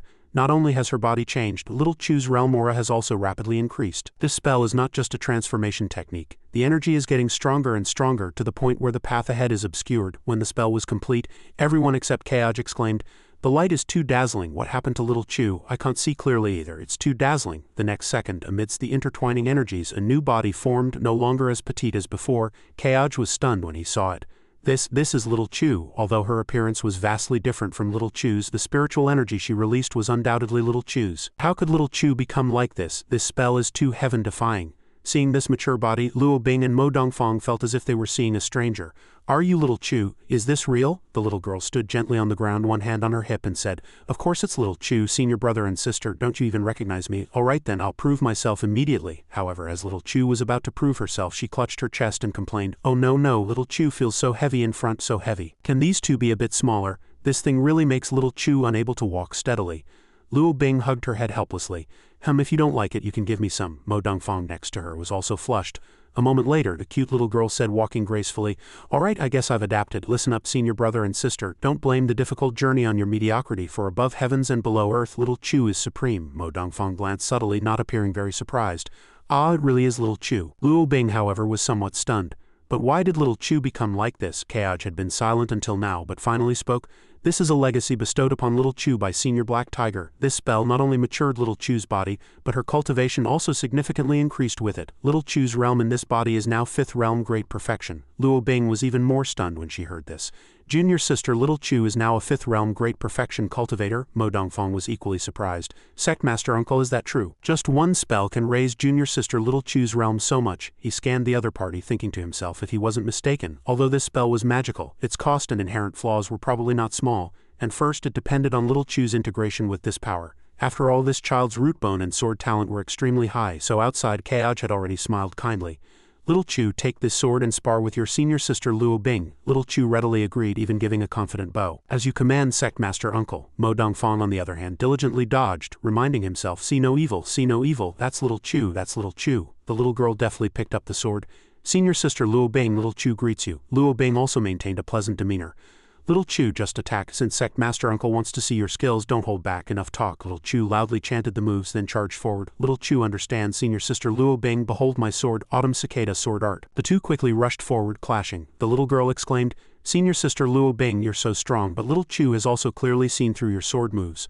Luo Bing was stunned by this exquisite attack. Apart from not activating her domain, she had gone all out, yet she could only fight Little Chu to a draw. Although Little Chu's realm was now higher than hers, this was completely beyond her expectations. The two immediately locked eyes.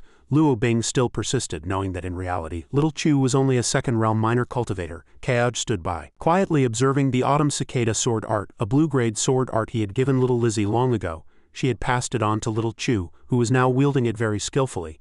And it was clear that the Autumn Cicada sword art's proficiency had also reached the 5th realm level. This indicated that the transformation spell Little Chu had learned had not only forcefully elevated her realm, but also, observing Little Chu holding the clear advantage on his side, their exchange was very proficient, and it had brought Little Chu's true powerful future self into the present. To explain it using scientific and technological methods from his previous life. She had brought Little Chu's grown-up body from the future to this past moment and infused Little Chu's current consciousness into it. It seemed the more he explained, the more complicated it became. In short, the current Little Chu possessed future power. Moreover, her future power would change based on what the current Little Chu learned. So if Little Chu learned an S-rank domain sword art in the future and then unleashed this move, the scene would be unimaginable. Perhaps Little Chu's phrase, above heavens and below earth, I alone am supreme, would become a prophecy. Excellent, excellent. My Mo Gate is indeed full of talent. However, reality shattered his thoughts. Little Chu suddenly cried out in pain during the fierce battle. An explosion suddenly occurred where the two were fighting, and the little girl fell to the ground with a thump. Luo Bing anxiously called out, Little Chu. The little girl fell to the ground unconscious, reverting to her original appearance with many stars flashing before her eyes. Luo Bing was very anxious and turned to ask, Young master, what's wrong with Little Chu? Kaj seemed to have anticipated it and appeared very calm. Don't panic, Little Chu has exhausted her spiritual energy. She can't maintain that spell, which is why this happened. He quickly stepped forward and helped the little girl up. This spell consumes too much of your energy. Remember, never use this spell unless it's a matter of life and death. The little girl nodded weakly. Little Chu understands. Little Chu's face was covered in sweat. I thought I had become very powerful. If Little Chu's enlarged form hadn't made her unable to walk steadily, maybe she could have maintained it a little longer. It seems that after Little Chu's transformation she had new troubles. Kaj gently stroked her head. No, already very good. Little Chu is already very powerful. Little Chu's future growth is immeasurable. You mustn't be too eager for quick success, understand? Little Chu tightly clenched her hands, resolute. Little Chu understands. Then Little Chu will cultivate diligently, and sooner or later everyone will tremble in fear at the sight of Mo Gate's power. Kaj and Luo Bing's faces both stiffened. What kind of demonic rhetoric is this? Will our Mo Gate be like the Zewi Association in the future? Mo Dongfang, however, thought that making everyone tremble in fear seemed pretty cool too. A strange symbol suddenly appeared in his hand. Kaj immediately noticed someone reporting with a look of horror and seriousness. Sect Master Lu, where are you now? Something bad has happened. Kaj frowned, his face grim. What happened? Why are you so flustered? He couldn't help but sigh inwardly. He had already arranged for the 4 protagonists to deal with the monster that emerged from the Eye of Chaos, but why was Li Han so flustered? Could it be that the 4 protagonists combined couldn't defeat that monster? Li Han here was very nervous. The monster I told you about before is much stronger than imagined. Even the inheritors of the 4 holy lands couldn't completely defeat it. He hesitated to continue, saying that every protagonist Kaj sent was exhausted. Some lay paralyzed on the ground, motionless. Some had crashed into rock walls and were unconscious. The monster with sharp teeth still stood silently after the melee. The next second, Yuan Qing's arms swung continuously, and there was even a possibility that they would all be annihilated here. He screamed, Humans, is this all you've got? Yuan Qing sneered and said loudly, These wastes are too weak to fight. If any of you could reach the 7th realm, I really wouldn't be your opponent, but unfortunately. The monster gently lifted the 4 of them. None of you are. A strange aura emanated from his mouth. Let me devour all of you here. All of you and Nemu's power was absorbed, and the power of the other 2 was no exception. Their energy was completely consumed by this monster. The pure power of human cultivators. With this boost, my realm will rise again. Kaj's expression immediately turned displeased upon hearing this account. The Eye of Chaos is really serious now. It hasn't fully awakened yet, and it can already send out such powerful exotic beasts. It seems the time until its full awakening is not far off. You and the others cannot die. This is the only plan for now, but given you and the others' intelligence, they will likely discover clues about the players, so I can only make up an excuse then. The system released a dungeon quest. Participants, all Mogate disciples. Quest objective: subdue the ancient 8-armed demonic flood dragon. System received information. Request received. Quest target is within host conquerable range. Deployable. Subsequently, the system is loading constructing scenario, sending messages to players, initiating player background transfer. Li Han here was hiding behind a large tree, now utterly despairing. It seems Sect Master Lu is too far away to help in time. By the time they are completely absorbed by Yuan Qing will likely break through to the 8th realm, and by then heaven and earth will face a catastrophe. And outside, Yuan Qing was enjoying the pleasure of devouring the spiritual energy of the four. Li Han gnashed his teeth in fear. It's come to this, I must run quickly. What happens here is none of my business. I'm just an employee. I don't want to lose my life here. Just as he was about to flee, a strange golden light appeared in the sky. This power gradually spread with a seemingly bulging void in the center. The layers of light gradually blurred, leaving some things interspersed within. Wait, what's that? Li Han watched dumbfounded. An unprecedented spell. Could there be another change? From that plane, countless pairs of feet slowly stepped out and all the players poured forth looking enthusiastic. Phew, I missed the last dungeon, but this time I finally have a chance. Where's the monster? I just have one question. Where's the monster? The quest released by Sect Master Lu offers good experience points, and it seems the top 3 can even get monster drops. Forget all that. I want to kill monsters. I want to kill the boss. Everyone simultaneously looked at Yuan Qing, who was absorbing the spiritual energy of the four. Is that guy the monster? Those 4 people seem to be getting eaten. Others looked at the countless corpses on the ground, terrified. Everyone was furious. How dare it eat people? This monster must be killed. Brothers, kill him. We won't die in the dungeon boss raid. That guy's level isn't low, but we're immortal. So many, we can bite an elephant to death. Then everyone rushed up together. Kill, Li Han watched from the side, frowning. Where did all these low-level cultivators come from? Rushing up so recklessly is simply courting death. Indeed, the world is unpredictable. The more hope one places, the greater the disappointment. Better to slip away early and be done with it. Yuan Qing was moving, but suddenly turned around in horror. Ants, long time no see. Then he let out a roar, and a terrifying storm erupted, sweeping away all those who rushed forward. His eyes were bloodshot. Human ants, this time will be enough to make you fear. Bow your heads obediently and wait for me to finish these 4 great tonics before I eat you. Regardless of his feeding, everyone fanatically rushed towards Yuan Qing's tail to attack. Damn it, brothers, slash him. The first one to hit gets the points. I cut the water with my blade and the water flows even faster. You merman, do you think I won't slash you? I've been killing fish in the supermarket for 20 years, specializing in descaling and gutting. This is called making me work overtime. This is called docking my attendance. I'll hack you to death. Seeing this, Yuan Qing furiously vented. All of you get lost. Exasperated, he gave a gentle flick of his monstrous tail, sending everyone flying. On the other side, more people rushed forward. This fish still dares to struggle. Cut its legs, cut its toes. These scales are so thick and the smell is so strong. This fish even has biological weapons on it. Yuan Qing, in the midst of eating, couldn't help but frown. What was wrong with these people? They had seen him kill so many of their kind, yet why were they not at all flustered? Instead, they were even more frantic. Something's not right, something's not right. Then, suddenly, another group of people emerged from the open gate. Fishman, your daddy's back? Brothers, we've got money. Quickly buy system items to deal with it. Damn it, that hurts. I want revenge. Yuan Qing looked at them, utterly astonished. What was going on? He had clearly killed them just now. What kind of evil magic was this? Who was manipulating all of this behind the scenes? Enraged, he immediately spun around again, attacking this group of people. I don't believe your spiritual energy is endless. Once I exhaust your spiritual energy, I'll take your life. Yuan Qing's massive body fought this group. Yet another group surged forward. Come on, let's see who dies of exhaustion first. Li Han watched this scene dumbfounded. These low-level cultivators were all immortal. What was the origin of these people? In that moment he suddenly realized, could they also be Sect Master Lu's tactics, undying and indestructible, vast in numbers? If that's true, how many cards does Sect Master Lu truly hold? On Kayaja's side, the system was clearly reporting dungeon background generated, conquest target in progress. Current participating Mogade players and players from various sects 963. Seeing this, he smiled with great satisfaction. The number of participating players continued to increase. Although there was a huge disparity in realms, as long as the boss wasn't dead, players were bugs capable of infinite resurrection. The 4th cataclysm, all those who had not entered the 8th realm were celestial beings, truly unbeatable. Luo Bing, sensing something, came over and asked, Sect Master Uncle. What happened? Kayaj interrupted. It's all resolved, let's go, it's time for us to leave. A blurry teleportation gate immediately appeared, a thoughtful expression crossed his face. However, speaking of player levels, perhaps conquering the 8th realm won't be impossible in the future either. A colossal sound suddenly reached their location, causing everyone to quickly cover their ears. Little Chu exclaimed, the sound is so ear-piercing. Mo Dongfang reminded, quick, cover your ears. Luo Bing recognized it as a demon cultivator's voice, arrogantly unleashing demonic power outside. Chapter 530. Kaoj reacted swiftly, summoning a magic sphere to envelop them. Standing inside, he gently reminded them, "The three of you stay here for now, I'll go see what kind of demon dares to be so audacious." Mo Dongfang and Little Chu silently obeyed, and Luo Bing likewise. Young master's consideration is thorough. That sound could even penetrate the secret realm from outside. The realm must be high. If we go out, even with our new techniques, the chances of us holding you back are still greater. Kaoj immediately flew out past the ear-piercing sound. Seems its master can no longer sit still. He moved swiftly, thinking, I was going to find him, but now he's delivered himself to my doorstep. Kaoj passed through the dense smoke. I want to see what kind of demon you truly are. Soon he flew outside there. Someone was rampaging, surrounded by several ugly giant toads continuously emitting ear-piercing sounds. Kaoj swiftly drew his sword, summoning an ink-black magic circle. So it's a noisy demonic art. His decisive sword strike directly sliced at those toads, injuring them and causing them to spurt black blood profusely. The figure sitting in the magic sphere suddenly spoke. They say your beauty outshines the world, that person being Go Anquan. His dark lips slightly parted.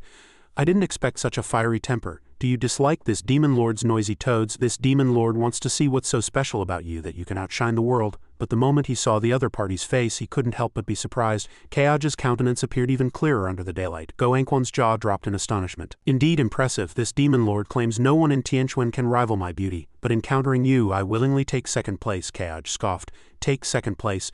Does your appearance even qualify you to say that? He calmly retorted. Your appearance is truly beautiful, but unfortunately, your mouth is too venomous. After this demon lord kills you, I will skin you and use your skin to create a more perfect person. Just then, the system updated a quest upgrade, Annihilation, Crimson Mythic rank. Quest details: kill a purple-eyed first-class member of the Purple Moon Association. Quest note: the Purple Moon Association occupies Qingzhou and is the leading organization of demon cultivators, comparable to the Sword Sect. Below Zixin are 3 purple-eyed first-class members, each capable of rivaling 3 or more Sword Sect elders. Detection: you have encountered one of the 3 demon lords of the Purple Moon Association. Demon Lord Danqing. Quest upgrade activated. Defeat Demon Lord Danqing to complete this quest. Kaoj was overjoyed. Demon Lord Danqing is truly obtained without any effort. Killing her will fulfill my agreement with Li Han. His eyes suddenly lit up. To ensure everything was foolproof, he first wanted to check what information the system could provide him. Go Anquan quickly unleashed his ink arts. A 6th realm great perfection brat dares to despise this demon lord, so Lu Kaoj, your time of death has come. His information appeared on the system panel. Go Anquan titled Demon Lord Danqing level 80, 7th realm great perfection, about to break through to 8th realm identity, one of the 3 purple-eyed first class of the Purple Moon Association. Heaven and Earth Spirit Soil. Exotic Beast Contracts. Leng Hao level 79, Shui Mo level 80, Ji Gui level 81, Special Magic Artifacts, Great Wind Ink Painting, 8 Ink Brush. Kaoj was astonished after checking. Not only is he level 80, but he also has a super 8th realm first heaven. This demon cultivator is the strongest I've encountered so far. From the ink arts, Go Anquan unleashed 5 pitch-black demonic beasts. No, not 5, but many, like bird wolves, rushed towards him. Kaoj snorted. He's strong, but his moves are just one boring probing act after another. One sword can break it. He directly slashed with his sword. But the demonic beasts were unharmed. His sword was stuck and couldn't cut them down with a single strike. These creatures were different from before. In an instant, Kaoj was surrounded. Indeed, one of the 3 demon lords of the Purple Moon Association has some skill. He began to take it seriously, pointing at Kaoj and roaring, then circling and cutting out the inky black substance of the demonic beasts. Ching-Ching's slowness, a serious sword strike, but that's all it is. Kaoj looked down majestically. You are probing, but this venerable should not be someone Go Anquan can observe. Go Anquan also chuckled, as expected of Lu Kaoj, renowned throughout Tianquan. He broke this demon lord's art with just 2 sword strikes. It seems he did indeed discover this demon lord's probing intentions. Since that's the case, I'll put in more effort. He suddenly spread his hands wide. The art unfolded beneath Go Anquan like a river. Leng Hao, come aid this demon lord. A response came from under the water. Yes, demon lord. Go Anquan looked at the emerging creature and laughed. Lu Kaoj, let me show you this demon lord's first bonded exotic beast. This exotic beast had long trailing ropes. Its form was majestic, accompanied by an ear-piercing and powerful roar like a mutated wolf dog. Kaoj's face was expressionless. Advanced sensing. This exotic beast is no ordinary creature. Let's see what it's capable of. The system panel information for this exotic beast appeared. Leng Hao, level 79, species, Demon Brush Soul Wolf, rarity. A description. This wolf is cultivated by making powerful wolf packs fall into extreme hunger, causing them to fight and kill each other until the entire pack is annihilated. Then powerful resentment, death chi and killing intent are collected and transmitted into the body of a newborn wolf pup, which then devours the spectralization of a demon brush. After 100 years, this wolf can be formed. Note, this exotic beast is not ordinary. It is refined through a powerful and cruel secret exotic beast art, making it much stronger than common exotic beasts. Currently, the number of people devoured by this wolf is 98,475. Seeing this, he frowned slightly, vigilantly saying, Just a wolf has eaten nearly 100,000 people, not counting how many it injured while eating people. Damned beast, Go Anquan remained calmly seated, ordering, Ling Hao, show him your skill, let him know how terrifying this demon lord can be when I get serious. Ling Hao's massive body charged forward accompanied by a tremendous roar. Eerie spiritual energy enveloped it, and a crimson spell roared out from its mouth like burning flames. Kaj, unafraid, directly unleashed his cold power.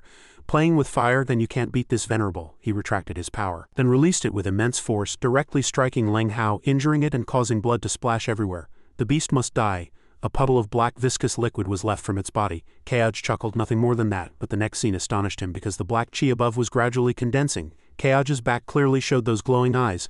Ling Hao's voice softly sounded, kill me, can you kill me? Space inverted, sweeping Kaj into another realm. The hazy black chi dissipated and even the moon gradually became clear. He softly landed on the ground, his gaze scanning his surroundings. It's an illusion. This demonic wolf's ability is quite interesting. Just then a figure appeared behind Kaj. He vigilantly turned around, a hint of playfulness in his heart. Interesting, not a wolf but a human. What tricks do you want to play in front of this venerable? Suddenly, the figure gradually became clear. Kaj's face was instantly shocked. The man dressed in a suit softly whispered, the road here is very difficult. He widened his eyes, not hiding his astonishment. Oh, how could it be Dad? His face was hidden in the silent night. My son, how did you end up like this? Kaj's eyes narrowed slightly. He coldly evaluated. Similar, truly very similar. Even that cold smile is perfectly replicated. In his memory, that man was truly as if carved, identical to the tyrannical CEO biological father from his almost faded memories of his previous life who managed the group company. Just then he announced, he is my son, but my company will absolutely not be handed over to someone like him. His tone grew even colder. I even feel a little disgusted when I see that face so similar to mine. At that time he thought to himself, Dad humiliated me to the extreme. Back in reality, the man in the illusion tried to win him over again. Son, Dad hasn't seen you in a long time. Now I realize I was wrong before. Now Dad wants to make amends. As he spoke of making amends, Kaj's sword had already sliced through. His eyes lit up in the darkness, a half smile playing on his lips. Why can't you show mercy when striking at Dad? He didn't want to hear another word. Kaj unleashed a sharp sword net with one swing. He left a low remark, because this venerable is ruthless and heartless. For the current Kaj, everything was a second life. After all, I only have one father, only Lu Qingfeng. You impersonated the wrong person, so this venerable is naturally ruthless and heartless. The illusion of the man in the suit dissipated.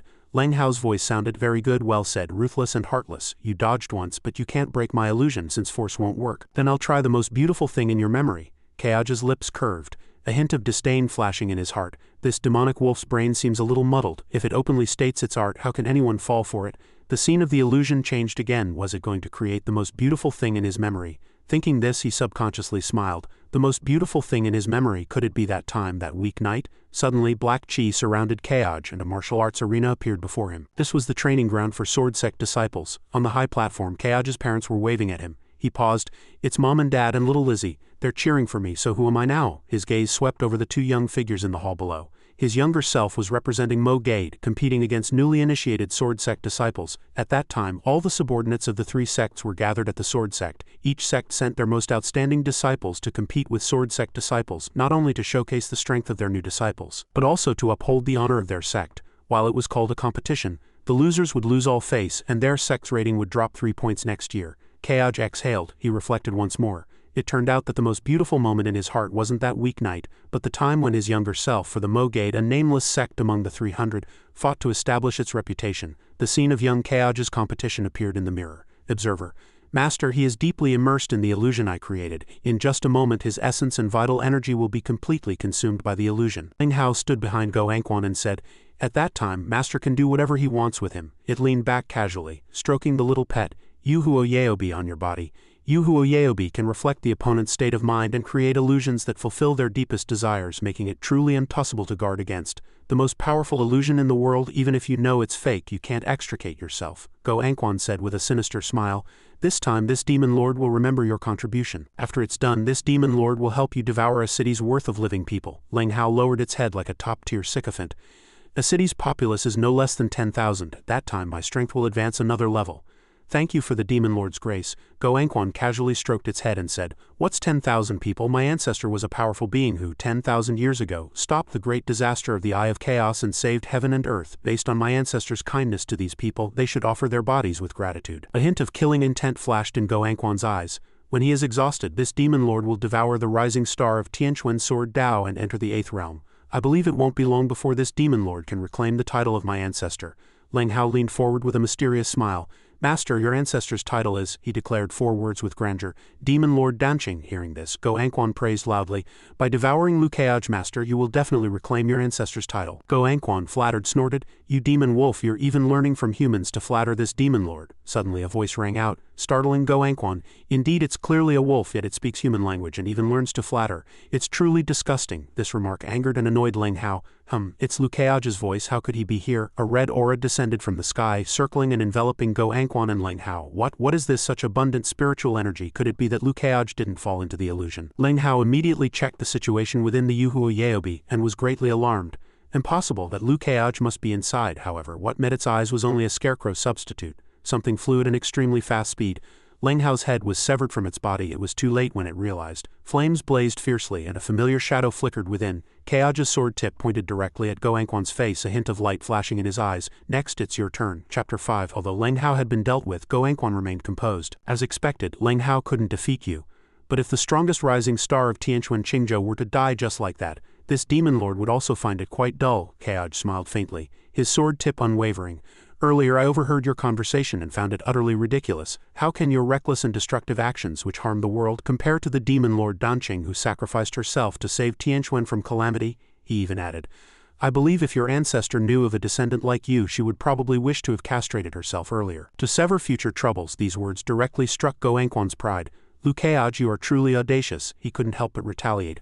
I have always been audacious, just like now. I'm going to cut off your head. Keaj swung his sword, but Go Anquan was unharmed. You want to cut off this demon lord's head? Go ahead and try. Unharmed. Keaj's eyes widened, showing surprise. A body capable of withstanding my serious strike with Monarch ceasefire. This person's strength is indeed the strongest demon cultivator I have ever fought. This time it was Go Anquan's turn to retaliate. Demon Lord Danqing at 7th realm great perfection. Couldn't cut off this demon lord's head, so this demon lord will cut off yours. Killing intent transformed into blades heading straight for Keaj. It fiercely slashed the ground, which then cracked open. Keaj knew he was not an easy opponent. It's cracked. It seems that demon wolf earlier was just a probing tactic. His strength is unfathomable. No wonder this advancement mission is called Mythic Level Death Sentence. Go Anquan just sat still, yet could still unleash his divine abilities. Do you think you can escape by creating distance? Keaj quickly retreated to dodge. Keaj felt a little uneasy. The slashes were too fast. He hadn't even used any magical artifacts yet. If he didn't activate the 800 Li acceleration effect, he feared it wouldn't just be his hair that was severed. Keaj flew into the air, looking down at the pool of blood. He casually curled his lips, already having a plan in mind. It's precisely when fighting a strong enemy that this venerable finds it interesting. Thinking this, Keaj decided to probe. Who said this venerable wants to escape before I cut off your demon head? This venerable is going nowhere. Domain activate. Space twisted violently, and a massive figure appeared. Human immortal domain, killing life Asura realm. Then Keaj swiftly charged, fast as an arrow. The human immortal domain effect can continuously absorb the spiritual energy of all things around. Using soul severing can accelerate the absorption of spiritual energy from the selected target, while the killing life Asura realm can stack the effects of the life sword and death sword. This was his first time activating 2 S-rank sword domains to deal with a demon cultivator. His strength was far greater than Zhuzong's. Since it's a super boss, it's reasonable to use all available means. He immediately activated the skill. Human immortal soul severing. An eerie aura surrounded Go Anquan. He was somewhat perplexed, not understanding Keaj's intent. What did this kid do? My spiritual energy is actually being drained. After a while, Go Anquan frowned and probed. Unable to counter this power that drains spiritual energy, even when facing Lord Zixin, there was never a situation where I couldn't counter. This kid is peculiar. Immediately after, Keaj descended from the sky. Well blocked. Now try to keep up with this venerable sword. Go Anquan remained seated, casually deflecting several slashes. A mere 6th realm great perfection. How fast can your sword be? He was composed, as if playing a child's game. This venerable doesn't need to move. I can block all your sword moves. Your swordsmanship, the rising star of Qingzhou sword Dao, is nothing more than that. Unsure of Keaj's intentions, he challenged. Is that so? The system automatically activated the skill. Life sword maxed out. Current damage increased by 150. With this bonus effect, Keaj charged forward, yet Go Anquan showed no weakness. This demon lord is tired of this sword-wielding game. With this one strike, this demon lord will sever your life sword. Unexpectedly, a smile played on Keaj's lips. Then go ahead and try. His killing intent surged, forming a shield. However, Go Anquan didn't expect the sword intent to have already grazed his cheek. Blood flowed from the wound, reaching his vital spot. His face darkened. You actually cut this demon lord's face. Keaj ignored the remark and slashed directly. This sword strike isn't just for your face, he mused. With the life sword fully stacked, the power of this strike far surpassed the previous one. Let's see if I can cut off his head. Go Anquan was completely enraged. Liu Keaj, I'll make you wish you were dead. A dense blood-red aura erupted. Blood ink, its power pushed Keaj back. Blood Ink. He remembered that advanced sensing had just informed him that it was a 7th realm great perfection exotic beast even stronger than Ling Hao just now. 3 enormous feet descended from the sky and Blood Ink soared with flapping wings accompanied by a roaring shriek. Kaoj frowned and probed. Another peculiar exotic beast, sense it. The system panel quickly displayed the demon beast's information. Blood Ink, level 80, species. Blood Ink 3-legged crow, rarity, S rank. Description: an exotic beast from 10,000 years ago, resurrected by residing in an inkstone. Its previous form may have been a 3-legged sealed blood crow. The inkstone on its head seems to possess extremely powerful sealing magic. Note: this exotic beast is not ordinary. It is refined through a powerful and cruel secret exotic beast art, making it much stronger than common exotic beasts. There is an extremely powerful soul residing in the inkstone. Once sealed within, it will be impossible to escape forever. Please be careful, host. Combining the known information, Kaoj was somewhat suspicious. The inkstone on its head actually has this level of sealing ability. Even the system rates it so highly. Blood Ink flew to Go Ankwan's head and he ordered, "Suck him in." Blood Ink's eyes glowed and a deafening roar erupted from its throat. Kaoj felt danger approaching and immediately judged, must dodge, cannot face it head-on. Following those fleeing footsteps, Go Ankwan roared frantically, "Lu Kaoj, you can't escape." Chapter 53. A spatial hole opened, directly sucking Kaoj into it. This 3-legged crow's sealing technique actually spreads at such a terrifying speed. This is the difference between 7th realm great perfection and his current realm. Kaoj's entire body gradually sank into the black hole, and Go Ankwan's voice rang out. Just as it shrunk and sealed, it turned out that the black hole was Blood Ink's head. After it was done, it flapped its wings, and Go Ankwan was triumphant at having put him to death. "Lu Kaoj, whoever is sucked into the inkstone will never come back alive. Now this demon lord will go capture your Mobade disciples, skin them, and appease this demon lord's hatred for you, scarring my beautiful face." The next morning he arrived at a secret basement. Go Ankwan stroked his chin, muttering to Blood Ink, "It's right here. It cut off my painted skin's surveillance. What mystery is hidden within? This demon lord wants to see for himself." With that he quickly jumped down. In another place a strange space appeared and Chuji emerged from behind a curtain. "This Lu Kaoj is nothing special. If he can kill Blood Ink, then the winner will definitely be him." After all, what she had planted in Master's body could only be activated after Blood Ink's death. She frowned, showing displeasure. The current plan is just to follow Master down and see this secret realm that even Master's painted skins can't monitor. What if there's an opportunity for me, Chushi, as well? Returning to Kaoj, he plunged into a void space, unable to move. This was the first time, and his face showed some worry. Earlier, advanced sensing had specifically warned that once sucked into this sealing technique, it would be impossible to escape. Because there was an extremely powerful soul in this technique, Kaoj was forced into freefall. Could this extremely powerful soul also be an exotic beast that devours all living beings trapped in this technique? Suddenly a faint voice rang out. "Another 6th realm great perfection cultivator. What a pity, what a pity." Kaoj was somewhat surprised, secretly guessing. A human voice. This exotic beast can actually speak human language. It's a pity I can't move, otherwise this venerable would definitely see. What does this human-speaking exotic beast look like? Blood Ink looked at his handsome face in surprise. This kid is so perfect, with sharp features and a touch of artistic flair. It's truly strange. Kaoj was speechless for a moment. What kind of expression is that? This guy is praising my handsomeness, but in a truly novel way. But usually when you praise someone for being artistic, aren't you saying they're so ugly they're distinctive? A beautiful hand reached out and grabbed his sleeve. This kid's appearance is very much to the liking of the Heavenly Tao. He shouldn't die here. Instantly, Kaoj felt as if he was being lifted from the deep sea.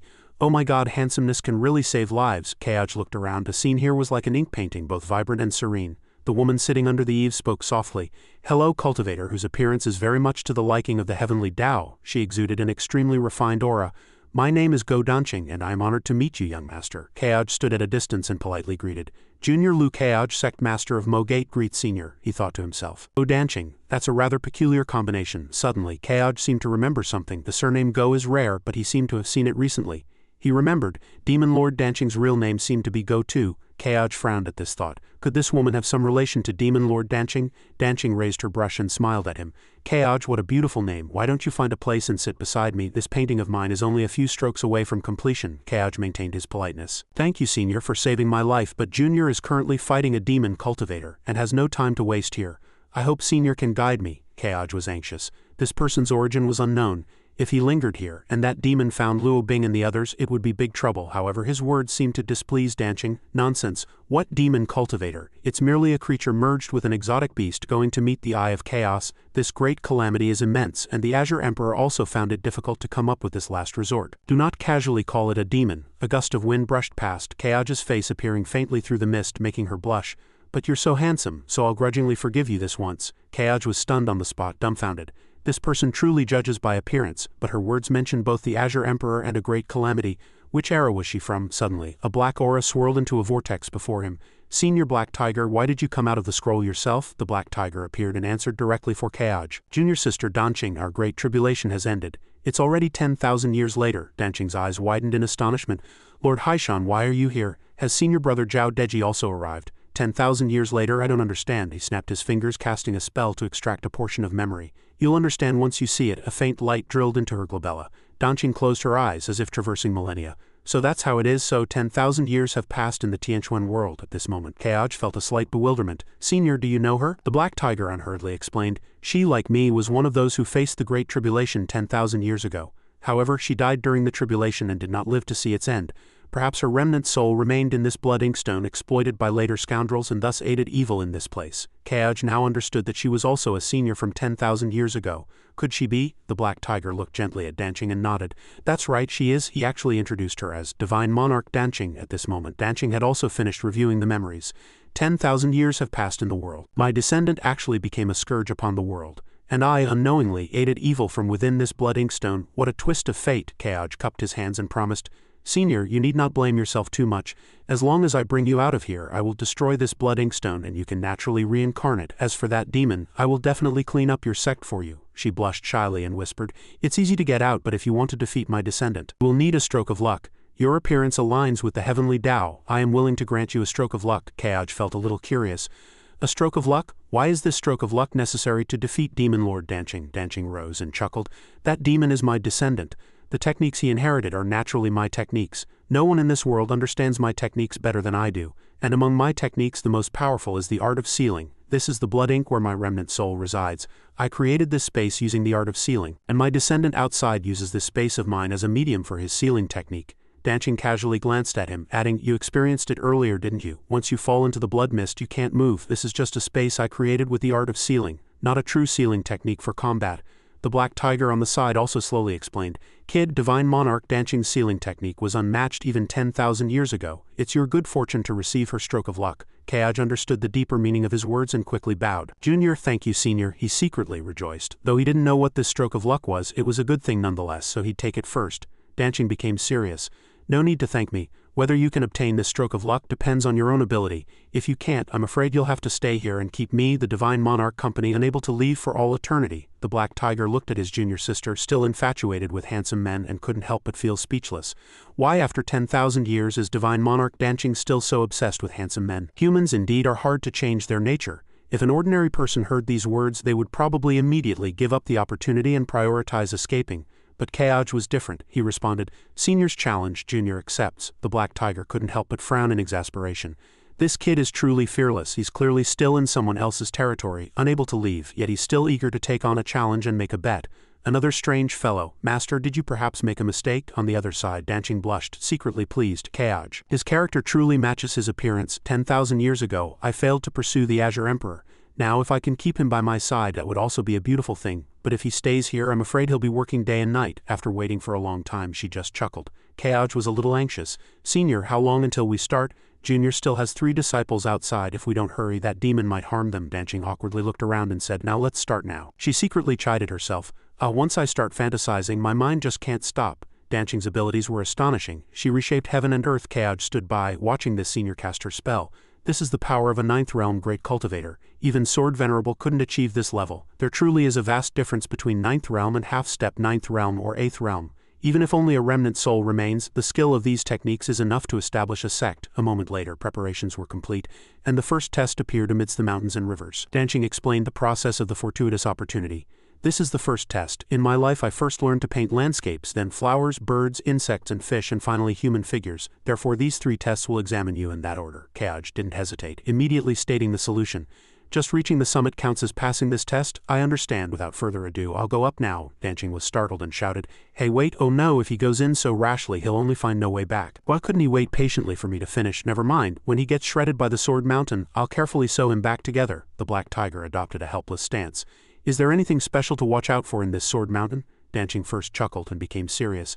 To tell you the truth, senior brother, one aspect of learning to paint is one's state of mind. This first Sword Mountain tests one's state of mind. If there's one layer of misunderstanding in your heart, 10 immortal spiritual swords will pursue you. If there are 2 layers, 100 spiritual swords will pursue you, and so on. The more confused your heart, the more spiritual swords there will be. This test of 10,000 swords left the Black Tiger astonished. Your sword mountain. Even if I went up there, I'd be riddled with holes like a beehive, she nodded, confirming meaningfully.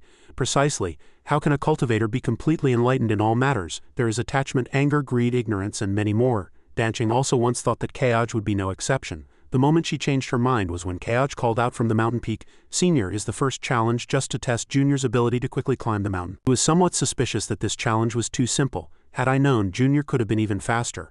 I thought there would be some mechanisms or hidden weapons. Danching was stunned, while the Black Tiger wondered aloud. He actually went up so easily? He glanced at Danching, expressing doubt. What you just said, you weren't lying to me, were you? After all, you turn into a fangirl whenever you see a handsome man. Danching frowned, seriously reminding him, I absolutely wasn't making it up. If you don't believe me, senior brother, you can go up and try yourself. The Black Tiger leisurely walked towards the mountains. I'll try, he chuckled slyly. Today I'll expose your fangirl true colors. Before stepping on, the Black Tiger was quite confident, however. Then his eyes widened. Oh no, she was telling the truth. He quickly retreated, pleading in a panicked tone. I believe you, I believe you. It seems that kid's Tao heart is indeed completely clear. Danching walked behind him and coldly scoffed. If you had truly stepped on it just now, you would have been pierced by 10,000 blades. Your remnant soul would probably have been scattered. Just then, Kaoj flew down from the mountain peak. He cupped his hands and said, Divine Monarch, there's no need to go easy on Junior just because Junior is handsome. Junior would feel ashamed if I obtained this fortuitous opportunity too easily. The Black Tiger gnashed his teeth, muttering angrily, Just keep showing off, it's driving me crazy. Why did Master choose someone like you? Danching blushed. Oh, I didn't go easy just now, it's just that your Tao heart is clear and I admire you greatly. Kaoj, with a straight face, realized it was a test of the Tao heart. Then it was fine. He automatically activated his protagonist aura's self-perception mode, looking out at the world. Among all the protagonists in this Tianquan world, I alone believe my Tao heart is absolutely unwavering. Danching no longer wasted time and continued the test. Then let's begin the second test. The second test is flowers, birds, insects, and fish. In an instant the scene dissipated like mist and changed. The second test. Spring birds singing, flowers blooming on a small tree canopy, 2 small birds chirped. The spring scene before him confused Kaoj. Senior, when did Danching completely fall into a fangirl state? I am here, no matter where I can accompany you. Too handsome, too handsome. The Black Tiger had witnessed this scene many times, yet still couldn't stand it. If only I had never known this woman, Kaoj sighed. This time I must ask clearly. No, I'm asking about this stage. What does Senior want to test? Danching was pulled back from her beautiful dream. She thought I was rude, then she coughed a few times to regain her composure. All right, this stage tests. I remember now, it's precision and agility. These flowers will fall within a limited time, and these birds will continuously attack you, but if, under these circumstances, you hit every single petal, and repel every single bird, you pass the stage. Chapter 535. The test before him was somewhat complex. Each bird and each petal was independent, with its own spiritual energy guiding it. The technique of weaving this illusion was truly astonishing, worthy of a 9th realm great cultivator. With her remnant soul having such ability, how strong must she have been when alive? However, even with all her power, she still died in the last great tribulation. Without further speculation, Kaoj asked directly, Senior, Junior has some doubts. I wonder if Senior can clarify. She nodded and said softly, Of course, for her, handsome men are the truth. With that face, even if you said you didn't want to take the test now, I would agree. Kaoj mentioned the decisive battle 10,000 years ago. When you were alive, Senior, you must have been a 9th realm expert. But why did you still die in the Great Tribulation 10,000 years ago? Was the wave of exotic beasts from the Eye of Chaos really that powerful? This question shocked Danching. Her face turned pale and the atmosphere grew heavy. The Great Tribulation 10,000 years ago, the Black Tiger said in a deep voice, was far more powerful than you can imagine. They each recounted the past one by one. The Great Tribulation 10,000 years ago, actually, it wasn't us who were at the forefront but our masters and grandmasters. The Black Tiger interjected. Even my master participated in the battle. This left Kaoj incredibly surprised. The Tongtian Patriarch, Divine Monarch, Danching's elders also participated in the battle. This was the first time he had heard of it. He had only heard that people of the Azure Emperor's era stopped the tribulation, but it seemed things were far more complex than that. Old memories were a blur for Danching. The exotic beasts that emerged from the Eye of Chaos exceeded our understanding of exotic beasts. If the Azure Emperor hadn't come up with the method of combining with the bloodline power of exotic beasts to fight the exotic beast horde from the Eye of Chaos, the Tianquan world would probably have been destroyed 10,000 years ago. Although she said this, Kaoj still couldn't hide his doubt. I didn't expect Senior to hold such great significance. The Black Tiger frowned and continued to narrate. The exotic beasts in the Eye of Chaos are actually different from ours. The exotic beasts in the Eye of Chaos possess special powers. Even thinking about them sends shivers down my spine. He recalled the exotic beasts he had encountered before. Most of the exotic beasts in the Eye of Chaos are humanoid, completely different from the native exotic beasts of Tianquan. Perhaps the reason will be discovered in the future. Setting that aside, Kaoj bowed, preparing to enter the second stage. Thank you, two seniors, for clarifying. Then Junior will quickly proceed to the challenge, she waved her hand, indicating, good, and let's begin. You must remember, if even one petal falls to the ground, then Danching blinked, shrewdly adding, Dragon Spring will transmit its spring and autumn, and we will be here together day and night for all eternity. Danching with her protagonist aura activated the system. Green slowness plus 800 Li plus. A lotus appeared beneath his feet and his sword tip was aimed at protecting his loved ones. Little Chu, Luo Bing and Little Mo are still waiting for me outside. What is this small test? The sword tip gently propped up a petal, and Kaoj alone danced with 10,000 flowers like a performer, not a single petal missed. Watching this performance, Danching couldn't help but exclaim, Sixth Realm Great Perfection actually has such speed. The Black Tiger, having experienced much, was already accustomed to his extraordinariness. Aside from the petals that were supported, there were also birds that were struck away. Not a single petal fell, not a single bird escaped. She just needed to call out, stop, and it would be considered passed. Danching helplessly and secretly accepted the fact that Kaoj had passed the test. It seems this stage also can't stump him. Perhaps it's better to open the next stage early. Danching instantly changed her address. My dear, I have recognized your precision and agility. Stop now. The Black Tiger was dumbfounded, his head full of question marks. My dear, she calls him my dear and me Taoist friend. Kaoj landed with the petals, creating a beautiful scene. Good, and let's strike while the iron is hot and quickly open the third stage. Danching seemed to forget all her worries. Good, she was absent-minded.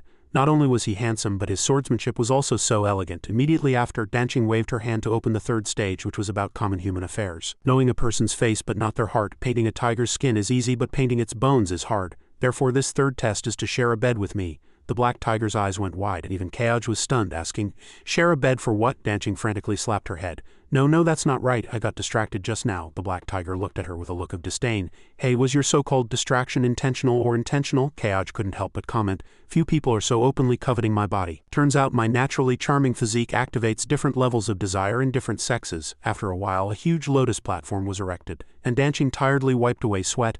This time it's correct. It's the third test, a test of sincerity. She waved her hand. Come up, I'll tell you the rules. Kaoj quickly obeyed, patiently awaiting her words. Senior, please speak. His heart was a little stirred, realizing that he would ultimately have to fight her, although he felt that in this situation she didn't particularly want to fight him. Danching calmly stated the rules. This last test is actually very simple. As long as you kill me, you can leave this place. The last words shocked Kaoj. What? She tilted her head, explaining in detail. The inkstone we are in has been transformed into a sealing weapon by my presence. Killing me is the only way to escape. For the sake of everything you cherish, please wield your life sword and stab into my body. This is the only way to pass. The requirement for this last test was unbelievable. Senior, are you joking? Just now Senior said you could take me out, so why has it now become that I can't leave unless I kill you? The Black Tiger also anxiously tried to dissuade her. I heard it just now too, friend, don't mess around. You are his savior. If he has to kill you to leave, wouldn't that make him an unrighteous person? Their response was Danching's serious demeanor. The way I just mentioned, where I willingly die for you to take you out, I was not joking. If you want to leave, there is only one way, and that is to kill me. Confusion and flux flickered in Kaoj's eyes. She had no intention of joking. She was very serious at this moment. She said these three tests were landscapes, flowers, birds, insects, and figures. These are the three largest categories in traditional Chinese painting. The first two tests were about Tao heart and combat power. But why did this last test of character require killing? Everything seemed logical. He wondered in his heart, where exactly did it go wrong? Where exactly did the problem lie? Danching said without resistance, just stab. I won't live much longer anyway. To die by your sword is also my destiny. It's just my junior demon descendant. I'll have to trouble you to deal with him for me. The Black Tiger held its head. Her appearance so serious. Was killing her truly the only way? But what fortuitous opportunity would come from killing her? It didn't understand. Human minds were far more complex than its own. Of course Kaoj couldn't do that. He decided to put away his sword. I, Lu, cannot lay a hand on my savior. This test I concede. The Black Tiger outside urged anxiously. Hey kid, there are 3 juniors waiting for you outside. What are you trying to do? Her words just now surprised Danching, and a hint of tears welled in her eyes. You really decided to do this? Even with a heavy responsibility, he remained firm. I have truly decided. Danching collapsed to the ground. It seems if it's truly fate, I cannot keep you anymore. The Black Tiger was utterly stunned. Oh wait, did I get something wrong? Wasn't it that if Lu Kid lost, he'd be kept? Why is it that if Lu Kid concedes, he can't be kept? She smiled, explaining everything. Your character, like your appearance, is very much in line with the will of the heavenly Tao. Come here, I will bestow this fortuitous opportunity upon you. Kaoj slowly knelt. Senior flatters me. He had already cracked the method of passing the test. It was actually easy to guess. The key to this test was not killing but restraining one's impetuousness. In the first 2 tests, whether climbing to the peak or deflecting all the petals and birds, it was all about reaching the pinnacle of enthusiasm. Under this influence, stepping into the third test, one would naturally assume that defeating the person in front would allow them to leave. However, the essence of traditional Chinese painting is not about showing off, but about ending abruptly, leaving space for the sword chi to concentrate its intent. Too much rigidity breaks easily, too much pride leads to defeat. Only by being at the cusp of a storm, able to remember that I am I, can one escape the predicament. Danching took out a scroll and handed it to him. I didn't expect you at such a young age to comprehend the meaning of leaving blank space. Keaj accepted it with both hands. Thank you, senior, for your guidance. This junior will engrave it in my heart. Danching stiffened, unwilling to let him leave. Keaj, perplexed, asked himself, why won't she let go? The beauty smiled shyly again. But I still have something to say. If you had stabbed me just now, you would also have received this scroll. Whatever you used to stab into my body, I would have accepted. A clap of thunder exploded above Keaj's head. He closed his mouth. What is this 10,000-year-old hag doing in broad daylight? After a while, as his emotions calmed, Danching instructed, this technique is difficult to learn. Even with amazing talent, it requires considerable time. You can stay here with me for a few days before leaving. It's fine. However, the scroll emitted a dazzling light, and the system immediately scanned, Cultivate Danching's seal-breaking art. Seal-breaking art level 5 requires 30 million experience points. He was a bit surprised. Only 30 million experience points. Learn it. Keaj had plenty of experience points, so he immediately confirmed. System confirmation. Successfully cultivated Danching's seal-breaking art, current skill level 1. To upgrade to the next level requires 35 million experience points. Danching noticed something unusual. This isn't right, the black tiger beside her asked. What's not right? She pointed at Keaj, who was learning the skill from the scroll, and said, He has already grasped the technique I imparted. Although it's just the basics, even the most talented person would need at least 30 days to get started. The black tiger frowned in confusion. How do you know that even a genius would need 30 days to get started? Danching pouted and explained. Because when I cultivated this technique back then, my master once said I was a genius rarely seen in 1,000 years, and it took me 30 days to get started with this technique, so I thought it was normal. The black tiger rolled its eyes at her. So you thought you were a genius. You haven't met my master yet. My master once said he had met countless geniuses, but everyone called him a genius. You don't need to call yourself one. There's always a higher mountain. Golden light intensified around Keaj, and the system prompted, Danching seal-breaking art level 2, Danching seal-breaking art level 4, Danching seal-breaking art level 7. Finally, a breakthrough to the limit. System notification, Danching's seal-breaking art has reached level 10, grand completion. Even Danching couldn't believe her eyes. He actually achieved grand completion, almost in a few breaths, what took me 100 years to do. The black tiger was used to this sight but still couldn't completely adapt. Master, am I meeting a young version of you? Back on the battlefield, the green-haired man hid behind a large tree. This is Master Lu's method. Last time, when Juzong and I teamed up against him, such a comprehensive plan yielded nothing. I once thought it was my bad luck. Now it seems Master Lu clearly didn't use his full strength then, at least in terms of connections. He didn't use a single person. The monster let out a tearing roar.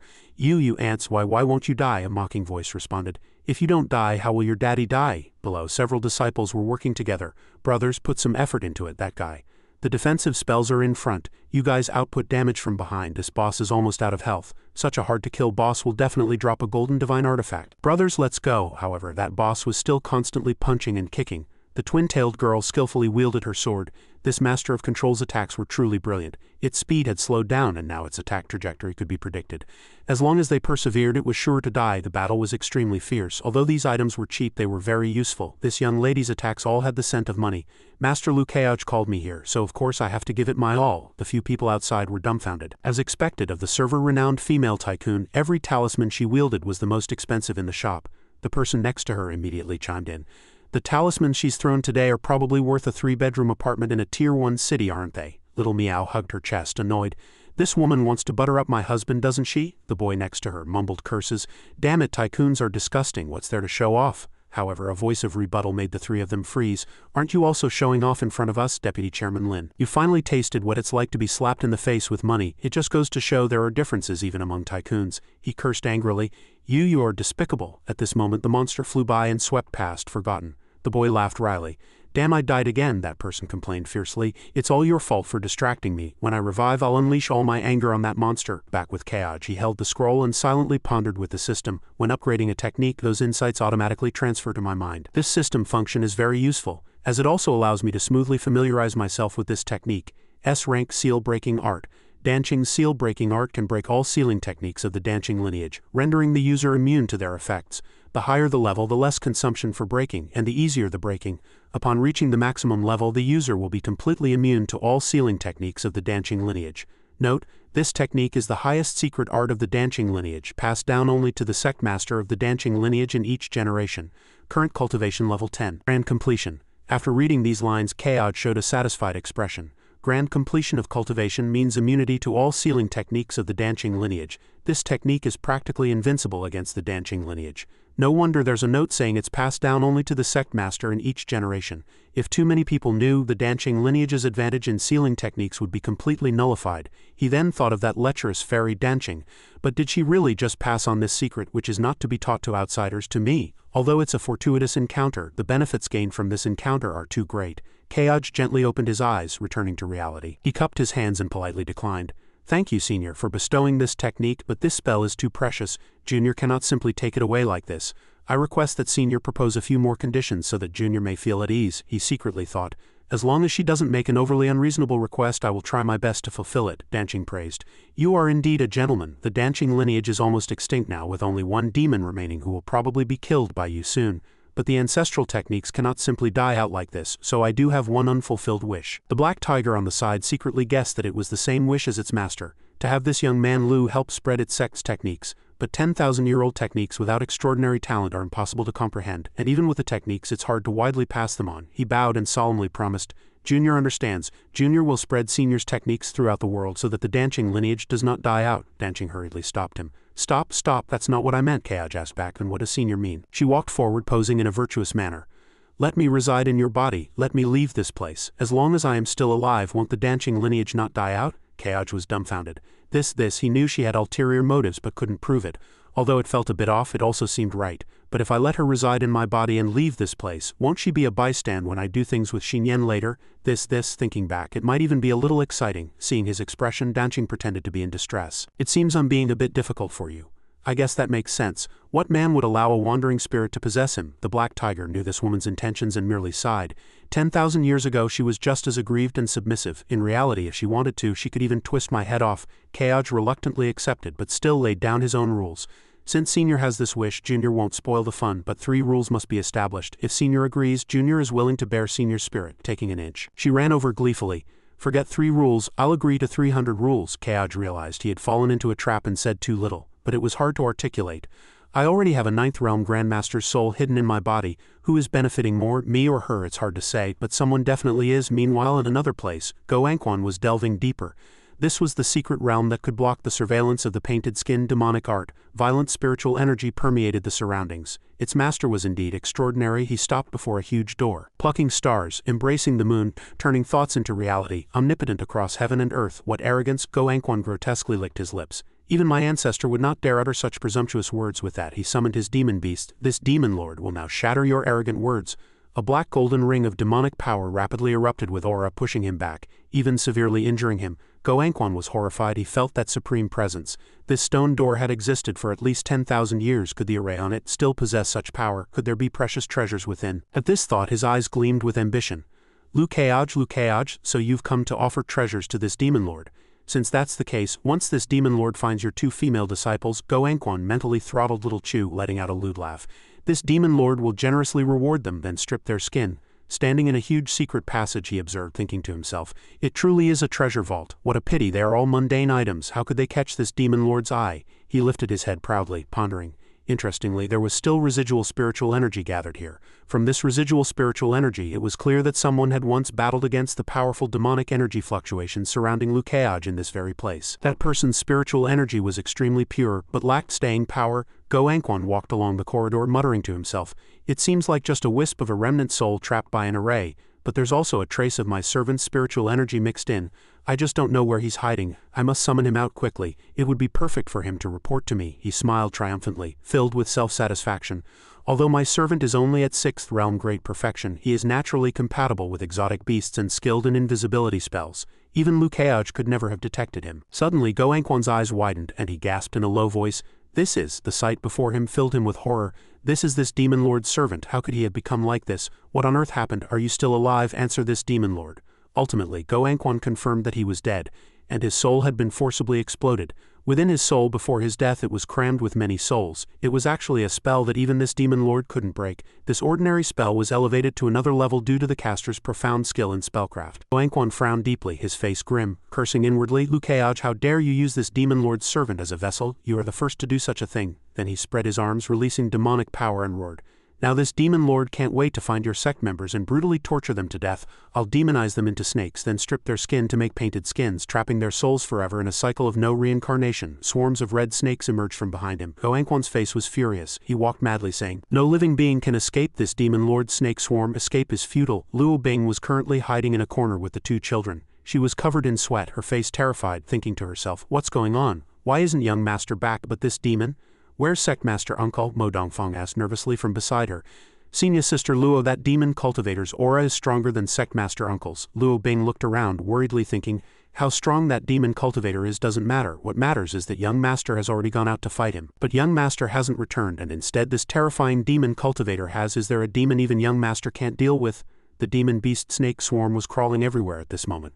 Mo Dongfang looked around in surprise, pondering, "If those things come over, they'll definitely find us. If we do nothing, none of us 3 will escape. I'm the only man here now. I must stand up and protect them." He put his hand on his chest, remembering Lukeage's words. "Great sage equal to heaven, do you dare draw your sword now?" He exuded an aura. He resolved, "Of course I dare." Vajra Spirit Control Talisman, Vajra Warrior. Luo Bing reached out, frantically calling, "Don't go." He gripped the sword in his hand. He smiled, reassuring her, "Our Mo Gate has no cowards. I'll buy time. Wait for Sect Master Uncle to return. Sect Master Uncle must be tied up. He would never lose.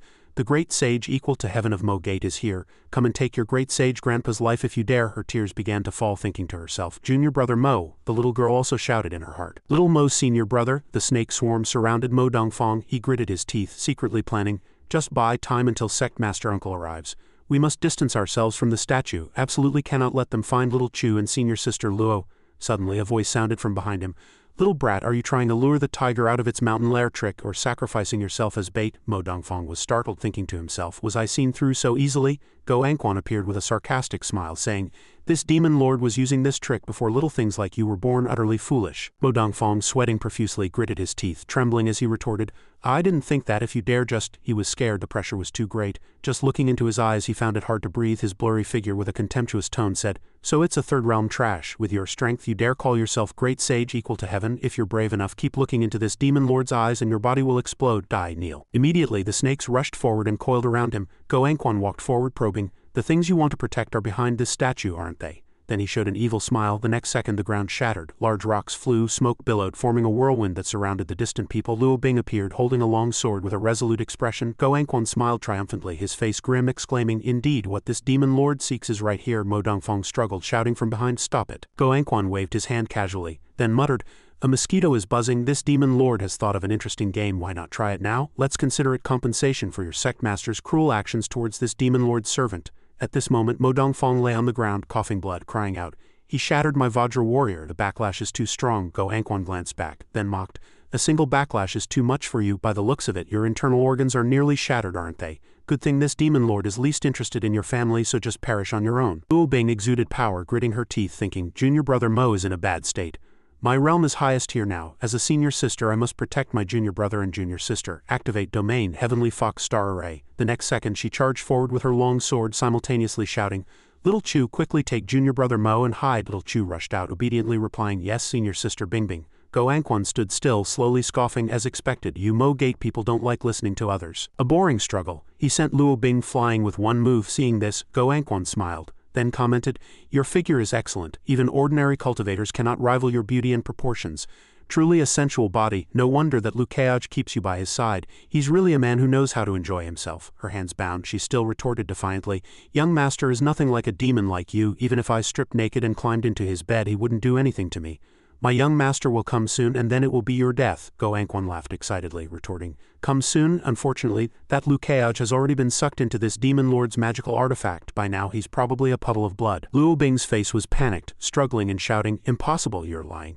No demon in this world can rival young master." He walked up and kissed her hair. Go Anquan contemptuously continued, "Don't worry. Once I'm tired of playing with you, this demon lord will skin you, then imprison your soul in a painted skin, preventing your reincarnation. Perhaps someday, when I'm in a good mood, I might even let you see Lukeage's remnant soul. Unable to reincarnate, it's not impossible. However, this demon lord still wants to collect a treasure." Suddenly little Chu appeared, charging with her long sword, shouting, "Senior sister Bing Bing, don't be afraid. I'm here to save you." Autumn Cicada Sword Art Grand Completion Dharma Aspect Future Seal. Go Anquan blocked her attack with demonic power. Her face filled with worry, she cried out in surprise, No, you're no match for him. Run. Little Chu's face showed disdain, chopping while replying. Little Chu won't run. Although Little Chu is small, she understands the principle of living and dying together. If you don't stand up when things happen, living is meaningless. Her tears flowed. Luo Bing softly called, "Little Chu," she suddenly realized.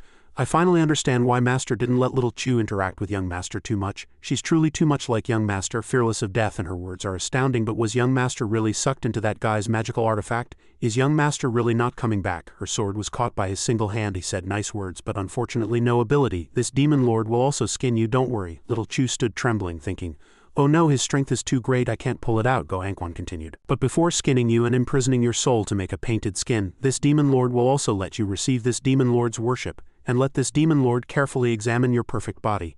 Immediately, streams of demonic power coiled around her body. The demonic power hoisted Little Chu up, hanging her beside Luo Bing. Go Anquan let out an evil smile, grim-faced, asking, "Remember when this demon lord said I wanted to come up with an interesting game?"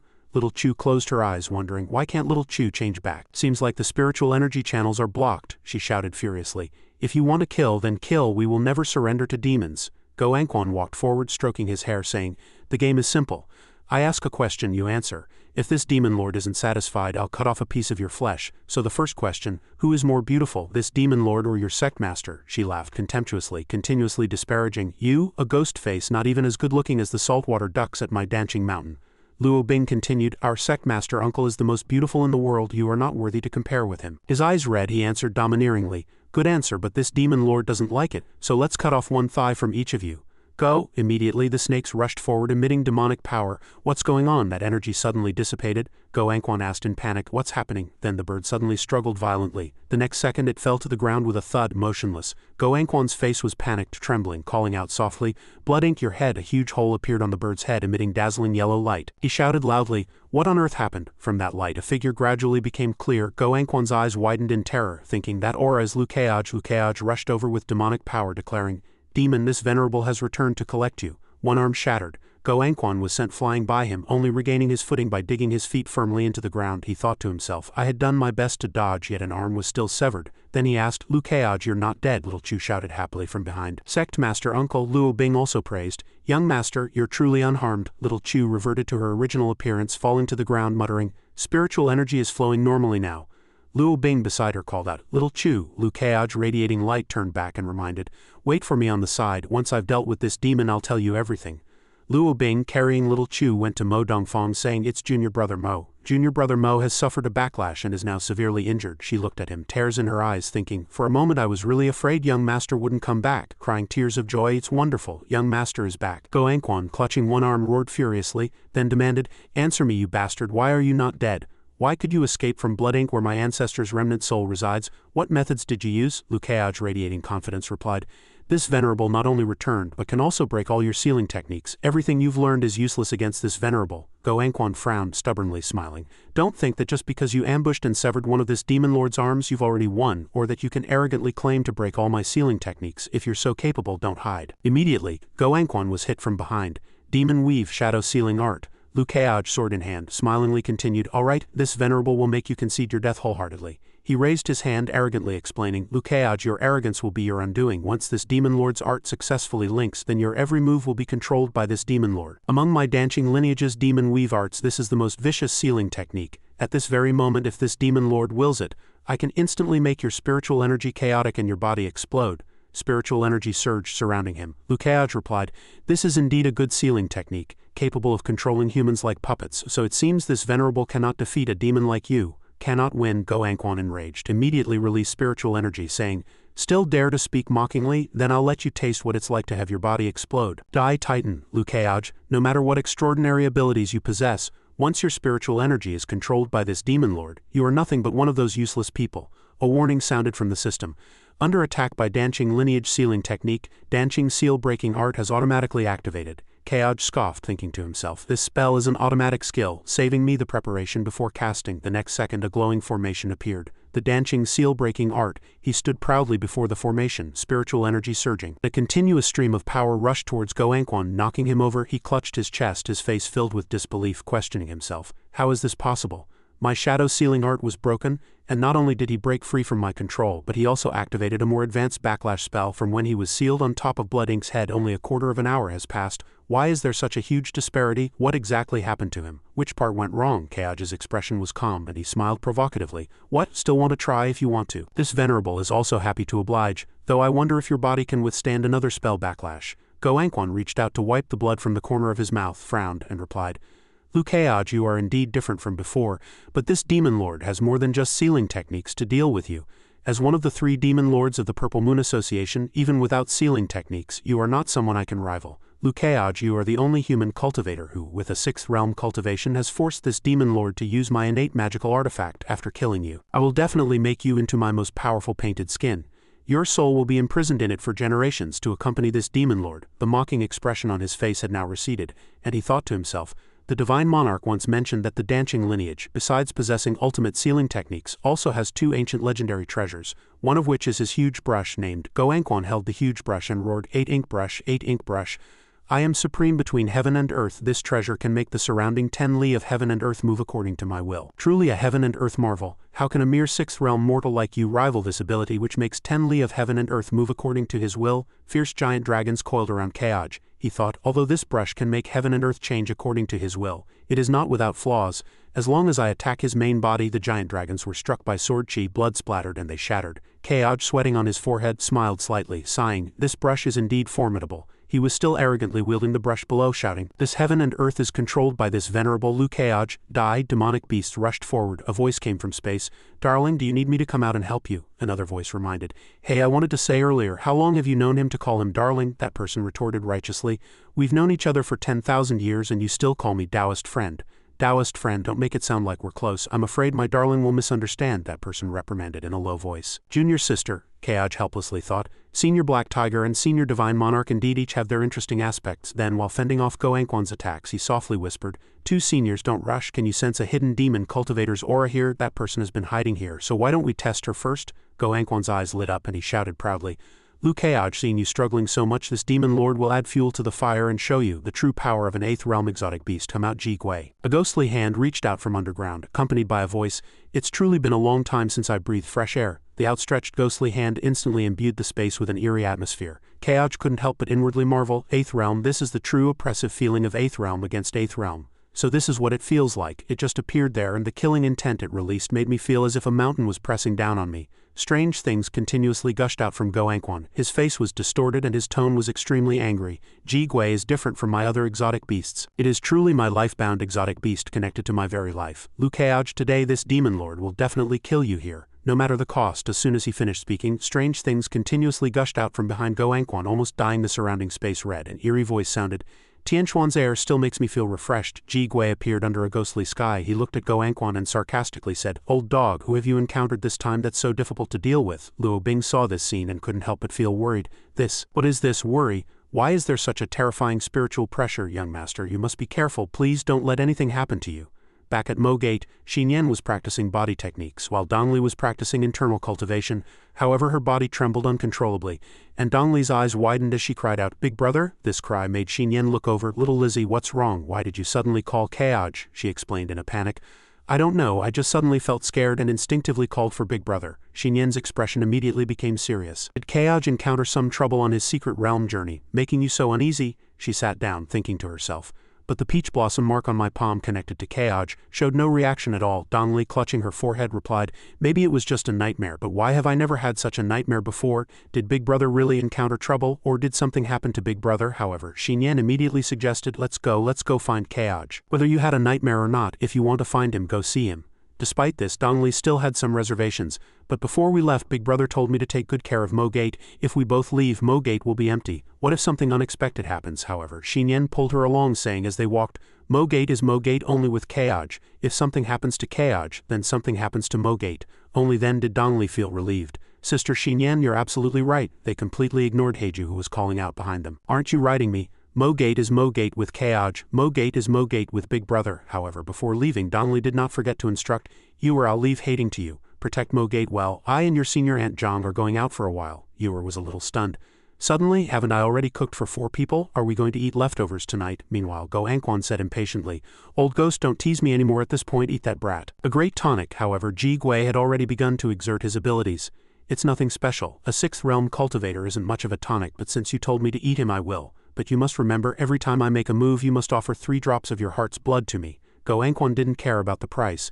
As long as he's killed I won't forget to reward you. His indifferent attitude greatly pleased Ji Gui. Alright. Brat, you're in luck. On Kaoj's side, Danching's voice sounded. Darling, this exotic beast is not something you can deal with right now. Let us out to help you quickly, the black tiger also interjected. Brat, don't push yourself, that thing is very evil. Despite this, he gently refused. 2 seniors, don't rush. Junior has a premonition that the hidden person is about to make a move. From the moment Ji Gui appeared, she has been itching to act. This affirmative answer puzzled them. How do you know? Indeed, we can only sense her presence. Kaoj still smiled faintly, confidently replying, Junior has his own methods. Can I tell you, I've always had advanced sensing activated. Advanced sensing keeps giving me reminders. At this moment, the system issued a prompt. Reminder, there is a demon cultivator ambushing here. Chance of attack is 0. Reminder, there is a demon cultivator ambushing here. Chance of attack is 0. Warning. The chance of the ambushing demon cultivator attacking has increased to 99.99. A paper talisman appeared, and a voice from within said, Lord Ji Gui, you finally come out. Your servant has been waiting for you for a long time. Go Anquan and Ji Gui were both visibly surprised. How is she here? Chu Shi appeared enthusiastically and said, Lord Ji Gui, if you abandon your contract with the old dog I can offer you better things. 5 drops of heart's blood for every move you make, and I will help you find a suitable body so you no longer have to be imprisoned in that dark place. How about it? This proposal moved Ji Gui. 5 drops of heart's blood and a suitable body. Go Anquan, on the other hand, was filled with anger, questioning Chu Shi, are you trying to defy your master? She merely scoffed. You came down from my bed, pulled up your pants and then choked and hit me. Such a master is truly hard to find, isn't he? After being tormented by you for so many years, only now defying you is already showing utmost benevolence, wouldn't you say? Go Anquan decided to act. Since you harbor resentment, then let your master personally resolve it for you. Once you're dead, your master will make you into a painted skin, imprisoning your soul to accompany your master forever. Demonic bloom beast swarm. Unexpectedly, Chu Shi was not to be outdone and immediately unleashed her own abilities. Still getting handsy at a time like this, then I'll activate the toxins. A backlash immediately occurred within Go Anquan's body, and the surrounding space became even more eerie. His face turned ashen, and he spoke in pain. What is happening? Go Anquan's body trembled, and he incessantly questioned, Chu Ji, you bitch, my spiritual energy is rapidly spiraling out of control. This poison is not simple. How could ordinary toxins harm my body? Chu Ji merely sneered, explaining, I don't mind telling, Master, this is a method custom made for me by the 5 demon lords. This poison, hidden in the darkness, I specifically waited until you summoned Lord Ji Gui before letting it take effect. After all, without your innate spiritual energy, Lord Ji Gui cannot be summoned. The more Go Anquan listened, the more he found it unbelievable. That bitch 5 poisons actually did such a thing. Chu Shi still maintained her seductive smile, announcing, Master, the title of Demon Lord Danching should change starting today. A notification popped up from the system. Explosive bomb witch Chu Shi has appeared. Chu Shi's enchanting voice then sounded, everyone. On a shot, Kaoj on the side was only secretly surprised, thinking the plot development is somewhat different from what I imagined. It went straight to him exploding his egg. Such a good show is truly amazing. Besides him, Danching and the Black Tiger had the same expression. That is the aura hidden in the dark. This female demon cultivator is truly ruthless. Even my lower body feels chills. At the moment, Chu Shi turned to Kaoj and said, Your servant Chu Shi greets Sect Master Lu. The grievances between him and me I hope you will observe from the sidelines after it's done. Your servant will thank you with treasures. He also responded with an extremely polite attitude. Of course, however, he already had other plans in mind. Dream on. Demon Lord Danching is my important quest. How can I easily let you take his head? But this venerable also wants to watch this dog-eat-dog show. Let you play for a while first. Go Anquan was still struggling. Ji Gui, kill that bitch for me. However, Ji Gui merely smiled and replied, She promised me more heart's blood. You, my old partner, are truly hard to choose. I always help whoever gives more. Old dog, why don't you add some benefits too? These words of betrayal made Go Anquan glance furiously, questioning, Old ghost, you actually kick me when I'm down at a time like this. Ji Gui's attitude displeased the onlookers. Kaoj praised. That Ji Gui is truly interesting. It only recognizes benefits and not people, completely unlike those foolish exotic beasts. The Black Tiger also agreed. Exotic beasts also come in various forms just like humans. There are all kinds of people, Danching interjected at this moment. My darling is right, most exotic beasts are foolish. The Black Tiger was utterly speechless with her. Your kind of attitude where whatever beautiful people say is right, this king is too lazy to argue with you. She swayed her body, continuing, Your servant also thanks Lord Ji Gui for observing from the sidelines. After dealing with that fellow, your servant will fulfill my promise to Lord Ji Gui. The more Ji Gui listened, the more interested he became in her. While dissolving the contract mark with Go Anquan, he said, More is of course good. You two fight amongst yourselves. Whoever wins will come and sign a contract. this action enraged Go Anquan. You actually dare to dissolve our contract, Mark. Fine, since that's the case, this demon lord will show you. Even in my current state, the winner will still be this demon lord, Chu Shi. Go to hell. Chu Shi was not to be outdone and immediately counterattacked. Demonic bloom, beast swarm, master, your disciple won't go easy on you. Both sides summoned countless exotic beasts and the space became chaotic. At this moment, Danching curiously asked, "Darling, are you really just watching this battle?" The black tiger merely explained softly. "It's the fight between the snipe and the clam where the fisherman profits, right? They're all demons, so there's no need for morality." At this point, Kaoj spoke. "It's not that I'm really doing nothing. I just feel something isn't right. Demon Lord Danching won't be that easy to deal with." That demon poison, Chu Shi said, came from a demon cultivator named Five Poisons Demon Lord. But why would that demon cultivator give her this kind of poison? Hearing this, both of them grew suspicious. "So, darling, you think there's a trick, but what kind of trick?" Kaoj continued to explain. "Since they could give her a poison that would slowly kill Demon Lord Danching, why not give her a potent poison that would kill him instantly?" It was then that they realized, "That's true, and you're so kind as to add that when they're fighting so fiercely below. There are only two possibilities. Either that Five Poisons Demon Lord doesn't have a potent poison capable of instantly killing Demon Lord Danching, or that Five Poisons Demon Lord needs Demon Lord Danching to be critically wounded, not instantly dead." Danching suddenly spoke. "The second possibility is greater," the black tiger asked with a wry smile. "But what benefit is there in leaving that guy critically wounded?" Kaoj frowned and continued. "I don't know that, but the three demon lords of the Purple Moon Association certainly don't get along. Perhaps it's to compete for some benefit, or perhaps to wait until both sides are severely weakened before stepping in to reap the spoils." Only then did the black tiger ask again, "After all that talk, what exactly do you want to do? Are you really just going to watch?" Kaoj pointed his sword to one side and declared sharply, "If we're going to do something, let's go big. Whatever traps lie behind it, the best course of action for me right now is to kill Demon Lord Danching," he directly suggested to Chuji. "Little demoness, how about cooperating with this venerable?" "Just asking." "Sect Master Lu, you want to cooperate with me?" Kaoj added. "To make a long story short, it seems that Five Poisons Demon Lord is probably using you, and you've probably realized it by now. Demon Lord Danching's strength hasn't been significantly depleted. If this continues, you two will just die together." She could only agree with this analysis.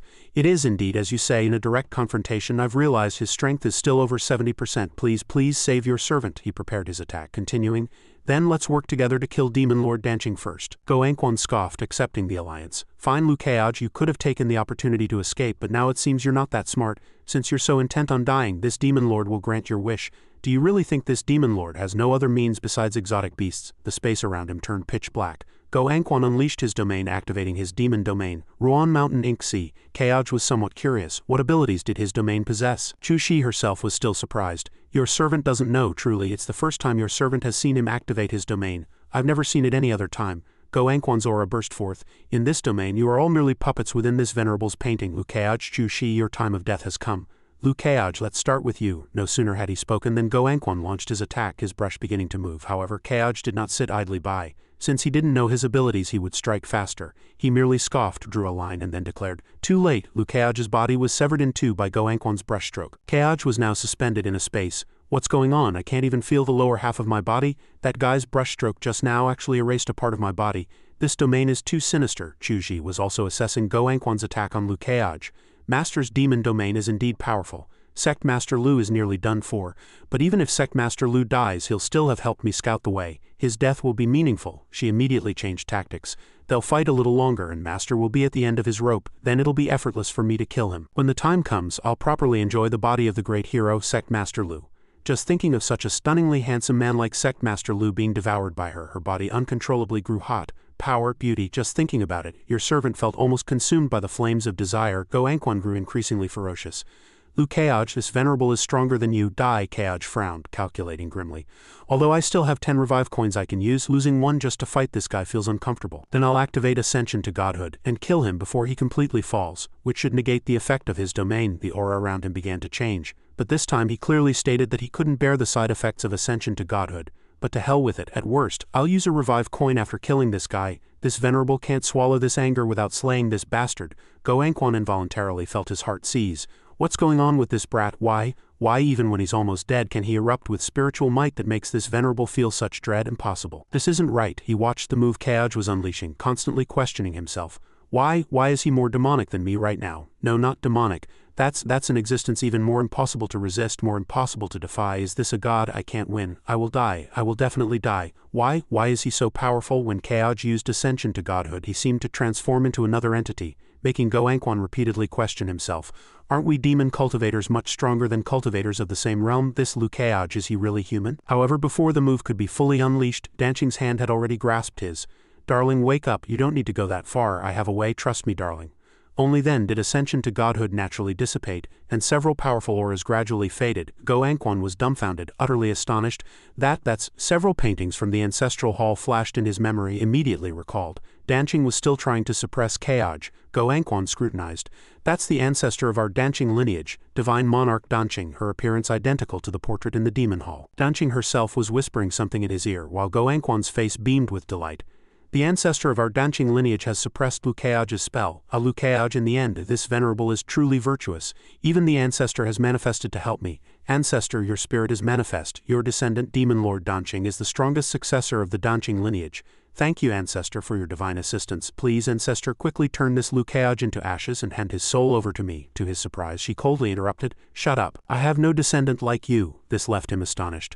An ancestor, what are you saying? My surname is Go, I am a descendant of your Danqing lineage. To prove her point, Danqing directly activated her domain. The space transformed again with a surge of new energy, and several strange hues were quickly covered by a softer palette. Go Anquan couldn't help but be puzzled. An ancestor, why would you use your domain to cover my demon domain? Keaj, witnessing her ability, could only secretly marvel. A domain as a phenomenon actually has such a use. When Senior Divine Monarch activates her domain, she can naturally neutralize the power of that demon's domain, she explained with a smile. Darling, the reason my domain can cover his is because he cultivates the same lineage of techniques as I do, and my domain's rank is much higher than his, which is why I can do this, he softly replied. I see, there are many restrictions, that's very reasonable. If they weren't from the same lineage, perhaps even a higher ranked domain couldn't cover it. Otherwise, wouldn't awakening a high-ranked domain make one invincible? That would be too reliant. Only then did Go Anquan realize with a start. Ancestor, aren't you here to help me? She retorted. Why should I help you? You constantly claim to be of the Danqing lineage, yet your actions are no different from those of a demon. 10,000 years ago, I died fighting the Great Tribulation, and I don't know which fellow disciple merged with the power of exotic beast bloodlines to fight to the very end, ultimately preserving Tianquan. But if that person knew their descendant was someone like you, wouldn't they regret having children in the first place? Wouldn't it have been more satisfying to just castrate themselves? Keaj's heart was a mix of emotions, although it sounded satisfying. Hearing such crude words from a refined senior who was also infatuated with handsome men felt somewhat peculiar. Go Anquan shouted loudly, so the ancestor isn't here to help me. In that case, I'll kill you too. Outside, Chuji was utterly bewildered. She frowned, asking herself, Master is still fighting Sect Master Lu. What exactly happened in there? Just now, dark clouds suddenly gathered and Master's domain suddenly disappeared. Sect Master Lu was clearly almost done for a moment ago, but now he seems to have regained his vitality. But the more Sect Master Lu struggles, the more it will consume Master's power. A tool like Sect Master Lu is truly delightful. In the end, he's just someone else's meal. Chapter 544. The space was once again thrown into chaos by Go Anquan. He laughed maniacally, declaring, To think I respected you as an ancestor, but the strength you're displaying now is nothing more than this. If this magical artifact were in your hands, this venerable would probably not be able to defeat you. What a pity, it's no longer 10,000 years ago. The two domains directly clashed. Danqing gritted her teeth, holding on, while Go Anquan loudly declared, Go Danqing, then I'll send your decaying remnant soul completely on its way. She secretly mused. If I weren't just this wisp of a remnant soul, how could you, this little beast, be my opponent? Dying or not doesn't matter, but this little beast is humiliating me, so I wonder what Darling will think of me. In the end, nothing in this world is more important than Darling. Darling? To her surprise, Danqing was dumbfounded at not seeing Keaj. Darling, where is he? Go Anquan was gloating amid several dark powers, however he immediately became vigilant. Liu Keaj, when did he get behind me? He must be taking advantage of my stalemate with Go Danqing to try and kill this venerable at this moment. This severely wounded venerable is no different from that Go Danqing's remnant soul. Victory and defeat hang by a thread. If he truly attacks, this venerable will definitely die. I must find a way to prevent him from attacking this venerable. He suddenly thought of something. The biggest difference between human cultivators and us demons is not in spells, not in spiritual energy, and certainly not in appearance, but in benevolence, righteousness, and morality. He glanced behind him, secretly calculating. We demon cultivators have no benevolence or morality. As long as I grasp these 2 points, human cultivators will have no chance of winning. Many demon cultivators who boasted of their profound cultivation still died precisely because they didn't know that what humans fear most is psychological attack. He then spoke loudly. Liu Keaj, you a dignified sect master, surely wouldn't take advantage of someone in peril. How about this? After this venerable deals with this decaying remnant soul, I'll openly fight you to the death. To his surprise, he coldly declared 2 words. No. This unexpected answer instantly panicked Go Anquan.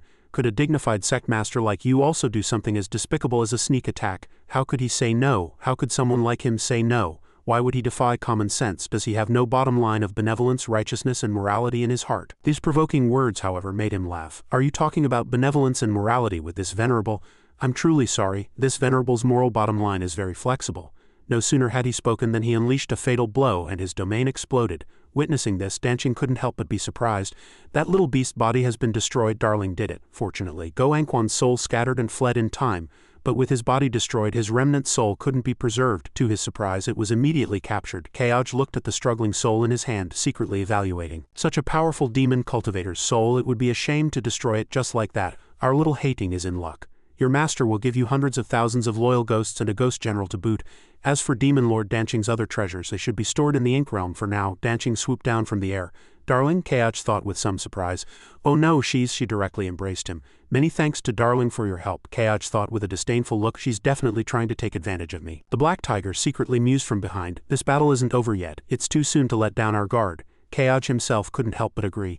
That's right, there's still that demon's disciple below. And a strange 8th realm exotic beast and perhaps even a powerful figure from the Purple Moon Association like that 5 Poisons Demon Lord is lying in ambush. It's truly not time to relax yet. The Black Tiger turned to him and said, Keoj, while you were fighting fiercely just now, I observed the situation below and there's a piece of information you probably already know. Meanwhile, Danching was somewhat displeased. It's a rare chance to get reasonably close to Darling. He continued to elaborate. That 8th realm exotic beast named Ji Gui has already signed a contract with that woman. Moreover, this time it's a soul symbiosis contract. The contract cannot be broken unless one party dies. Hearing this, Keoj questioned seriously. Senior, do you mean? The Black Tiger softly admitted. It seems you've guessed it. This means that 8th realm exotic beast will fight that person to the death. Now that she has Ji Gui by her side, she will be even stronger than that demon lord from earlier. Must be careful. Chu Shi's current abilities are truly profound. He cupped his hands in thanks.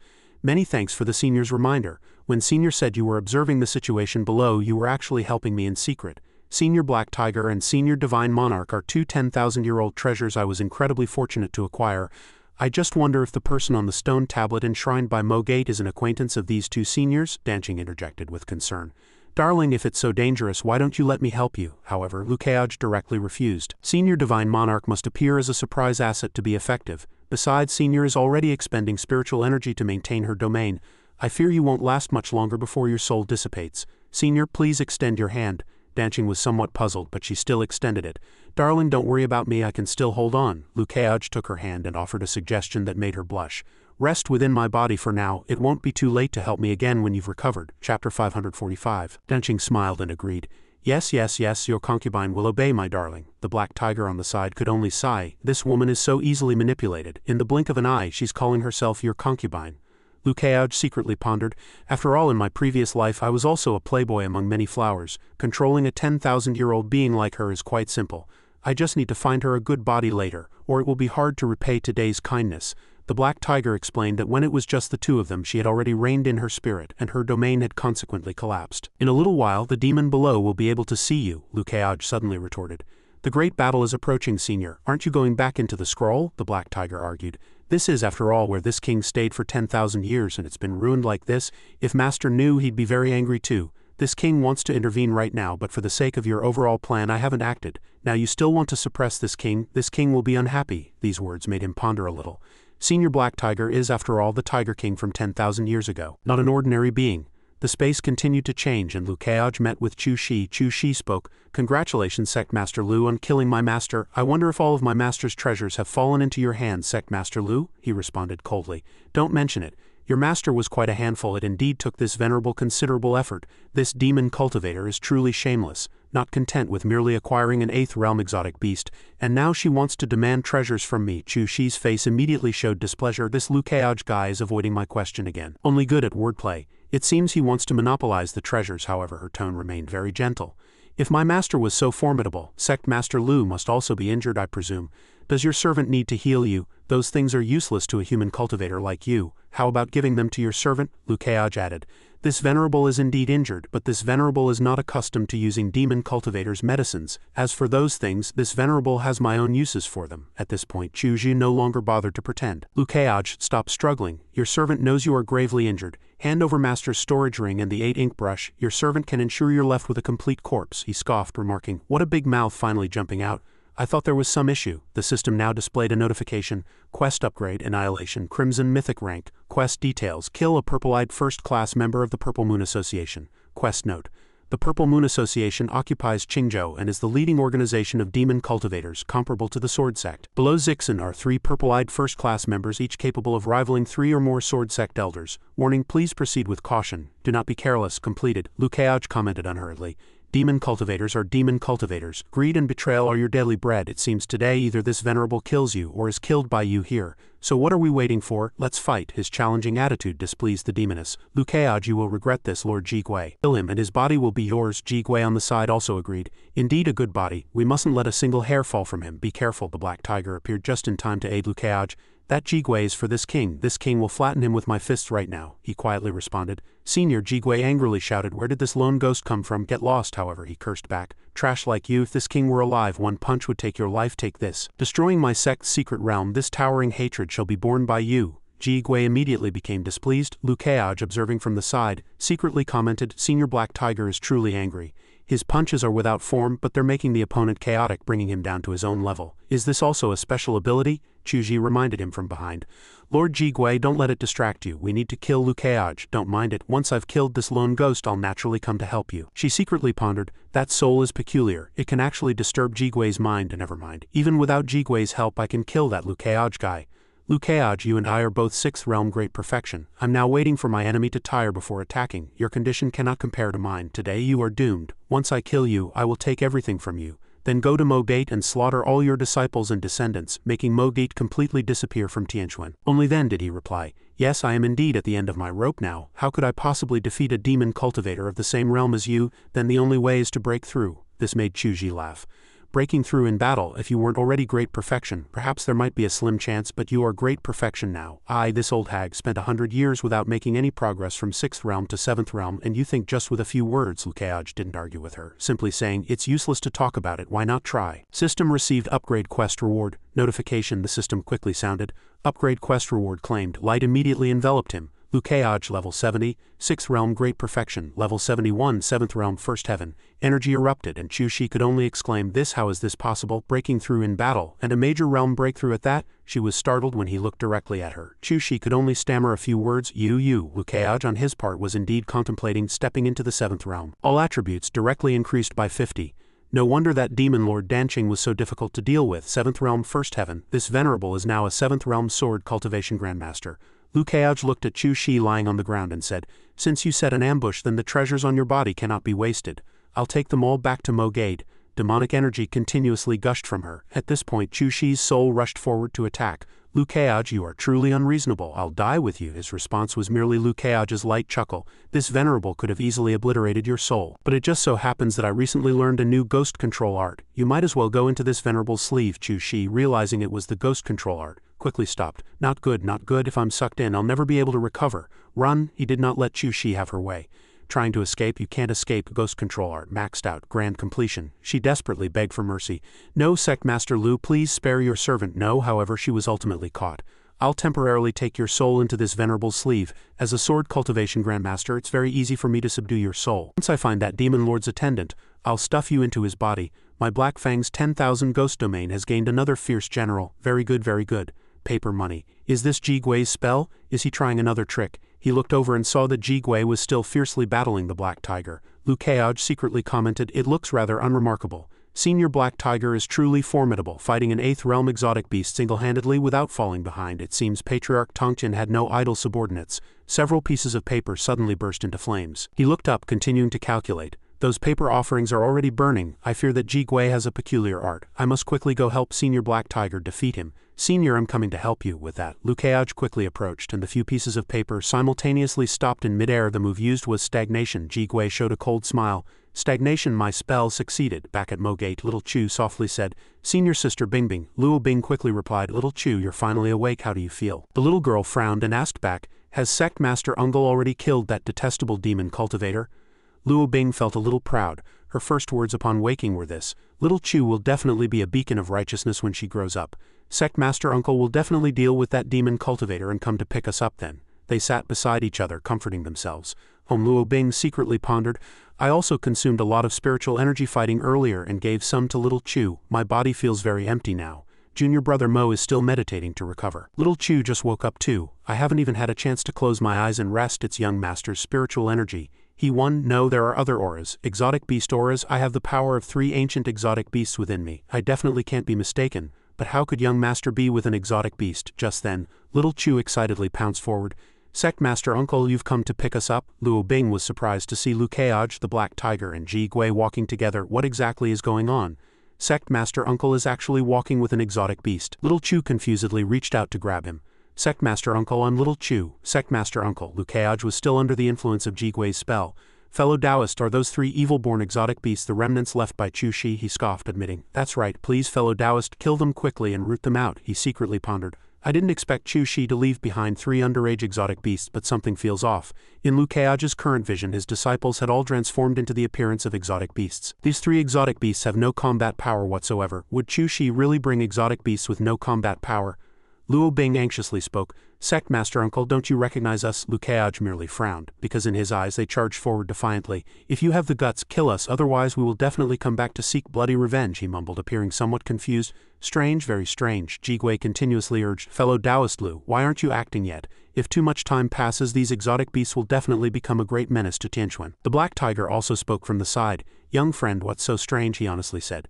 This venerable has killed many exotic beasts, but I've never seen exotic beasts protect their young. Exotic beasts are extremely selfish. Why would they act like this? Could it be? These words confused Ji Gui. Fellow Taoist, could it be what? What's wrong? He should be completely under the influence of my spell. Everything he hears and sees should be as I intend. But why can he still make such a judgment? Why is he hesitating? Lu Keaj concluded. Could they not be exotic beasts? Ji Gui was startled and quickly denied. How is this possible? Fellow Taoist, don't joke around. They have horns. How could they still be human? My spell hasn't been lifted. He couldn't possibly see through it. Absolutely impossible. His attitude made him wonder. This venerable didn't say they were human. Why are you so nervous, fellow Taoist? He was drenched in sweat, stammering explanations. It was then that the Black Tiger made a guess. I know what they are. They are the children born from the union of the demon cultivator Chu Shi and an exotic beast. These words stunned Luo Bing and the others. Hearing this, he grew even more puzzled. I've never heard of demon cultivators and exotic beasts being able to have children. Ji Gui, however, continuously agreed. Right, that's very likely the case. If fellow Taoist finds it inconvenient to act, why not let fellow Taoist Black Tiger eradicate them? The Black Tiger eagerly spoke up. Young friend, you're not well, step aside. Although they and I are both exotic beasts, I have no psychological burden in killing them. Lu Keaj flatly refused. No need, I'll do it myself, I just have some doubts. But thinking it over and over, it's not a big deal.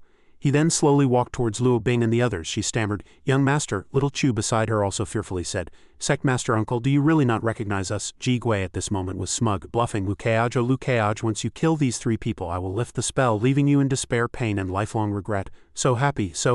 Old dog Chu, this can be considered old ghost me avenging you. Meanwhile, Dongli and Xinyan were almost there. Xinyan, sister, there's a demonic aura in that village and I sense brother's presence. They must be there, let's hurry down. She looked down and added, Brother's aura is emanating from within. Xinyan immediately suggested, There's no time to lose, let's go find Keaj. Dongli quickly agreed.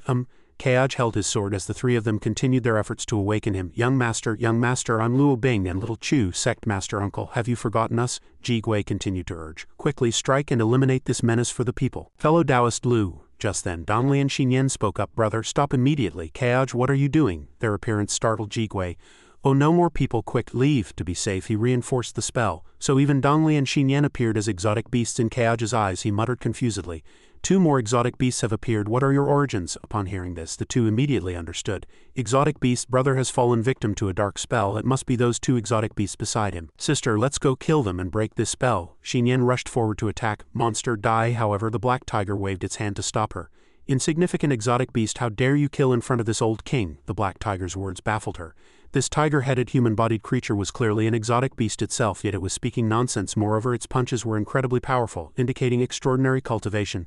But if you dare to block me, I'll kill you first. Ji Gui continued to gloat from the side, both deeply ensnared in my reverse cause to human spell. Once this spell is fully formed, their minds will change according to my will. In their eyes, you are merely exotic beasts. Just slaughter each other. Luo Bing and Little Chu continued. Master, Sect Master Uncle has been deluded by that exotic beast. Please quickly make him come to his senses. Yes, Master, Dongli said sadly. Brother, you've suffered on our way here. There were traces of your spiritual energy everywhere. You must have fought many fierce battles. That fellow must have exploited your vulnerability to delude brother. Brother, wake up, it's me, Dongli. Ji Gui spoke contemptuously. He won't wake up. In his eyes you are an exotic beast. The dark spell he's under isn't about deluding the mind, it's about altering perception. Human perception is constructed from countless memories and knowledge. As long as memories and knowledge are disrupted and thrown into chaos, they will call a stag a horse, reversing cause and effect. My spell works this way. No matter what methods you use, he will not awaken. Dongli had no intention of giving up. I don't believe it. Killing you will surely break this dark spell. Although I dislike fighting, avoid making enemies, and don't want trouble for brother's sake, I will use all my strength to kill you. 10-phase array enhancement.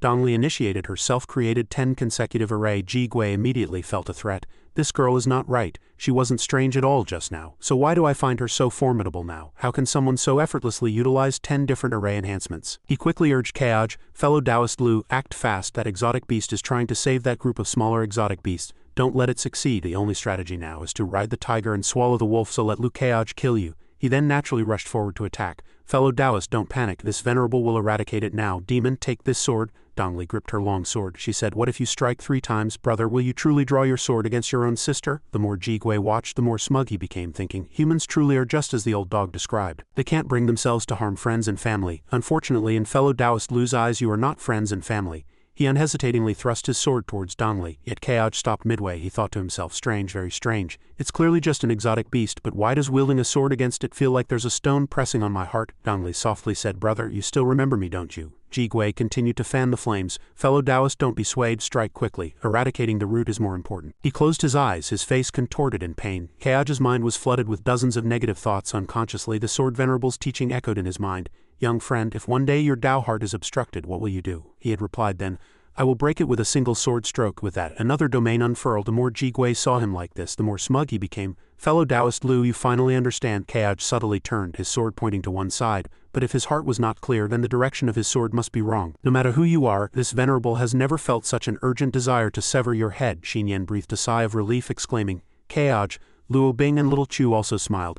Sect Master Uncle, but the happiest was Dongli. Brother, Ji Gui was utterly astonished. The reverse cause to human spell had actually been dispelled just like that. The black tiger turned its head left and right, asking in confusion, wait, what was I doing? It was then that Kaoj turned to look, asking in confusion, why is everyone here? Dongli happily hugged him. Brother, you're awake. Kaoj smiled and asked in return, were those exotic beasts I encountered just now actually all of you? She gently explained, that's right, you fell under that exotic beast's advanced spell. Your perception was altered, making you believe we were all exotic beasts. Upon hearing this, Kaoj scratched his head. So that's what happened. I even thought I was of the exotic beast race, which was why I couldn't bring myself to harm you exotic beasts. I even suspected just now if that old man Lu Qingfeng had done something unsavory in his youth. His flippant attitude surprised Dongli. Don't say such things, father is so kind. Ji Gui was still not defeated. Don't think you've won just like this. This old ghost is an 8th realm exotic beast. Do you think I'll be so easily killed by you? Even without that spell, you're no match for me. The space vibrated, and the 3 disciples were the most affected. Kaoj quickly instructed, little Lizzie, go protect Luo Bing and the others. She immediately complied. Ji Gui muttered a few curses to himself. You've underestimated this old ghost, then I'll show you the painted skin spell I lent to the old dog. Just how powerful it is, he said, pulling out 3 pieces of paper. Kaoj immediately became vigilant. The painted skin spell, it belongs to this exotic beast, not Demon Lord Danching. Ji Gui grimly demanded, come out, my darlings. From those pieces of paper, exotic beast poured forth, quickly appearing before Kaoj. Ji Gui happily declared, these are my old ghost's cherished ancient exotic beast painted skins. And you, however, at that moment a snake appearing from nowhere coiled around Ji Gui's neck. He struggled to break free. Yet the mysterious figure gloomily spoke, I'm here to save you. Lord Zixin requires your painted skin power. The snake continued to squeeze Ji Gui. The masked individual grimly added, just bear with it for a moment, I'll take you to see Lord. However, Kaoj did not let this person leave. He said, Your Excellency, you're not going anywhere. But the person simply vanished. Lu Kaoj, you cannot hold this venerable. First, try to survive against it. Several similar ghostly auras shot into the exotic beast bodies, making them even fiercer.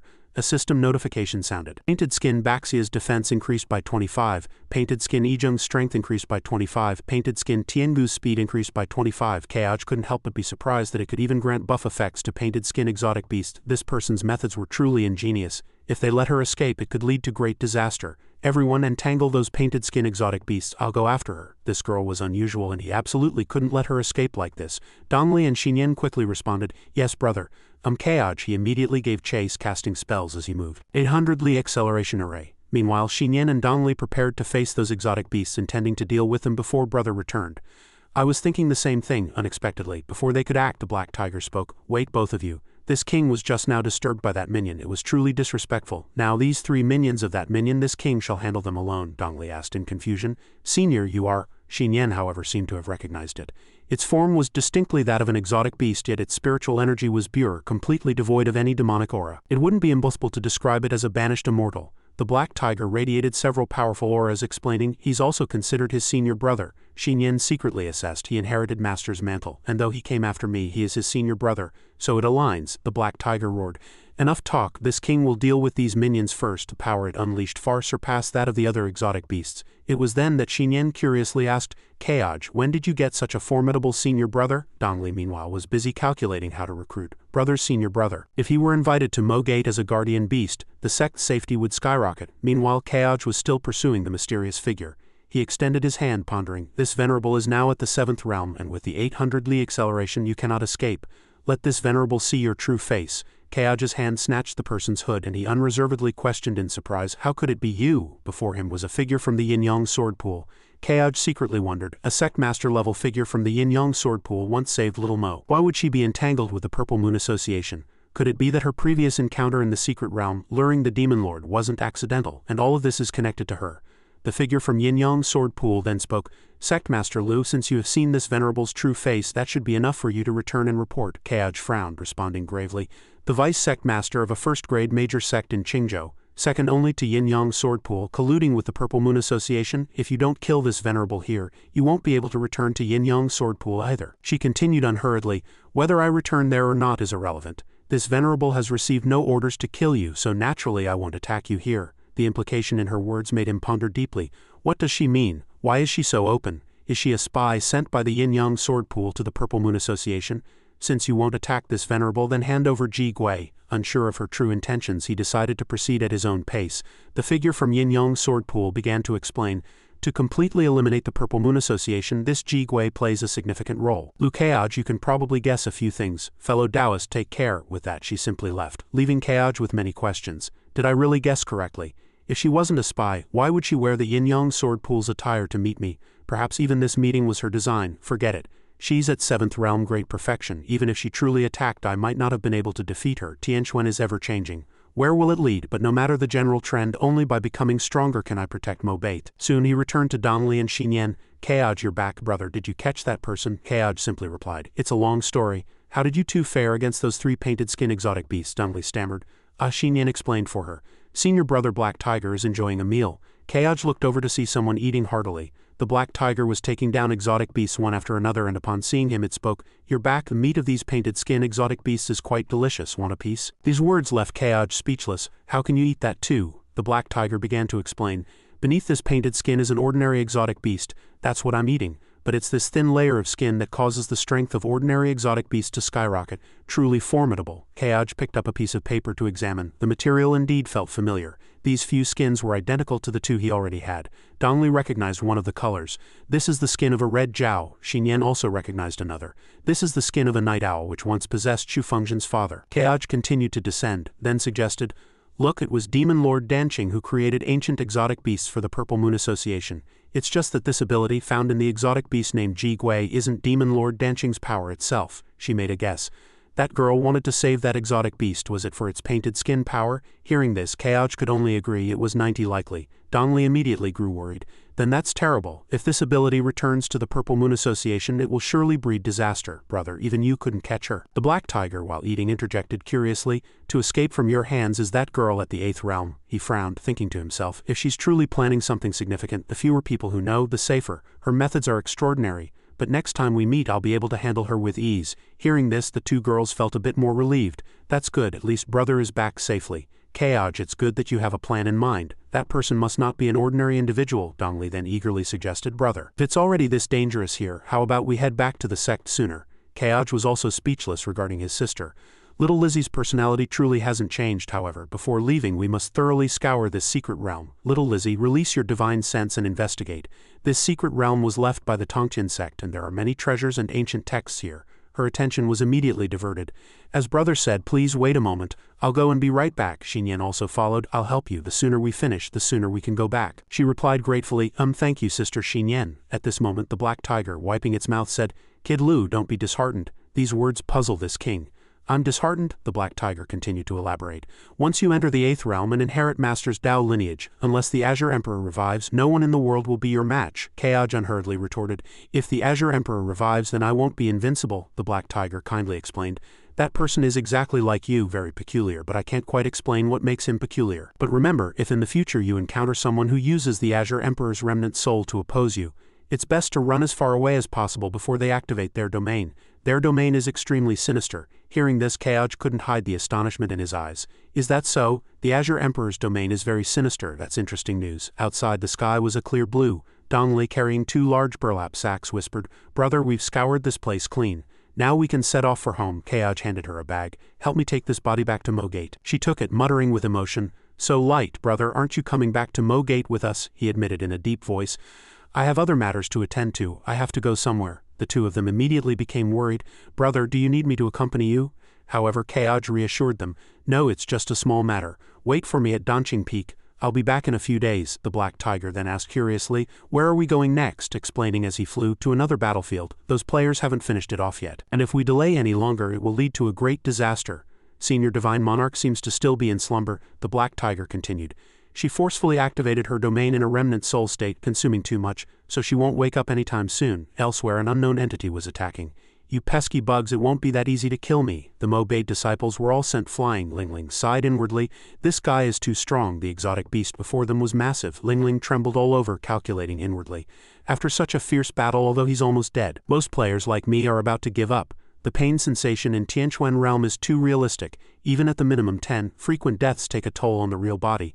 20% of players have already logged off to rest. This number continues to increase. After all, no one is willing to lose their life in a game. The exotic beast continued to prepare its attack. You annoying scum. All of you die. Most Mobade disciples despaired. They looked at the demonic energy vortex, thinking, this move again. That move just now made many people unable to bear the pain and forced them to log off. Are we really going to be defeated by a monster? The demon cultivator violently brandished its weapon, roaring loudly, Annoying scum, all of you die. The Mobade players all had the same thought. Are we going to disappoint Sect Master Lu? Damn it, why does this lousy game still have a pain sensation setting? Can we crowdfund to buy a cheat? If I die one more time, I won't be able to hold on. Master Kaj, I'm sorry. Lingling saw the light shooting towards her and resolved, I must buy out the Tianquan Realm Online Game Company.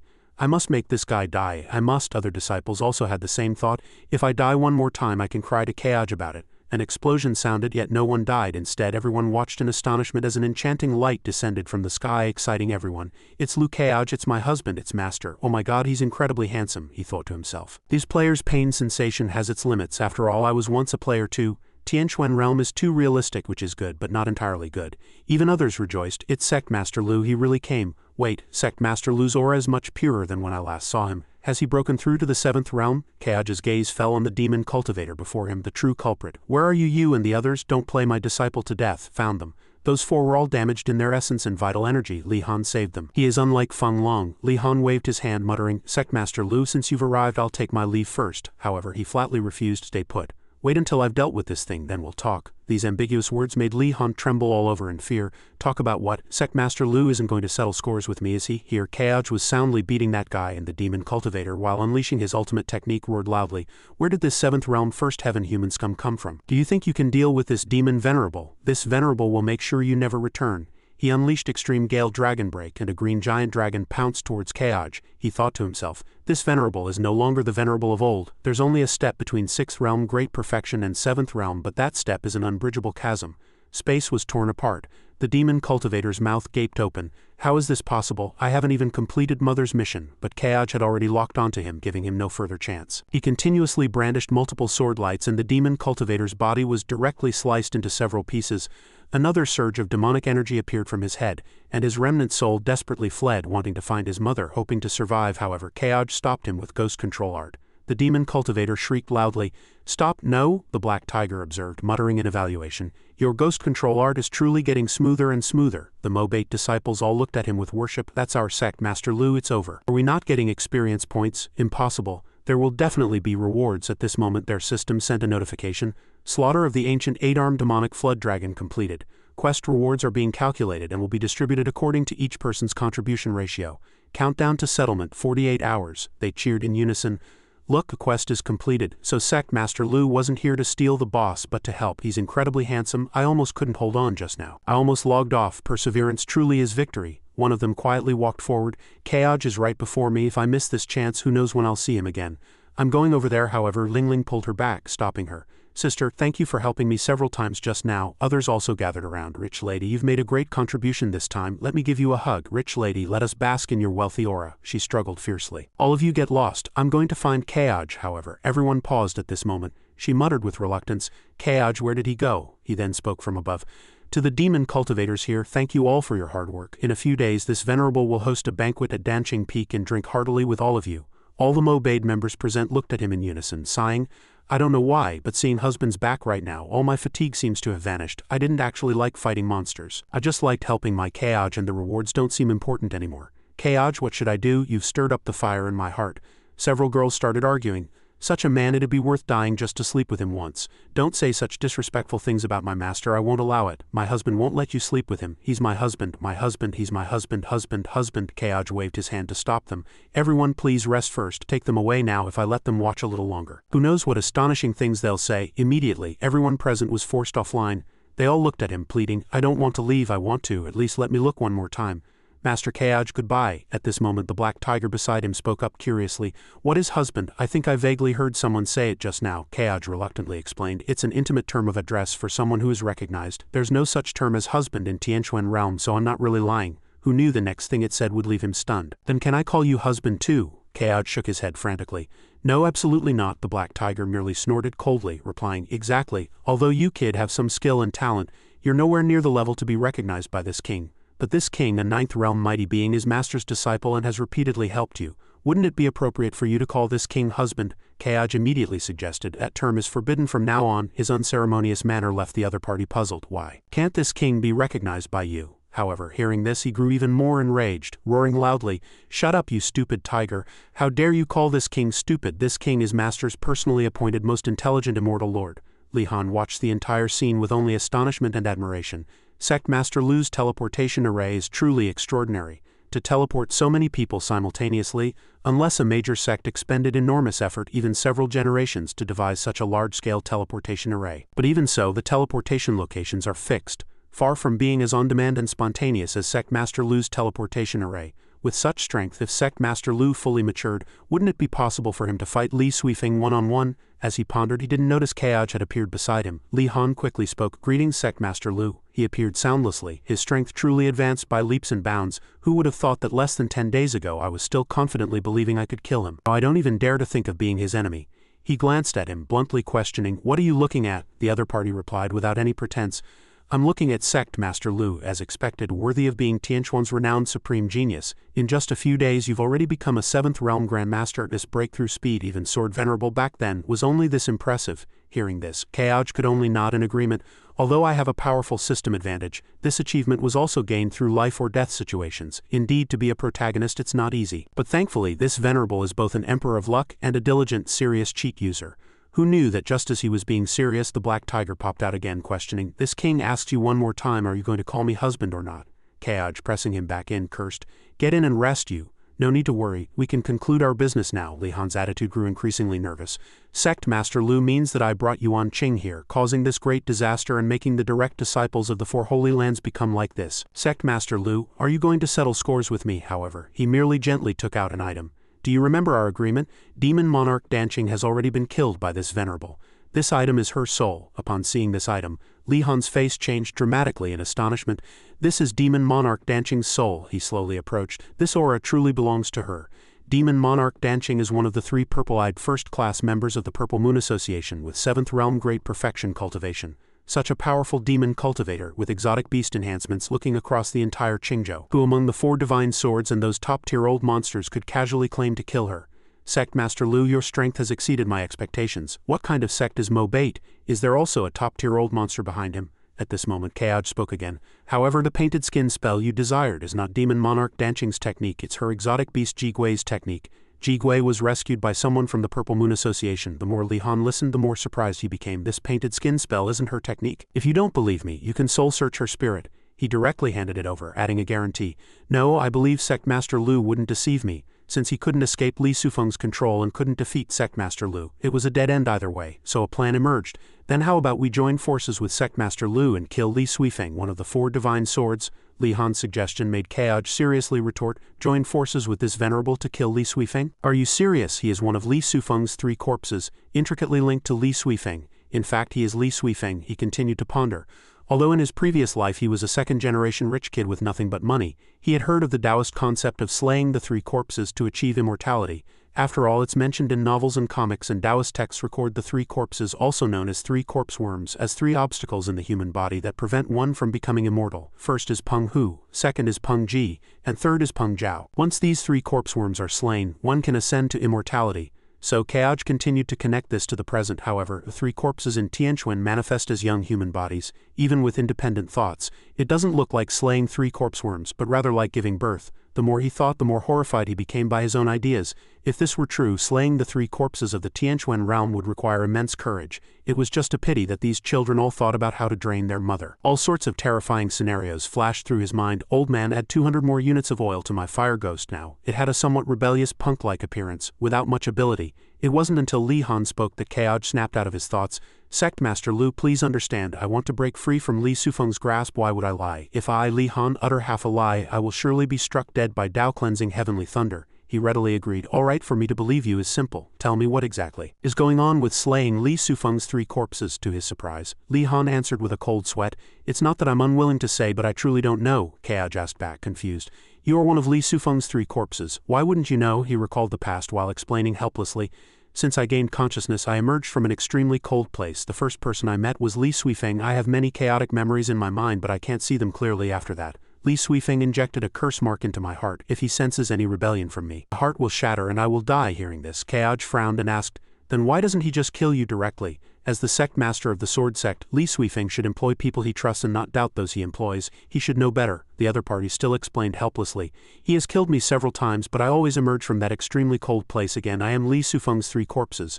No matter how many times he kills me, I will still exist, but if I am killed by another, for example, by Sect Master Lu, then I will truly die and he will successfully slay his corpse. The more he listened, the more perplexed he became. How can it be so strange? All right. So slaying the 3 corpses isn't self-slaughter, but rather killing through the hands of another. Although Feng Long's death wasn't directly my doing, it was because of me. This so-called killing, could it refer to some kind of karmic severing?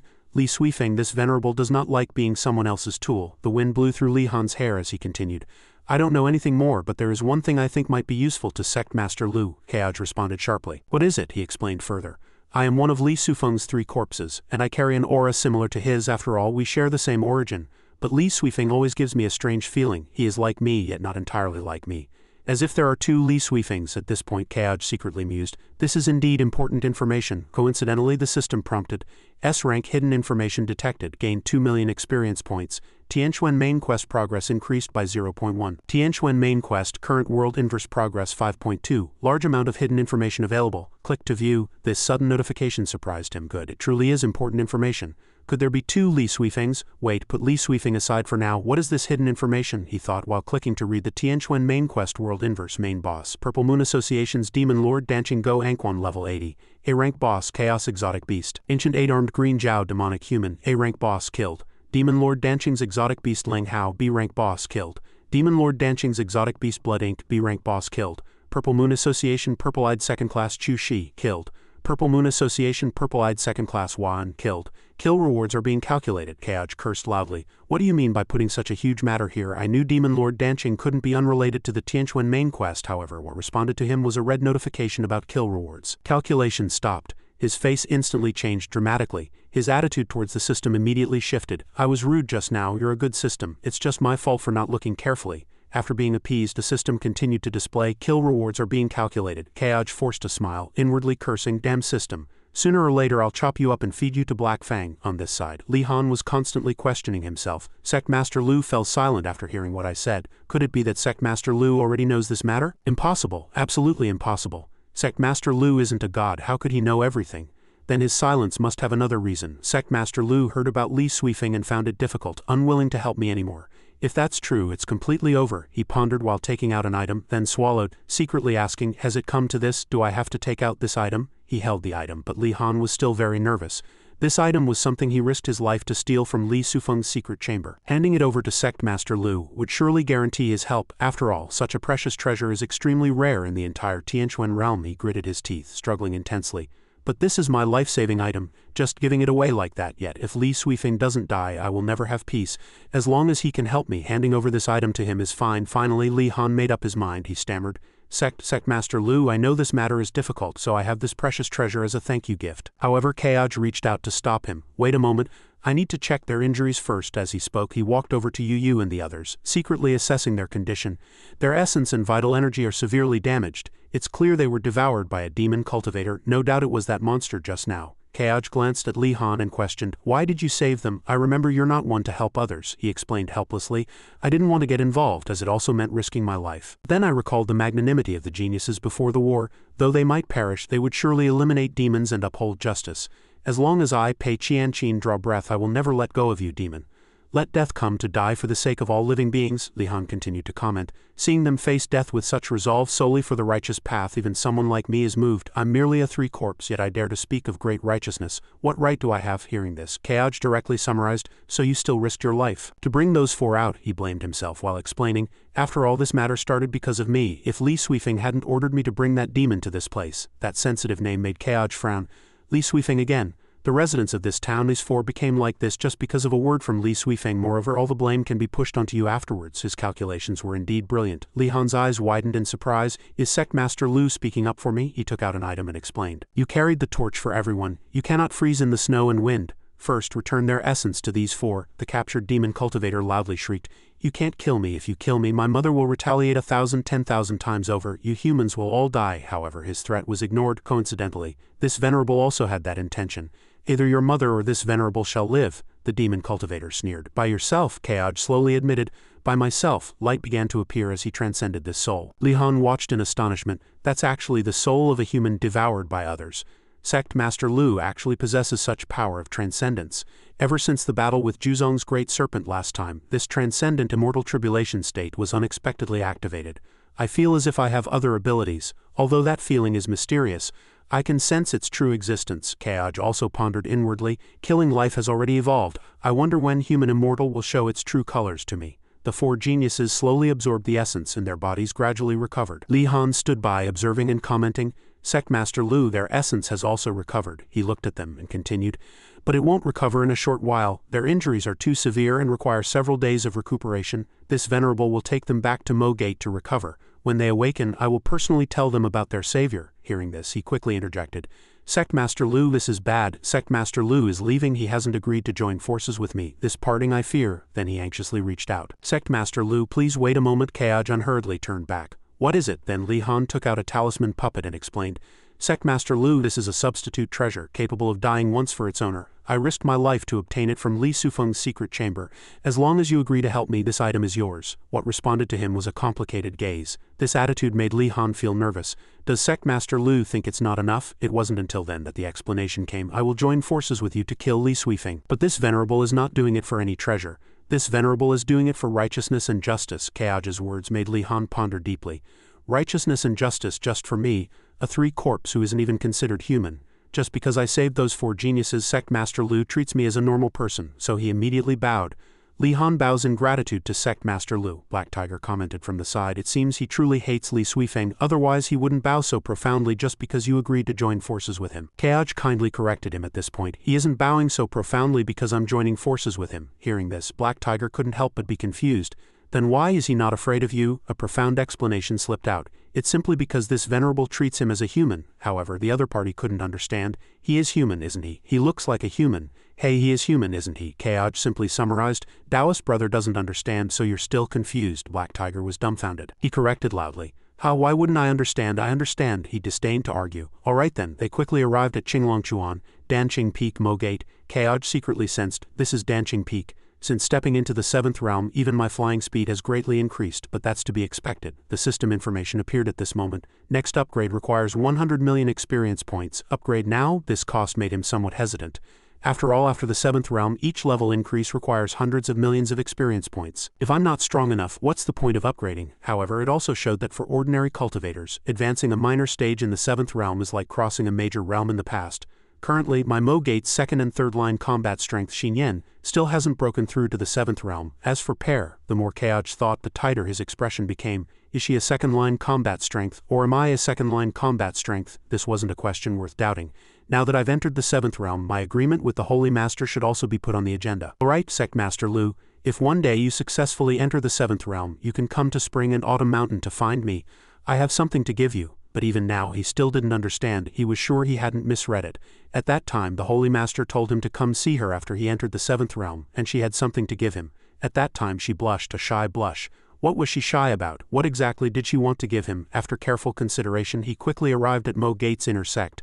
This was where the auxiliary disciples gathered, but at this moment it was empty. This sight was truly rare. It seemed that the great battle had utterly exhausted those diligent players. After all, most Mo Gate players were only between levels 20 and 30, with only about 100 players exceeding level 30. Battling against level 80 Yuan Cheng with such levels must have been extremely painful. However, currently, the players across the entire Tianquan realm are only in their 20s, with level 30 being an unthinkable achievement. And Mo Gate players, thanks to his efforts, have already far surpassed the average level of ordinary players. If not for this, how could those minor auxiliary disciples have? They would be bedridden for 7 days from the pain. The reason they were so demoralized now was simply that the monster they faced was too strong. Unfortunately, the Sword Sect trial dungeon had too many experience limits and was no longer very useful for level 30 players. As for the Sword Prison, players needed to be level 50 or higher to enter, and each entry cost an extremely high amount. 1 or 2 players would be fine, but if Mo Gate's 1,000+ players went in together, no amount of capital would be enough.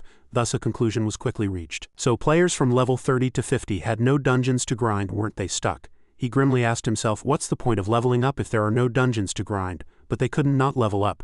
Thinking back, if all players were level 50 when facing demons, then that demon would truly be blessed. If there were ordinary monsters around level 40 to 50 and an endless monster grinding spot for Mo Gate's auxiliary disciples, that would be perfect. It wasn't until this moment that Kaoj realized something. Wait, endless monsters from level 40 to 50? Didn't he have a million vengeful spirits, most of which were between level 40 and 52? Moreover, Hating's domain seemed to allow monsters to regenerate endlessly. A bold plan had already formed in his mind. The system store had turtle hiding items for sale, which would come in handy.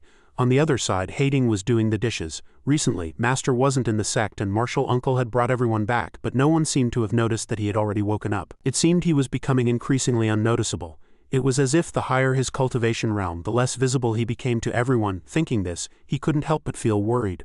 Would everyone just stop seeing him in the future? If so, even he would feel a bit lonely, wouldn't he? Just as he was fretting, he heard Master's voice again. Hating, come with me quickly, my disciple. He immediately turned around. It was Master's voice. Fortunately, no matter how unnoticeable he became, Master could still notice him. Thinking this, Hating couldn't help but show a happy expression. Yes, Master, Kaoj then spoke, and as they walked together, aren't you curious where I'm taking you? He trusted him completely. If Master wanted to tell him, he naturally would. The reason was soon revealed. I want to take you to create a ghost city. They thus arrived at a mountain. Hating scratched his head, asking in confusion, Master, what do you mean by creating a ghost city? Kaoj unhurriedly explained, exactly as it sounds, this place is excellent. Spacious, quiet, and undisturbed, it's perfect for a ghost city creation experiment. Hating, unleash your domain here. Hating cupped his hands and briefly replied, yes, Master. Then he directly activated the underworld ghost city domain. Kaoj stood aside, pondering to himself. As soon as he returned, he used advanced sensing to scan Little Hay. Little Hay truly gave him a big surprise. His information was immediately displayed. Hating, Mo Gate Sect Master's direct disciple. Current level 70, 6th realm great perfection. Special divine ability. Shadow clone, level 70, evaluation unknown. Domain, Underworld Ghost City, current evaluation A. After this event, abundant ghost power allowed this kid to directly break through from 5th realm great perfection to 6th realm great perfection. This Little Hay had consumed soul jade and ghost power. His breakthrough in levels was astonishingly fast, and the advancement of his domain was even more outrageous. Originally, this kid had no domain, and when he first had one, it was only a B-rank domain. After a series of events, the ghost tide directly transformed into a ghost city. He once said that this kid was the most useless cultivator, relying solely on his zero presence and realm suppression against enemies, but now things are different. The space was quickly changed by Hating. Only then did he speak. Master, I have activated my domain. The Underworld Ghost City domain imbued the entire space with a green hue, and at the same time the stance of the Underworld Ghost King appeared. Kaoj muttered in assessment, my little Heightsea is also considered a city's Ghost King. Not bad, but something seems to be missing. Isn't the Spirit King in your domain going to come out and meet your master? He stammered, Little Lee, Little Lee wants to overstep her bounds and become your apprentice. Master will definitely not allow it. Just then a gust of wind picked up again, and Hating immediately became nervous. "Little Lee, don't be reckless." Little Lee appeared and softly explained, "Master has shown profound kindness to sister. Even if it's inconvenient this time, she shouldn't avoid seeing Master." Kaj himself was surprised to see it. Little Lee had indeed changed too much. Transforming like this was truly a complete rebirth. Their relationship must be very pure without a hint of desire. Because even if there were, it would be useless. A needle in a haystack. Little Lee directly knelt before Kaj. "Little Lee boldly greets Master," Hating just pondered to himself. Little Lee, she herself, was also striving to contain her nervousness. "It's a chop if I stretch my neck and a chop if I retract it. If Master doesn't wish to accept me, then I'll simply drop the idea in the future. After all, I am just a humble mortal soul." Unexpectedly, Kaj used a wisp of water spiritual energy to lift her up. Then he softly spoke, "Since you follow Hating, you are naturally also my disciple." These words made Little Lee overjoyed. "Thank you, Master. Master actually accepted me. This is great. From now on, Hating Jay and I will have the same master." Hating was also somewhat surprised. Little Lee had always wanted to become Master's disciple, but Master had no other disciples besides himself. Fortunately, Master didn't blame her and even accepted Little Lee. Otherwise, Little Lee's actions just now would have been a great disrespect. "Since Little Lee has come out to greet Master, you come out too." However, the shadow still refused. Kaj observed this behavior, secretly assessing. It seems Hating's shadow is still throwing a tantrum. Last time Hating was in danger, it almost devoured Hating's main will. It felt somewhat apologetic. "Why hide and seek? I want to see all three of you. Not a single one can be missing." Helplessly, a figure emerged from underground and the shadow stammered, "Greetings, Master." It wasn't until this moment that Kaj began to explain his purpose. "Since everyone is here, let's cut to the chase. The first step in creating a ghost city is, I will first bestow upon you 1,000,000 vengeful spirits." He pulled out an item, and seeing it, Little Lee couldn't help but feel surprised. That body contains a very dense ghost energy. Even the shadow had the same expression. A million vengeful spirits." Only now did he explain. "That's right, this body currently seals 1,000,000 vengeful spirits. Can your ghost city accept such a massive amount of ghostly beings?" The three of them thought in unison. "Master has instructed us, how can we fail? Master, we are willing to try." Kaj encouraged them with satisfaction. "Then try it. Open a small crack and slowly pour the souls in. Stop immediately if there's any anomaly." Then the things inside were released and a group of demon cultivators clamored. "Finally, this venerable has also come out. I want revenge. The scent of living people. Eat, kill, kill, kill." Little Lee gestured, and Hating and Shadow acted. In an instant, several rays of light were created by them. The group of demon cultivators were all devoured just like that. Kaj sneered from the side, commenting with satisfaction, "Not bad. Hating's ghost city indeed possesses the ability to devour souls, as I predicted. Eat, eat, get your fill. Only when you're full can this venerable self-created dungeon plan succeed. There are still many Mo-Gate players clamoring for food. As long as this succeeds, Mo-Gate will have its own exclusive dungeon.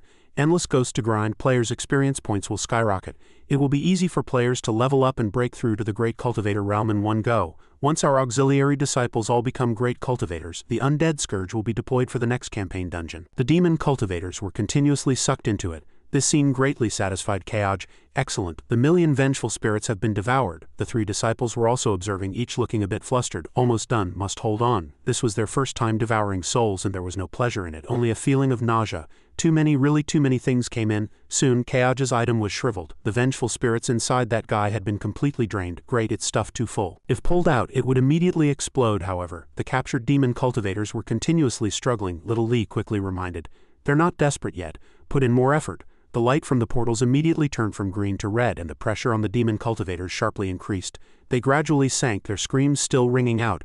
"No, no, no." After the devouring ended, the three cupped their hands and reported, "Reporting to Master, we have not failed in our mission. The 1,000,000 vengeful spirits have been brought under our command." Kaj continued to pose a challenge. "Since they're under your command, can you control them and show Master? How capable is this little Heitzi? You have to bring out a mule or a horse to see if it can run." Hating was fearless and immediately agreed, "Yes, Master." The Underworld Ghost Legion appeared. No sooner had he spoken than all the absorbed demon cultivators appeared in another form completely under his control. Seeing this scene, Kaj couldn't help but feel satisfied. Little Heitzi has so many ghost minions. From now on, whoever fights it will have to face this terrifying army of 1,000,000 ghosts. He led a massive army. He continued to observe and asked Hating to disband them. Hating quickly complied. "Yes, Master." After recalling everyone, he showed a tired expression. Kaj observed, secretly commenting, "This is the first time there have been so many ghostly beings in the ghost city. He'll need a few days to fully control them." This kid also didn't know his limits, clearly aware he couldn't hold on, yet he didn't say anything. "Demon Monarch, Danching and Chu-Shi's souls are still in my hands, but just the ghost forms created by ghost energy were already too much for Hating to bear. For now, it's better not to give him these true ghostly beings. But fortunately, my self-created dungeon plan is already halfway successful."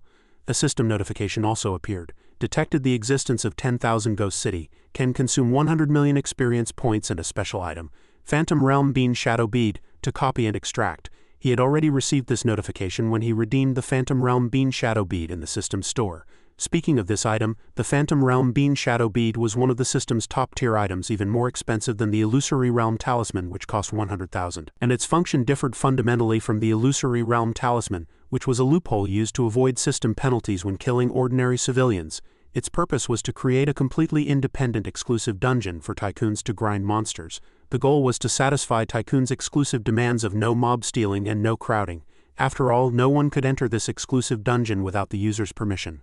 However, in later stages of development, this item's created exclusive dungeons became an item for tycoons to escape enemy pursuit. After all, players unleash their nature in the game and will also have many enemies. When pursued with no escape, they would hide inside, going offline AFK. From then on, this item gained the alias Coward's Bead. At this moment, Hades stammered, "Master, did I delay your Ghost City construction? If only I could have held on a little longer." However, he merely softly explained, "You've already done very well, no need to blame yourself. You should go back and assimilate for now. Strive to merge with the million vengeful spirits as soon as possible." He obediently cupped his hands. "Yes, master." Cayage stood in place, watching Hades' figure gradually shrink. His expression was dark and unreadable. "My little Heitzi has also grown up. After some more time and collecting a few more soul jades, little Heitzi should be able to enter the 7th realm. Wait, I haven't received any system notifications about the Qingzhou main quest recently. Why haven't the revivers from the Sword of the Underworld King stirred up trouble yet? Could it be because that old guy, the Tianquan NPC who issued the quest, has already been killed by me in advance? Without the NPC to issue the quest, there naturally wouldn't be any quest." Thus his expression suddenly became serious. "But since it's the Qingzhou main quest, would the creator of Tianquan easily allow such a huge loophole in this game?" Just as he mentioned them, he received a notification from Dongli. "Brother, Marshal Aunt Chu and Aunt Ning are here." Yiren quickly corrected, "Just call me Sister Yiren." These words struck Cayage like a bolt from the blue. His heart tensed. "She's really here. She's not really here to reward me, is she?" Although Marshal Aunt Chu's realm is not low, if she truly made a move, she probably wouldn't be a match for body cultivator Xin Yan. If anything happens, would it trigger a major diplomatic incident between Spring and Autumn Mountain and the Sword Sect? The system just then interrupted his thoughts with a notification. Qingzhou main quest, Sword of the Underworld King, has activated difficulty upgrade conditions. This mechanism surprised Cayage. Difficulty upgrade. The next line of text appeared saying, "Qingzhou main quest, Demonic Sword of Water Source has activated." The system notification was even more astonishing. Demonic Sword of Water Source. This anomaly couldn't help but surprise him. Then Cayage looked into the distance again, speculating why the system would activate the upgrade quest at this moment. Could it be that Senior Aunt Chu and Aunt Ning's arrival this time was the initial trigger for the Qingzhou main quest upgrade? Cayage took out the minimized magical artifact from his spatial storage. He declared, "A new main quest for Qingzhou, and dungeons need to be created too. I've always liked handling things simultaneously. I'll replicate and generate the myriad ghosts here." With that, he threw out the magical artifact, and a dazzling light emanated, gradually expanding. System notification. System item used, myriad ghosts are being replicated and generated. Within the space of the magical artifact Cayage had just thrown, it transformed from a simulation into something tangible. The surroundings seemed to ripple, and a strange city thus appeared. The system displayed, "Dual City of Myriad Ghosts generated. You can choose its usage method from the following 3 modes: Special Fortuitous Encounter Dungeon, Mountain Protecting Maze." Seeing this, Cayage smiled, thinking, the system is truly well behaved. Although both the fortuitous encounter and the maze were very appealing, this time the choice was only for the special dungeon. After he made his choice, the simulated city artifact disintegrated on its own. It gradually reverted to its original minimized form. System prompt: Myriad Ghost City has been converted into a special dungeon. You can summon it anytime, anywhere using the Phantom Realm Bean Shadow Bead. Phantom Realm Bean Shadow Bead, Special Dungeon, Myriad Ghost City, Owner Liu Cayage Effect. Owner can use this bead to summon the portal to the Myriad Ghost City dungeon anytime, anywhere. Difficulty assessment: Myriad Ghost City B tier, monsters level 30 to 55 can be farmed. After reading the information, Cayage's lips curved in satisfaction. Excellent. Once the players return, this thing will be incredibly useful. My Calamity Legion plan depends on you all. With that, he left his current location thinking, now I can go see Aunt Ning and Senior Aunt Chu. I hope she was just joking. However, as he was about to return, a pillar of light descended from the sky, shining upon the sect. Cayage immediately recognized this as a breakthrough. It was that kid Yu's aura. He felt a hint of jealousy. Just got beaten up and this kid broke through again. Even the protagonist NPCs in a regular world are still the world's protagonists. With such unique breakthrough methods, how can ordinary people compare? 3 more pillars of light then appeared, each a different color, representing each person. Cayage couldn't help but be surprised, so these 4 protagonists all had the same setup. Prodigious talents are even more detestable. If I beat them up, would their breakthrough speed be faster than their own cultivation? Speaking of which, their breakthrough this time is my credit. For all, I was the one who brought them to get that beating. The title of World Protagonist Mentor that I bestowed upon myself is truly not unwarranted. Standing at the doorway of the room, Ning Ying sighed. 4 people simultaneously achieving epiphany and breaking through. What a magnificent sight. Talents emerge from every generation, Yiran added. Yet none of these talents can compare to Kaoj. Xinyan stood behind the two, pondering. Strange, why do I feel like Kaoj is about to be taken away from me? But they are clearly elders. Logically, I shouldn't be feeling this way. Wait, if you count it, I'm actually of the same generation as them. And looking closely, both of them are clearly more feminine than I am. Dongli saw her face turn pale and asked concernedly, Sister Xinyan, why are you sweating so much after waking up? Xinyan suddenly grabbed her hand and asked, Little Sister Dongli, tell me, can a body cultivator at late 6th realm secretly deal with 2 sword cultivators of the same realm? Dongli flustered. Sister Xinyan, what on earth are you talking about? After a moment, Kaoj entered the room, cupping his hands in greeting.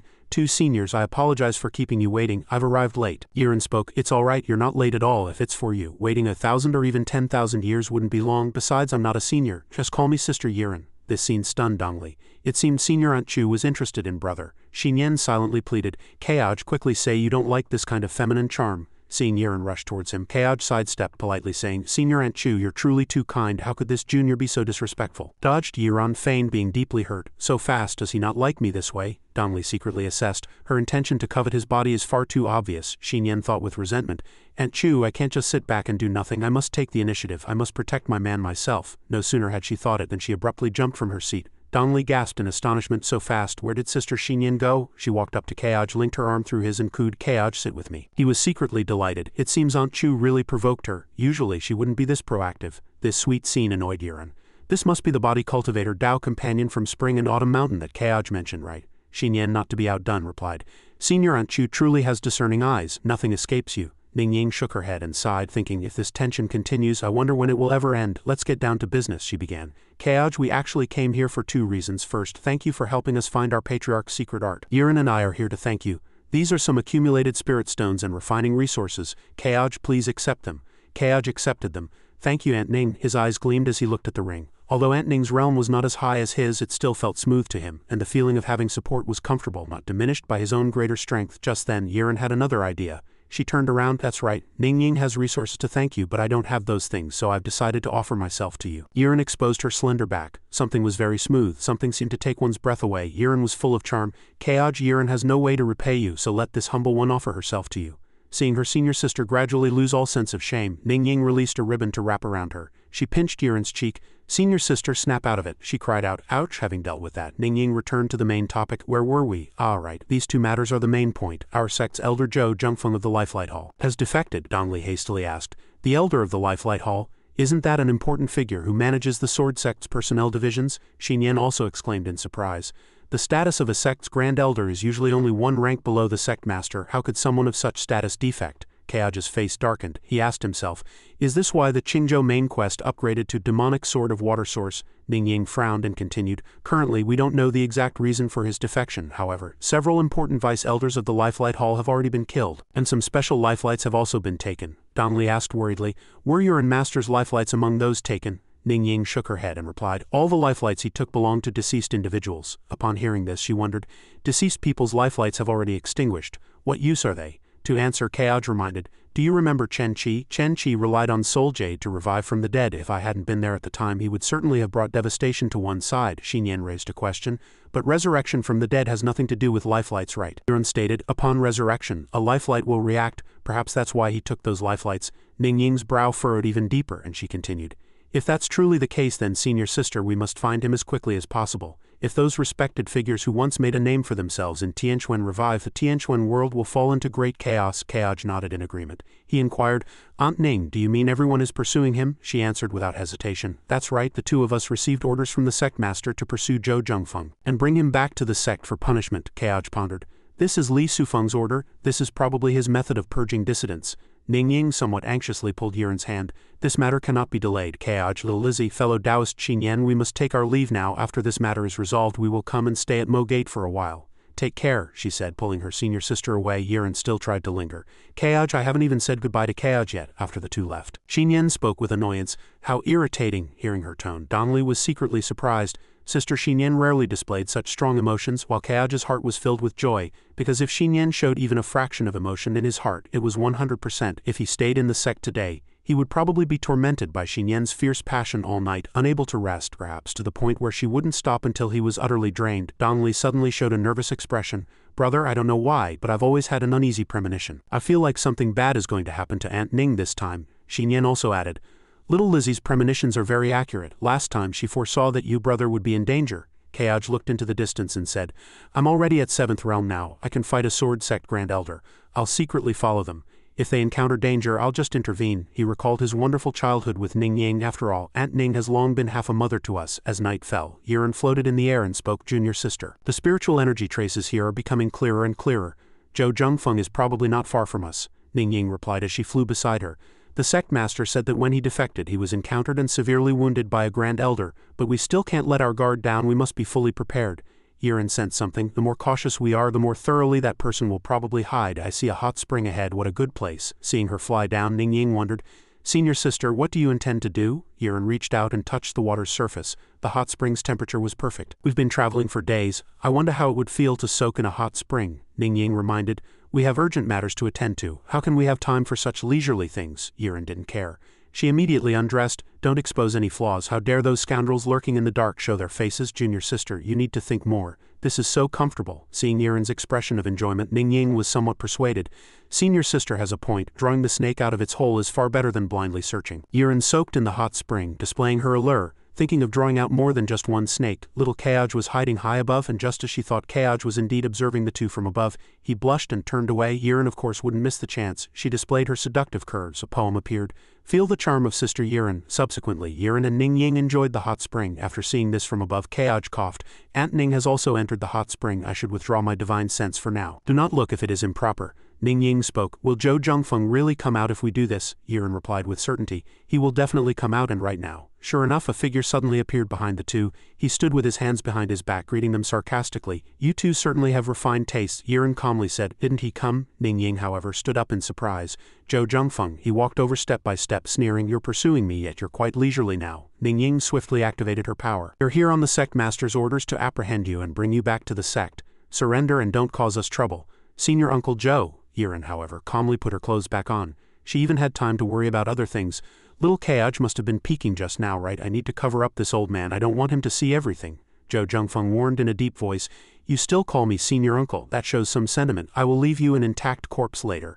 As for that lecherous woman, I will naturally tear her to shreds. Hearing this, Yiren immediately grew furious. She shouted, Old man, who are you calling lecherous?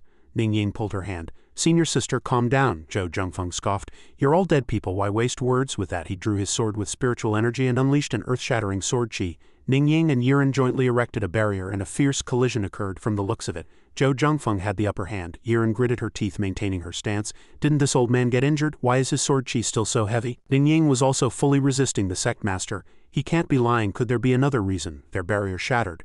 Zhou Zhengfeng's tone was contemptuous. With just 2 6th realm cultivators, you think you're worthy of contending with me? The two were surprised, not knowing when he had already moved behind them. So fast, before one sword's effect had even faded, he could immediately draw another. Clearly his strength was completely unimpaired. Zhou Zhengfeng delivered a second sword strike. Die. 2 little nobodies still dreaming at death's door. Ning Ying thought of a plan. My senior sister's domain is inconvenient to use. I'll take the lead and activate my domain. Just then a sword chi, matching Zhou Zhengfeng himself, descended from the sky, accompanied by a contemptuous voice of an elder bullying the young. Shameless old scoundrel. The 2 sword chis collided repeatedly, evenly matched. Zhou Zhengfeng was also somewhat surprised, thinking that such heavy sword chi was at least at the 7th realm mid-level. He shouted towards the direction the sword chi came from. Which senior is that? Are you interfering in my sword sect's affairs? Yiren heard his words and couldn't help but laugh. Senior, he frowned and reprimanded in a deep voice. What's so funny, you hussy? That sword chi just now was at least mid-7th realm. If not a senior, then are you colluding? As if to answer his question, the person who sent out the sword chi stepped down from the air, their figure gradually becoming clear. Kayaj greeted proudly. I am Lu Kayaj, sect master of Mogate. Zhou Zhengfeng's face showed unconcealed surprise. Mogate, a lower-tier sect. Mogate, you are Lu Kayaj? Kayaj had just arrived and found that Zhou Zhengfeng had no injuries whatsoever. Are you Li Sufeng's lackey, stealing the life lamps of the deceased? What exactly is your intention? Yiren was stunned and asked, Kayaj, what do you mean by that? Ning Ying also didn't understand. If he was the sect master's man, why would he betray and flee, exposed? Zhou Zhengfeng stroked his beard and said coldly, "It seems you, the sect master of a lower-tier sect, understand the situation better than these two hussies, but even if you know what then, today I will end you all here." With that, he drew his sword and charged forward. Green thunder, twin-headed dragon, he cleaved a mountain with his sword and the ground vibrated violently. Suddenly a beast resembling a twin-headed dragon burrowed out from underground. Yiren exclaimed in surprise. "An exotic beast? How can there be an exotic beast here? I didn't sense it at all just now." Zhou Zhengfeng stretched out his hand and introduced, "This is my exotic beast summoned by me. It was naturally not here just now. After a demon cultivator enters the 7th realm, they can summon their contracted exotic beasts from 10,000 li away." Ning Ying's face was pale and she asked in disbelief, "Senior Uncle Zhou, you have actually become a demon cultivator," he sneered. "Why be surprised? If I hadn't become a demon cultivator, how could I have survived until now and stand here? How many of your numerous senior grandmasters are still alive? The lifespan of cultivators also has limits, but demon cultivators who devour living beings are different. It's a pity Li Suifeng told me to kill you. Otherwise I would definitely let you experience the taste of unleashing your true nature." Ning Ying looked horrified. "Li Suifeng told you to kill us?" Yiren pointed at him and cursed. "Zhou Zhengfeng, are you trying to sow discord? How could the sect master stoop to collaborating with someone like you?" Zhou Zhengfeng ignored the two. He turned to Keoj and said, "Kid, look, people like them don't even know why they're dying when death is upon them." Keoj's expression was complex and he didn't respond, seemingly trying to win him over. He stretched out his hand. "Are you willing?" Keoj interrupted him, simultaneously adding 2 sudden slashes. No, a large-scale attack was then launched and Ning Ying commented from the side, "Keoj's sword strike actually has such power." Yiren blushing sighed, "Our Keoj is really getting stronger and stronger. He's making people unable to stand still." Yiren's few words displeased Ning Ying. "Senior sister, can you please stop using strange terms?" Zhou Zhengfeng quickly felt Keoj's strength, thinking, "This guy is not simple. No wonder even Li Suifeng is wary of him." He ordered his exotic beast, "Dive underground and take the opportunity to spray poisonous mist so even if he doesn't die, he'll lose a layer of skin." The few exotic beasts in his hand quickly followed orders. However, at this moment, Zhou Zhengfeng was surprised to find Keoj charging towards him, thinking, "How can he come so fast?" He loudly declared, "Lu Keoj I have cultivated for several hundred years. Not someone you, a junior who has only cultivated for a few decades, can compare to. In terms of swordsmanship I am superior to you." "Who knew?" Keoj merely asked indifferently. "Oh really?" No sooner had he spoken than Keoj's sword directly struck Zhou Zhengfeng. His face was pale, utterly astonished. How is this possible?" His gaze turned to the sword that had been knocked away. Only then did Keoj speak. "Cultivation isn't about time, but about talent. The more you care about how many years you've cultivated, the worse your talent." As Zhou Zhengfeng fell, several exotic beasts burrowed out from underground again. Keoj merely sneered and said, "Trying to ambush me? You're far from it." No sooner had he spoken than a series of sword moves had already been launched. Meanwhile, Zhou Zhengfeng reached out to recall his sword. By the time he grasped his sword, the exotic beasts were already covered in blood. "Life-bound exotic beast," Keoj said indifferently. "Don't worry, you're next." And Ying couldn't help but be surprised. Is this still the child who once threw himself into my arms?" And Chu Yiren was busy exclaiming, "Awesome, handsome, strong." Malhad and bothered. Yiren's words displeased Ning Ying. "Senior sister, shut up." Zhou Zhengfeng's aura continued to change. "He thought you were a genius and wanted you to join my primordial Tao and conspire for a great cause, but you're stubborn. So die then. Let me show you the true power of my domain." Who knew that at this moment blood splattered and Zhou Zhengfeng was pierced by a sword just like that without even having time to do anything else? This, Keoj explained grimly from above. "You're too weak. Compared to the opponents I'm currently facing, you can't even withstand my heaven and earth power." These words made him furious. Too weak you." Keoj continued to extend his hand, controlling the power of water. "Go, even a villain needs strength. My assessment is you're not as good as Go Anquan." Streams of water shot towards him. The battle was also nearing its end. Keoj returned to Ning Ying and Chu Yiren's side. He cupped his hands respectfully and said, "Two seniors, I apologize for frightening you. The sword sect traitor has been executed." Upon hearing this, the two had different comments. "Keoj is indeed becoming more promising. What's a little scare like this? Anything else is fine too." Keoj couldn't help but sweat. Aunt Chu, this old driver, was indeed running her wheels over his face. Ning Ying suddenly changed the subject. "Keoj, leave the rest to us, but what did you mean by what you said about Zhou Zhengfeng? Is the sect master really problematic? Or was that just Zhou Zhengfeng slandering him before his death?" Keoj's expression became serious. "Is it time to tell them the truth? But if he were to openly clash with Li Suifeng now, he would surely die." However, Li Suifeng had already made a move against the two of them. If he didn't speak, they would constantly be in danger. Li Suifeng does have problems. I've found many clues before. Meanwhile, Zhou Zhengfeng seized the opportunity, intending to escape. "Now's the time. As long as my soul escapes, someone will bring me back to life." However, Chu Yiren didn't let him have his way and shouted loudly, "Where do you think you're going?" A huge piece of cloth covered Zhou Zhengfeng just like that. Chu Yiren retrieved the cloth, proudly asking, "How's my magic treasure?" Keoj observed, thinking this magic treasure looks somewhat familiar. Aunt Chu is truly extraordinary. Even her magic treasure has a special scent. Indeed, her domain is also extremely unique. Chu Yiren continued. Doesn't junior sister know soul-searching techniques? Examine him and see how many secrets he has. However, Kaoj was currently deep in thought. Wait, with this hands on hips pose, if it's used with a belly band to contain souls, then Aunt Chu's clothes beneath must be completely empty now? Kaoj observed Yiren, secretly pondering. Sister Yiren has nothing under her clothes now, right? She herself kept twisting her body. Little Kaoj, feel the mature charm of your big sister. Just immerse yourself in this alluring body that attacks with hips and defends with them. This attitude was stopped by Ning Ying. In front of junior senior sister, please be more dignified. Kaoj could only secretly comment that Ning Ant's talent for restraining Aunt Chu seemed to have awakened. Ning Ying took Zhou Zhengfeng from Yiren's hand and said, soul-searching a 7th realm cultivator's soul may not be successful. Kaoj, protect me, he softly agreed. Yes. Aunt Ning. Immediately after, the array she deployed took effect. Zhou Zhengfeng's entire body was pierced by crimson light. Kaoj merely sighed to himself. When I saved you earlier, I saw Aunt Ning's soul search that demon cultivator. But at that time, Aunt Ning also said that only living people could be soul-searched. It seems Aunt Ning has made some progress in her cultivation recently. Zhou Zhengfeng screamed in terror. No, don't soul-search me otherwise. With that, he directly self-destructed. Yiren quickly supported Ning Ying. Junior sister, she struggled to stand, explaining. A curse was placed in his soul and the person behind it is truly malicious. Kaoj asked with concern. Aunt Ning, are you alright? She put on a pitiful expression and explained. When the curse was about to invade my spiritual energy, I immediately retreated. It's a pity. The soul search yielded nothing. Kaoj softly comforted. Aunt Ning, it's all right. This is actually a good thing. These words warmed Ning Ying's heart a little, and she thought, this child is always so thoughtful. Actually, Kaoj had another plan in mind, thinking, it wasn't for nothing actually. Before fighting Zhou Zhengfeng, I had already activated advanced sensing to scan him. His information immediately displayed, Zhou Zhengfeng, level 73, 7th realm, 3rd heaven, identity. Sword Sect Lifelight Hall Grand Elder, one of the 12 Sword Sect Grand Elders, a member of Primordial Tao, Snake Form Demon Cultivator. Note, this person has multiple identities, is nearing the end of his lifespan but has prolonged his life through demonic cultivation. Warning. This person is a B-rank boss in the Qingzhou main quest, Water Source Demonic Sword. Killing him grants 5 main quest progress. Special reminder, the important organization Primordial Tao has been discovered. Related basic information can be unlocked. Kaoj looked at the notification, secretly calculating. Just now I was too focused on killing him and didn't have time to check the basic information of Primordial Tao. Now is a good time to look. Primordial Tao, an organization founded by an unknown immortal with both demon cultivators and cultivators as participants. They have no restrictions on the identity of their members, but they have one goal, eternal life. It is said that the organization's founder has already obtained the power of eternal life. Without eternal life, everything is nothing. The end of the great Tao returns to the primordial. He read this and couldn't help but feel speechless. The system's hint was like saying nothing, yet it was filled with madness. Primordial Tao, if he guessed correctly. This was the villainous organization of the new Qingzhou main quest. In short, just deal with them. Although the main quest had changed, the overall progress hadn't. Qingzhou main quest Water Source Demonic Sword progress increased by 5, current progress 59.8. Before more players discover the Tianquan main quest, he should seize as many rewards from the Qingzhou main quest as possible. After all, he was only 0.2 away from receiving a brand new reward. Speaking of which, his Mythic Grade Ultimate Kill upgrade quest still had a bunch of rewards waiting in his ink ring. He definitely had to properly digest them once he returned to the sect. Only then did he speak. If Zhou Zhengfeng's body and soul have both perished, why not temporarily return to Mo Gate with this junior to rest? We can discuss Li Suifeng on the way. Ning Ying solemnly requested. Alright then, I'll trouble Kaoj to tell us everything. Kaoj began to choose his words carefully.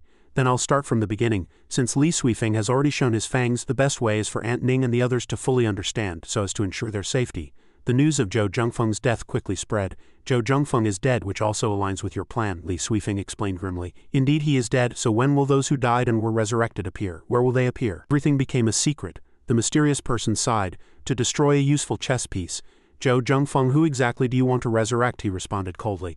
Not powerful figures, just the sword venerables from the 1st to 5th generations of the sword sect. This attitude piqued the person's interest. Hey, are you really going to do something this big? Li Suifeng gazed into the distance and murmured, if Lu Kaoj isn't killed soon, Sword Venerable and Ji Chongkong will emerge from seclusion. Perhaps they don't know yet that the day they emerge will be the day the demon people unleash destruction. Don't you agree? My last corpse, everything is according to our plan, isn't it? The mysterious person spoke boldly. At that time, Tianquan will probably collapse. Are you trying to destroy this world? Li Suifeng merely commented indifferently. If I don't do this, he won't appear. He revealed his killing intent without reservation. I want to kill him with my own hands, just as he killed me with his own hands back then. As night deepened, Kaoj's story also drew to a close. I have told you everything Li Suifeng has done. How to proceed from now on, please two seniors decide. Yiren's face showed unconcealed anger. I didn't expect even my Jianchuan, which I guard, to become a place for him to nurture demon cultivators. Ning Ying also frowned and commented, "The illusory sword prison cannot be wrong. Senior brother Qin is arrogant and would not lie, so are we to fight Li Suifeng to the death now?" At this moment Ning Ying softly advised, "Now clashing head-on is like throwing eggs at a rock. We must wait until Sword Venerable and senior brother Ji emerge from seclusion. Then there will be a chance." Yiren smiled in relief upon hearing this. After all, her junior sister was clever. Just now she had thought her junior sister would truly fight him to the death for righteousness. She immediately cast an adoring gaze. How could I do such a thing? But no sooner had she spoken than Ning Ying suddenly coughed up blood in pain. Everything happened too fast, leaving her just enough time to exclaim, "Junior sister!" Keaj also rushed to support her. "Ning Ying!" He then immediately checked her pulse. Not good. Ning Ying's heart meridians were corroded by the curse power, which utterly astounded Yiren. Didn't junior sister just say she was fine? As for Keaj, he quickly activated his soul-slaying heart sword. This curse acted on the spiritual soul and was now forming an array in Ning Ying's heart. In his eyes, the opponent's fragile heart was clearly visible. Ning Ying was not skilled in array formations or spiritual souls, which was why she hadn't detected it. Hearing this, Yiren clutched her tighter, asking anxiously, "What do we do now?" Faced with this situation, he immediately sped up one leaf light boat, rushing back to the sect as quickly as possible. "My junior sister is a master of arrays, perhaps she has a way." Immediately after, they sped away at an extreme pace, faster than Keaj, faster. However, this encouragement made him feel awkward. "Senior Aunt Chu, please don't say ambiguous things at a time like this." Fortunately, they soon landed at Mogate on Danqing Mountain. "Little Lizzie, Ning Ying is in danger. Hurry." Upon arrival, Ning Ying was placed on the bed. The curse power was about to fully form. Ning Ying's face was too pale, and Dongli immediately stepped forward to examine her. "I've never tried to form a curse into an array, but I've seen this kind of array before. It definitely won't work to break the array using conventional methods." Hearing her judgment, Yiren's face grew even more panicked. "What do we do then?" Dongli merely stammered in response. "There's a way, but I've never used it, so I can only try." Then she quickly turned to Keaj and asked, "Brother, do you remember the spirit energy conversion array?" As expected, Keaj quickly recognized it. "That's the array obtained when we slew the level 9 great demon cultivator of Qing Nation. Do you want to use that array to turn the death array in Ning Ying's heart into a life array?" Dongli confirmed, and then activated the array. "Exactly, this action is very risky." Even Xinyan and Yiren tightly clasped their hands, showing worried expressions. "Is the success rate very low?" But she solemnly assured them, "The success rate is only 98. Upon hearing this, the two girls immediately froze. "Is 98 still considered low?" Meanwhile, Keaj merely nodded, indicating he was used to it. Then time passed little by little until Ning Ying's complexion returned to health. Dongli stopped breaking the array, letting out a relieved sigh. Finally succeeded. However, Xinyan and Yiren were still very shocked. To set up such a large array in less than half an hour, when will little Lizzie's cautious nature change? Only Keaj evaluated it very calmly, used to it. He suddenly frowned inwardly, feeling it was very serious. However, this incident reminded him that he couldn't let Ning Ying continue like this. He had to make her stronger. Immediately after, Keaj pondered silently, "Tonight when I collect my rewards, I'll see if I can draw a suitable sword spirit for Ning Ying." Then he cast his gaze towards Dongli. "I haven't given little Lizzie's sword spirit to her yet. I'll go find her tonight too." Just as he was deep in thought, Xinyan's voice suddenly rang out, "You won't leave again tonight, will you?" Hearing this, he was immediately startled. "No, I won't leave." No sooner had he spoken than she whispered with a gentle smile, "Good, you dared to be ambiguous with Senior Aunt Chu. Tonight you'll know the power of a body cultivator." As for Keaj, he was now trembling with fear, having confirmed with his eyes that his legs would definitely be weak tonight. So that night, between the moonlight and the gaps in the curtains, sounds of combat echoed. The bird diligently pecked at the tree hole until the hole grew larger and larger. Meanwhile, Xinyan nestled contentedly in Keaj's arms. He, on the other hand, was left looking haggard. 10 to 13 times, facing a 6th realm great perfection body cultivator. If it were an ordinary sword cultivator, they would definitely be dead. Fortunately, I have a cheat. But he immediately closed his eyes and commanded, "System, come out, I want to collect my rewards." The system panel then appeared, with a series of rewards already prepared. Keaj looked them over, then clicked Accept. Why is there a No option? Remember to remove this option next time. The items that dropped next made him very happy. So many good things, I don't know where to start for a while. Then he randomly picked an item. "Let's start with you then. System, use Sword Dao aptitude." No sooner had Keaj spoken than the surrounding space immediately transformed violently. Sword Dao aptitude changed from 6 to 7, and at the same time a huge crack appeared in the sky, shining with light, splitting the sky in two. The sword chi of the heavenly Dao began to descend from above onto this vast land. Keaj's eyes also lit up at this moment. Sword Dao aptitude 7. Only 2 points away from the 9 points of aptitude required for a sword saint. In another place, the space around Lingling was filled with hot air. She hadn't expected to sleep for a whole day. The fatigue accumulated from battle had also dissipated almost completely. "I need to get online quickly." Having made up her mind, she bent down and turned off the water. Then Lingling walked out of the bathroom carrying a warm towel. "I must work harder. Next time I must help Master Keaj." As soon as she entered the room, she saw Li again and asked doubtfully, "You're up so early, not playing Tianquan today?" The answer to this question was Li's eyes, filled with hidden resentment. After I logged off I slept for a while, then went online to stream my experience of that great battle. I still haven't slept yet. If I go online again, I'm afraid I'll lose my life. However, she quickly became happy again. But my efforts weren't in vain. I gained tens of thousands of new followers last night. Lingling was very shocked upon hearing this. After such an intense battle, you still had the energy to stream? You're truly dedicated. Then Ali lay back in her chair and explained.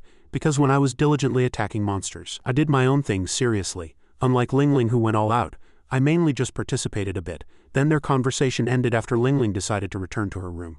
As a tech streamer, I don't have that much free time. I need to level up. Immediately after, she sat in her chair, put on her VR glasses, and then shouted in her mind, Tianquan online game consciousness link. Lingling's character slowly appeared in the vast space. However, as soon as she logged in, she was attracted by a ray of light. Why is it so dazzling? It should be night in Tianquan now. Out of curiosity, she quickly went outside, then was stunned by the scene before her. The sky is now covered in golden light, and in the center a sword is slowly appearing. She gasped in unconscious surprise. Is this another phenomenon caused by Master Kaoj? Not just Lingling, Yaren was also startled by this phenomenon. Kaoj's enlightenment phenomenon is probably incomparable even to Sword Venerable himself, right? Ning Ying by the bed said calmly, Kaoj has always been so abnormal, I've gotten used to it. She suddenly showed a look of infatuation. Little Kaoj's phenomena are beautiful enough to intoxicate people. These words immediately made Ning Ying panic. Senior sister, quickly stop your fantasies. Meanwhile, Yu watched from afar, not to be outdone. As expected of senior brother Kaoj, even his enlightenment far surpasses mine. You must work harder or you'll fall further and further behind senior brother Kaoj. On the other hand, Bai Lu merely calmly admired this rare painting. Who wouldn't love such a man? As for Zhan Qian, she was excited by the scene before her. Master the man you fancy. It's causing a stir again. Not only that, the power of the array also made Nan Wu feel helpless. We are far inferior to Sect Master Lu. Among these people, only Dongli was smiling happily. Brother's enlightenment phenomenon is truly too careless, but brother has always been like this. Never mind. Returning to Kaoj's consciousness, he was now holding items. Aptitude has been upgraded and there are 3 rewards left to use. Sword Spirit Nurturing Pearl subgrade seems to be the lowest. Let's use it first. At this moment, Bu Wan also suddenly appeared beside him. Did you come so fast? Seeing her reaction, he tentatively asked, Want some? Then Kaoj handed the item to Bu Wan without hesitation. She happily took it and quickly transformed them into plates of delicious food. Then they were neatly arranged and Bu Wan happily enjoyed them. Seeing this scene, the little bird suddenly drooled, its tail wagging continuously. Kaoj saw this and instructed it a few times. You go eat some too. After all, you're about to awaken and you also devoured a level 7 Thundersnake Soul Pearl. Don't waste my efforts in cultivating you. With his permission, the little bird jumped up happily, and then Bu Wan's hearty meal gained another companion. Meanwhile, Kaoj merely watched them quietly, suddenly feeling emotional. It's a strange feeling like being a father to 100 babies. Just as he thought for a moment, the little bird returned with a full belly, and its state surprised him again. Is the Nurturing Pearl subgrade really that powerful? It only ate a little. Its body glowed like a fireball, and the metamorphosis process began. Kaoj's heart was filled with anticipation. It's my first time seeing a sword spirit awaken. What will it awaken into? Soon, the shape of arms had already formed. Immediately after, spiritual energy continued to condense into a slender leg. After the evolution ended, the little bird appeared with all its limbs, looking even more handsome. However, Kaoj's gaze was very indescribable. After awakening, it grew hands and feet and even wears a porter's vest. You're not that great, are you? But the matter wasn't over, because the little bird suddenly strained its body with effort, and then the system immediately displayed a congratulatory notification and a new skill. After reading this skill, Kaoj broke out in a cold sweat. Yes, it's indeed a very powerful ability. 1000 volts, the sword wielder is truly lucky. It's indeed sparks and lightning, but the one getting electrocuted is himself. Ignoring the little bird, his attention returned to Bu Wan. You finished eating too. After observing her for a while longer, Kaoj secretly pouted. I've already seen it. At this moment, Bu Wan is enjoying herself. The progress bar has already reached 99.9, therefore Kaoj smiled contentedly. A single Nurturing Pearl subgrade can achieve 20 awakening progress. Excellent. Suddenly, Bu Wan gestured to him, and at the same time a bonus notification sounded. He immediately scoffed a few words. The reaction is 20 joy. Never mind, it's not important. What's important is that I can draw twice this time. Kaoj's mind immediately flashed with ambiguous scenes of Yiran and Ning Ying, and his smile became sinister. Excellent. Then I'll satisfy these 2 cunning women's requests at once. The system then materialized a wooden box containing slips of paper, standing before it. Kaoj happily shook his hand. Come, good luck, let's see if I have good luck. My junior sister's disciples are children of luck, so I am the mother of luck. Then he slowly reached for a slip, carefully drawing it from the box. Immediately, 2 rays of light shot into the sky, surprising him. This time is even more astonishing than last time. Is it because Bu Wan has also grown? Immediately after, 2 streams of power swiftly shot into the clouds. Kaj watched this scene feeling excited in his heart, always feeling as if he had seen such a game top-up scene somewhere before. But before he could remember, 2 more purple and blue rays of light suddenly descended. Kaj then frantically shouted, "Hey, it's too conspicuous. Why is it 1 blue and 1 purple again? Where's my yellow?" Then the first item appeared before his eyes, sparkling. "What's there to celebrate? Don't celebrate if it's not yellow." Meanwhile, the small figure of the sword spirit Testarta quickly appeared along with its description. Kaj's earlier disappointment thus turned into surprise. This is indeed the strongest sword spirit for a refiner. Although the overall evaluation is not high, it is a perfect match for Aunt Ning. He quickly reached out to grab the new item. If Aunt Ning gets it, she can maximize the speed of artifact refining. Imagining that alluring scene, his eyes lit up again. Can't think about it anymore. If I think any further, I'll be infringing on rights. Immediately after, Kaj put away the sword spirit. "Excellent, excellent, you blue boy. I am very satisfied." Just then, the remaining item also just landed. The purple one also fell. Are there any more surprises? As expected, no celebration. Being too intelligent isn't always a good thing. As usual, the enchanting figure and name of the mirror demon appeared. As soon as he saw this item, he immediately thought that Senior Aunt Chu desperately needed this. Finally, he also put away the mirror demon and kept it safe. After completing this, Kaj turned his attention back to Bu-wan. "The draw is over. Now it's your turn." "I remember, isn't it you?" Around her, dazzling light began to emanate as her appearance was changing. This time he watched excitedly and carefully. Yes, this is it. This time you won't just be a little bigger than before, right?" Immediately after, the space was illuminated by flashing powerful light. Bu-wan is my sword spirit, and this special effect follows me. However, Kaj's joy suddenly disappeared because he realized something. Wait, why does this special transformation effect look so familiar? Meanwhile, Bu-wan's figure did indeed evolve to be more human-like. When this process ended, she appeared in the body of a young girl. This also greatly surprised Kaj. She really got bigger. It seems that when she reaches 100, Bu-wan truly can become a great beauty. Not only that, he quickly looked at the remaining items, 2 more rewards. The sheer abundance was unimaginable. Killing this kind of demon lord is truly satisfying. From now on I must eliminate more scourges for the people. Kaj's arm extended. "Let's start with you. Heaven and Earth Spirit Awakening Talisman, let me see what you can awaken for this venerable." But the system suddenly issued a warning, startling him. The usage level was 91. Didn't that mean he wouldn't be able to use this item until he reached the 9th realm? Kaj's curious gaze immediately fell upon the talisman.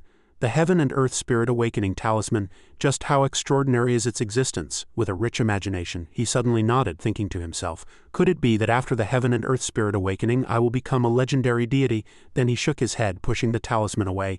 Just musing. I'll put it away for now and take it out once I reach level 91. Following Kaj's command, the system quickly put it away, its form blurring. As for Kaj, he excitedly held up the small orb in his hand. "Only you are left. Come on, don't disappoint this venerable. Use the domain-breaking orb." As soon as the command was issued, the small orb emitted a fiery glow. The light illuminated the surroundings, and at the same time 2 shadows formed behind Kaj. He quickly noticed them and turned to look. The first shadow was a cold red path. He quickly recognized the place. It was the Slaughter Asura. When he turned to the place shimmering with golden light, Kaj exclaimed in surprise again. "This is human immortal." At this point, the system gave him 2 options for breakthrough, including the Slaughter Asura domain and human immortal. Kaj pondered with a mix of belief and doubt. Never mind human immortal for now, but the Slaughter Asura domain can actually break through again. His thoughts began to spiral. Can domains truly be upgraded infinitely? But he couldn't dwell on that now. Finally, he decisively touched one of the secret realms. This venerable chooses human immortal. The human immortal secret realm's formation immediately expanded, initiating the trial. Before Kaj was a shimmering golden pit continuously spreading. His heart was also filled with anticipation. Human immortal, let this venerable see what kind of breakthrough you will achieve. Driven by excitement, he continuously urged it in his mind. It's coming, it's coming. Will a divine domain be activated? But then Kaj frowned in confusion. Why has it stopped? Suddenly a system window popped up, displaying the level requirements and breakthrough conditions. This sudden turn of events left him stunned. Breakthrough conditions not met. Once he regained his senses, he immediately grabbed the system panel and shook it violently. "You never said it needed 3 orbs to break through. I'm going to fight you. You damn system." While Kaj was still berating the system, something slowly emerged from within the human immortal secret realm. He quickly noticed the movement. What is that? At the same time, the entity transformed into a strong-bodied human and called out his name. "Lu Kaj." Kaj immediately grew serious before responding to the figure. "Who is calling this venerable?" As for the immortal, he slowly introduced himself. "I am the immortal." Hearing this, Kaj grew even more confused. "Immortal, this venerable hasn't successfully broken through yet. Why have you appeared?" The immortal bowed closer and conversed with him. "Because I could no longer wait." Kaj's eyebrows subtly arched, filled with curiosity. "Can no longer wait?" Facing him, the immortal slowly explained, "No one in this world could have awakened me, and you are the only one." That sentence made Kaoj frown in displeasure. This venerable has always been the only one. Even so, the immortal merely rose silently and then continued, "You are the only one because you are not of this world." This time, Kaoj was stunned into silence. "It knows I'm a transmigrator." Then Kaoj urgently roared, "Explain yourself more clearly." However, the immortal's body was now gradually dissipating in a hazy mist. "Once you awaken, you will know everything." Finally, he completely left, leaving Kaoj alone with only shadows for company. He immediately gritted his teeth, wondering with doubt, "Immortal, what exactly is his origin?" That surge of anger also caused Kaoj to suddenly awaken in reality. He found himself in his familiar room and gradually calmed down. Back to reality. Kaoj gently checked the person beside him and then smiled. "Xinyan is still sleeping very deeply." He then carefully sat up. "Can't sleep. I might as well go deliver the sword spirits to them first. I'll go to Dongli's room." After making this decision, he left. Outside, the sky was still dim due to the late hour. Dongli lay in her room, the moonlight soft outside her window, her eyes still closed, her breath rising and falling evenly as she entered her dreamland. There, Dongli was engaged in a fierce duel, swinging her sword while telling herself in her mind to be more diligent, to be even more diligent, to become stronger. Suddenly, her master spoke up, reminding her, "Someone is outside. Go out first. That is your fortuitous encounter." Dongli immediately stopped as he instructed, but was also surprised. A fortuitous encounter outside? She quickly opened her eyes, still wondering in her heart. What kind of fortuitous encounter? Just then a knock sounded on her door. "Little Lizzie, wake up, Big Brother has something for you." Dongli immediately got up. Could it be a fortuitous encounter brought by Big Brother? But what kind of fortuitous encounter could Big Brother bring? With that, she quickly opened the door and directly asked, "Big Brother, have you brought a fortuitous encounter?" Kaoj himself hadn't expected it and was very surprised. "How did you know?" After saying this, she nervously waved her hand, appearing a bit flustered.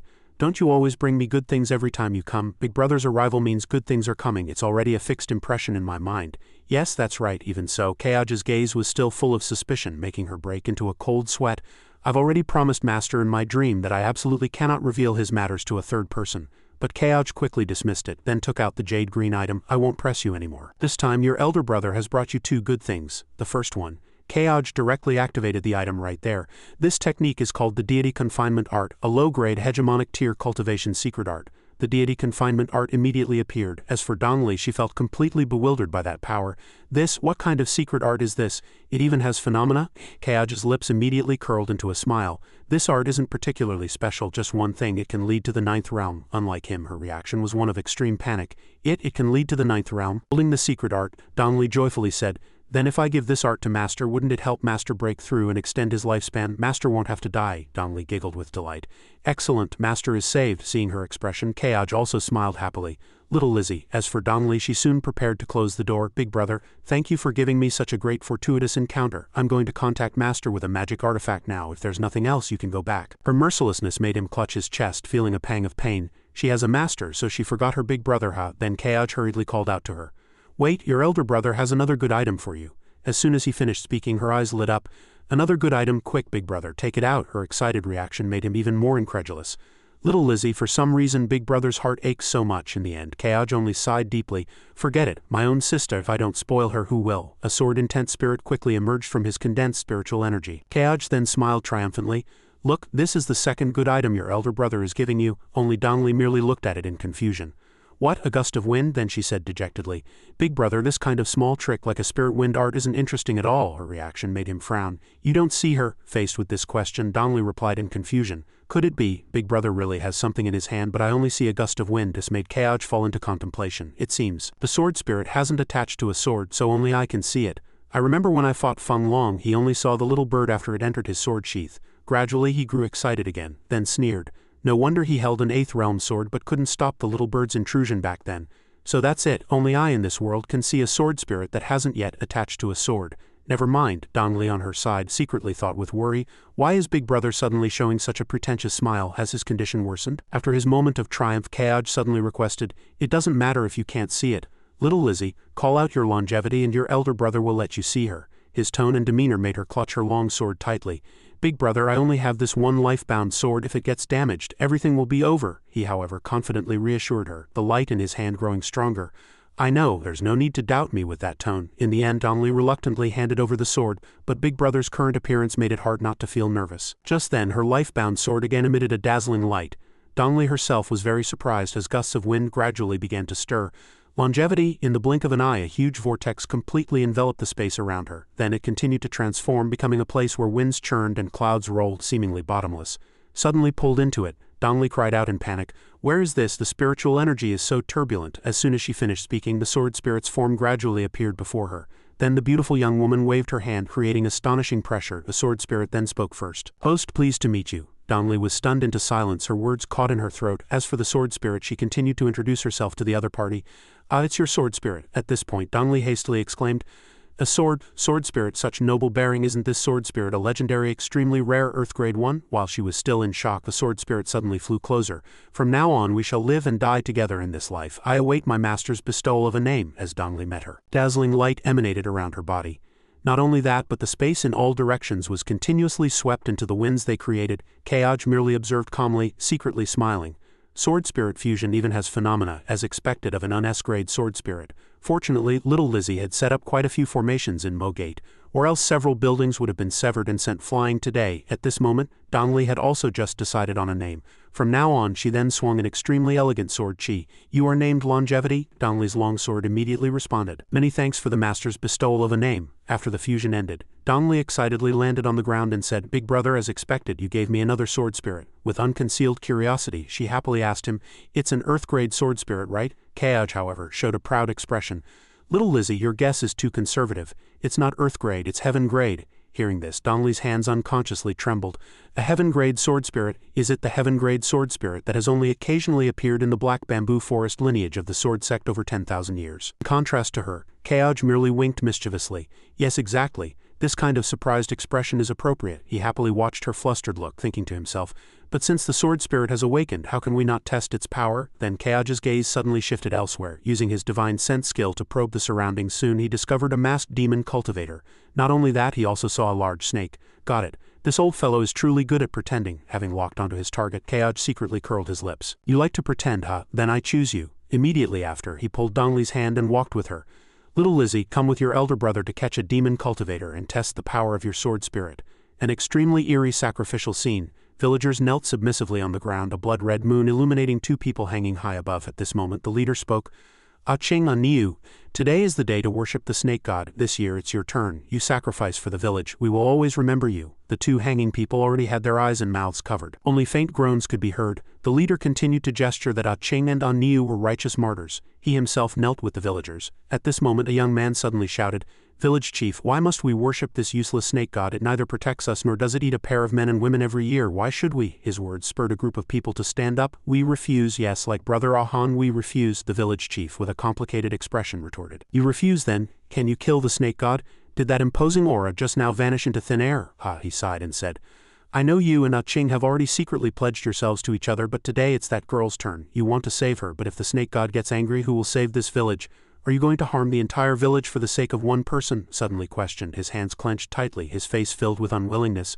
The village chief continued to approach Ahan, adding, "I know that someone from each of your families has been sacrificed before, but the snake god came. Could you stop it?" Actually, he wasn't the only one saddened, but someone offered a suggestion. "We can go strike the bell of 10,000 people and ask the cultivators for help." The village chief scoffed in response. "Which year haven't we struck it? Either the people who come are scared witless by the snake god or they're directly devoured by it. Those cultivators are unreliable." Ahan, however, showed no sign of giving up. "I heard that Mogate 300 li away can be sought for help. Perhaps Mogate can help us." He continued nonchalantly. "Mogate 300 li away, our small village is no longer within their jurisdiction. If they meddle in our affairs, wouldn't that mean severing ties with Yi Jianmen? Cultivators are people too, they have their rules. This is our village's fate, Ahan, don't struggle." Who knew that for Ahan these words of persuasion were just words in one ear and out the other. "No, we won't. Even if we die, we'll fight that snake god. If the snake god wants to eat people, then let it just eat us. Even if we die, we must protect Sister Ching." The sky was blood-red. A group of people patrolled beside a huge python, and the leader said grimly, "Whose turn is it tonight to offer sacrifices from the village?" Someone immediately responded from below. "Reporting, Master, it's Little People Village's turn to offer sacrifices." He frowned, clearly displeased. "The people of Little People Village are farmers, their flesh is tough. This venerable wants to eat tender hearts and livers, those coarse-skinned ones are for you." The few people responded in unison, "Thank you, Master. Thank you, Master, for the meat. Thank you, Master, Master, Little People Village is ahead." The villagers of Tongle Village were terrified. The snake god is here, look over there. The shadow of the python is emerging from the mist." The village chief quickly knelt down and motioned. "Don't look, quickly lower your heads, all of you, lower your heads." the group continued to approach the offerings. The python ferociously opened its mouth and the person sitting on it observed, thinking, these are ordinary people without spiritual roots, without cultivation, only fit to be this venerable's food. This venerable's lifespan is nearly 200 years. I no longer concern myself with these same kind who only have a few decades of life. The figures of Ah Ching and Ah Niu entered his eyes. Lu Xiao began to examine her. Ah Ching's body was thus exposed. He licked his lips and muttered to himself, this time the girl is more tender than before. Just then Ah Han suddenly stood up and shouted, brothers, rise up, kill it, and we won't need to sacrifice our loved ones every year. Brothers? They all turned pale with fear. Lu Xiao glanced at him and spoke grimly, it seems you are the only one. Grab him, cut him into small pieces, and share him among yourselves. His subordinates rushed forward in unison. Yes, master. Ah Han bravely wielded his weapon. I'm not afraid of you, I'm not afraid. He prepared to fight Lu Xiao and the others, who knew he was struck down with one blow, even pinned directly to the ground. A subordinate opened his mouth wide and mocked, mere mortal, what do you have to resist with? Ah Han was on the verge of death. Mo Gate 300 li away, 300 li away. Do the people here really not need to be bullied by these monsters? The person loudly declared. Let this immortal tear you apart. Who knew? Keaj interjected. Demon, stop! His attack surprised Ah Han. Two figures appeared in the air. Ah Han thought to himself, are those immortals? Dongli and Keaj appeared together, looking down and commenting, what a good show. Lu Xiao, seeing this, frowned and questioned, which fellow Taoist is troubling this venerable? Do you know that this venerable is from Zilin Mansion? However, Ah Han had already looked at them and shouted, please immortals, save Little People Village. These demons eat people every year. Please immortals, save us. His action directly angered that person. Kill him, shut your mouth. Without giving that person a chance, several sword lights had already been unleashed, and the one attacking was none other than Dongli. What is Zilin Mansion? I thought they were from the Purple Moon Association. Remember, my brother is Lu Keaj, renowned throughout Tianquan. His sister's imposing aura made Keaj proud. That's so true. Brother loves to hear it. Say more. Dongli herself was also excited. So this is what it feels like to be someone's backing? Lu Xiao grew increasingly impatient. This venerable can overlook your crime of killing my disciple. Now immediately kneel and kowtow to this venerable and this matter will be settled. These two have extraordinary means, it's better to avoid trouble. His words, however, were taken as a joke by Keaj. Kowtow, it's been a long time since anyone dared to say such a thing to this venerable, Dongli then shouted again. Dare to be disrespectful to brother, you deserve to die. Her sword moves, layering one upon another, swirled into a storm, directly attacking Lu Xiao and the others. These exquisite moves were carefully observed by Keaj. Little Lizzie's sword chi, enhanced by her sword spirit, can draw upon the power of heaven and earth. It's her angry demeanor that I find endearing. From that chaotic wind, the figure of a large snake emerged. Lu Xiao thought to himself, kill my Zilin Mansion people and you too shall lose a layer of skin, once my poisonous snake soul and snake body soul snatching are unleashed and invade. Even a great cultivator will surely die. It was then that Dongli realized there was a sneak attack aimed at her, a soul-type attack. Her sword glowed and Dongli couldn't help but be surprised. Longevity, this is. Then dozens of attacks flew towards them, but that person soon exclaimed, how could this be? Dongli surprisingly stroked her sword. Longevity has a sword spirit, it can actually protect its master on its own. Keaj merely smiled faintly from the side. Excellent, worthy of an S-rank sword spirit. The villagers below bowed profusely. Many thanks, Cultivator Sirs, for saving our lives. Many thanks, Cultivator Sirs, for saving us. I, Zhang or Niu, will definitely set up ancestral tablets for you both at home and worship you day and night. Their attitude made Dongli very happy. Brother, although we've now incurred the wrath of this demon cultivator organization, Zilin Mansion, seeing them so happy is quite nice. Since we've already tested Longevity's power, shouldn't we go home? Who knew this suggestion was rejected by Keaj? That won't do, she asked, confused. Why? Keaj gently explained. Since we've intervened, we must see it through. It's not my style, Lu Keaj, not to destroy Zilin Mansion and teach Yi Jianmen a lesson here. Her round eyes responded. Yi Jianmen is easy to find, but demon cultivators have always hidden themselves deeply. Where do we find Zilin Mansion? Keaj, while casting a spell, replied, someone will tell us. A figure emerged from the ruins. In Zilin Mansion, the survivor quickly reported, Master, Uncle Lu Xiao is dead. The first master of Zilin Mansion stood up in surprise. What did you say? How is this possible? Zilwing, first master of Zilin Mansion. Your uncle Lu Xiao has cultivated for over 200 years, and is at fourth realm great perfection. How could he suddenly die? That person reported with cupped hands. This disciple saw it with my own eyes. Uncle Lu Xiao was killed by a pair of male and female cultivators. The space immediately fell silent. Qin Yun, the third master of Zilin Mansion, frowned and said, nonsense, within these 100 li, there is only one cultivation sect, Yi Jianmen, and they have long allied with our Zilin Mansion. They couldn't possibly harm my second brother. Then a woman's voice came. Third brother, don't forget, a great cultivator can fly 10,000 li in a day. Although Qingzhou is vast, it's quite reasonable to occasionally have one or two passers-by. He Fang, the fourth master of Zilin Mansion.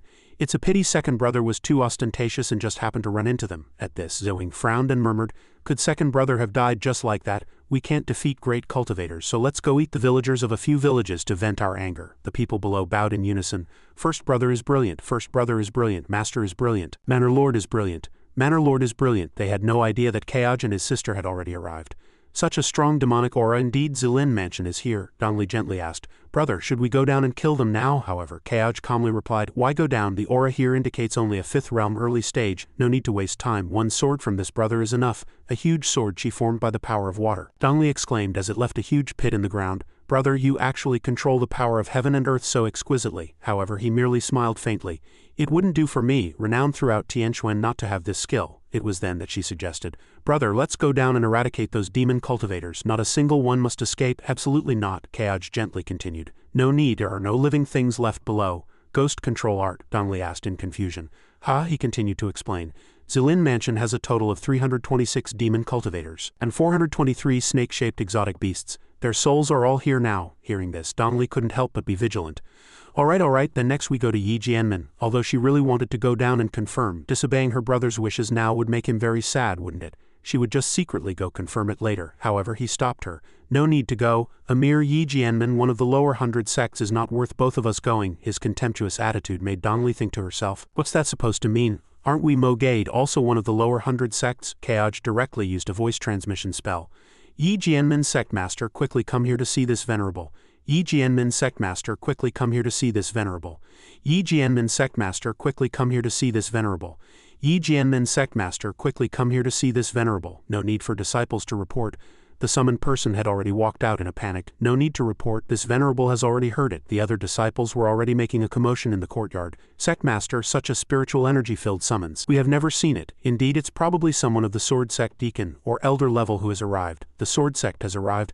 They must have recognized my merit in guarding this 100-li radius. It must be good news. Let's hurry over. Don't make the senior wait. Dongli curiously asked, brother, if you call out like that, will the Yi Jianmen Sect Master come? Although Yi Jianmen is one of the lower 100 sects, it ranks among the top 30, unlike our Mogade, which is at the bottom. Kaoj's attitude remained as calm as ever. He will come, and he will definitely come. Soon a group of people appeared opposite them, led by the Sect Master Yi Fei. Junior Yi Fei, Sect Master of Yi Jianmen, I am unaware of Senior's esteemed presence. Please forgive my disrespect for not having greeted you from afar. I hope Senior does not take offense. This sight surprised Dongli. He actually came. Brother's guess was spot on. Yi Fei began to observe, this isn't the Sword Sect's attire. I've seen this attire at the Sword Sect Assembly. Which sect does this attire belong to? I don't remember. Just then, someone behind him reminded him. It's the legendary Liu Kaoj of Mogate. One glance at Kaoj and one's life is ruined now that I see him. He truly is peerless in appearance. As soon as the name was spoken, Yi Fei's attitude immediately changed. Mogate, is it the bottom-ranking Mogate among the lower 100 sects? Kaoj retorted impolitely. Are there other Mogates? Yi Fei began to point at him and shout. A mere Mogate, you dare to call me so arrogantly? You are truly audacious. I must report this to the Sword Sect and say that you have no respect for your elders. However, he merely responded coldly. This venerable is also a sect master, and you are also a sect master. Who is the elder? He insisted. Of course, the strong are the elders. The disciples behind him quickly intervened. Sect master, don't say irrelevant things. You may not understand the current Tianquan, but recently, this Liu Kaoj has become famous throughout Tianquan, having accomplished many great deeds. He stroked his goatee and snorted. What great deeds can he do? He's just a callow youth, she continued to elaborate. He is the one who eliminated the 9 Heavens Lord, often spoken of by demon cultivators. Recently he even killed Demon Lord Danqing, whom demon cultivators worship like a god. Hearing these two famous names, Yi Fei showed unconcealed surprise. What? His face turned pale. 9 Heavens Lord and Demon Lord Danqing, those are figures even the first master of Zilin Mansion can only worship and revere. They were actually dealt with by this unknown Mo-bait brat. Then he quickly turned around. He looked at Kaoj, his sister, and Dongli, then secretly commented, these two Mogade brats can actually fly in the air, which means they are both at least great cultivators. Coupled with that summons just now, this person cannot be underestimated. This humble one was blind and failed to recognize your greatness. Mogate Sect Master has graced us with your presence. Why not come and sit at my Yi Jianmen? Allow this humble one to show you some hospitality. Kaoj still responded coldly. No need, his venerable wishes to ask you one thing. Answer truthfully, he quickly flattered. Yes, please ask away. I will answer truthfully without lying. If I utter a single falsehood, I will surely be struck dead by heaven's thunder. He cut straight to the chase without hesitation. Yi Jianmen, have you colluded with the demon cultivators of Zilin Mansion? This question made everyone's heart tighten. What's going on? Has he already found out about my agreement with Zilin Mansion that we wouldn't interfere with each other? Before he could answer, Liu Kaoj threatened coldly. If you dare to utter half a lie, this venerable will smash your body and extract your soul for a thorough inspection. Dozens of swords began to circle them, ready to attack at any moment. The Yi Jianmen Sect Master was sweating profusely. Zilin Mansion is powerful and my Yi Jianmen is weak. We simply cannot contend with them. I had no choice but to sign a contract with them. As long as they don't cause too much of a stir and just eat a few ordinary people, I won't interfere. This is the best way to maintain stability in this region. He dared not prevaricate. First yielding to Liu Keaj, Sectmaster Mo, please don't joke around. We, Yi Jianmen, are righteous sword cultivators. How could we collude with those demon cultivators of Zilin Mansion? Deep down he remained very confident. As long as I don't speak, unless someone from Zilin Mansion is here, no one will know our secret. This brat must have heard rumors and doesn't dare to provoke Zilin Mansion. So he's coming to vent his anger on me. After all, demon cultivators are always stronger than human cultivators. Moreover, Zilin Mansion not only has 3/4 realm great perfection demon cultivators, but also 1/5 realm great demon cultivator. The people of Mo Gate are just a bunch of nobodies. However, Liu Keaj had already seen through everything and coldly replied, I didn't expect you to lie as soon as you opened your mouth. Then you won't live. The Yi Jianmen Sectmaster still didn't admit his mistake. Instead, he stiffened his neck and argued, When did I lie? Sectmaster Mo, don't slander me. If you say I lied and show me the evidence. He shamelessly pointed forward and shouted, Harming fellow disciples is a serious crime. If you dare to kill me, the sword sect will never let you off. The next second, the Yi Jianmen Sectmaster froze. Liu Keaj said, All right, this venerable will let you die a quick death. He stretched out his hand, creating a halo, and then asked, Look, whose soul is this? The Yi Jianmen Sectmaster was dumbfounded at the sight. It was the soul of Zilin Mansion's first master. He could hardly believe it. You actually killed him. The Sectmaster was too shocked to speak at this moment.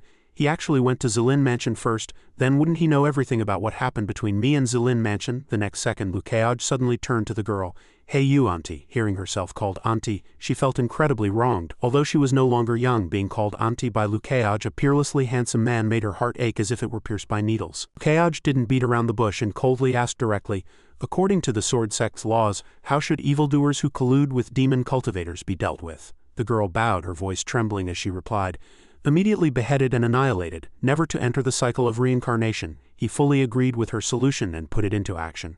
An excellent answer. Then beheaded and annihilated, never to enter the cycle of reincarnation. The Sectmaster didn't sit still but resisted. Even if you're powerful, so what? I also did this to protect the peace of this region. If you were in my shoes, you would probably make the same choice as me. A powerful force was released from his hand, blocking Liu Keaj's attack. However, he was no match for Liu Keaj. He soon vomited blood, and as he was free-falling, something caught him. Once the Sectmaster regained his footing, he asked, Why didn't you strike? It seems you understand my difficulties. Liu Keaj, not wanting the Sectmaster to misunderstand, explained, No, I just want you to understand one thing. When those demon cultivators wanted to kill ordinary people, you felt no pain, so you didn't draw your sword. But this venerable wants to kill you. You feel pain. You know you can't defeat this venerable, yet you still dare to draw your sword. So your pain is not due to the demon cultivator's strength, but your selfishness. Hearing this, the Sectmaster was startled. Before he could finish, Liu Keaj made his decision.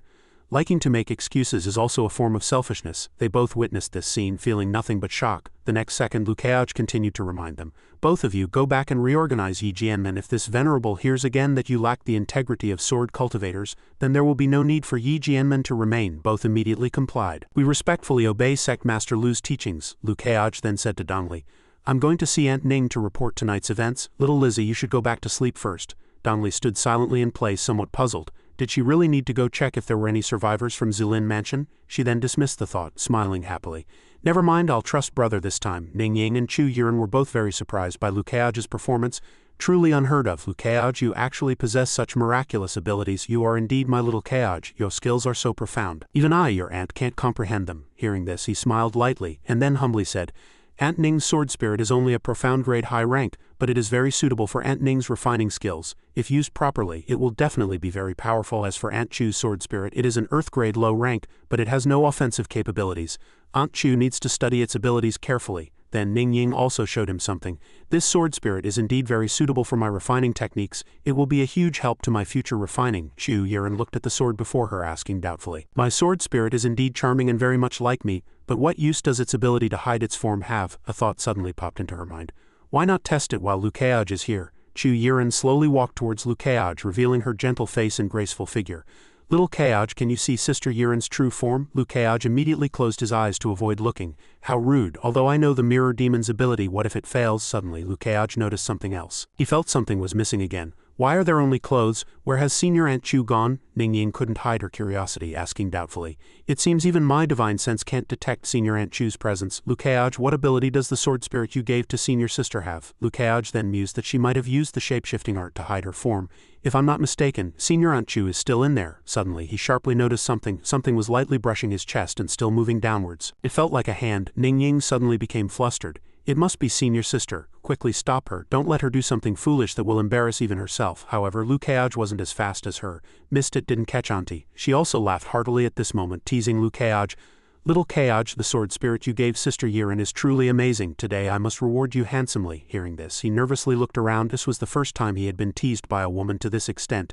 If the physical eyes can't see, then I'll try to see her spiritual soul with the soul-slaying heart sword. The soul-slaying heart sword actually had this function. Seeing her clearly revealed, he was very surprised. Aunt Chu is serious. Liu Keaj then announced, Aunt Ning, Senior Aunt Chu is here. Chu Yiren struggled at this moment. What a pity, just a little bit more. What, just a little bit more? Liu Keaj looked outside and sighed. Aunt Ning, I'll leave Senior Aunt Chu to you. I'll take my leave first. He walked out of that place, still feeling tense. Too dangerous, I almost lost my innocence. Quick, leave. Sure enough, wherever Senior Aunt Chu is, trouble follows. At this moment, the moonlight was very much like the charming holy master from the back mountains of Spring and Autumn Mountain.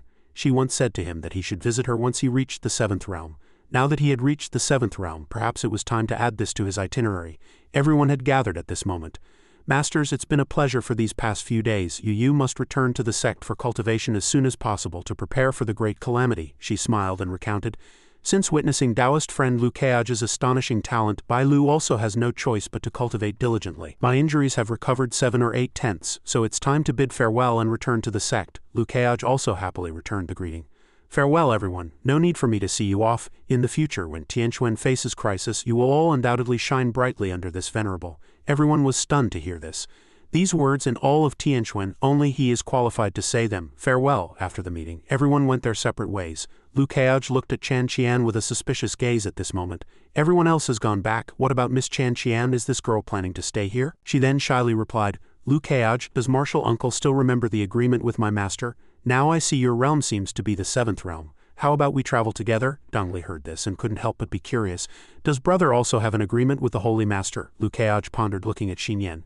The thing the Holy Master wants to give me probably means trouble. Chan Qian didn't intend to linger, merely pointing and saying, if martial uncle has other plans, then I'll head back first. Xin Yan suddenly spoke, he will go with you. Dong Li was immediately surprised. Sister Xin Yan, why did you answer? She gently held Liu Keaj's hand and said, go. The great calamity of Tianquan is approaching. We must consider righteousness in all living beings and not be bound by fleeting affections. Liu Keaj immediately assured her. All right, then I'll go and return quickly. Xin Yan then clasped his hand tightly to her chest without needing to say anything. I know your heart is with me. The clear sky above was now pristine blue as Liu Keaj and Chan Qian floated in the air. She suddenly spoke. Martial Uncle Xin Yan is truly generous. He immediately retorted. Oh, why do you say that? Chan Qian shyly explained. If it were me, I definitely wouldn't agree. After all, he's Martial Uncle Liu. After all, he's the most beautiful Martial Uncle Liu in Tianquan. After all, he's Martial Uncle Liu who makes all Tianquan women's hearts flutter. Liu Keaj just chuckled at this, then said, so that's the difference between you and her. Transitioning to another place, he was now constantly vomiting blood. Stop pretending to be dead. How could you possibly die? After all, I've controlled every step perfectly, making you endure all the torment without being able to die. He struggled to lift his head. Why are you helping him? He struggled to lift his head. You know he's not Li Suifeng. She approached him. Lu Ruyan, one of Li Sufeng's 3 corpses, I am different from you. My Dao is the same as the current Li Sufeng's. Your sect master Lu seems to have already left Qingzhou. Go stop him first, he gasped weakly. Sect Master Lu is not someone you people can defeat. At this he was immediately slapped. Lu Ruyan stroked her cane and said, of course I know that. I'm not foolish enough to kill Liu Keaj myself. I just need to stall for a little time. She had already prepared everything. Lu Ruyan showed a sly smile. The former generations of sword venerables were released by Zhou Zhengfeng. The 5th generation sword venerable Zheng Le is about to awaken. His abilities are so interesting, I'm afraid another disaster will befall a region, won't it? At this moment, Liu Keaj was still floating in the clear sky. He gazed into the distance, pondering. He still remembered the last time it was also snowing heavily. He also killed a moon-eyed snow wolf king in that snow, which was the boss of the Northern Continent's main quest. Wait, what's the progress of the Northern Continent's main quest now? I should have received contribution points for killing that boss, right? Why have I never received any Northern Continent main quest rewards? The notification panel finally popped up. After reading it, Liu Keaj couldn't help but feel a pang of sadness. Damn system, still hiding my rewards. Give them to me quickly. Under his torment, it reluctantly coughed up the rewards. These rewards are reasonable. 10 million experience points isn't a lot. But it's also not a small amount. After all, it was a top 10 contribution. Now, if I can catch a few main quest bosses, the rewards will definitely be much richer. Chan Qian looked at him inquisitively at this moment. Martial Uncle Lu, we've been traveling for so long, do we need to rest and eat something? Hearing this, he couldn't help but feel puzzled. Cultivators no longer need to eat mortal food after reaching the 4th realm, let alone after only flying for a few days. How could Chan Qian need to rest? Perhaps there was a nice town nearby. To amplify her desire to spend, since Chan Qian had already spoken, Lu Keaj had no reason to refuse. Then let's rest there for a while. Since she wants to go down, it's not impossible. I'll just spoil her once as her martial uncle. Moreover, as a son of Tianquan like myself, perhaps I'll encounter a few Northern Continent main quest bosses this time and conveniently grab some rewards. Hearing this, Chan Qian was very happy. Thank you, Martial Uncle Lu, this is great. I heard that the small town ahead is top-notch. This time I finally have a chance to experience it myself. Seeing her excited reaction, he had already reconfirmed. She's definitely here to spend money. Chan Qian then secretly glanced at him. I don't know why, but I just want to spend more time with Martial Uncle Lu, even if it's just for a little while. A young girl's feelings are always so subtle and shy, with a hint of bittersweetness. Chan Qian soon had the opportunity to wander below. This color is so beautiful, I like this one too. The cosmetics seller also praised her. This one suits me too. My dear, you are so beautiful, any color would look good on you. Meanwhile, Lu Keaj was admiring every falling petal. The girls standing nearby couldn't help but be mesmerized by his appearance. This man is so handsome. That face is truly like a celestial immortal. If my husband had such looks, I would not have lived in vain. Just looking at his face makes my legs go weak. What should I do? Everything continued peacefully, without any major incidents. Lu Keaj also felt an inner calm at this moment. This is also a place of tranquility. Within a 10-li radius, there isn't a trace of demonic aura. The girls also huddled together, whispering. When you're a Grandmaster level expert like me, you can hear everything clearly. Sister, I advise you, your husband is so handsome, you must hold on to him tightly. You have to drain him dry every day, or he'll eventually be snatched away by those who love to steal men. At this moment, Lu Keaj couldn't help but feel puzzled by their conversation. You superficial women, what nonsense are you talking about? When she bought what she liked, Chan Qian happily ran over. I bought all of these. The money's already on the counter, big sister. She looked at him now, feeling envious. This little girl's knack for handling her man, I still have to learn that. I'm truly envious. If my man were also this handsome, I'd absolutely not let him show his face outside. Every day, only I would enjoy him. Lu Keaj walked along the road asking, where next? Suddenly, Chan Qian remembered and said, let's go to Zhexiang restaurant, their crispy roast duck is very famous. This little girl was truly too naive. He then indulged her and took her there. Now before them was their famous roast duck. This truly is a wonderful small town without demonic aura, peaceful and harmonious. What is its name? Facing his question, Chan Qian clearly explained. Reporting Martial Uncle Keaj, its name is Chanyi City, because a great cultivator from Spring and Autumn Mountain once hailed from this place, and that great cultivator has always protected it. It has enjoyed this prosperous scene today. Chanyi City's tranquility is also renowned throughout the northern continent. Upon hearing this, Lu Keaj was greatly surprised. Chanyi City, it's this place. In my previous life, I was a northern continent player. And in the storyline it was a destroyed city. In the previous life system description of the plot background, over 97 of the entire city's population perished in that disaster, and the city itself was reduced to ruins. It can't be such a coincidence, can it? The aura of a great demon cultivator. It must be from the Yellow Springs Association. Hearing him say this, Chan Qian seemed somewhat disbelieving. Martial Uncle Lu, where is there a demon cultivator? I don't smell anything. Suddenly, in the next second, Lu Keaj abruptly stood up. 30 li ahead. They are rapidly heading this way. Come, follow me to defeat them. Don't let them destroy Chanyi City. Chan Qian didn't even have time to react before he had already vanished into thin air. She then stood up in surprise. 30 li away, Martial Uncle Lu's divine sense has reached such a level. It's truly astonishing to think I once wanted to challenge Martial Uncle. Now Martial Uncle has long left me far behind. Martial Uncle Lu, wait for me. I've left the money on the counter, no need for change. Switching scenes to another location, in the sky the old man was riding his exotic beast. Before him was the renowned Chanyi City of the northern continent, where Lu Keaj was taking a break. As long as I lure him out and stall for time, this old man will have completed his mission. I am, after all, a hallmaster level figure of the Yellow Springs Association, yet I'm being bossed around by a mere young girl. I really don't know what our king of the Yellow Springs Association is thinking. Forget it. First I'll eat some people, starting with you, the least appetizing man.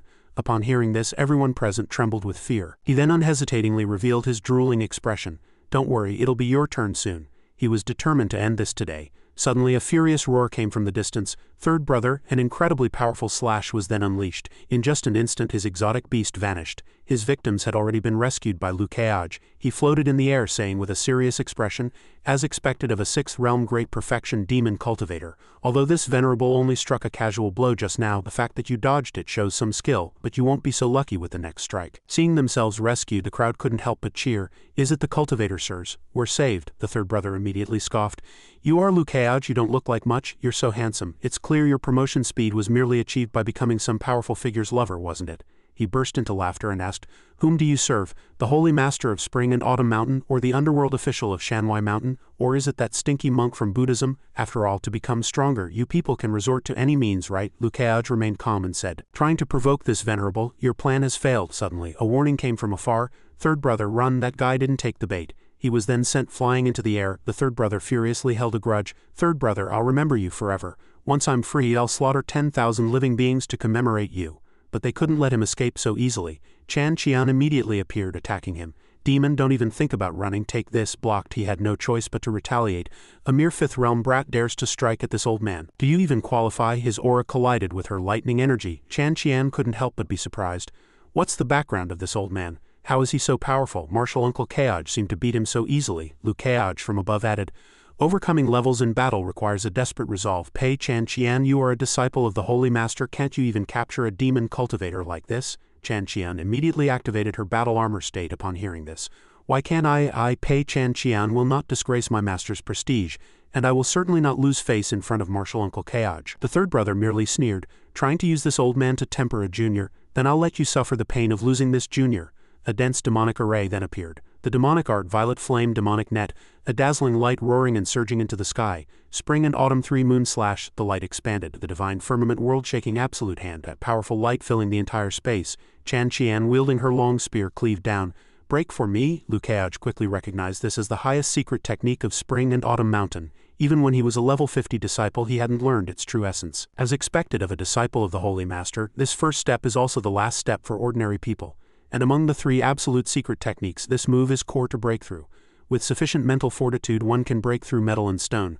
A powerful pillar of light then descended, and the third brother was instantly panicked. What's going on? Why can this guy, who is clearly only in the 5th realm, break my demonic net? Is this scoundrel a genius from some sect? He was now facing her earth-set shaking light. The third brother was then surprised. How can there be so many geniuses in this world? One Liu Keaj wasn't enough. Now I encounter 2 at the same time? Before he could figure out what was happening, Chan Qian had already charged forward. Remember, the one who kills you is Pei Chan Qian of Spring and Autumn Mountain, Liu Keaj observed from afar, very satisfied. This time, Chan Qian's life and death struggle with a 6th realm demon has yielded great rewards. I may seem like I'm sending the 4 protagonists to fight, but in reality I am their best mentor and guide. Without me, the people of Tianquan realm would fall into complete disarray. Chan Qian approached the third brother, pointing her long spear directly at him. Demon, today is your day of death. The third brother now trembled, stammering, Don't kill me, I have a secret to tell. Chan Qian also gave him a chance, letting him speak to see if his life was worth saving. He stammered, Chanyi City, they've already arrived. If we don't go now, it will be too late. Chanyi City, both of them looked towards that direction. The sky high above was now dim and gray. Chan Qian was very surprised. What is that? Ruyan was the culprit behind all this. The last stroke of the teleportation array is complete, casting this array's light onto the snowflakes in the sky, creating a despairing spectacle. It's truly exhilarating. A magic array appeared in the sky, and the people below all looked up. What is that so big? Why are there strange phenomena in the sky? What on earth is happening? Hurry home. Perhaps the cultivator sirs are fighting demons. Liu Keaj was suddenly startled. No, that's a teleportation array. That old demon is a decoy. He flew while wondering, who is orchestrating all this behind the scenes? Ruyan had also prepared to confront Liu Keaj. Come, everything is born from destruction. Destruction is the best mother. She continued to dance, then activated it. The teleportation array appeared and the sky instantly turned red. The crowd was bewildered. What is that? No one knows what's happening. Why is it appearing here? A blazing inferno spread across the sky, inescapable. It had already covered the entire city. The scene was now more chaotic than ever.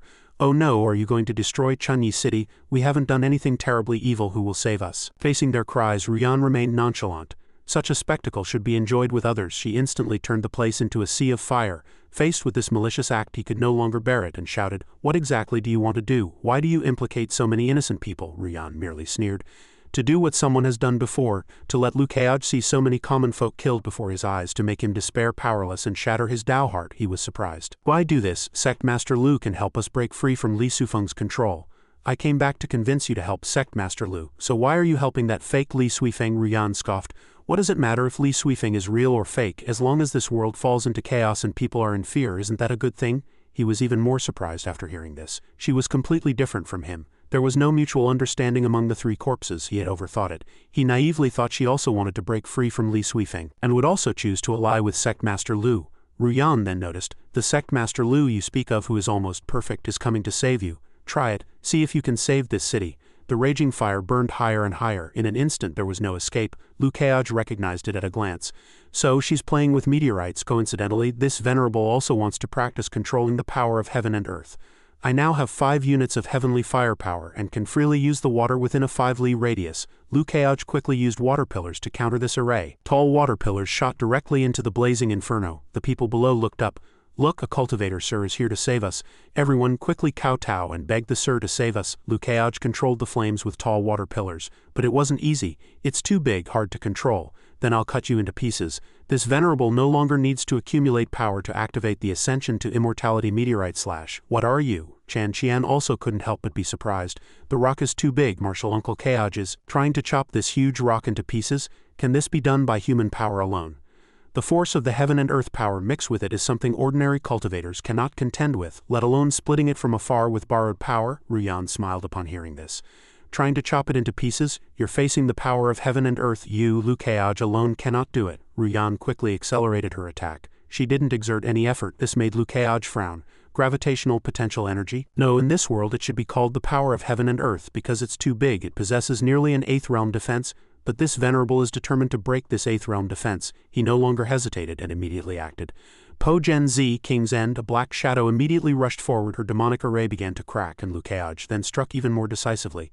Sword skill, 1,000 blades burst. Those black shadows instantly transformed into powerful black dragons confronting Ruyan's array. King's End, affairs of the world, a dazzling blue light sphere exploded. Chan Qian witnessed all this and couldn't help but be dumbfounded. Is this Martial Uncle Keoj's true strength? The aftermath alone makes me unable to look directly. The villagers below slowly opened their eyes. Did it succeed? Can the cultivator sirs really contend with that immense power? Liu Keoj stood quietly in place, but in the next second everything erupted again. It's over, Chinese city, and all of us are finished, even such a powerful cultivator. In his despair, Ruyan was still greatly interested. Sect Master Lu with you, a mere 7th realm first heaven youngster. How could it be possible? Liu Keoj still calmly released his energy, activating it. An explosion occurred, sending debris flying. Chan Qian smiled again.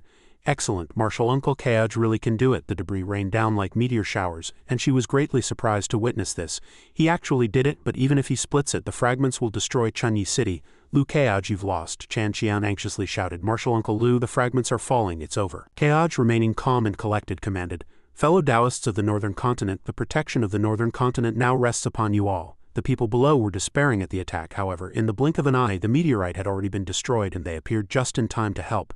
They would repel evil alongside Keoj. Fellow Taoist Lu, leave this to us. We can handle the remaining fragments. Don't even think about destroying our good place. Fellow Taoists, smash them. They no longer hesitated and immediately began to act. Seeing the situation saved, she was very happy. So Martial Uncle Keoj had already called them. Everything was within Martial Uncle Keoj's calculations. Seeing this, Ruyan merely smiled faintly. As expected of Liu Keoj, seeing you today surpasses all rumors. But that huge rock was merely his tombstone. Next he should appear. How will you respond? The 5th generation sword venerable Zhengla. From the hazy smoke and raging fire a figure emerged. That person slowly opened their eyes, their gaze filled with killing intent. Long time no see, this unlucky Tianquan realm.